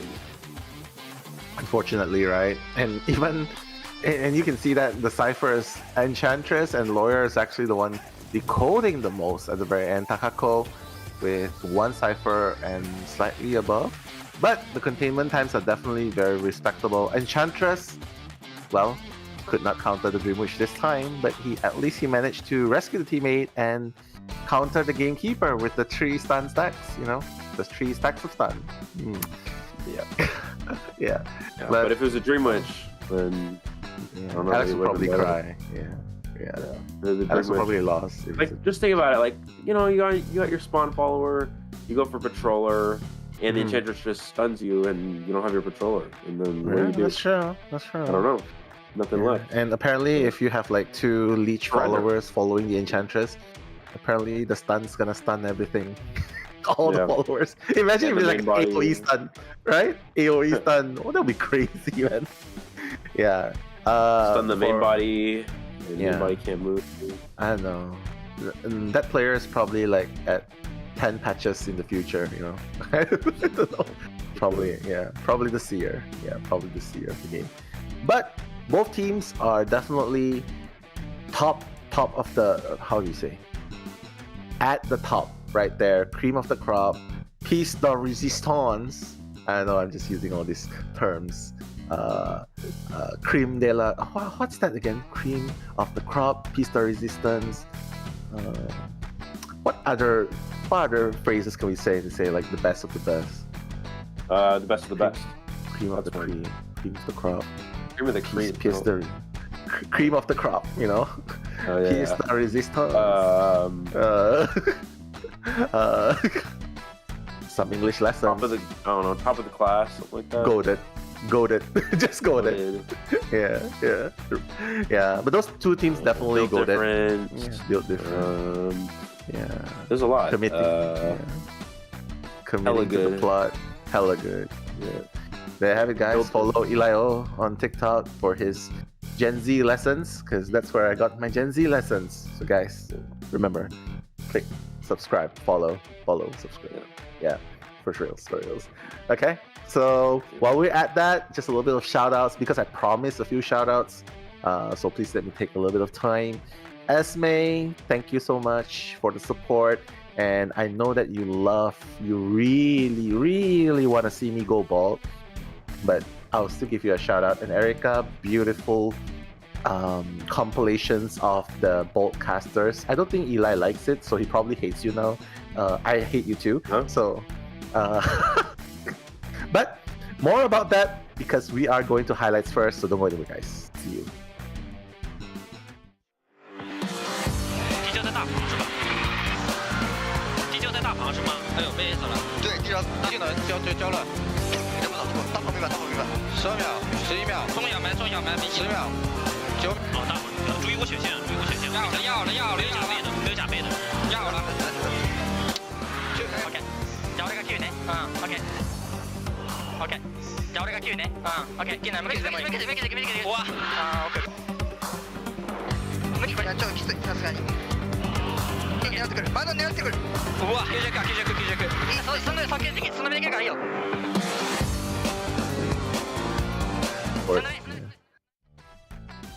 Please make big waves across the word. And the word is the world. This guy, for reals. AXIZ win! !4. Hashtag AXIZ win. Hashtag COA7 support. Hashtag COA win. And, just beautiful art. Looks a little bit like, I don't know. This art looks like Sailor Moon. I'm sorry if I got that wrong. But beautiful art. Call of the Abyss. AXIZ wave.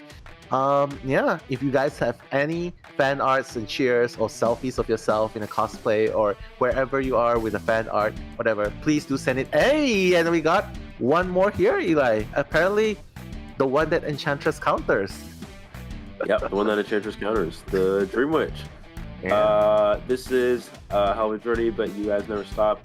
Hope all your efforts will turn into a beacon of victory, lighting the road ahead. Do your best and leave no room for regrets. This is a hell of a journey. Is that really what it translated? Is that's how it?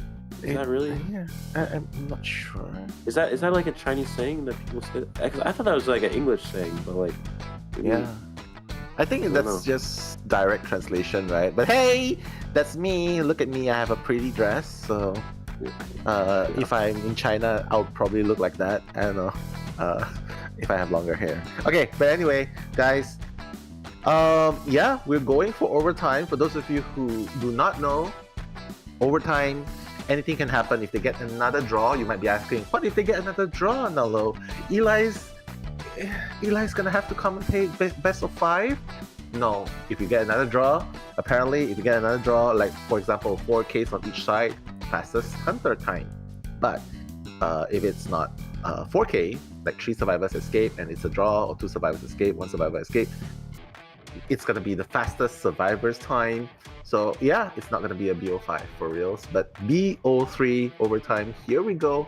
And while we're at it, hey guys, I've never been in Spanish chat. This is not Spanish chat, though I know a few words in Spanish. Help me out here, Eli. What do you got?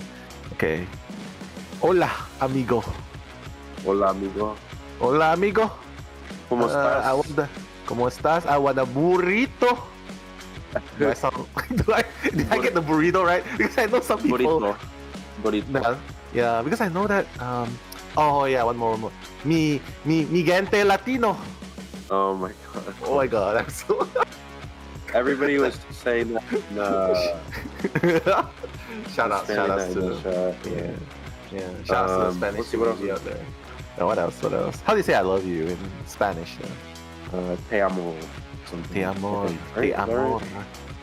Yeah, te amor, I guess. Mi amor, te amor. Yeah. Oh my god, rolling the R's, you know. Can you roll your R's? What do I guess? Burrito. Nombre. Burrito. Burrito. Can you roll it like a motorbike? Oh, burrito de pollo. Oh, what's chicken, that? Chicken burrito. If you say pollo in Malay, it means you're stupid or something. Does it really? Yeah, it does. Stupid sandwich. I don't know. But okay, guys, looks like we are headed back to the stage.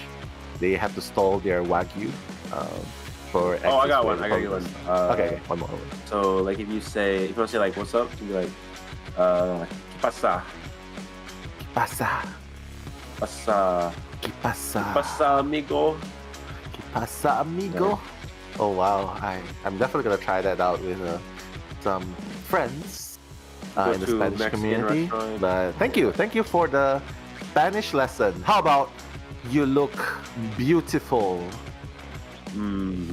Something bonita. Bonita is like bonita. Beautiful. I don't know, like you look. I don't really know. I just know like very few Spanish words. Yeah. Señorita means lady, right? Is that? Yeah. Señorita. So. Yeah. I heard that from a song because I can't remember who sang it. Was it Camille Cabello? Sorry, I can't remember that. Potentially. Señorita. Something like that, right? Oh yeah. Okay, sorry guys, we got caught off. We sidetracked a little bit, but guys, live, laugh. Luca, shouts to Snooty. I see you.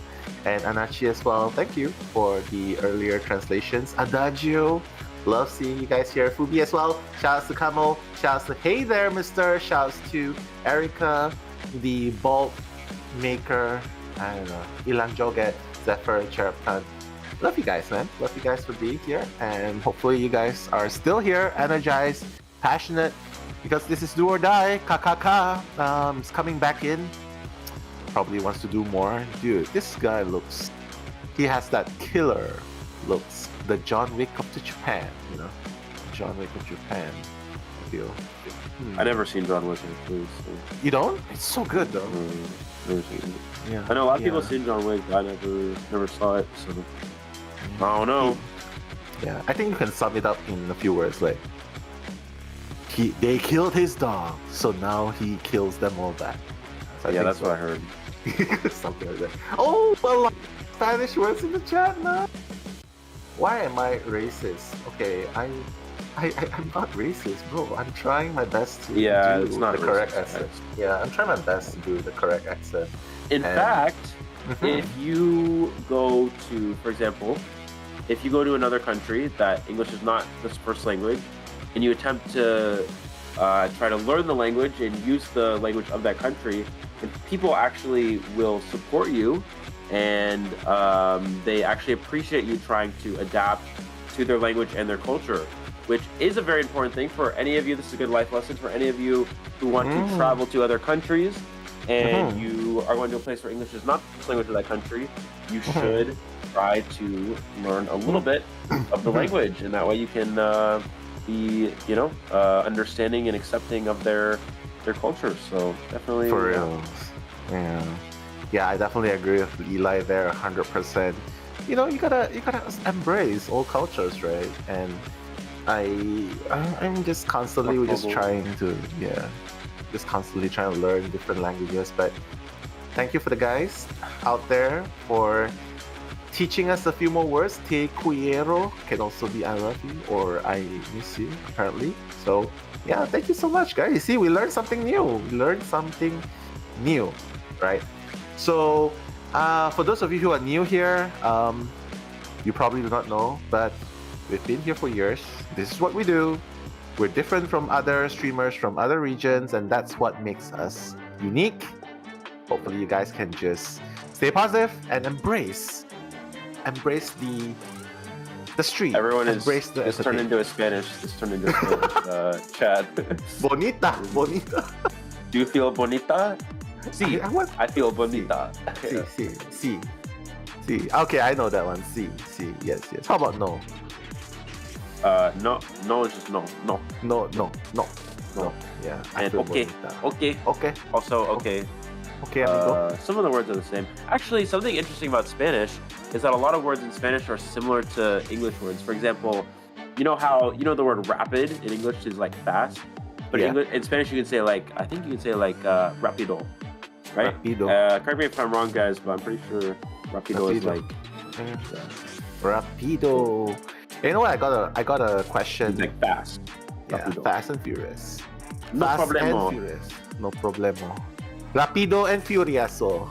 I don't know. Does that count? But yeah, I think Vin Diesel will be really proud of our language. But yeah, AXIZ KKK has already banned the toy merchant in Lakeside Village, banned the priestess. So apparently he's more afraid of mobility here first.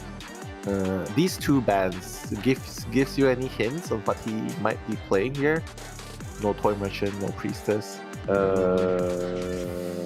No hints yet. I mean, well, priestess and merchant are pretty normal bands, obviously, and Current also a normal band, so really hard to tell based off of these. But I think that let's see what the last one will be. You can get a pretty good idea what it's going to be based off of that. But yeah, looks like coordinator as well. So actually, I'm not really sure.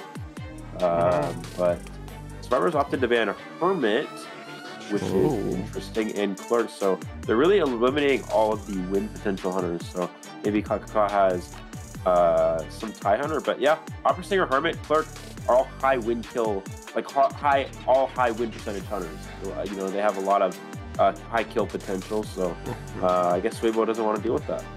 Yeah, KKK's probably laughing there and be like, haha, you do not know I was planning to go with the breaking wheel all along. But does that work here against this comp? Breaking wheel? Well,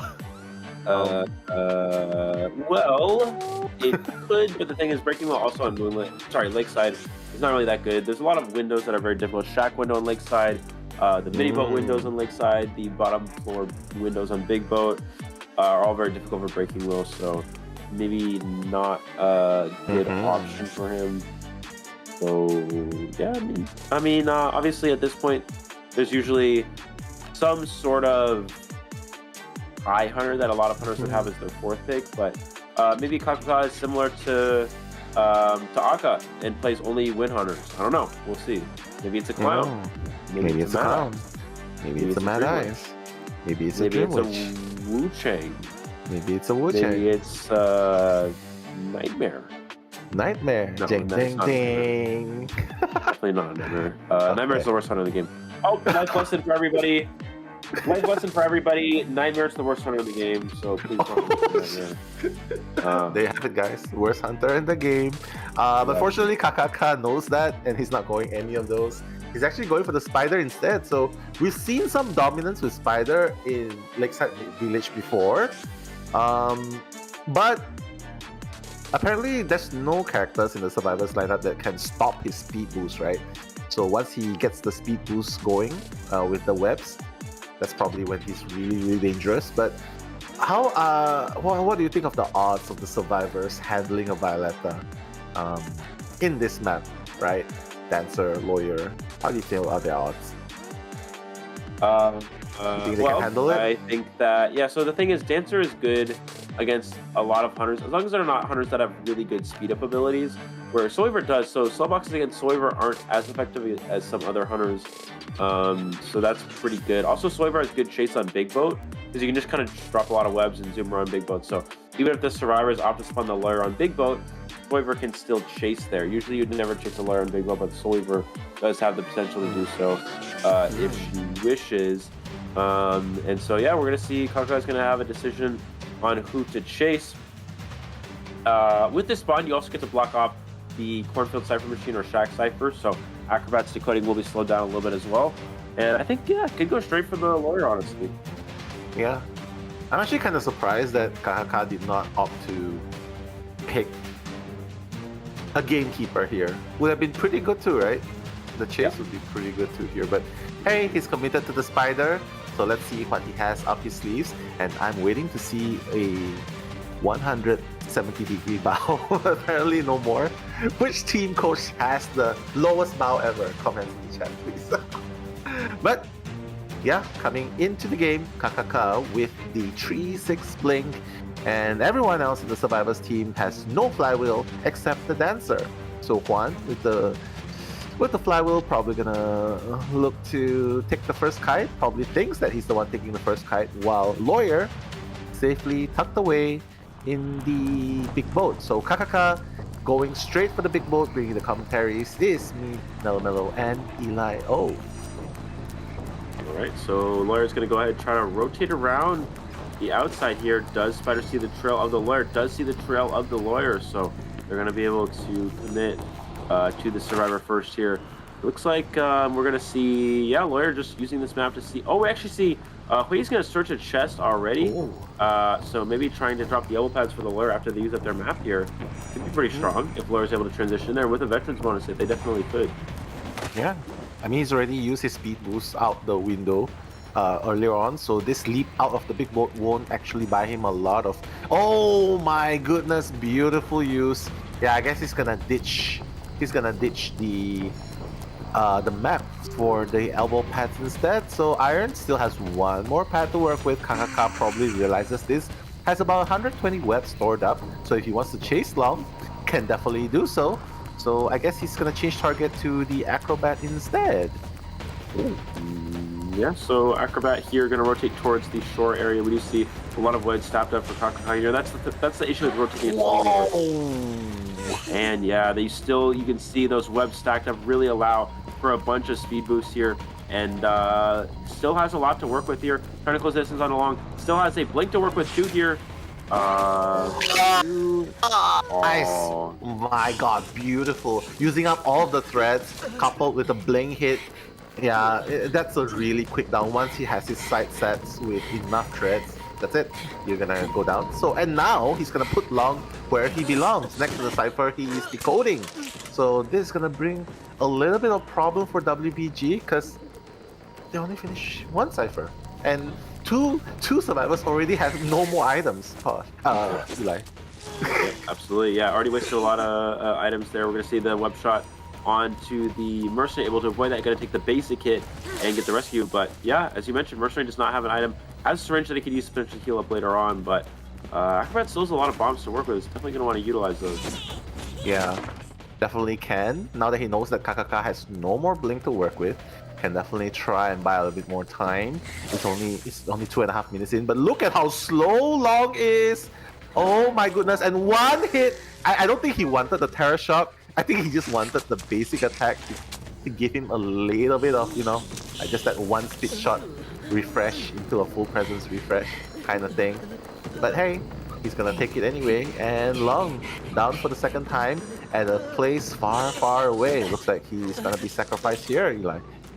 Yeah, absolutely. I don't think they're gonna go for this. They do have good Cypher progress, but yeah, I think nobody's even close to the vicinity here. Mercenary does have their heal primed, so they're gonna go ahead and use it as soon as the hunter gets close here. But yeah, trying to find where the mercenary's hiding. Mercenary actually is okay. Coming for the rescue, but it's with a syringe. Coming in with a syringe. Okay. Oh, no Terra Shock. What? I thought he would try and go for the Terra Shock there at least. But yeah, it's okay. At least he got Hui down. So Long still has one more firebomb to work with. Gonna use it almost instantly. He doesn't really care about walking through the firebomb, I guess. Yeah, last Cypher Machine almost done here though. 75% of the way done at this point in time. But we're gonna see Long just trying to stay alive long enough for Iron to get to the Cypher and prime it. Juan's gonna try to body block this area as much as possible. Gonna hit the Dancer, which actually means that the Hunter might have to teleport. He's looking, and he's gonna teleport as soon as he sees that Cypher move. Yep, teleporting onto the Survivor. 80% of the way done though. And you didn't even see it for a second there. Yeah. Real story. Sometimes you don't see where the survivors are when everything's happened. Iron, I think he's getting a little bit impatient now. He's missing the spits left and right? Yeah, one hit. Lawyer's gonna take the Vault. Lawyer, of course, cannot get Terror Shock, so obviously can take any free vaults here. But Survivor's just gonna use this time to heal up. Gonna use the Veteran's bonus to get away from the Cypher Machine here. Gonna make sure you don't die on the Cypher Machine if you're Iron. Yeah. He's getting a little bit impatient, and he knows why. Like, he's running out of time. Female Dancer's being healed up. He's already gone healed up, and they are starting a new Cypher, and then stop for a moment, and it seems like everyone's running to where the Mercenary is. Does he not realize Mercenary is working on the Cypher now? Oh, he does. He does. Yeah. Yeah, but Hui is so dangerous, though. Has nothing to work with, and if he goes down here, I think they can just chair him here, I guess. Oh, yeah, a little bit impatient there, I think. Yeah, so they're gonna have two Survivors pressure two different Cyphers here, I think. They do have Juan and Long pressuring this one, and they're gonna need one more Survivor to start an extra Cypher Machine here. And yep, someone has started the new Cypher, that's Iron, and that's actually the Lawyer. That's actually the Lawyer, so that means that it's gonna be even faster decoding here. So yeah, Kaka with very limited time at this point. Yeah, but has to be really careful because one teleport is gonna bring Iron down. You know, he's gonna make him fall. He's trying to see where the Mercenary is. Probably wants to get the Mercenary down before teleporting to Lawyer, right? Maybe that's the case. Okay. Is he gonna teleport? Oh no, he's not! He has to pick him up now? Wait. Okay, I think they all know. They know. Yeah. Kakaka is just waiting. He doesn't want to chair, he wants the threat, you know? The threat to come back he's first. He's gonna wait till he's gonna stack his webs here. That way this is what a lot of Survivor players do, they know the Cyber Machine's prime, but they're gonna wait until they can stack a lot of webs here before going for the end game. So that way they can use a lot of webs to instantly down the Survivor, then teleport to the X8 and get a tie. But yeah, let's see. We're gonna see how does Weibo want to approach this is the question. Looks like they're waiting on the Cypher. Juan's coming in for something. Yeah, something to happen. For 3 survivors to have crows, I guess.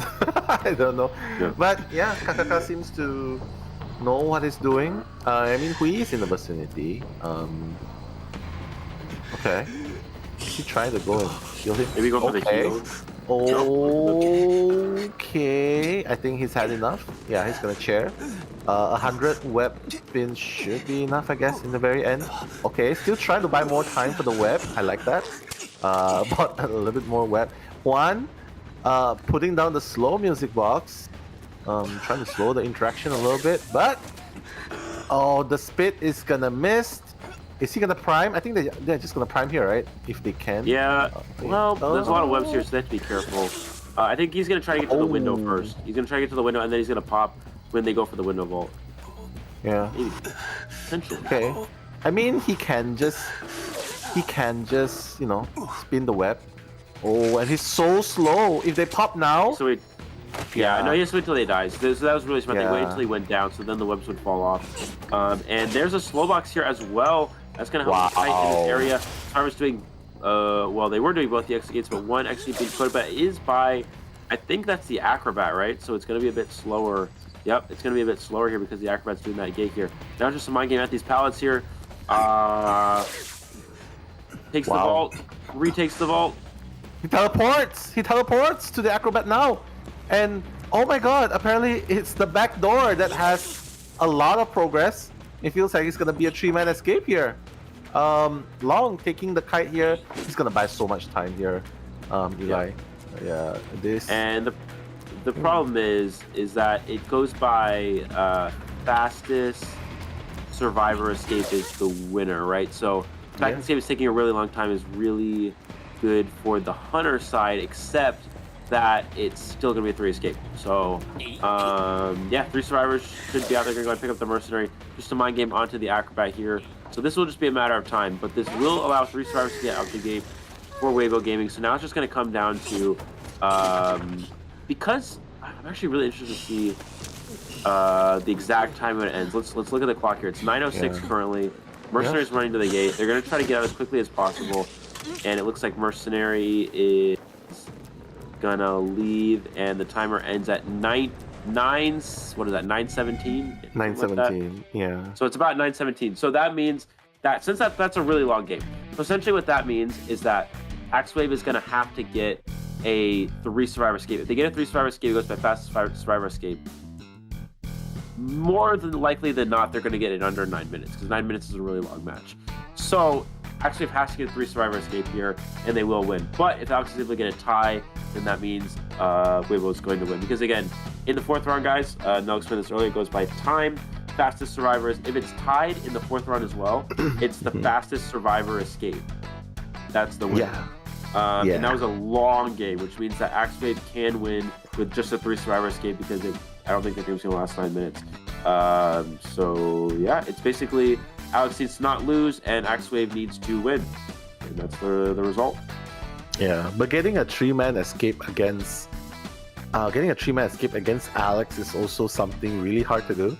You saw that they barely got the draw against Alex in game number 2, and they got a 3-man kill by Alex in game number 1. So you gotta wonder, this situation that they've put themselves in.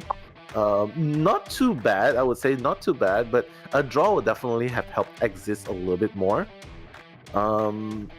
Yeah, so I guess what matters here is AXIZ survivor trying to get that a 3-man escape against Alex, and in a faster time than 9 minutes and 16 seconds from what we saw, right? From what we see at the timer just now.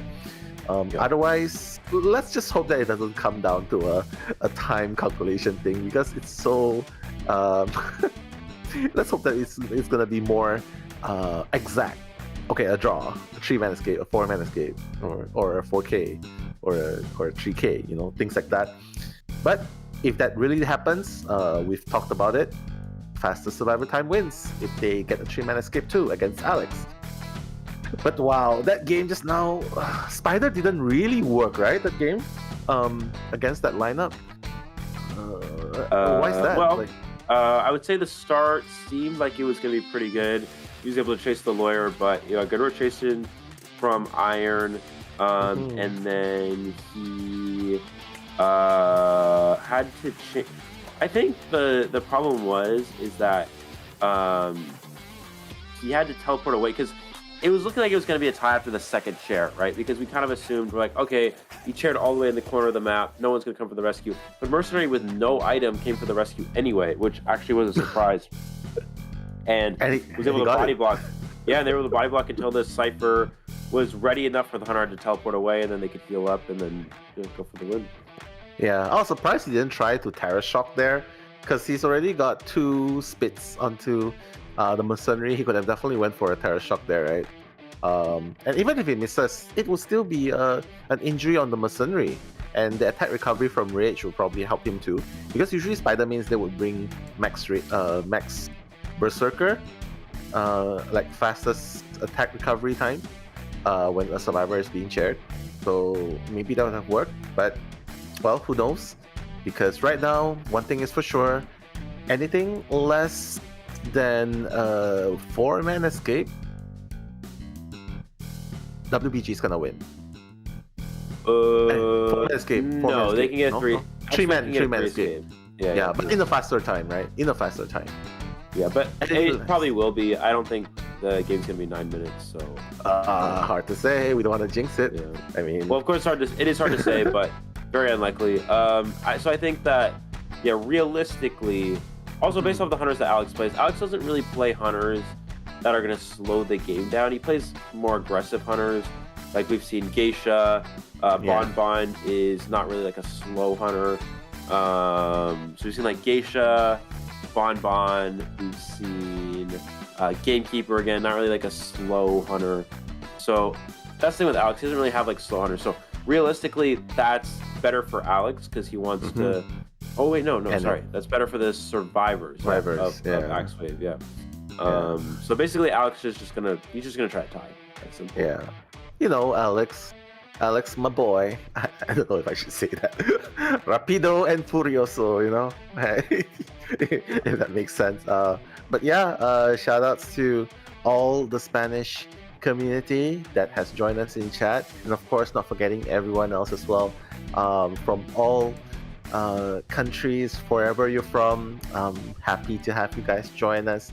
Again, please do let us know where you're from and say hi to us in your mother tongue, so to speak, just so that we can try and guess where you're from. You know what I mean? Yeah, that'll be really interesting. Just say hi and probably introduce where you're from, and who knows, maybe you'll find your community mates here as well. And I mean, I don't know, relationships can be formed, new bonds of friendship can be born from this community itself. But right now, time for the time to determine who is going to be the winner between AXIZ and Weibo Gaming. Alex has taken the seat. Honestly, when I look at the seat, right, I was thinking like, hey, you still remember the one where we had in IDC, the hunter's chair? That's high key pretty awesome, right? Compared to sitting in a gaming chair, and that hunter's chair, definitely super awesome. I would love to see a hunter's chair in COA, maybe the next one. Just keeping true to the aesthetics of IDV a little bit more. But coming in this game, Alex only has one thing in his mind, that is to eliminate as many survivors as possible, because a draw is just a minimum of what he needs, right? He just needs to get a draw and he pretty much wins the game. Yeah. But according to Eli, he likes to go fast and furious. He likes to go super aggressive. We'll see how he plays. If he's playing to just aim for a draw, or if he's just trying to pressure the survivors as much as possible. AXIZ survivors is put in a very, very tough spot. You can imagine the stress and pressure build up. Guys, please do show your love and support for Team AXIZ, and of course to WBG. Support your favorite teams. You can see that the audience has all the fan signs up as well. Probably traveled a good distance to continue to support as well. So yeah, make some noise in the chat. Alex, starting things off with the Priestess and Lawyer, Ben. Yeah, definitely. Looks like we're gonna see. So Alex has these two options. Bon's available to play a character like Geisha as well.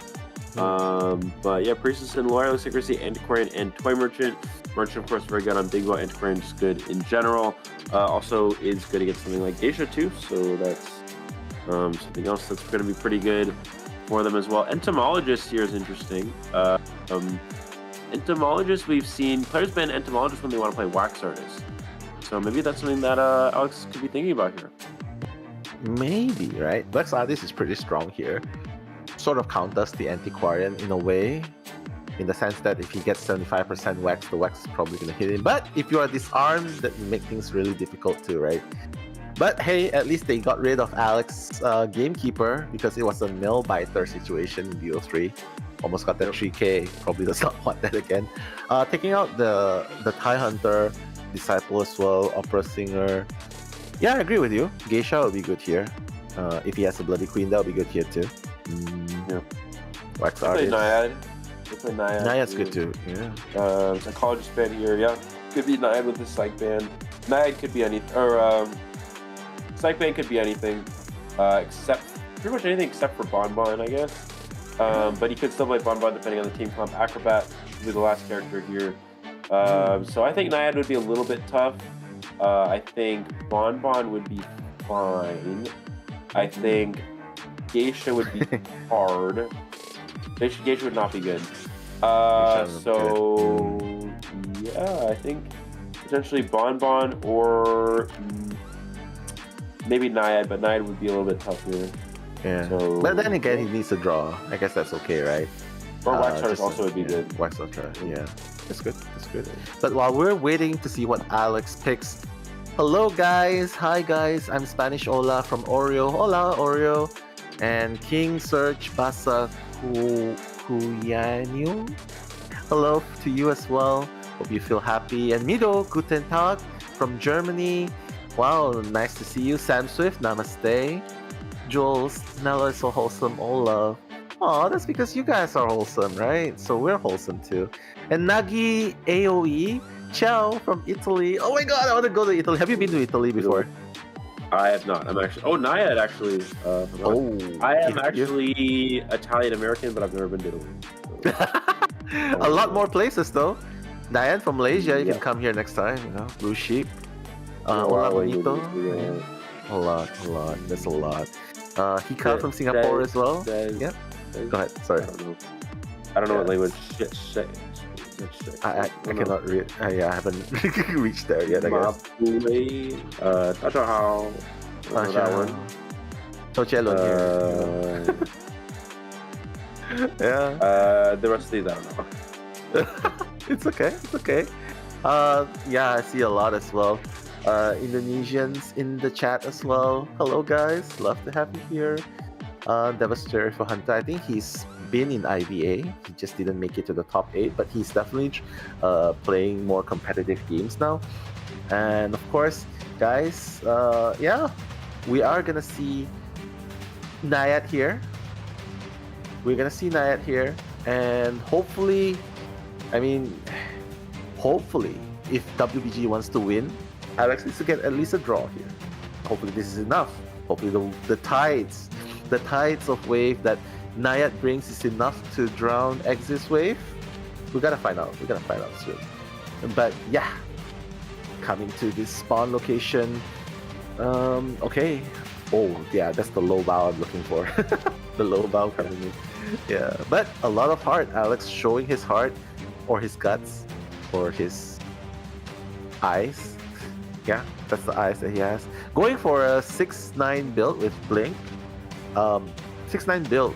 You think that's a draw trait that Nyad usually brings, or is that like a super aggressive 4K? No, it's pretty good. Yeah, it's pretty good for ties. If they want to play more aggressive, usually have trump cards, so just teleport later. Looks like Alex is gonna go straight for Shack, which is the location of the Antiquarian. So doesn't have excitement. So this is actually a difficult chase target. Antiquarian, usually they can wait until the Knight pulls back the Trident, gets out of the swim form, then goes for the stun, and then makes it so the Knight cannot hit them. So that's one way that Antiquarian can be quite strong here. And we're probably going to see that in this instance. Ooh. Boom. And yeah, she's holding her right arm in pain. And that's a catapult here ready. Oh, it's going to just destroy it. And this is one location that's really hard, right?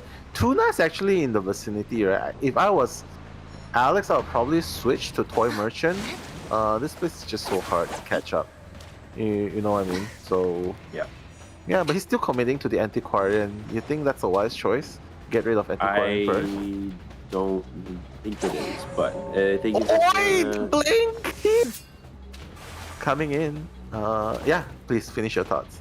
Yeah, I think it's tough because even if you do get this first blink hit, now you have no more trade to actually secure this down. One of the Antiquarian uses probably stuns to stop the dash here.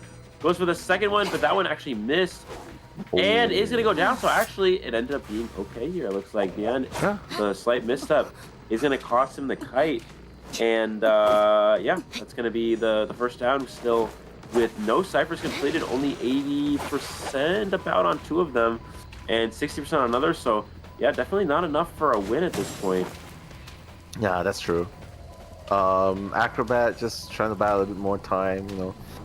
2 of them are actually here, so I don't really see. Ciphers are going healthy, I guess, but Antiquarian's already halfway gone. And oh, the terror shock! Auto Suddenly! What a god!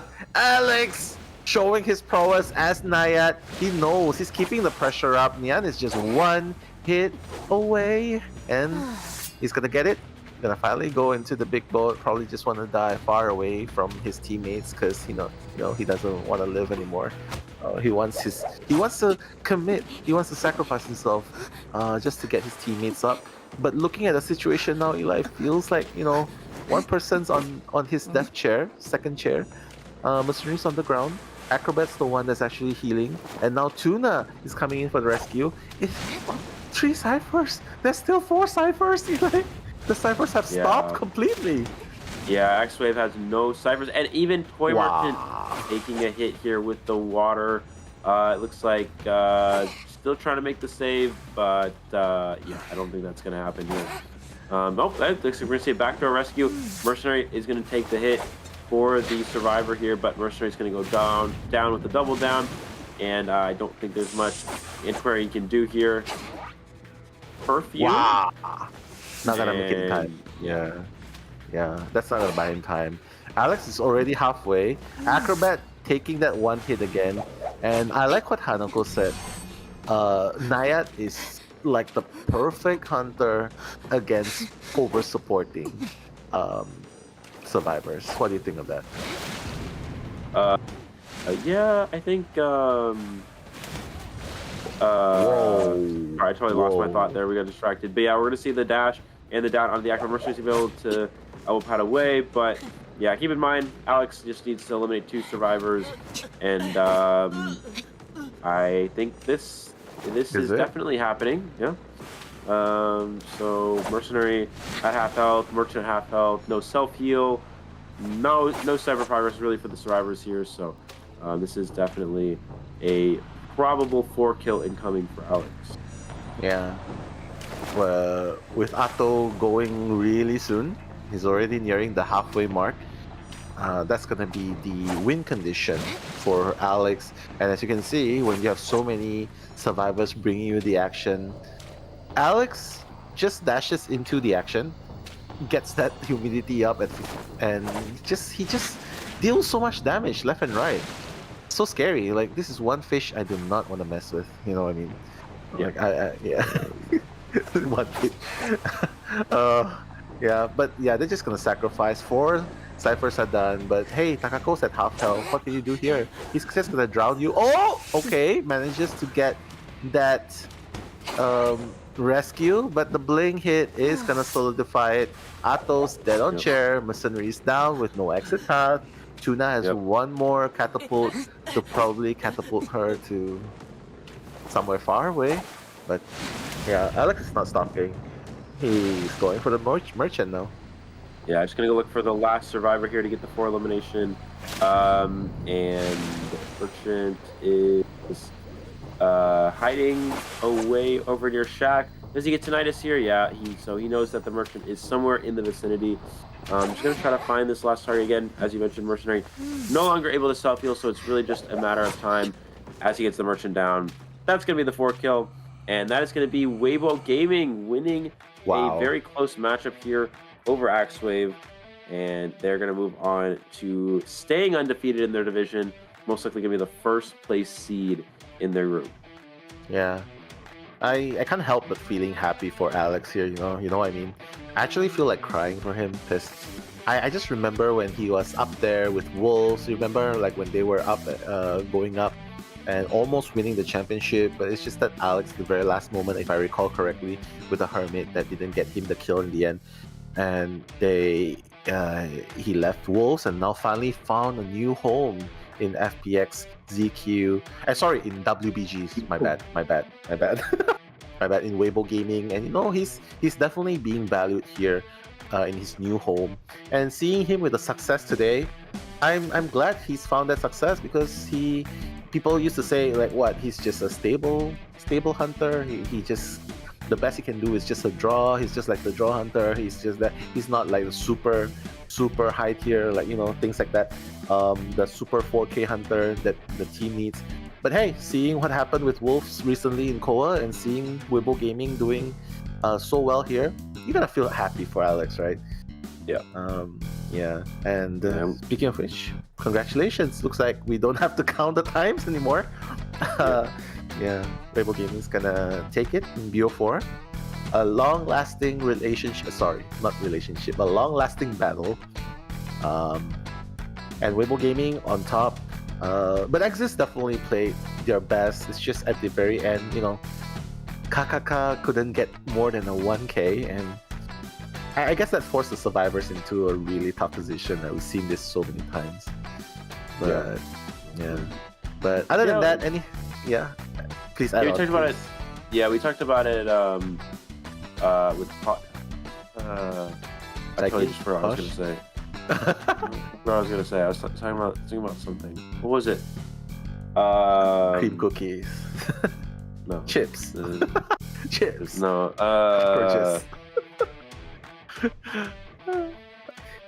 Yeah. Well, I don't know. Well, we'll give you time to think about it. Yeah, guys, everyone's just popping off in the chat. AXIZ played so well. Cannot be mad. That's real. You know who else played really well? I wasn't there, but Eli, Psyche, Posh was there before you as well. So really proud that Southeast Asia doing really well, and EU doing really well. All the teams are going up and up and up, and finally playing on par with the teams here. Definitely love it. Hopefully Koa 7 is the start of something new. Quote from High School Musical. Yeah, start of something new. Yeah. And in Koa 8, probably they would be able to come on top, right? But here, I guess that's the result here. Ending it in BO4, BO3 extra time, obviously. GG well played. The congratulations pouring in the chat. Definitely very well deserved. But yeah, Eli, I know that there's a lot of highlights. Yeah, what do you want to say? I just remembered what I was talking about. How basically Alex went from being just a rank hunter in the Chinese server to joining the Team Wolves and struggling to adapt to the competitive tournament environment for a while in Wolves, but then eventually got better and became average to above average hunter, and then now he's become one of the best. So definitely a journey there. Cinderella story, powered up. Yeah, powered up. I don't know. Yeah, used to wash the dishes, scrub the floor, and then found Prince Charming, and he's up there. Magical Cinderella story. Definitely, we could definitely put that in IDV documentaries. Story of how he rose. But yeah, a lot of stories. I wish that one day NetEase will come up with a documentary, right? Because we've seen them showcasing the staffs in NetEase, the company itself, right, for IDV, showcasing the designer, the social media, the artists, and everything, right? Maybe one day they can showcase, they can put up a documentary as well, like, okay, I've been playing this since I was 15, and now I joined Koa.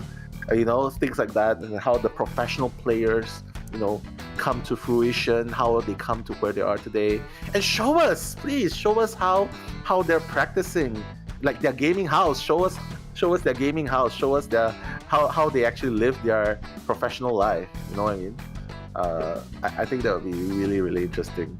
But yeah, Eli, what about you? Like anything you wish, any new programs or anything you think that NetEase could come up for IDV? Like something that you think people would like to watch as well? Yeah, I mean, obviously they could do more like behind the scenes stuff. That would be definitely interesting. They could do behind the scenes for commentators as well. Yeah, that would be interesting. Yeah, I want to see IDV giving thoughts into putting up their game on Wikipedia. Wikipedia. It is a genre, and they do have awesome events. They do have a lot of awesome events. They do have high prize pool, and mind you, 4 million Chinese yuan is not a small amount at all. $550,000, and that's such a huge amount. I think that can beat a lot of games out there. You think? So yeah, I think they should definitely try and commit to that. Yeah, put it up there. But hey, coming into the game, hopefully COAVII is the start of something new. Lazy. Yeah, I totally agree. Hopefully it's the start of something new. And one thing's for sure, everyone is improving constantly. We gotta be better too. And hopefully we will see more of that. But yeah, Eli, what time is it at your place now? 4:35 a.m. and we still got another match. So yeah, you fit the role of Batman, Yeah. The Night Watch. Yeah, for real. But coming into the match data, it's okay, I got you. D. Constant actions allowed Alex to get that 4K. As you can see, a lot of survivors were eliminated even before the 2 ciphers have been popped, bring us to the grand total of 20 to 13. Obviously, the overtime being the one that solidifies everything, 8-1. So yeah, GG, well played. With that, Weibo Gaming gonna add that win to its repertoire. And AXIZ, well, let's just say, even though they lost this game, they can still make it to top 3. They can still make it to top 3 if memory serves me correctly. But also, congratulations, best deduction MVP, Alex, our boy, he's made it. Yes, looking at the deductions here, or average eliminations rather, 2.8 average eliminations, so that was a 3 kill in the first round, tie in the second, tie in the third, and 4 kills in the fourth round. So if we do math, that's 4 plus 3 plus 2 plus 2, which is 11. And 11 divided by 4 is... I need a calculator. Apparently it's 2.8 according to the stats. But yeah, anyways, about 2.8 eliminations per game here. We're going to see our interview portion. Congratulations, WBG. Say hi. 大家好，我是 WBG 的大龙。WBG 还是 Alex， 欢迎两位。and WBG 阿龙，真的是相信对大家的生理、心理都是极大的考验。那因为毕竟是小组第一名的争夺嘛，今天赢下了比赛，还是想问一下，此时此刻要不要来先分享一下心情，包括评价一下这把比赛呢？因为对面真的是给大家也确实上了蛮大的压力。大龙 ，feels like the other team definitely gave you a lot of pressure, right? 这么有压力？是。 Yeah, it's really stressful. I never thought it would be so stressful, and they were laughing at it. 对面压力挺大的，没事，我扛得住。确实，今天艾丽真的是凭借 big pressure from the other team, definitely hard game. 漂亮的一个成绩拿下了今天的比赛。那首先第一个问题，我觉得还是想result in the end. First question. 第一局的，因为第一局我们确实是拿下了一个比分的优势，还是蛮重要的。上半场的时候，对面卡卡卡的歌剧，他如果传送到那个门，真的是有机会4抓的。所以当时大家在场上会不会还是挺忐忑的呢？大龙。 If you really had the chance to teleport to the gate, you would get 4K, right? I never thought that. We never thought that the teleport was out. But he heard the teleport. But fortunately, the gates already open, so they can still escape. 就虽然那个局不是一个4抓局，但是其实当时 they said even though all that happened, he could have adapted to the plan. He could have planned and go back and rescue in time. 时候，我们的狗哥也是凭借一个真的可以说是一波3折的一个小翻盘，因为本来是4人开门战嘛，但我们还是拿下了3抓。艾丽，你觉得那把你能够拿下一个赢局的一个契机会是在哪里呢？ 因为他们有大副，我专打大副。艾利克斯真的这段时间让我 I 们看 think 到 I 了 was 什么 not 叫 there 做 for this 大 game, 幅 but he said 杀手。 because of first officer he couldn't get that 4K. 表现和操作，但是还是想说一下2-3局啊，因为2-3局确实感觉还是有很多点大家会觉得比较可惜的，因为对面也是有给到机会，但是可能我们这边跟对面打的真的是有来有回。那大龙觉得2-3局的话会有哪几波的节奏你会觉得比较可惜？在这里复盘的话，就是会真的很想去优化一下。 Which one do you think is rather unfortunate? I think that's what it 是 means. 前期把我们的道具都给打没了，然后后期也没有人去贴门，然后第3把的话就是他那个通缉， Saying that 通缉到佣兵的话，其实 second 基 game, 本上是一个 unfortunately, our resources were depleted. Feel very 后面 unfortunate as 会比 well. 较费劲。其实真的是在 Yeah, 2-3局 going a 的时 bit 候，对 fast. 面也知道这是 I 一次 can't 难 really 得的 catch 机会， everything, 所以 but 他们也是想尽 so 办 game 法 2来 and 去抓 3, 住， they 给 definitely 到 feel 了 like 非常非常多的 it's 压 very 力。那 unfortunate they could have done better. 2-3局的时候有没有哪个点就觉得哇塞好可惜，一定要在这里好好的说一下呢？ Yeah, the hostess is just emphasizing again. Do you feel like it's very unfortunate, Alex? 受不了了这个门。因为艾丽当时在后台的时候就讲说这个传送到底怎么回事？如果给你一个机会，你会对那个门说什么呢？我会一拳打爆他。今天晚上军工厂人 He's saying, why? I supposed to teleport back to the chair, but unfortunately the survivors had managed to rescue. So I ended up teleporting to the gate. So is there any message you want to say to that gate? I will definitely bust you open. 淋漓尽致。 I'll 第 bust 4 that 局 gate 大家 open. 整个的状态可以说是全部拉回来了，特别是上半场的时候，对面也是绝境掏出了一手可能我们都没有想到的蜘蛛，但是大家应对的非常好，特别是大龙，当时满屏都是 We didn't 龙 expect 金 a 豪 spider too, right? 那种弹幕，特别棒。所以当时大家在面对既有时长压力又有胜负压力的情况下，队内会整体做一个什么样子的沟通？ Under that stressful situation, what kind of communication do you guys manage to do? 但是要快速的平局。如果被他 At first we 就是 thought 被他拖出时间 as long as we can draw, that'll be good. 必须去争3炮 But we need to do it very fast. 他这个蜘蛛确实没想到，然后他还挺会打的，就是他会去打一个换节奏，然后让电击变慢。对，是的，当时也 He 是在 did not just tunnel vision, but he did swap targets to pressure the cipher as well. So it's kind of hard to play too. 大家应对的这么好，我们心也是放到肚子里去了。那到了下半场的时候，确实求生者是先手抓住了优势的情况下，艾丽会不会也会打得很飘逸呢？因为最后也是一个4抓嘛。就怎么稳怎么来吧，想着先保平，不要留一个。是的，是的，最后也是非常漂亮的通过4抓 Said 终结掉 anything 了 that 比赛。 happens with this game, he said it's fine. As long as can achieve the draw, that's okay. But anything else that happens after that, I'm just ready to face it. 这场比赛也有提到，艾丽是他加入职业的契机，因为他之前是 Alex Daisky 的队伍嘛，所以就是今天也是两边都为我们奉献了非常非常漂亮的比赛，对面也是很值得尊敬的对手。接下来2位还是都有比赛要打的，艾丽有没有什么话想要送给他呢？下次砸别家的头，别砸我的头了。不要砸我的。然后他们打的真的非常厉害，都一起加油吧，都最后一场。Yeah. Any advice to this AXIZ as well, since you guys still have games? And Alex said, yeah, next time, don't stun me, don't pallet stun me, don't slam my head. Apparently, that's what they said. 想要在这里，包括对下一场比赛有没有什么期待吗？就很不好意思，又让大家进 SAU 了。对 ，sorry 了。对，很不好意思。 SAU? 但是我们拿 What's SAU? 然后后面我们会继续努力拿下这个 So I said, I apologize very much that everyone needs to enter SAU again. So I'm not really sure what SAU is. 大龙的这句拿下小组第1这句话，能够在下一次我们获胜之后的赛后采访可以大声的给到大家说出来。那也是再次感谢2位来到赛后采访，再次恭喜 WBG 拿下今天比赛的胜利。接下来即将进行的是我们今天的最后一场比赛，让我们稍事休息，马上回来。All right, going back to the break. So we will see you guys later on. Don't go anywhere. 没事，我有奖杯。准备点满了，赶紧跑！别浪费时间。OK。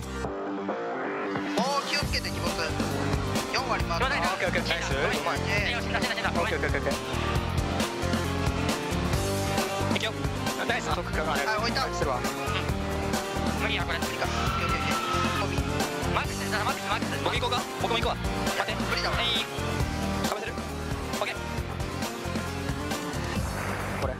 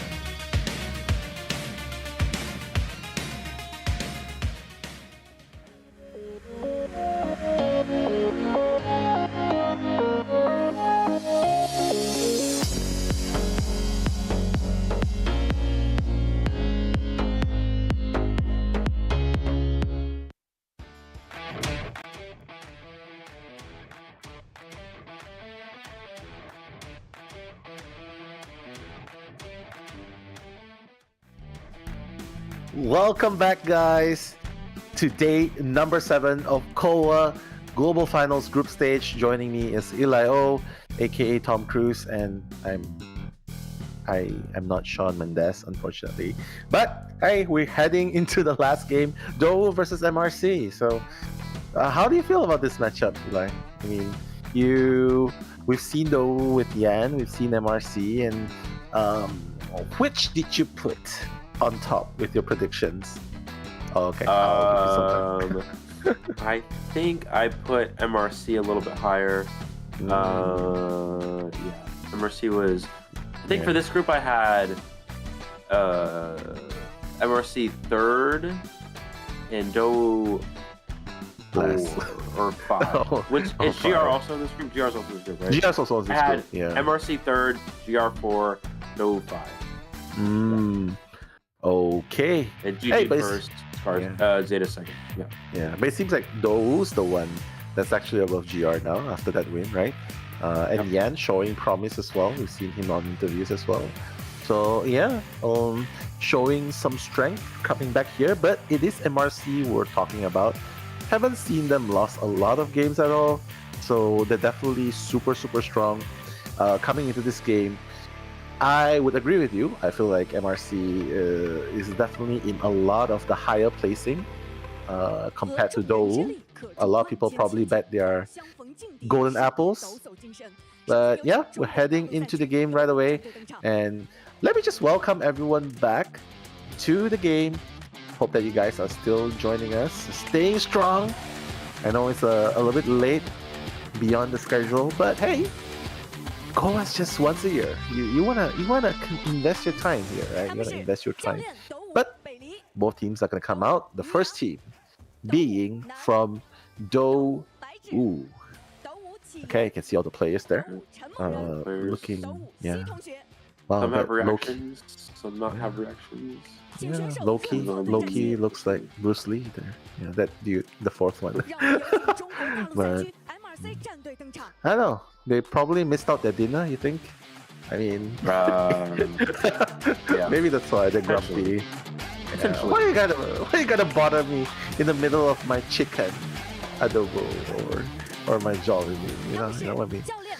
But jokes aside, it's probably the nerves coming in, right? Because they know that they gotta get this win, especially for DOU, right? It's up against MRC, super strong opponent. Maybe that's why that they feel that way.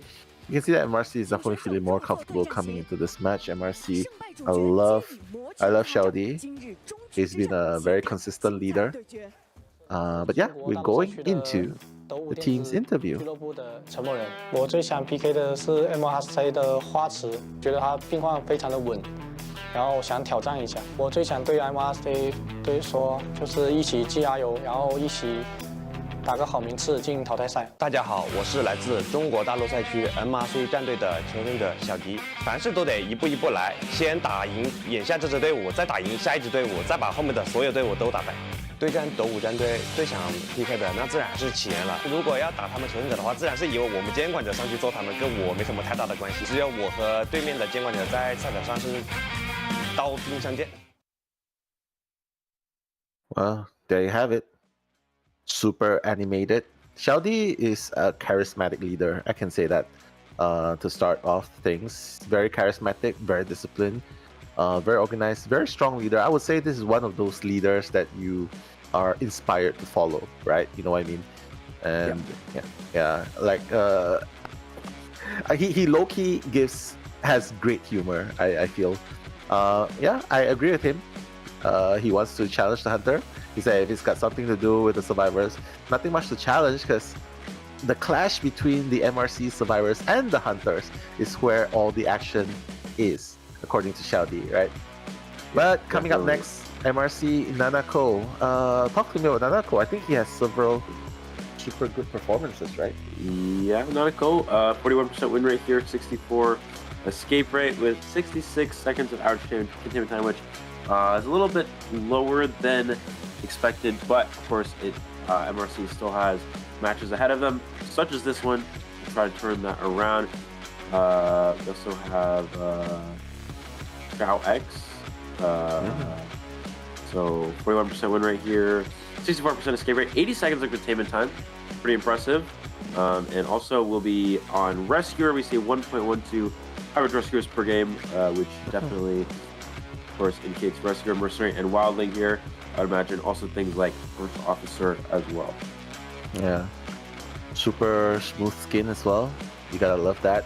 Of course, they have makeup on, but you still gotta admire it, right? You know, appearance, keeping up appearances is what I would like to say. But hey, there you have it, Huachi, or Huasi as we call it. Player for MRC, playing support, and the one that Dowu wanted to look forward to facing in challenge, right? But coming up next, the foe from Dowu, the hunter, the one and only Yan, will be taking up the stage. That's who MRC survivors will be facing. Yan, super strong hunter. I love him. Even with or without the mask, definitely a player to watch. Big role to fill in ever since Dongshen left. But so far, seems to be doing pretty good, eh? Yeah. We also have Billy, who's Billy the Kid. Yeah. I think for Yan, his win rate's a little low for right now, so I think he has had a little bit of a hard time so far, but still trying to work things out. We also have Weiser or Yes Sir. Yes Sir. I don't think so. Yeah. That's a good name. I would make my name that. Yes Sir. Yes Sir. Yes Sir. Yes, yes, sir. True. Yeah, we definitely love seeing that. Yeah, Yeah. the old switcheroo. We'll probably see that in Ever Sleeping Town, you know, where the magic happens. Yeah. Hopefully, we get to see a little bit more of the Dream Witch counter in game number 1. You know who I'm talking about? Enchantress. No, no, novelist. But coming into game number 1, yeah, they definitely have to look. MRC seems to have the formula. They sort of proclaim they have the formula to break through against Opera Singer. So let's see how true that is against Yan's Opera Singer, because that's who he's most likely gonna bring in BO1. And MRC, honestly, I hope to see Xiaodi bring out his lucky guy in game number 1. Since we've seen it a lot in IDL, so I definitely want to see it here again. And hey, a fangirl! You know, one of those few fangirls cheering on for the commentators. That's Liang Happy. For those of you who don't know him, that's a Chinese commentator from mainland China. Yeah, you can call him the Shawn Mendes of Chinese mainland, I think. But yeah, just to answer a few tags, someone tagged me on the chat. Hey Erica, do you want to eat eggs or no eggs? Yes, anything would be great. Bring Nello to Jollibee. I want home cooked, okay? Nello cook adabi in Malaysia? I can't. No, I can't. I want someone to cook for me. I would love it. You know, have a chicken. Yeah, I love it. Lately I have no appetite. Yeah. Chipotle. Chipotle? Yeah, that's Have you ever been to Chipotle? You know, I don't really. I never did eat Chipotle, but looking forward to trying it. What about Popeyes? Popeyes chicken What sandwich. about chicken? Sorry? Chicken. Popeyes chicken sandwich. Fried chicken. Popeyes. I've Biscuit. never been to Popeyes too, unfortunately. Asian fries. What up? How about onion rings? I'll take that. No, they're not. Yeah, not Okay, one thing I definitely love when it comes to chicken is Hainanese chicken rice. Have you taken that before? Oh yeah. Super good, right? Not those What do you fake kind, you know. Not those fake kinds. The one that's like glistening, golden glistening skin with a special sauce. Oh my god. It's just like boiled chicken, right?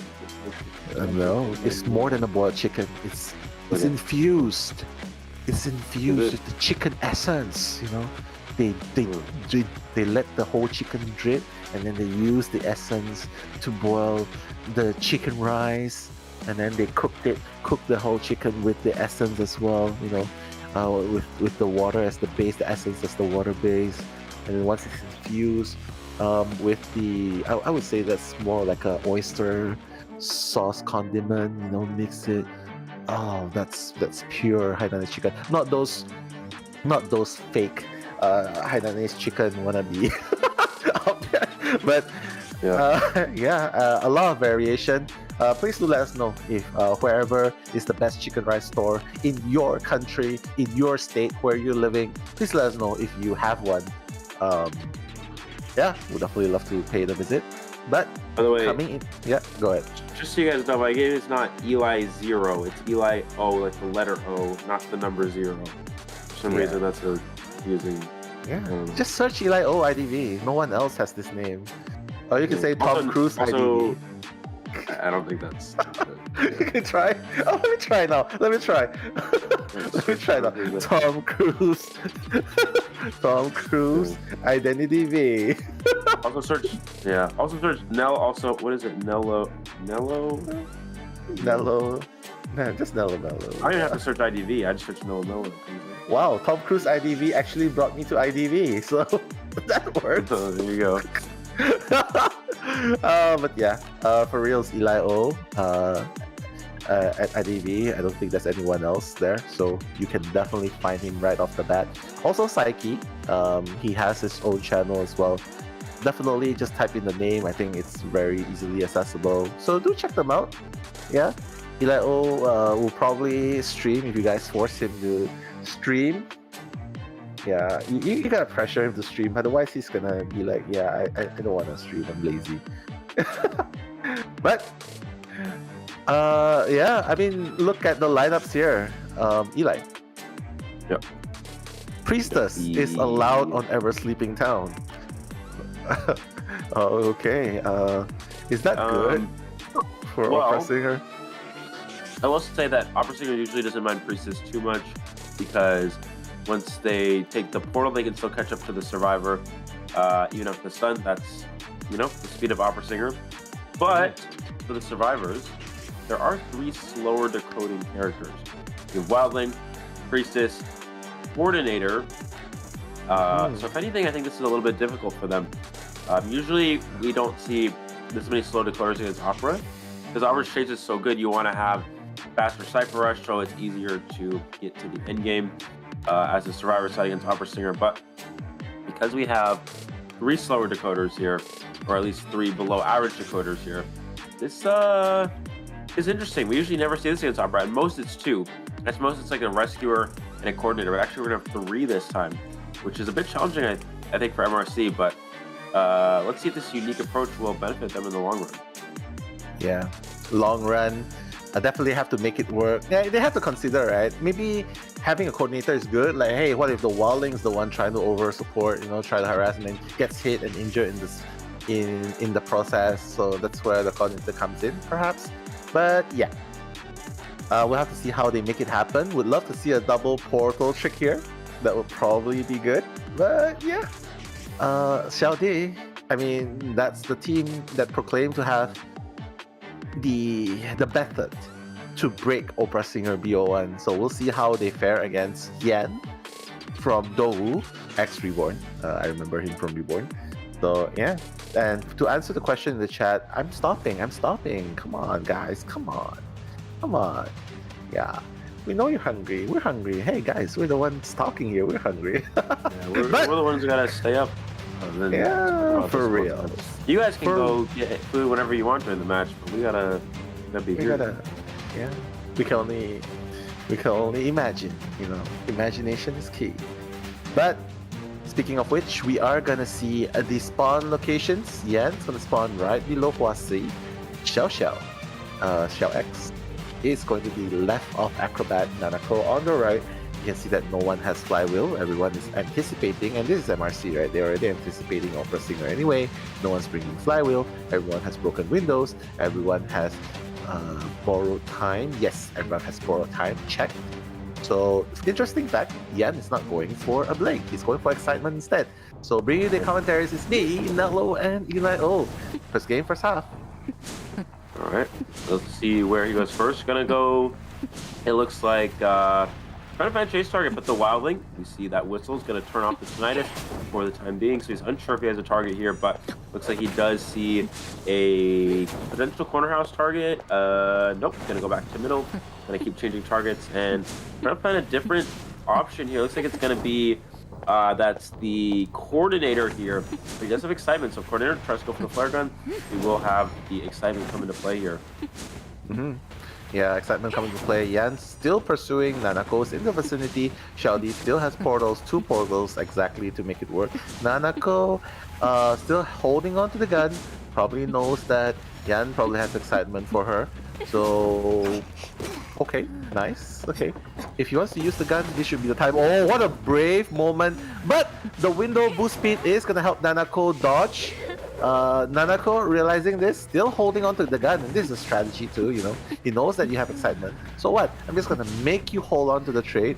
At least, hey, oh my god! The tram! The savior for Nanako! Wow! It's gonna buy him a little bit more time. So the tram working in favor of Nanako for the moment. It's gonna stop really, really close. A short service, unfortunately, because, you know, no one pays this. And while the pallet drop was initiated by Nanako, Yan manages to swipe the Coordinator off. And first down. Like. Yep, first down. Does have Basement nearby, but I don't think he's going to go all the way there. He just wants to chair on the Cypher machine. But the Cypher already able to pop, so that's actually really strong for MRC survivors. If they were able to... if Yan was able to stop that Cypher, that could have put him in a good position, but now that they're able to pop the Cypher machine, that's a lot better for the survivor side here. Will we see a before half rescue? Actually, the answer is no. It looks like they're going to go potential after half. Coordinator still has flare gun, but they're probably understanding of there might be... Oh no, Wildling's coming now for the rescue. Keep in mind, Coordinator does have that increased chair time. That's true. It's gonna be enough time, but oh, cutting it really close. Oh my god, beautiful. And that's where the timing comes down to the shortest moment. Nanako still holding on to the flare gun. I love this decision, man. You know, like, because if you don't use the Excitement, it's like you're not bringing a trade at all, you know what I mean? And yeah, you're not going to be able to use the bling, you're not going to be able to use the teleport, and by the time you change your trade to teleport, one of your teammates is probably going to pick it up. Actually, no one can pick it up, so I'm guessing that next game will be, next rescue will be the time that Nanako uses the gun just to force the cooldown onto it. Yeah, I think the idea is that yeah, they want to make the hunter use the trade as late as possible so they can't switch, they can't get their trade back for teleport. This definitely makes sense. While they're going to try to waste as much time as possible here, coming in for this save, needs to get off the board. The Coordinator again is going to die very, very slowly, but maybe the hunter will go for the fog so that way Coordinator can't use the flare gun at all because they know. Oh, let's see here. Oh. And there's the flare gun. Excitement. Oh, the block! Wow. Yeah, that's really big here. And look at the Cyphers. They're almost ready. If they can body block until the Cypher Machine's prime, this Survivor team could win here. Yeah, there's still one more Cypher that Xiaodi needs to run to though. But Nanako! Wow! And the Wildling, Xiao taking the hit. Nanako's just gonna try and buy a little bit more time. It's 90%. It's 90%. Yeah, it's very close. Oh. It's very close. Oh, yeah, it's gonna be ready. What's gonna happen? Yeah, end game coming in. Yeah, still chasing Nanako. Still has the pilot to work with. Oh, it's not gonna miss. Oh, it's gonna buy a little bit more time. Nanako coming in and out, in and out. The mind game's going on. Trying to close us. The pilot is gonna happen. Yan still has no trades to work with. It's on cooldown. He can only focus on Nanako here. Seems like MRC is gonna take it here. Yeah, his only option. Oh, we even saw the Priestess. Imagine if they got that. That could have been a potential. That would have been a 4 survivor escape, I think. Yeah. If he was able to take that portal, but still 3 survivor escape here against Opera Singer. That is very, very hard to do. When you get a 3 survivor escape against Opera Singer, it's almost like you 4 escaped a different, like another hunter. It's like that's how hard it is to do, right? So seeing this 3 escape here for MRC, this is exactly the position that we need to see them, you know, put themselves in if they want to win, because I talked about this before, the team that wins the Opera Singer matchup 95% of the time is going to go on to win the rest of the series. So this is really important that they're able to get this 3 escape here and already putting themselves in a really strong opening position. Yeah, you can see that the survivors of MRC were smiling a little bit, giggling a little bit, right? Because they probably didn't expect Nanako to last that long. they're probably ready to sacrifice Nanako there, right? Like, hey, you've done your job, you probably die there. But seeing how well he was happening, he was like, hey, why you guys give up on me? And then the portal came in, but a little bit too late. But all in all, I agree. Super, super important matchup, and the results are going to affect them throughout the BOs, right? Because Eli quotes 95% of the time, yeah, BO1, that's gonna dictate the rest of the series, right? So good job, MRC. Looks like they're living up to their word. They proclaim they have the key to crack OS, and they're doing it. Nice. Yep. And according to the Golden Apple predictions, this is correct. So as long as we continue on the right track. So far, actually, last COA, my predictions were really bad. This COA, they've been a little bit better. Actually, they've been a lot better. Actually, this COA, they've been pretty, almost perfectly accurate. There's some that's a little bit wrong. For this group, they have first place GG, second place Zeta, third place MRC, fourth place GR, fifth place Dou, which so far that could be like exactly correct if it continues this way. We have the statistics for this round. It looks like the first kite, 101 seconds against Opera Singer is very good.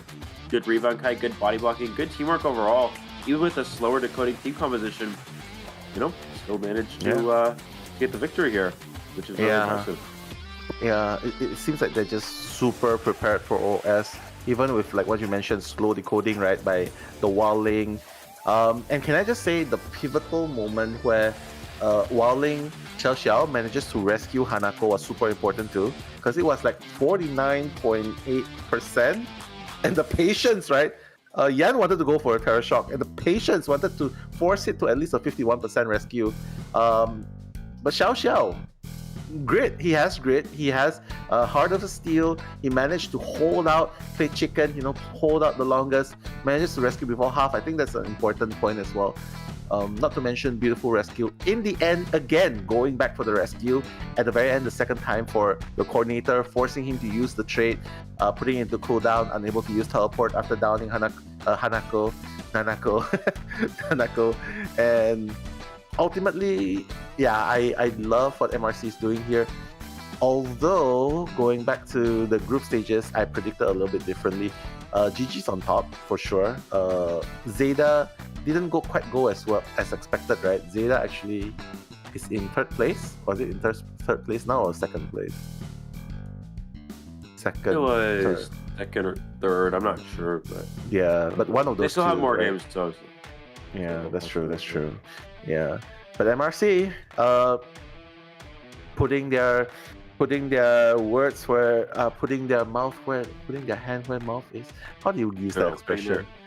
Putting their money where money where their mouth is, something like that. Something like that. Like, hey, don't tell me. Just like backing up the talk with action. Yeah, something like that. That's Actions definitely speak what louder they did. than words. Was it? Wow. Yeah. Actions Something like that. I don't know. Yeah. I think you got that right. That's definitely what they did. They proved it through their actions, and they got the 3-man escape. Would definitely love to see a 4-man escape. That would be crazy if it actually happened. But I would be very happy if it's a 3-man escape. So MRC coming out with a 3 points advantage, 3-1. So it's up to MRC Hunter this time. XC to negate, to stop Dou. To don't lose. To don't lose. That's the point. To just get a draw. A draw will even be good here, but honestly, I feel like he wants to go for more. But we'll see. Maybe Dou knows how to counter OS as well, has the formula as well. It's just that they don't put it out there. Things like that, But I see a lot of XC fans as well. XC is cracked too, but Balam, I agree. XC is pretty cracked too. My doggo's pretty cracked too. Listens to IDV, just runs away. So it's fine. Yeah. But he's gathering information. He's gathering information in the toilet. Yeah. All champions need a toilet once in a while. Exactly. Yeah. The Dou survivors coming up next. You can see UI coming in. I wonder what's the UY. Usually it's a short form, right? Can I assume it's UU? UU, Xiao, Hang, you know, something like that. But next up, Silvertsu on the case. Love this guy as well, the aeroplanist, the seer. One of the OGs of Dou. Definitely being the senior in this team, providing guidance, the support that they need. That's Silvertsu, ladies and gentlemen. And speaking of which, next one, Chen. Go ahead. Yeah, next player here we have Chen. 33% win rate, 38 escape rate, 75 seconds average game time, which is kind of just the pretty standard, pretty average, 75 seconds. So yeah, but kiting characters, we have the Acrobat, Patient. So a lot of those characters we see in round 1, especially against the opera singer. So yeah, we'll see if those will come to fruition or come to be utilized in the I don't know English anymore. Utilized in this match potentially, hypothetically speaking. Yeah. No hablo inglés.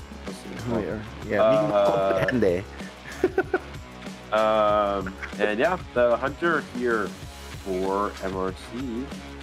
We have Ali actually. So there you go. Prince Ali.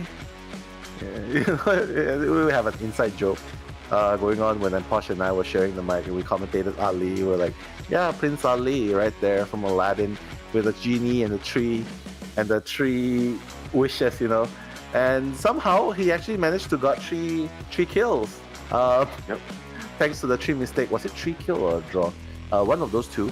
And yeah, hopefully we'll be able to see Ali pull off a little bit of Aladdin magic coming into this game. Though definitely needs a magic for sure. Definitely needs a miracle here. A magic moment where it can boost them to get more than 3 survivors out, if not 3 survivors out, or at least a draw, just to keep the score gap minimized as much as possible. But after all has been said and done, the audiences, I can see that they are still there, still supporting their teams, sacrificing their chicken adobo or chipotle, unfortunately. Yeah, unfortunately, but yeah, I wonder if one ticket. Can you bring food in the venue? You think? I'm not sure. Can you? They should. Otherwise, that would be torture for them to stay like 8 hours there without food and drinks, right? That'll be torture. Yeah. Do you remember in IVC? Yeah. They bring food into the venue. I don't remember. The internet cafe. No one did because the atrium, the shopping atrium, or the internet cafe. The most previous one. Ah, okay. The recent. No one actually did, though there was a vending machine in the vicinity. Oh, right. Yeah, but vending machine and cappuccino. Yeah, those coffee machine, vending machine. There's even like chips there. I think that's where they buy it and they just eat it there. But the audiences are allowed to go out. It's in a shopping mall after all. They could just go out, grab some food. Yeah. But one thing's for sure, I'm never going back to tacos. Sorry, not taco. What's that? Taco Bell. Taco Bell. I'm never going back to Taco Bell. Well, what happened to Taco Bell? That's not authentic Mexican food. It's not, but okay. The thing is, Taco Bell is like a Americanized fast food version of Mexican food. Not real Mexican at all, but it's still good. Of course, Mexican food, real Mexican food is a lot better, I will say. But Taco Bell's still good to go. You know, Taco Bell once in a while, you know. I will say Taco Bell in Thailand is a lot better than Taco Bell in America. Taco Bell in America is not that good. Taco Bell in Thailand is not bad. Not bad? Okay. In that case, yeah. Okay, agree to disagree. I mean, I still love chicken more. Yeah. But I understand. That's understandable. Yeah. Well, there's a chicken place. There's a lot of chicken places in the shopping mall itself. A lot of food court, Korean food court, normal food court, and the food is surprisingly cheap. So, guys, if you manage to go to Thailand, Bangkok, especially for IDC, well, check out the food. Super cheap. super delicious, yummy. There's halal and non-halal food, so you can definitely choose from the available choices. And speaking of which, MRC Ali needs to be eating this game. The survivors have done an amazing job, 3-1 point. Survivors have already won, have already slayed, have already eaten. Ali needs to be the one eating this time. Needs to be slain. Needs to be cooking, and then he needs to be cooking and eating. Yeah, needs to use cook some milk. Cook his food so that way he can save money and not have to order food online and pay delivery fee. And then he can then eat the food which he cooked. And as long as he doesn't get sick from it, it means he cooked it properly, and then he ate it properly, and everything is good. Everything's good. That's the goal. Do you cook your own food? In Thailand, I don't. In America, I do. Oh my god! Today I was considering ordering delivery, right? And I was looking at the fee, and it was like $20 for the meal, and then it was $2 for California something fee, and then it was $8 for service fee, and then it was $5 for delivery, and then it was $5 for tip. So the food was $20, but then I had to pay an extra $20. Yeah, an extra $20 because it was 5582. So I had to pay an extra $20 onto the $20 I was already paying for the meal. So I had to pay $40 for a $20 meal for delivery. So oh my god, just cook at home. Yeah. Oh my god, that's so expensive, right? Yeah. Maybe that's why you prefer to take away in Thailand. But in Thailand, when you get delivery fee is about maybe 15 or 20 baht, which is like 50 cents. And then there's no tax. Cheap. There's no tax, and it's not customary to tip in Thailand. Sometimes I will still tip the drivers. But yeah, for the most part, it's like maybe $3 for your meal, $3.50 for your meal, 50 cents for delivery, so it's like $4 for the whole thing. Whereas in America, it's $40 for the whole thing. So there you go. Yeah. Well, maybe that's why you love to order more food in Thailand. But speaking about food, we definitely do not want to make you guys hungry. Only hungry for the game, okay? Only hungry for the game, because right now, Dowu, the survivors have no flywheel or repetition. Aeroplanist has the Thai Turner. Ali has no guns to worry about, so seems like he's just gonna go for the normal 3-6 bling. So Ali making the rotation straight away, going straight for the middle grounds, trying to look for the survivors nearby. Unfortunately, Silvertsu will be rotating away to the corner double story. UI will be in the vicinity, but it's a wilding we're talking about. So by the time you break a cipher, if you commit, you break the pallet and you commit. What? The free hit? I thought he would get up the board immediately. Was it not available yet?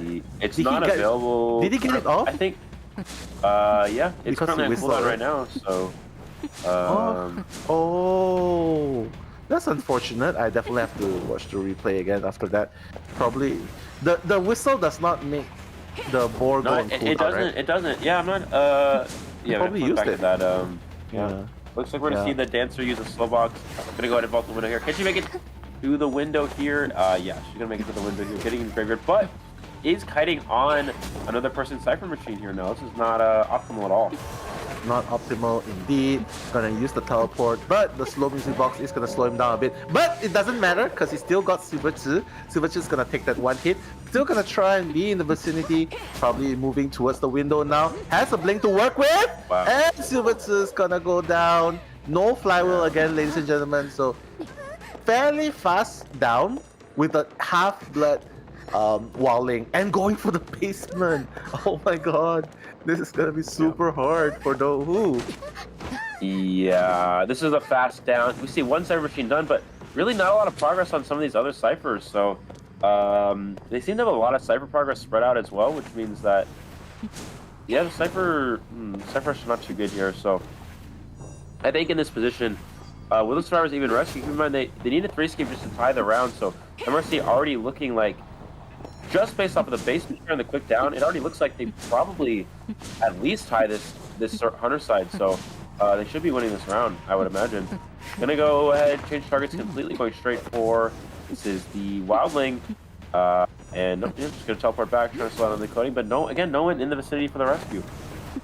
Yeah, no one in the vicinity for the rescue. Looks like Silverzi is gonna go down without a fight. I mean, he does not have any rebound kite potential, right? Since he's already used up all the music boxes. Anyway, but it seems like Chen, is Chen in the vicinity? Acrobat's in the vicinity, trying to decode. Okay, if he's near, Antonidas has been propped, maybe it's sign that, yeah, Ali probably knows no one's there. Yeah, he's expired, no one's there. Probably knows that another survivor is nearby. Chen, gonna be the second kiter. Cypher's not going too well, although it's almost 3 Cyphers. But Chan's gonna take that first hit almost instantly, seconds after being found. And the teleport back to cut Chen off, just keeping him here in the loop, keeping here in the graveyard. Chen has a firebomb to work with, gonna happen, but doesn't matter. Doesn't allow him to keep the distance. One more swipe is all it takes. Chen's gonna go down. Eli. That is just the speed of the opera singer here. Even a character that's very versatile and good kiter in general, still having a hard time against this opera. We see the last 2 Cypher machines, not really enough, 47 and 26. Not a whole lot to work with, especially considering Wildling's already injured. Airplane, it does have Tide Turner, so that's maybe a saving grace, but I don't know. Besides that, they still have a lot of progress. And Wildling's actually doing a whole new Cypher anyways, so they're really just far behind on this decoding. That's true. And now another injured survivor. Chan's gonna be rescued. Tide Turner on the acrobat, but one more hit's gonna make it. Chan, last effort's gonna be popped. He just wants to run away from the Cyphers, and the aeroplane is probably gonna try and finish the Cypher in the graveyard. It's really slow. Yeah, he's gonna teleport straight away. He's not even gonna bother to chair first. He just wants to get the aeroplane is down, and the basement is here again. Eli, round number 2, going back to the basement. This is not good at all. Ali has the survivors wrapped around his fingers where he wants them to be, and you only have one Wildling decoding. He knows how fast can a Wildling decode. Yeah, this looks like it could be a 4 survivor elimination. Nobody can come for this rescue here. And yeah, I mean, we're seeing Acrobat gonna use his self-heal, but look at that. He has complete control over the game. Gonna go to where the Acrobat is and just gonna chase the Acrobat down. It looks like. Okay, he's probably worried someone would try and come and rescue. But at this point, I think they're just trying to fight to get one man escape, right?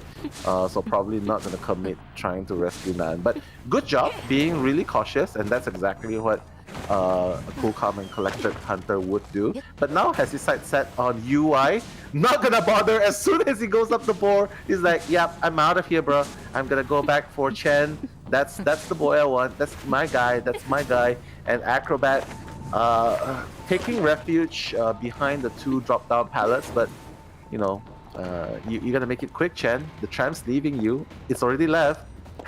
So Chen, his kite needs to work here because he has no more exit path, so he goes down here. No more self-heal, Eli. Yeah, for sure. We're gonna see. He's gonna take down that pallet, and he's Wildling his self-heal, but yeah, it doesn't really matter. He can just leave the Acrobat on the ground once he gets to down. And yeah, I mean, Wildling really trying to finish the Cypher, but it's not going to be ready just yet.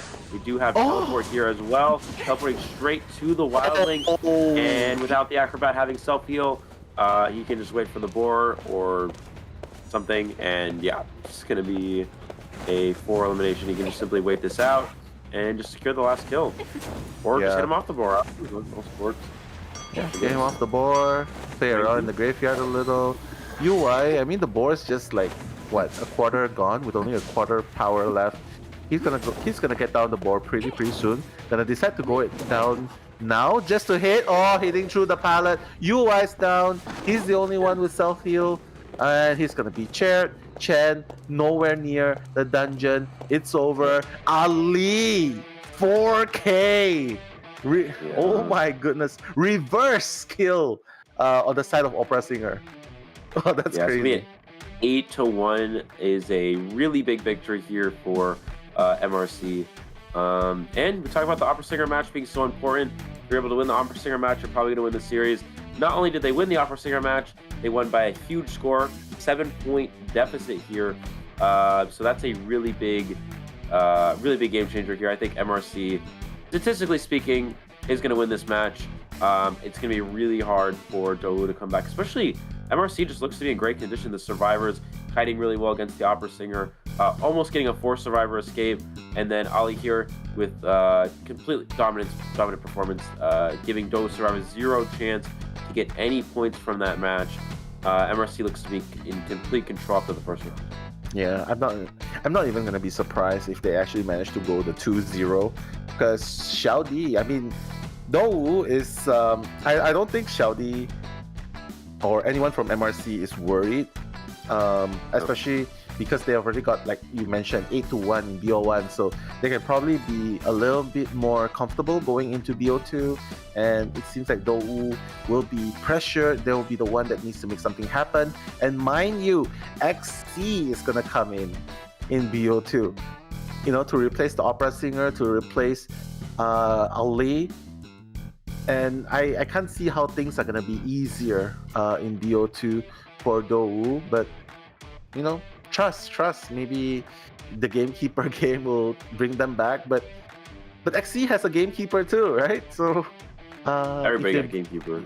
Yeah, everyone has a gamekeeper here. So yeah, the results: reverse dominance.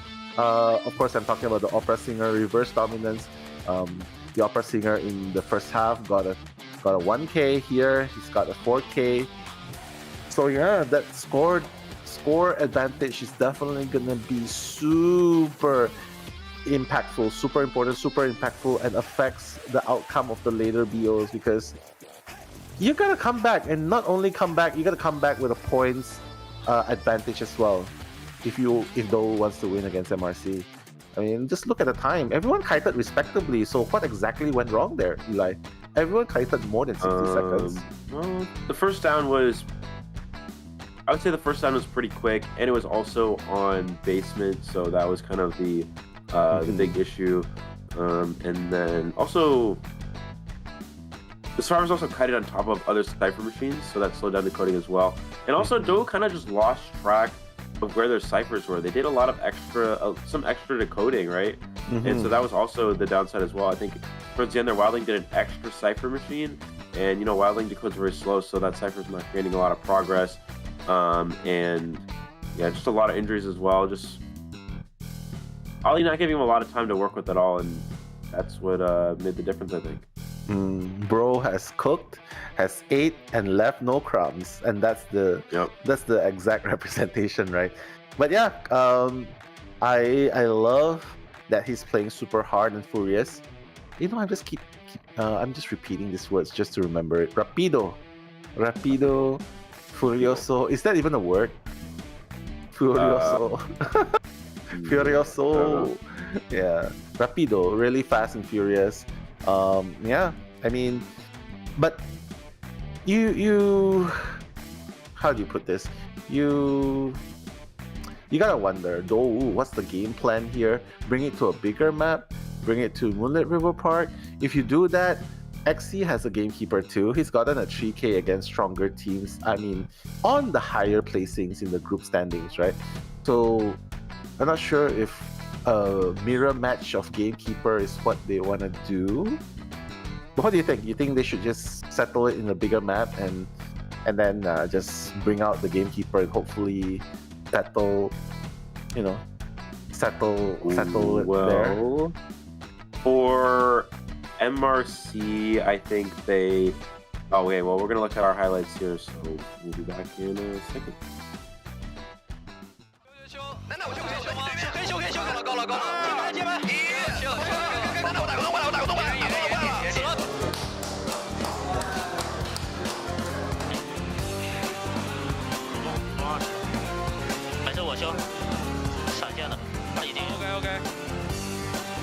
OK， 挂掉，往左走啊！你往右走啥 ？OK， 多少盐多少？盐40多，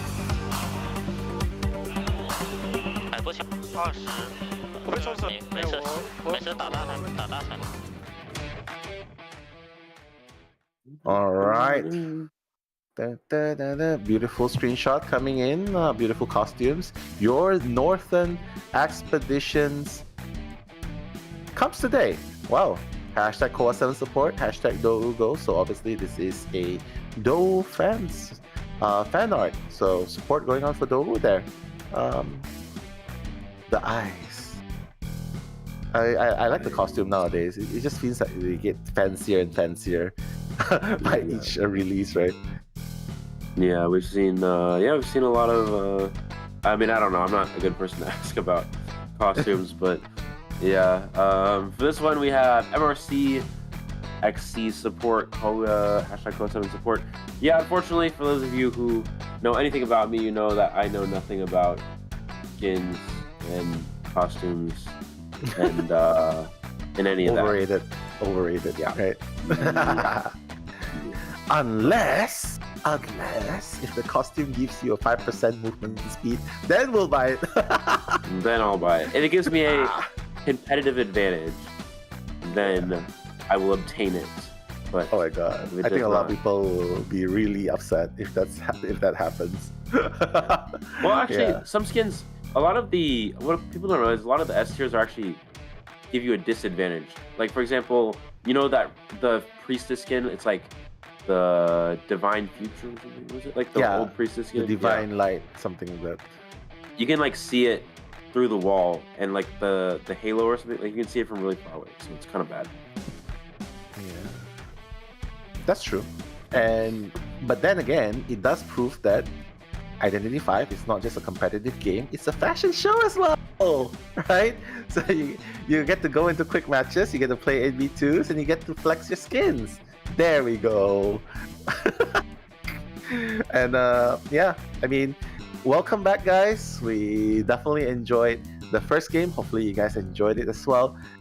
So far, for those of you who have missed the action, it's 5 points, total of 8 points in favor of MRC, 1 point to Dou for obviously for the 1K, right? 1K by Yen. Yeah, so we're going to best of 2. Hopefully we'll be able to see some comebacks going on. And Heiwu, I just want to give Heiwu a shout out. Heiwu, amazing Wu Chang artist. I hope I get to know you personally so that you will draw me again. Hin. Okay. And Andrew as well.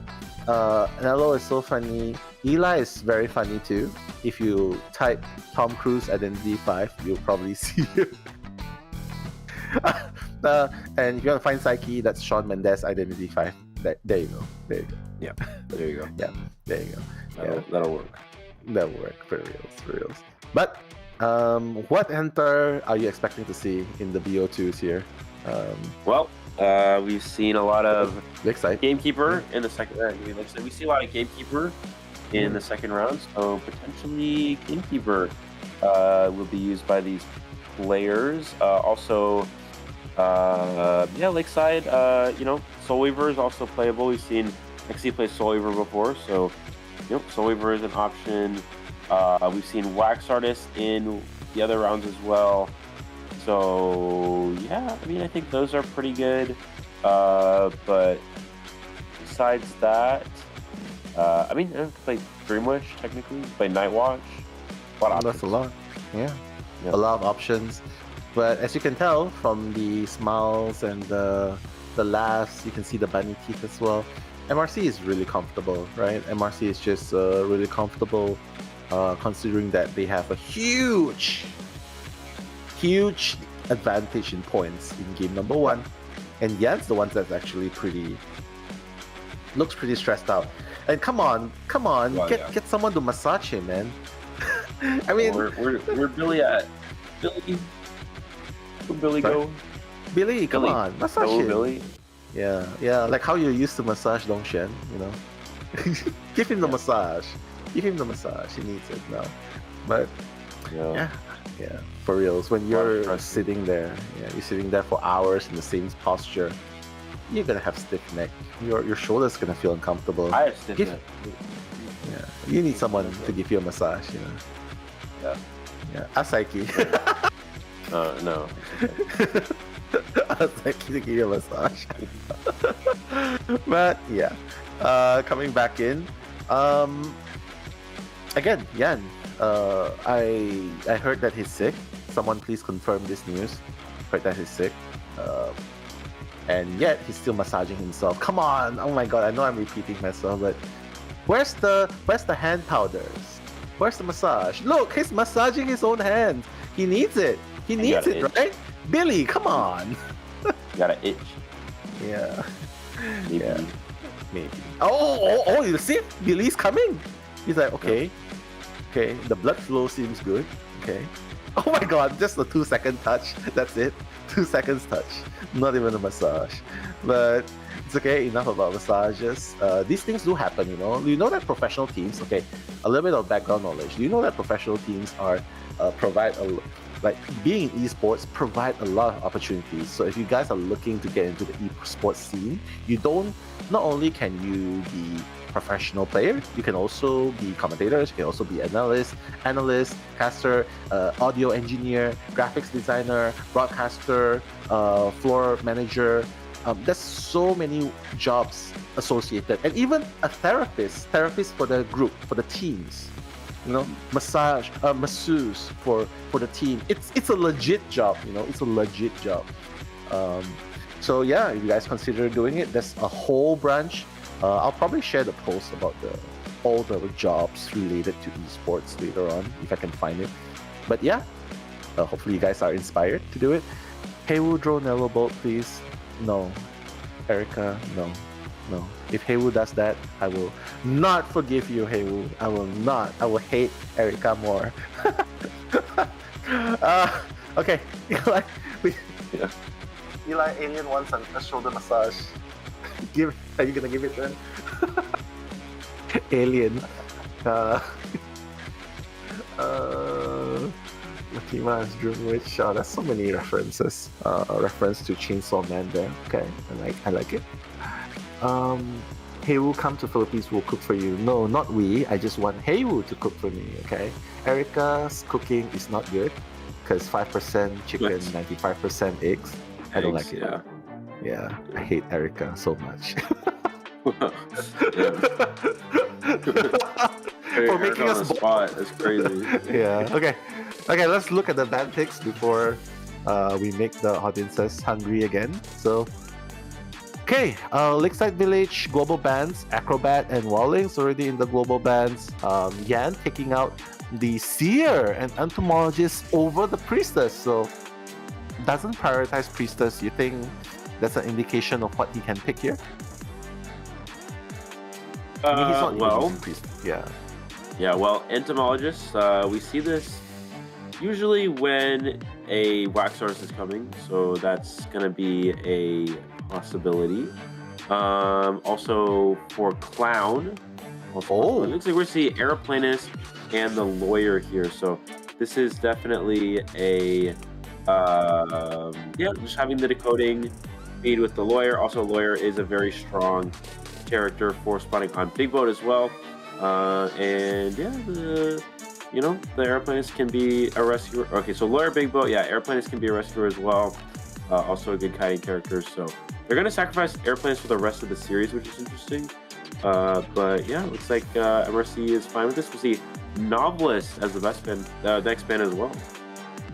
Yeah, Novelist is super strong now, right? The utility provider is definitely super useful. Honestly, Eli, I'm surprised we're not seeing a lot more Cowboy. Cowboy is a pretty good harasser now with the one-tap lasso, right? So I'm kind of surprised we're not seeing him a lot. Do you think? Yeah. But the thing is with Cowboy, even when you do go for the lasso, I guess the biggest downside is that the star still stays down. So, it's a dead survivor, so you don't really get as much gain with it. But yeah, let's say Mercenary's gonna be the last character here. Mercenary, very stable rescuer, very good on a large map like Lakeside Village. Has the elbow pads for covering the distance here. And yeah, looks like Yan figure out what hunter to play here at this point. Could be with the Novelist ban. Yeah, I mean, it could be really anything. He actually banned Gravekeeper, which I don't see that every day. Yeah, Gravekeeper. Maybe that's an indication of Gamekeeper, right? Because the shovel sort of counters the hooks, and we've seen what happened previously, right? Like, yeah, the could be clown. Like, yeah, or it could be clown. Yeah, that's true. That's true. Clown. I want to see clown. Yeah, I want to see clown too. I mean, we've seen a lot of Gamekeepers, but not enough clown. Yeah. Yeah, smiley face. So we'll just have to wait and see. Statistics would strongly suggest Gamekeeper here, but again, clown is definitely a surprise. Keep in mind also that Do needs to make kind of a big comeback here, so I think it definitely makes sense for them to try to play something risky. But yeah, Gamekeeper, as you called, now, good call. And it looks like Yan deciding this is gonna be one of his best opportunities to potentially come back here is using this Gamekeeper character. So let's see what he can do with it. Yeah, I mean, it's sort of like a no choice kind of thing, right? Gamekeeper is the only one that's like super strong, and we've seen the chase being super strong as well. And when he gets to the infinite hooks, it's also very threatening towards the survivors. So Yan, he's already made his choice. He's going with Gamekeeper. # Gamekeeper for life. And mind you guys, Gamekeeper is a subspecies, right? He's a deer. He's the same species as elk, so respect the elk here. Hopefully. I respect the elk. Respect the elk here. Yeah. Respect anyone who's an elk. They're doing their best to rank up. If you know you're from NAU and the rank system is impossible to rank up, then yeah. Find a friend. Yeah. Find a friend. Find a friend. Yeah. Interesting on here. They don't put anybody on Big Boat actually. Yeah. Big Boat is overrated for them, I think. Even Xiaodi, like, it would make sense to put Xiaodi on the Big Boat, right? Like, what's going on? They want to leave the Big Boat open for the last cipher to be decoded? Is that the plan? I guess so. Also, Yan makes a good prediction spawning next to the lure as well, so he's going to get his first chase target potentially onto the decoder as well. This is exactly what he needs to see if he wants to make a comeback here for this series. Whoa. Super low bow there.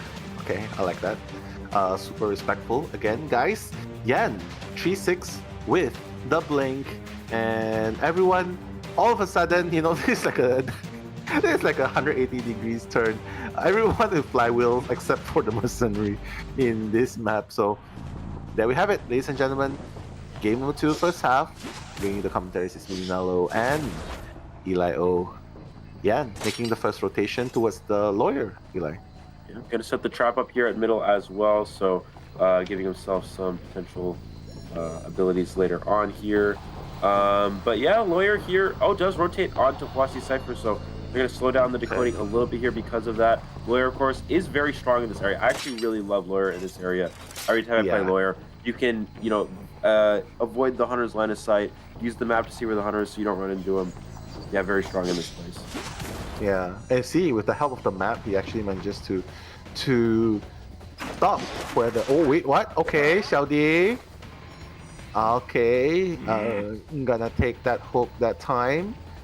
Still has a little bit of page to work with, and he's the kind of player where the longer he kites, the faster he's gonna be, because he's gonna get that slight speed boost, interaction Lawyer's boost. Correct. I want to tell you, that's just how a lawyer goes. Oh, he's gonna blink through the wall here. This is gonna close the distance. Xiaodi, not much to be done here. It's gonna be down. Yeah, did have flywheel. I almost feel like was there a trap at this closer pallet? No, right? No. That's not. I feel like he maybe could have flywheel. Well, I guess no, because if he flywheels and then vaults, then the gatekeeper's gonna hook him when he tries to vault. So yeah, so I guess he's just saving the flywheels a little bit better.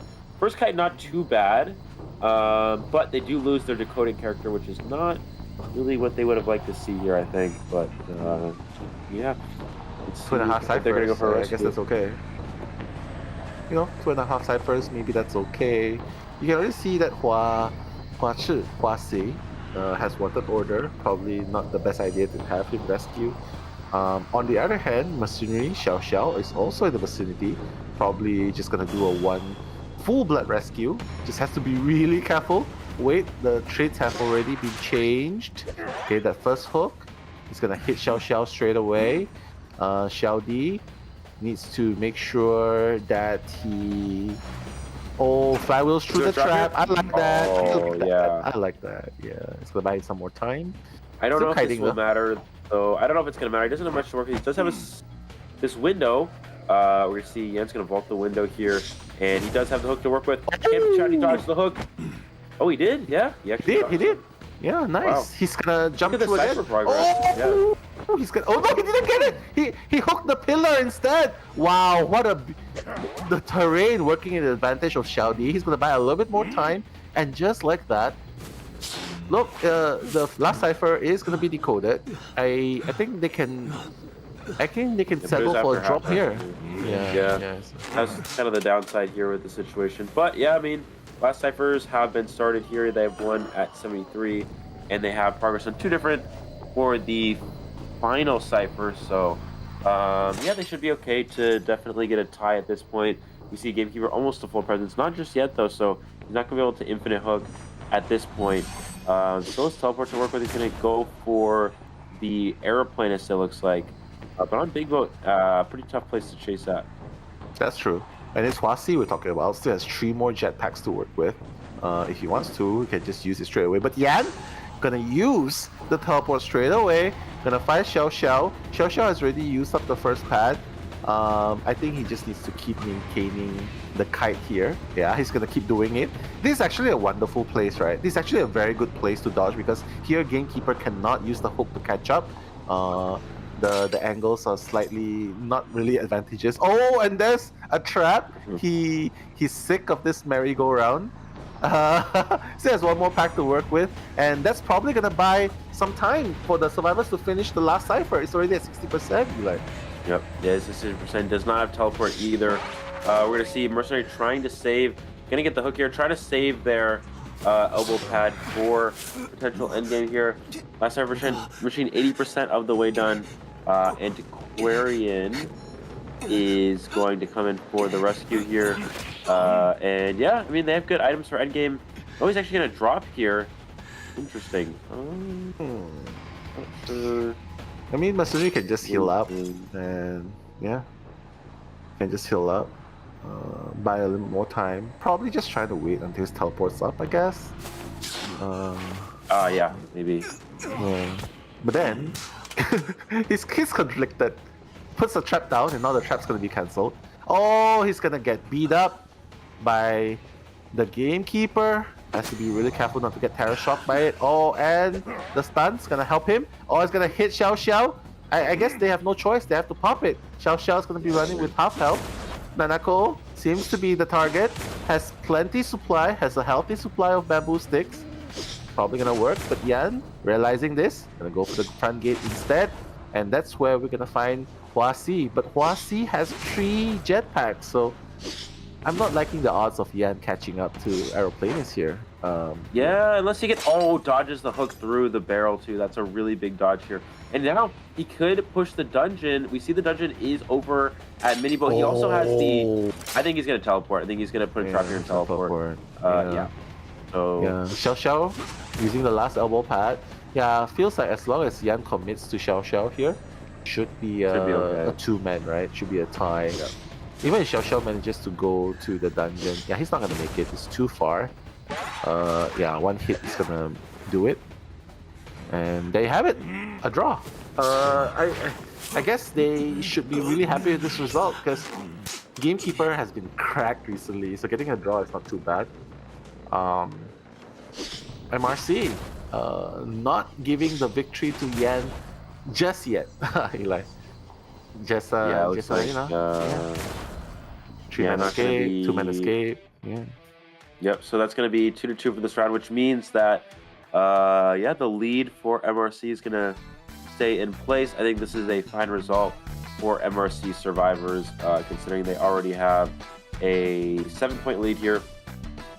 Gonna continue to hold on to the lead at this point. And yeah, just unfortunately was only able to get a tie. I think really needed to try to go for more here, but yeah, no, we're not sure if a tie is going to be enough here. They really need to win. MRC really needs to try to win. Sorry. Dode needs to try to win the last 2 rounds here. And with a tie, that means that their survivors are going to have to try to get a win on their own side. Yeah, but it does mean that we are going to see AXIZ on the gamekeeper. A mirror match, I don't know, seems pretty hard for those survivors here. I mean, MRC played that to perfection, right? We're thinking, oh, okay, rescue after half, but apparently Sheldy loves to be rescued after half, and it's such a big map. I guess he doesn't want the teammate to be expending too much resources and time to come to where he is to rescue him twice. Maybe that's the plan. And thanks to that, they managed to pop the Cypher in the very end. Although they would love to have more survivors out, but a draw is still very strong. So, yeah. I'm thinking that those survivors might be able to pull off a draw against, might be able to repeat the success of MRC survivors and get a draw, and probably bring it to game number 3. But I don't know. It really depends on XC here, right?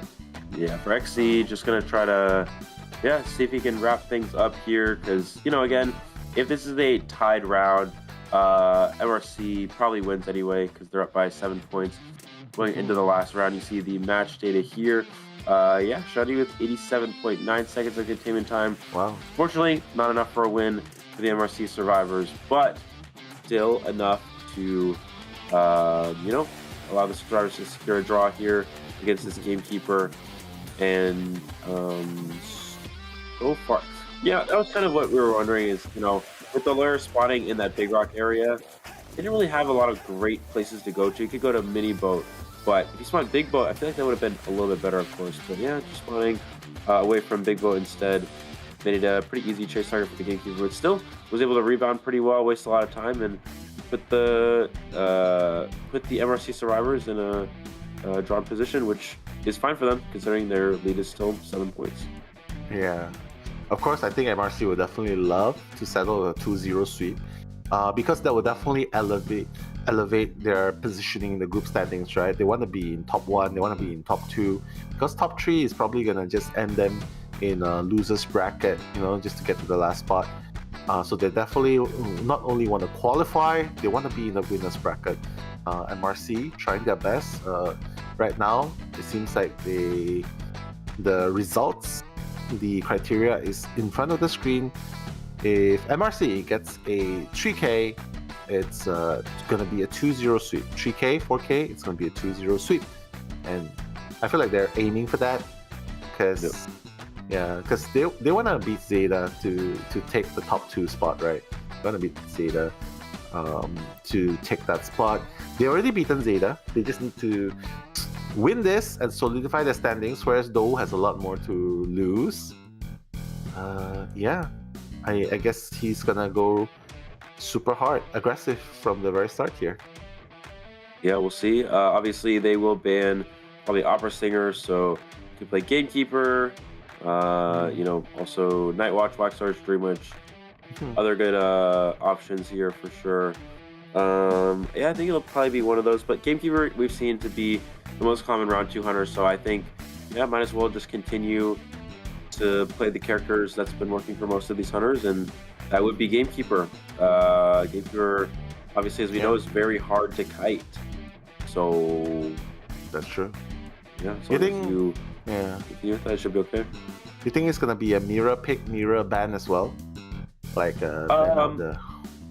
Well, I think some of the bans, will be similar. I don't think it'll be exactly the same, but I do think that we could definitely probably see gamekeeper again, just because that's how good gamekeeper is in second round.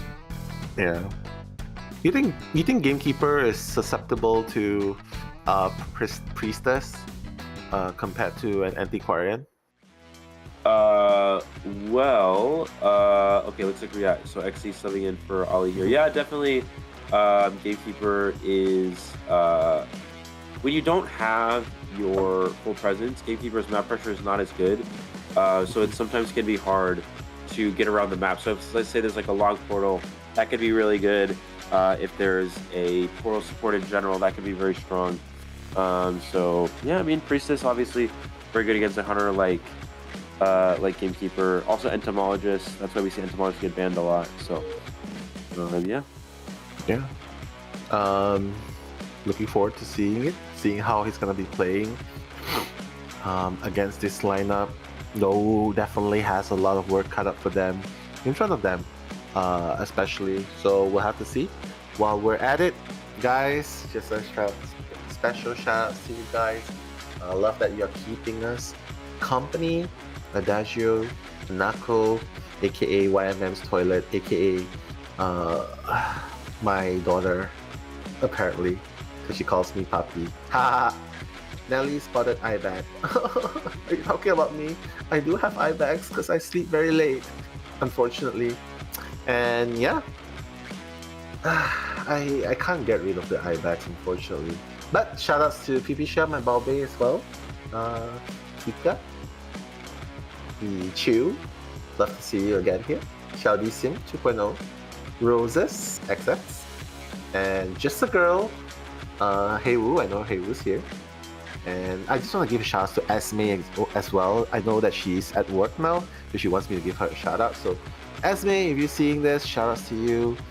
Love having you around. And wow, Ken's as well. Ken's is in the chat. Officially Mew.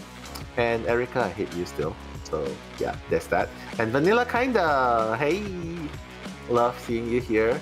Always here, love it. So now, seems like AXIZ is getting ready. Probably doing a little bit of a pre-match ritual. Probably praying to get a victory.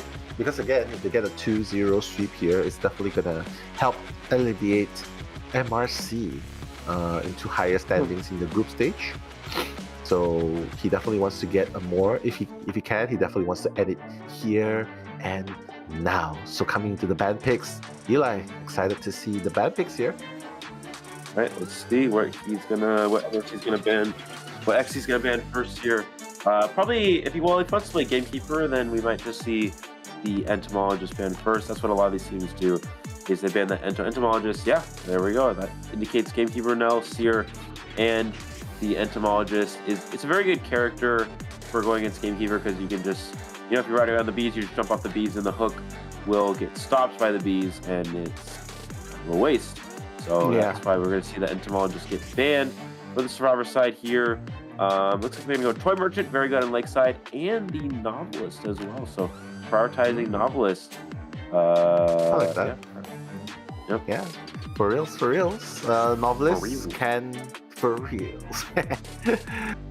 Committing to the plot, Novelist it's a great character actually to cancel off the hook.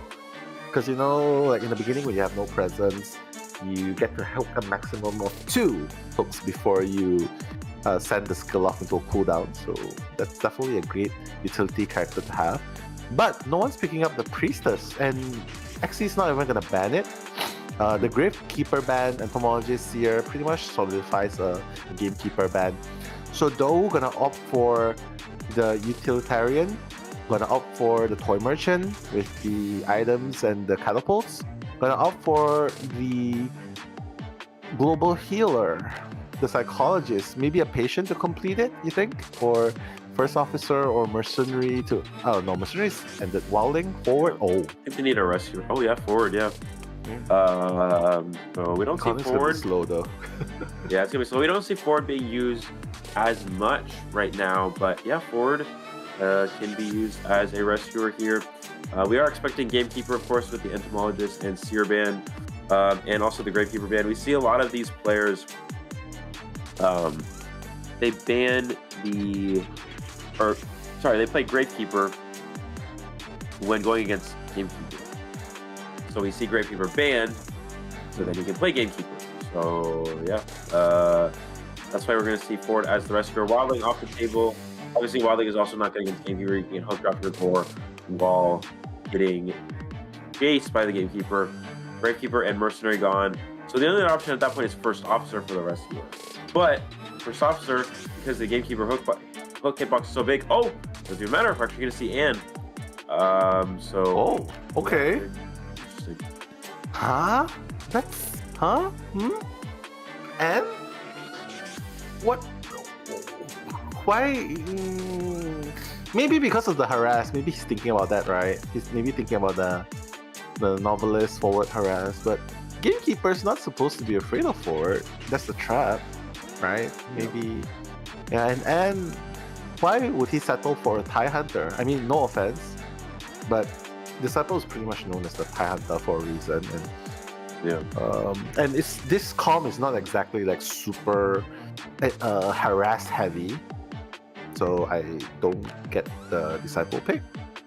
Maybe, what do you think about that? Maybe you have an idea why it's Disciple here? Huh? Yeah, I guess he just wants to make sure he doesn't lose. Obviously, if MRC is able to tie this round, then they're still winning by a lot of points going into the last round. So that's their goal here, is make sure they don't lose, basically. At least get a tie for the round. So yeah, looks like we're gonna see XC can go chase the Novelist first. I think that's gonna be his best target. Psychologist, not great because you take 3 hits, and Big Boy Toy Merchant's not good. So definitely gonna go for that Novelist first, I think. I mean, Dou definitely needs to make this happen. Oh, wow. that bow was so deep. It literally, he can literally touch his feet with it if he commits to it. But yeah, coming in with this game, apparently the top-down build, the teleport, and also this build seems like a draw build as well, right? No blink. It does. Well, he does have teleport at least, so that's good. So blink is usually high build, whereas teleport could maybe help him teleport to an extra gate, get an extra kill late game. So definitely don't mind that for aggressiveness. But yeah, looks like he's going for the Novelist first, which is actually the best target because Novelist has Flywheel. But does he look for the Psychologist here? Nope. He's gonna continue. Oh, he's gonna have to use the book early though, and he. Oh. Okay, still trying to rotate here. He switched while the Hunter was vaulting, so Confined Space did not activate. Wow. I think. Yeah. That's great. Okay. The fast breaking is gonna help him play a little bit of role here. And Novelist asking for help already. So Chen! Oh, he hits! Wow! He even avoids that swing, and good night, But he has teleport. Yeah, he does have teleport, so if he wants to teleport, he can teleport here. Let's see if he's gonna do that or not. We're gonna have the Toy Merchant's Catapult's gonna help the Survivor get on the big boat. Will XC teleport? I think he's gonna wait. He's gonna go for Psychologist. He's gonna go Psychologist, yeah. Okay, this is also okay. But missing a lot of cats here is XC, which is really not ideal here. Gonna go for the jump though. I think this PC can get the hit here. Yeah, it does get the hit onto the Psychologist. Even if you miss your cats, you still have a jump to work with. So it still can be very strong. Survivors are having to stop and heal up. But XC leaves the Psych. Oh no, okay, I was about to say, that doesn't really make sense. Psychologist is kind of trapped in a weak hiding area. You might as well just...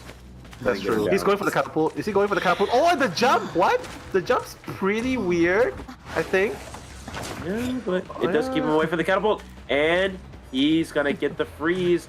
Psychologist has a speed boost. And yeah, that speed boost with the broken windows being very important there. Yeah, XC. Wow, he's gonna teleport to Silver Cipher now. And Psychologist is around the area, he knows. Oh, is he gonna get the leap here? He's gonna get that leap. He's gonna get it. Oh, and the drop down hit as well. Wow, no Cipher has been done. Psychologist is down. Novelist was injured. Spend the time Cypher progress is pretty slow from the Survivors. We see one Cypher shoot about a pop, another one at 70, but then they don't really it's have... like they're playing into XC's game. Like, you know, creating pressure. Nan already in the vicinity, doing the gliding, you know, gliding down, taking her time. Obviously knows that she has a lot of time here. Okay, right, misses the hit though. Oh, misses the hit, so that means he's not going to stop the rescue. That's true. But hey, at least he's gonna keep... he's gonna get that 1 damage onto the Toy Merchant. Doesn't allow the full health. And UI gonna go down pretty soon. Yeah, hits him. Last effort gonna be triggered. Doesn't want UY. The reason why he stopped there, doesn't want him to run further away. He wants to cap that Cypher at the beach. Nan's there. Has to be really careful though. Only 23%. Not sure why. Not sure why he's committing. Oh, and the stun. He's been stunned. Yeah, he's gonna see stun share. Forward does not have tide turner. This does make sense, but if the stun's not long enough, the thing is you can't really body block an and. This is what happens. You just get catted and both survivors are frozen. Oh, chance. No, but he does actually do it. I think XC could have just... Okay, usually you can't body block an and. I think XC got a little impatient. We're gonna see the cat. Oh, cat body block. Trying to... Oh, yeah, gets hit before there. Yeah, please. He doesn't need to crawl anymore. Yeah, no more football. Chan's gonna go down, but while all of that's happening, all of a sudden, 2 ciphers have been done. 2 more ciphers are almost done, but the teleport onto Nan. He saw someone in the distance there, or at least he saw the cipher moving, and there's nowhere for the survivor to go to. We're gonna see an instant down here onto the toy merchant. Yeah. We have, and also putting a new cipher machine. Okay, well, Tactical. You know, tactical. we saw the survivors actually starting a new cipher machine there, so they're a little bit behind on the decoding. XC has 2 choices. He can camp the chair and just play for a tie, or he can be aggressive and try to go to that last cipher machine and try to get a win, which you know, also I think is a fine situation as well. That's true. Yeah. I mean, this map is Anne's territory. She's already at full presence, and with perfect leads, she can easily catch up to any survivors. So as long as Nan's on the chair, probably should go for a middle camp. Middle camp, injure the survivors, then commit with a jump. I think that's more aggressive, playing more aggressive rather than camping at the chair and hoping to hit before the cat returns to the X mark. Yeah, I feel like a lot of opportunities, a lot of alternatives, choices that you can do here. But one thing's for sure, I'm just looking at the replay here. They're expanding a lot of resources, right? Like Chan, no more football. Decoding is also super slow. Novelist is pretty much the only one that can come in for the rescue here. That's the only one with full health at the time. XC, yeah, I feel like it might turn into, it can be any results now. It can either be a draw, it can be a 3K as well, because Do has to make something happen. They want to win round wins because they know that if they draw this game, they're gonna have a super hard time in BO3. So for XC, he wants to get a 3K. For Do, they want to get a 3-man escape. So it really depends on who makes that slip up, that mistake, whose resources are drained first. So going back into the game, XC's like, yeah, we're going to a pause. Not sure what's going on. Grab food probably here, so he needs to take it. You know, in the middle of a game, pause. I need to get my food. Yeah, the person just walks in. Have a delivery for blah blah blah something. Mr. XC, Mr. XC.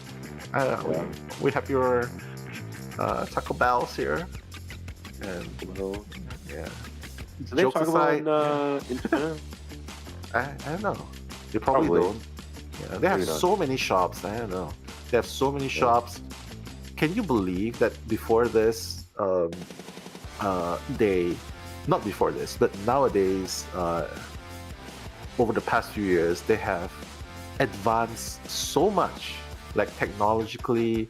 Before this, like people, okay, I don't know, this is not a stereotype, but before this, people were like thinking, at least at my place, we were thinking, oh, made from China, everything's made from China, and they sort of make it as a joke, like, oh, made from China, yeah, the quality is probably not that good.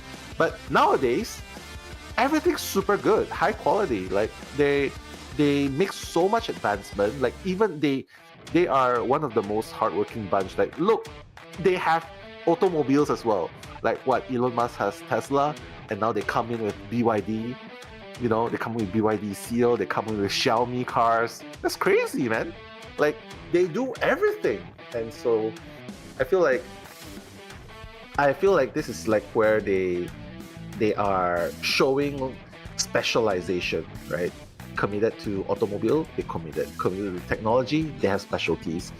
For esports, they are also committed, which is why it comes with a price. You can see why they are so good now, right? It comes with a price. They are super committed, specialized, and yeah, we're seeing the surface now. We're seeing the surface now, but definitely a lot of heart, blood, tears, and sweat going on behind the scenes. Still waiting for it now. Still waiting for the technical pause. Oh, deduction's gonna be restarting. XC still has Nan on the balloon. You know, you're invited for birthday. I'm gonna place you in the birthday chair. Last cipher, unfortunately, is at the beach. Oh, wait, this 80% cipher is one of their cipher machines. Is he gonna give a free rescue? There's no. Okay, survivor's on big boy. He can see the survivor. They have to get the rescue before half because the survivor cipher's here. He's not even gonna use the catapult to leap. Oh, the hit registered! Silverzi! No, it did not! Oh, the flywheel. Okay. Flywheel. Doesn't matter. Silverzi's gonna go down again. The cipher's not gonna be done. Yeah, this is looking more than a 2K, right, Eli? Yeah, no one can rescue now at this point, and also that cipher machine is their last cipher. So, it doesn't really matter. As long as he keeps sharing survivors on this last cipher machine, there's nothing they can really do here. Additionally, nobody can actually rescue at this point in time. So, yeah, what can you do for Doe? Not much, unfortunately. Unless he changes targets. Interesting. I would have just camped out this chair. Oh, yeah. Nan. Flying away, gliding away. Gonna touch down pretty soon. Cypher's gonna be done. You can see the other cipher moving, so he knows where the other survivor is. Yeah. He knows. Is Nan gonna actually try and make it to where he is? The cipher's not even done. Even the forward's own cipher's not done. He can go and rescue, but I think Nan's gonna go and teleport. Yeah. Is he gonna make it in time, Novelist? Oh, I think he knows. Time, but the thing is, wait. I'm surprised he's not teleporting. If he sees the rescue, he can teleport to the cipher, I guess. That's true. He's not gonna teleport. He wants to commit. He wants to commit. Yeah. Okay, game's not over yet, ladies and gentlemen. Dou still fighting back. This is like an opening, right? He's giving Dou opening. Yeah, I'm not sure why he left the chair. If you just continue to champ that chair, no one can rescue, and the cipher machine can't be decoded. So he's gonna chair on the other. He's gonna chair on the other done cipher. He's gonna chair on the 82% cipher now. Reverse. Uno reverse. Okay, I'm leaving the beach. I'm gonna go and camp this instead. So yeah, this is also the second chair for the toy merchant, right? So this means that I think they're really just not gonna have enough time to make this rescue here. And yeah, I think this should potentially secure. So this will be 2 survivors. I just get 1 more eliminated after this. It looks like Chen's gonna go Dakota. That's already eliminated. So the draw condition has already been achieved. 1 step closer to XC. But for Dou, they've already missed the opportunity to allow 3 survivors. But wait, the cipher. Silverzi is making it to the cipher. Okay, he's still trying to see. Oh, the crow has been activated. He should know. He should know, right? Okay, the hit. Oh, is he gonna teleport? Oh, wait. It might pop. It might pop. Wait, did he not pop? Oh, that's so unfortunate. He definitely could have popped there, right? I feel like he could have, but it's not gonna pop. Maybe he doesn't want to reveal his location, but the crow has already revealed his location.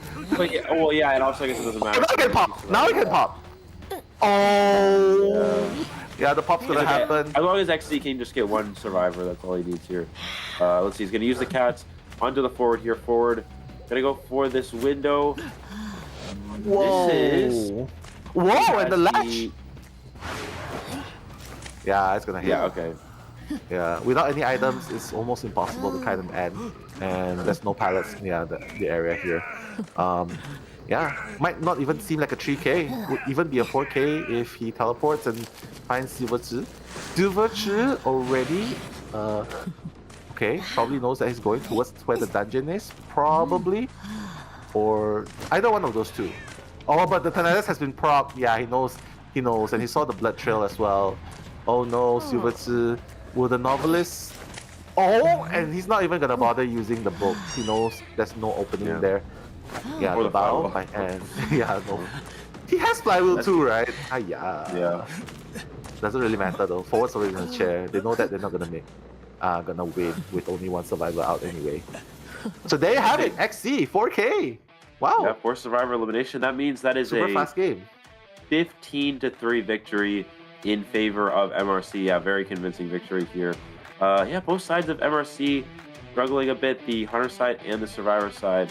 Whereas the survivor sides weren't able to do anything against the MRC hunters, and then looking into the survivor side, yeah, pretty good performance as well. 3 survivor escape, 2 survivor escape, and just like that, that's gonna be MRC going 2-0 and you know, putting themselves in a good spot to be in the playoffs here. Yeah. For reals, congratulations, beautiful stuff going on, finally converting into a 4K. You gotta love it when you see it. Ali with a 4K, XC with a 4K, you gotta wonder who's gonna be the MVP this time, right? Beautiful play. And again, very dominant scores as well. 8-1, 7-2. That's definitely gonna elevate. MRC's standings in this group. Hopefully we'll be able to catch some replays. I'm just looking at the replays going on now. XC already eliminating 2 survivors. Yeah, they couldn't manage to finish the cipher in time. Chen basically kiting without items. Yeah, it's just we thought that Anne was gonna be a Thai hunter. Any reason why Do-Woo ended up with a 4K elimination instead of a draw instead? Because yeah, I mean, I think they did have a lot of kiting on cipher machines early. We saw the which survivor was it? The novelist, right? Who took a hit early and then went on to Big Boat and then to stop the heal. But then the psychologist was caught in a really bad area over at shore. So psychologist took immediately like 2 hits back to back, and then was teleported on Big Boat, took a 3rd hit, and then even after that, it's still a tight game. It's just the biggest play was chairing on the last cipher machine, and the survivors couldn't do. They kept dying on the last cipher twice actually, and that was enough for XC to win. Sorry, I just sneezed. Yeah, I also have to do that. I'm also. But those, the weather. It's the weather, guys. We're all falling sick, so guys, hopefully you guys are feeling. Take care of yourself. It's a really weird weather here going on. The cold and then the hot and then the cold, the hot. The weather is definitely taking a toll on our health here. But we're still committed. We're still committed to bringing you the commentaries. And fortunately, tonight we've definitely witnessed a lot of interesting games. Although I would have loved to see the smiley face, but hey, seeing the gamekeepers, not too bad as well. Finally, in this chat, seeing a lot of people going XC to goated in 4K. We trust. You know what I mean? And yeah, I'm just seeing a little bit of needles going on in there. Please, come on. It's not everything's about politics here. They're just doing their best here in this situation. You know what I mean? Yeah. XC4KN, not surprising. It still depends on the player. Okay, good call out there, Hanako. That's definitely what happened. 4K here. Bout with the N as well. Robert also putting out the stuff. MRC really said no one's gonna believe we lost for real against Do, so let's just win. Yeah. I guess at the end of the day, it's all about playing their best. Just sometimes I wonder if we could just live in a life where it's simple and not everything is about manipulating and stuff. You know what I mean? Yeah, just a simple life. Just one earn a good, honest pay in a day.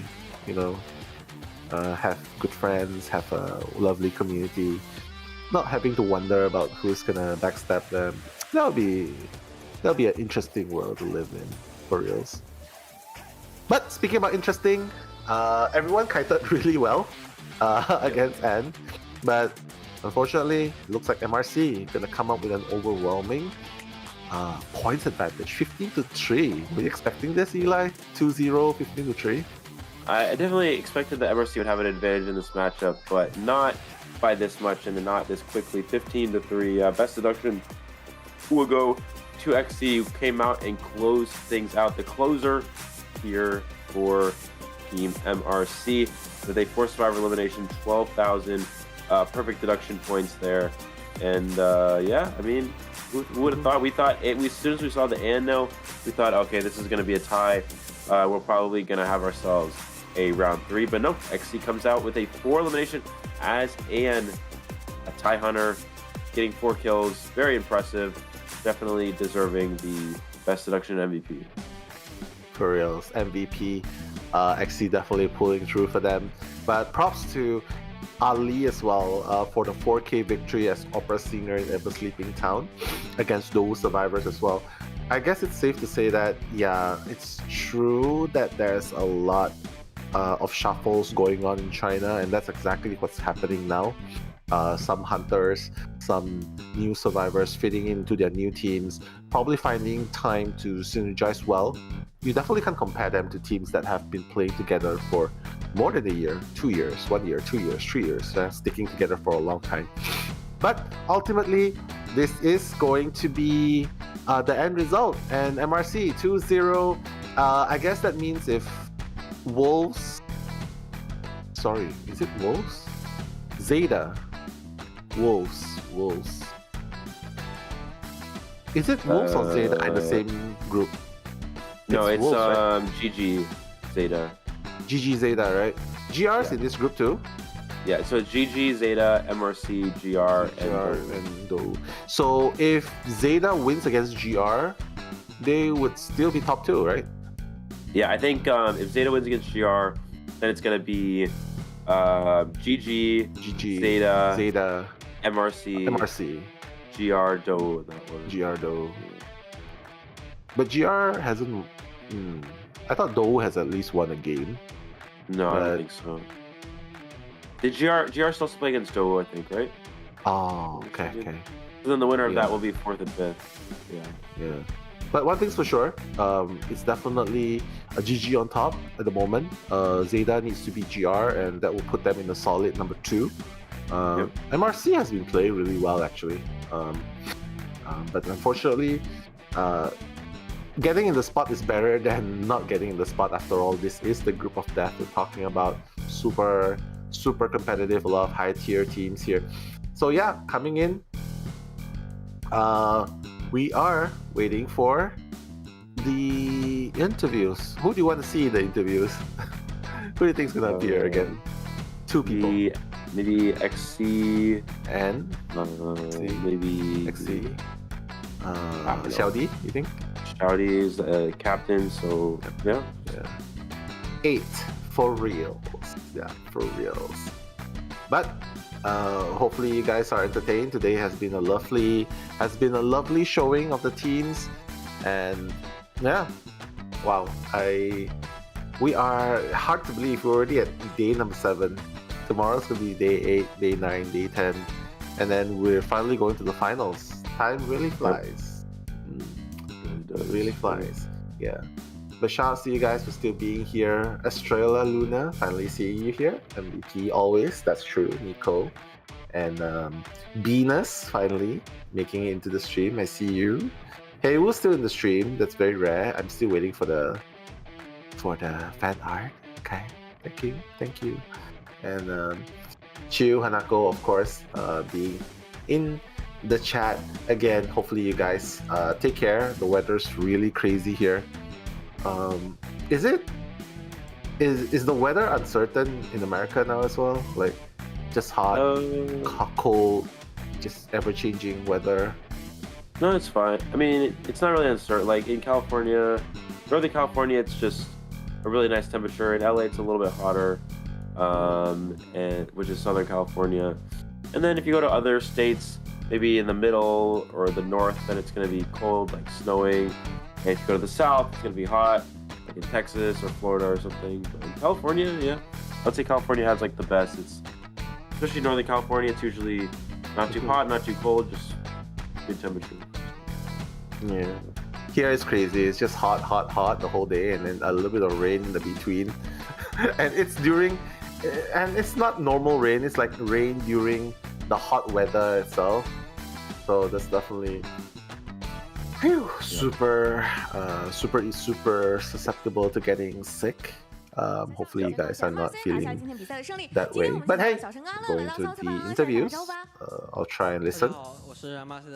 Well, guys, please introduce yourself. 我是安马斯。可恶的换客。大家好，我是安乐。MRC's XC。欢迎两位。哦，安乐，所以说小弟 coming out。今天第一个问题先给到两位，就是。So the hunter is coming out. Ali 监管了。无比的 and XC， 请先互相的来总结一下对方今天的表现吧。小陈、阿乐今天一定是征服了你们。 How do you rate your own? Your 真诚之中带着一些敷衍。阿乐呢？阿乐觉得今天的小陈的四抓有没有让你眼前一亮 ？Perfect。You feel like it's 4K today? Perfect.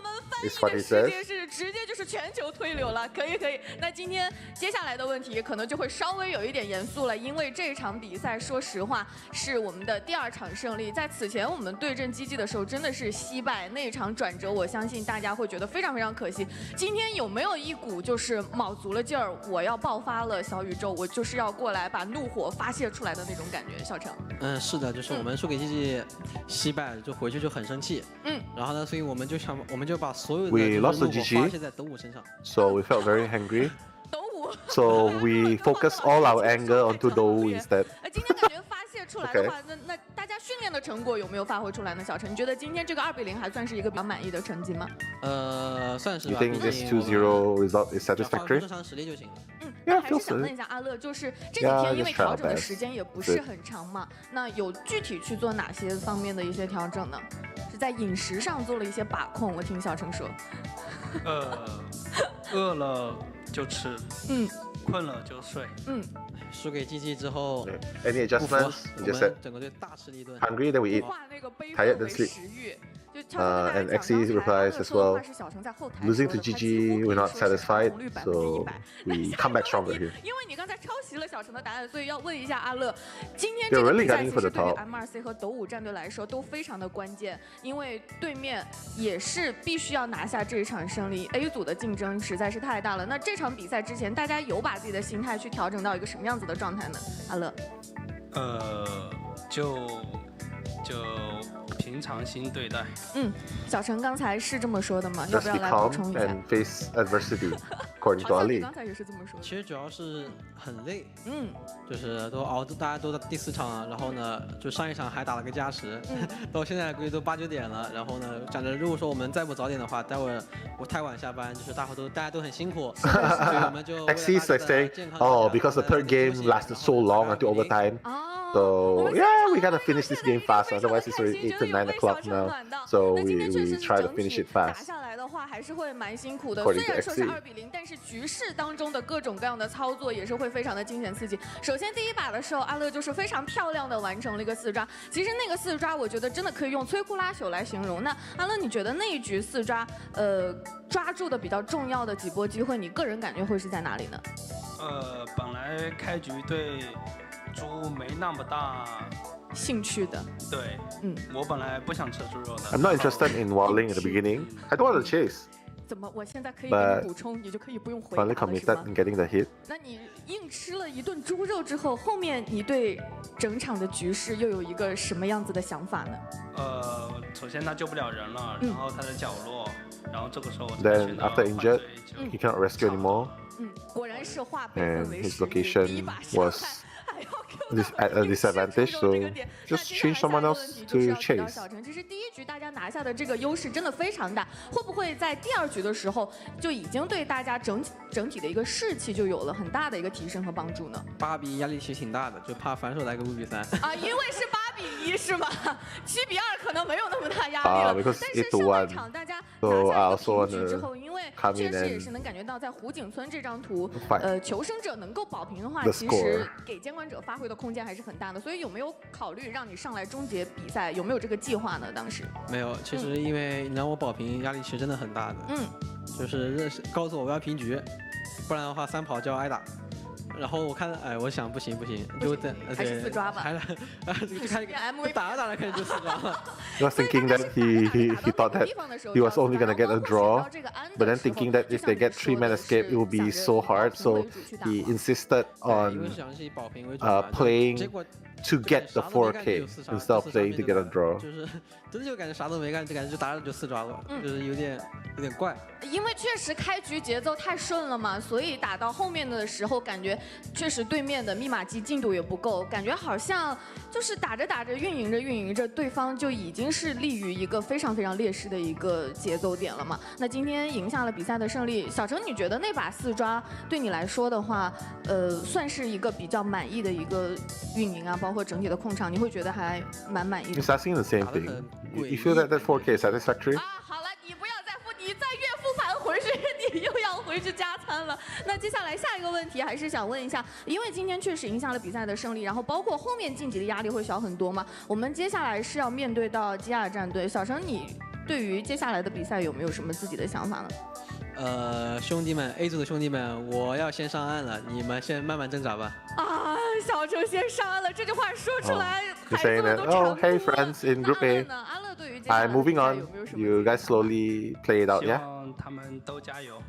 但是后面还是想让小程再来总结一个温情版的，因为其实说是这么说，小程在后台一直有是给斗舞的大伙儿也是有再去给他们的下一场比赛加油嘛，因为今天确实在赛场上大家相遇，双方的发挥其实都是可圈可点的。我觉得接下来的比赛要不要还是给 A 组的4支，毕竟有4支中国赛区的战队嘛，现在2支确实竞技压力很大，要不要来给大家还是有一点温情的这种话语，要感动一下大伙儿，说不定他们也会请你吃饭。我希望我们4个职业队都进去，但是朝神说不行，赢谁都行，不要赢 MRC 好吗？就是都赢吧，要不直接双赢吧，下一把双赢，对，下一把直接双冠军是吗？对，直接你加一个胜场，我加一个胜场吧，要不？一会儿结束我带你去问问朝神，看这个安排行不行？不行的话就把你吊起来打。朝神说不行，朝神肯定说不行。好的，感谢2位来到赛后采访，也是再次恭喜 MRC 拿下今天比赛的胜利，也是再次恭喜今天获胜的4支队伍，让把画面交还给解说席。Thank you for the interview. My eyes are hurting. Sorry, we're back. We're back to the caster streams. My bad. It's been a really long day, so in case you guys are figuring, we're not only hungry, we're also Gen Z term for tired. We're tired. Oh no, yeah. Our brain's not braining now anymore. Yeah, hella tired. But nonetheless, it's been a really amazing match so far. Beautiful matches so far. Definitely love every part of it. Hopefully you guys enjoy our games today. As we look at today's result, 1-0 in favor of B4U. That game was super intense. I posted on Instagram as well about it. Only losing at the very end in BO3. Coming up next to 2-0 as well. RC versus RD. And of course, Able Gaming winning over AXIZ. And finally, MRC. Looking at the Group A standings, you can see that GG versus MRC. GG MRC are the top 2 leading teams in Group A. Group B is RC and FT. So FT looking really strong to make it to top 8, making me bold. And Group C, TE and Scars are on the top 2 in the list. Group D, Weibo Gaming coming up super strong, and AXIZ. Oh, wow, looks like it's pretty much set. A few more games and we are about to see who's gonna be the ones moving on to the group finals, right? Koa, are you expecting this kind of result in your prediction? Yeah, most of these look pretty accurately. I think one of the things we didn't expect is to see FT doing really well. That's a bit of a surprise. And also, AXIZ also, yeah, doing really well too. So that's something that's a little surprising. Also, a little surprising that Team Wolves have not been struggling a little bit. Also, something that you don't really expect. So those are probably the biggest differences. But for the most part, looks pretty accurate, I would say. Yeah, and you can see that B4U is just slightly below Wolves in points as well, right? But moving on next, we are going to see Omni versus FT tomorrow, AWG versus GH on the second game, GR versus Zeta, and to finish it off, TE versus Wolves. So a lot of games are at stake here, a lot of matchups are at stake here because this is one of those few games left. They only have a few games left to solidify their standings to make it the top 8. But yeah, beautiful stuff so far. Any highlight matches, any favorite matchups today from your side? Yeah, I would say, you know, a lot of the match. Oh, okay, so I guess the first match for B4U and Scars was a very good match, very close up until the end there. So that's definitely exciting. And also, I would say the matchup against, what was it, where we had the overtime, which match was that? AXIZ versus Weibo Gaming. Yeah, AXIZ versus Weibo Gaming. Very close matchup there as well. We definitely thought Weibo was going to have a pretty good advantage, but yeah, it was back and forth up until the end there, so I would say those two are the most exciting for sure. Yeah. For me, I definitely enjoyed the B4U games as well because it's where they push to their limits, right? Bringing Scars that defeated Wolves.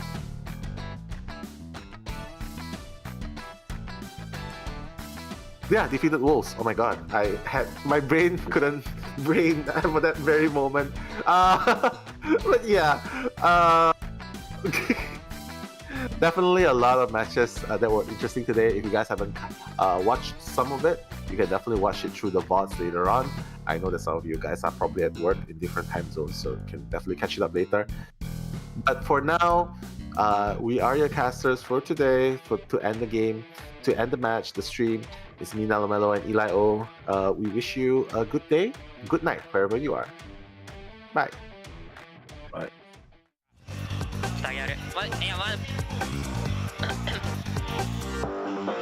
ごめん。あ、じゃあ知るわ。庭師9度で頑張っていこう。庭師。俺中間する。中間お願い。死ぬ。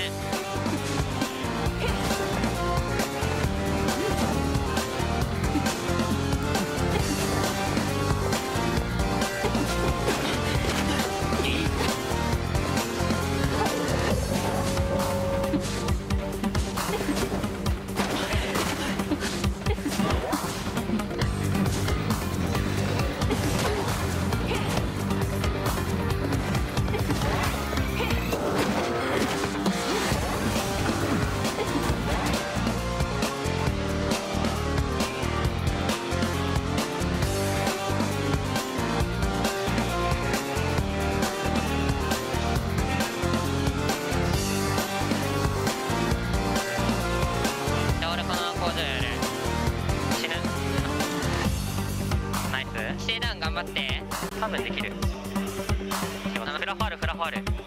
これドロー当てる。これ死んでもいいな。ないかな。いけるかも。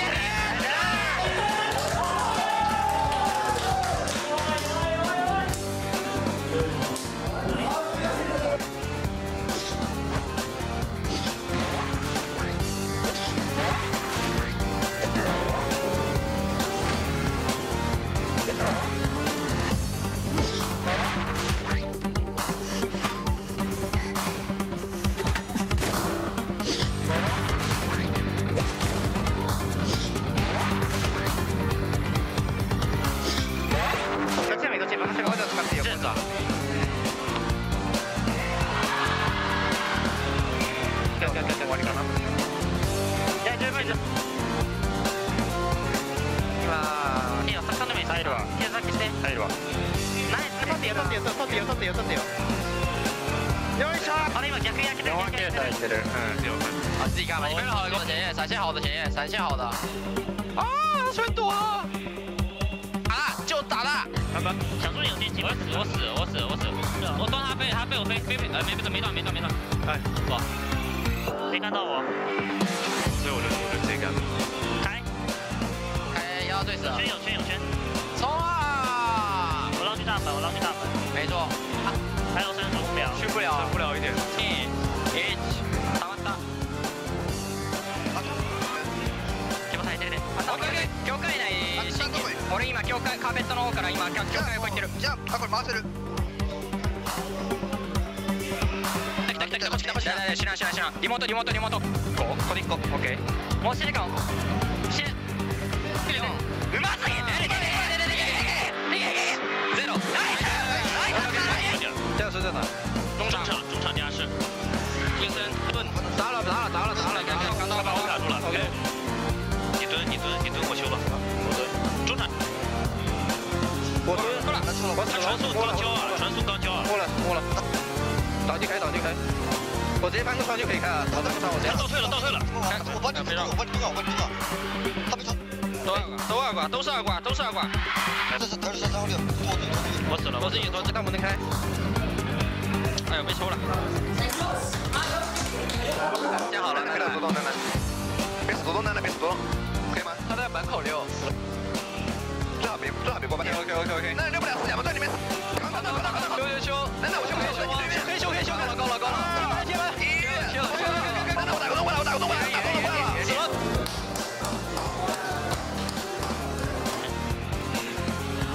中20了，没事我修，闪现了，他已经 OK。关九，往左走啊！你往右走啥？OK，多少盐？盐40多，还不强，20，我被双子，没事，打大台，开始打6了，现在16、15、14，还能溜，飞加多，右边快走，对啊，我就直接丢角落了，我懂，如果被勾了就翻窗，哎，没事，那就继续摸出来，我他妈全满道具，我裂开，我一次摸板。3两刀再跳，你确保第2刀能跳就行。对，我有。刚上发展了，你就195玩具。OK。哎，前锋你能开吗？前锋开不了。被卡位，被卡住。死了。OK。怎么说？我觉得。就海边跟我上去。我能压好他，应该不管我了。但是不管我。怎么？去9。死了。OK。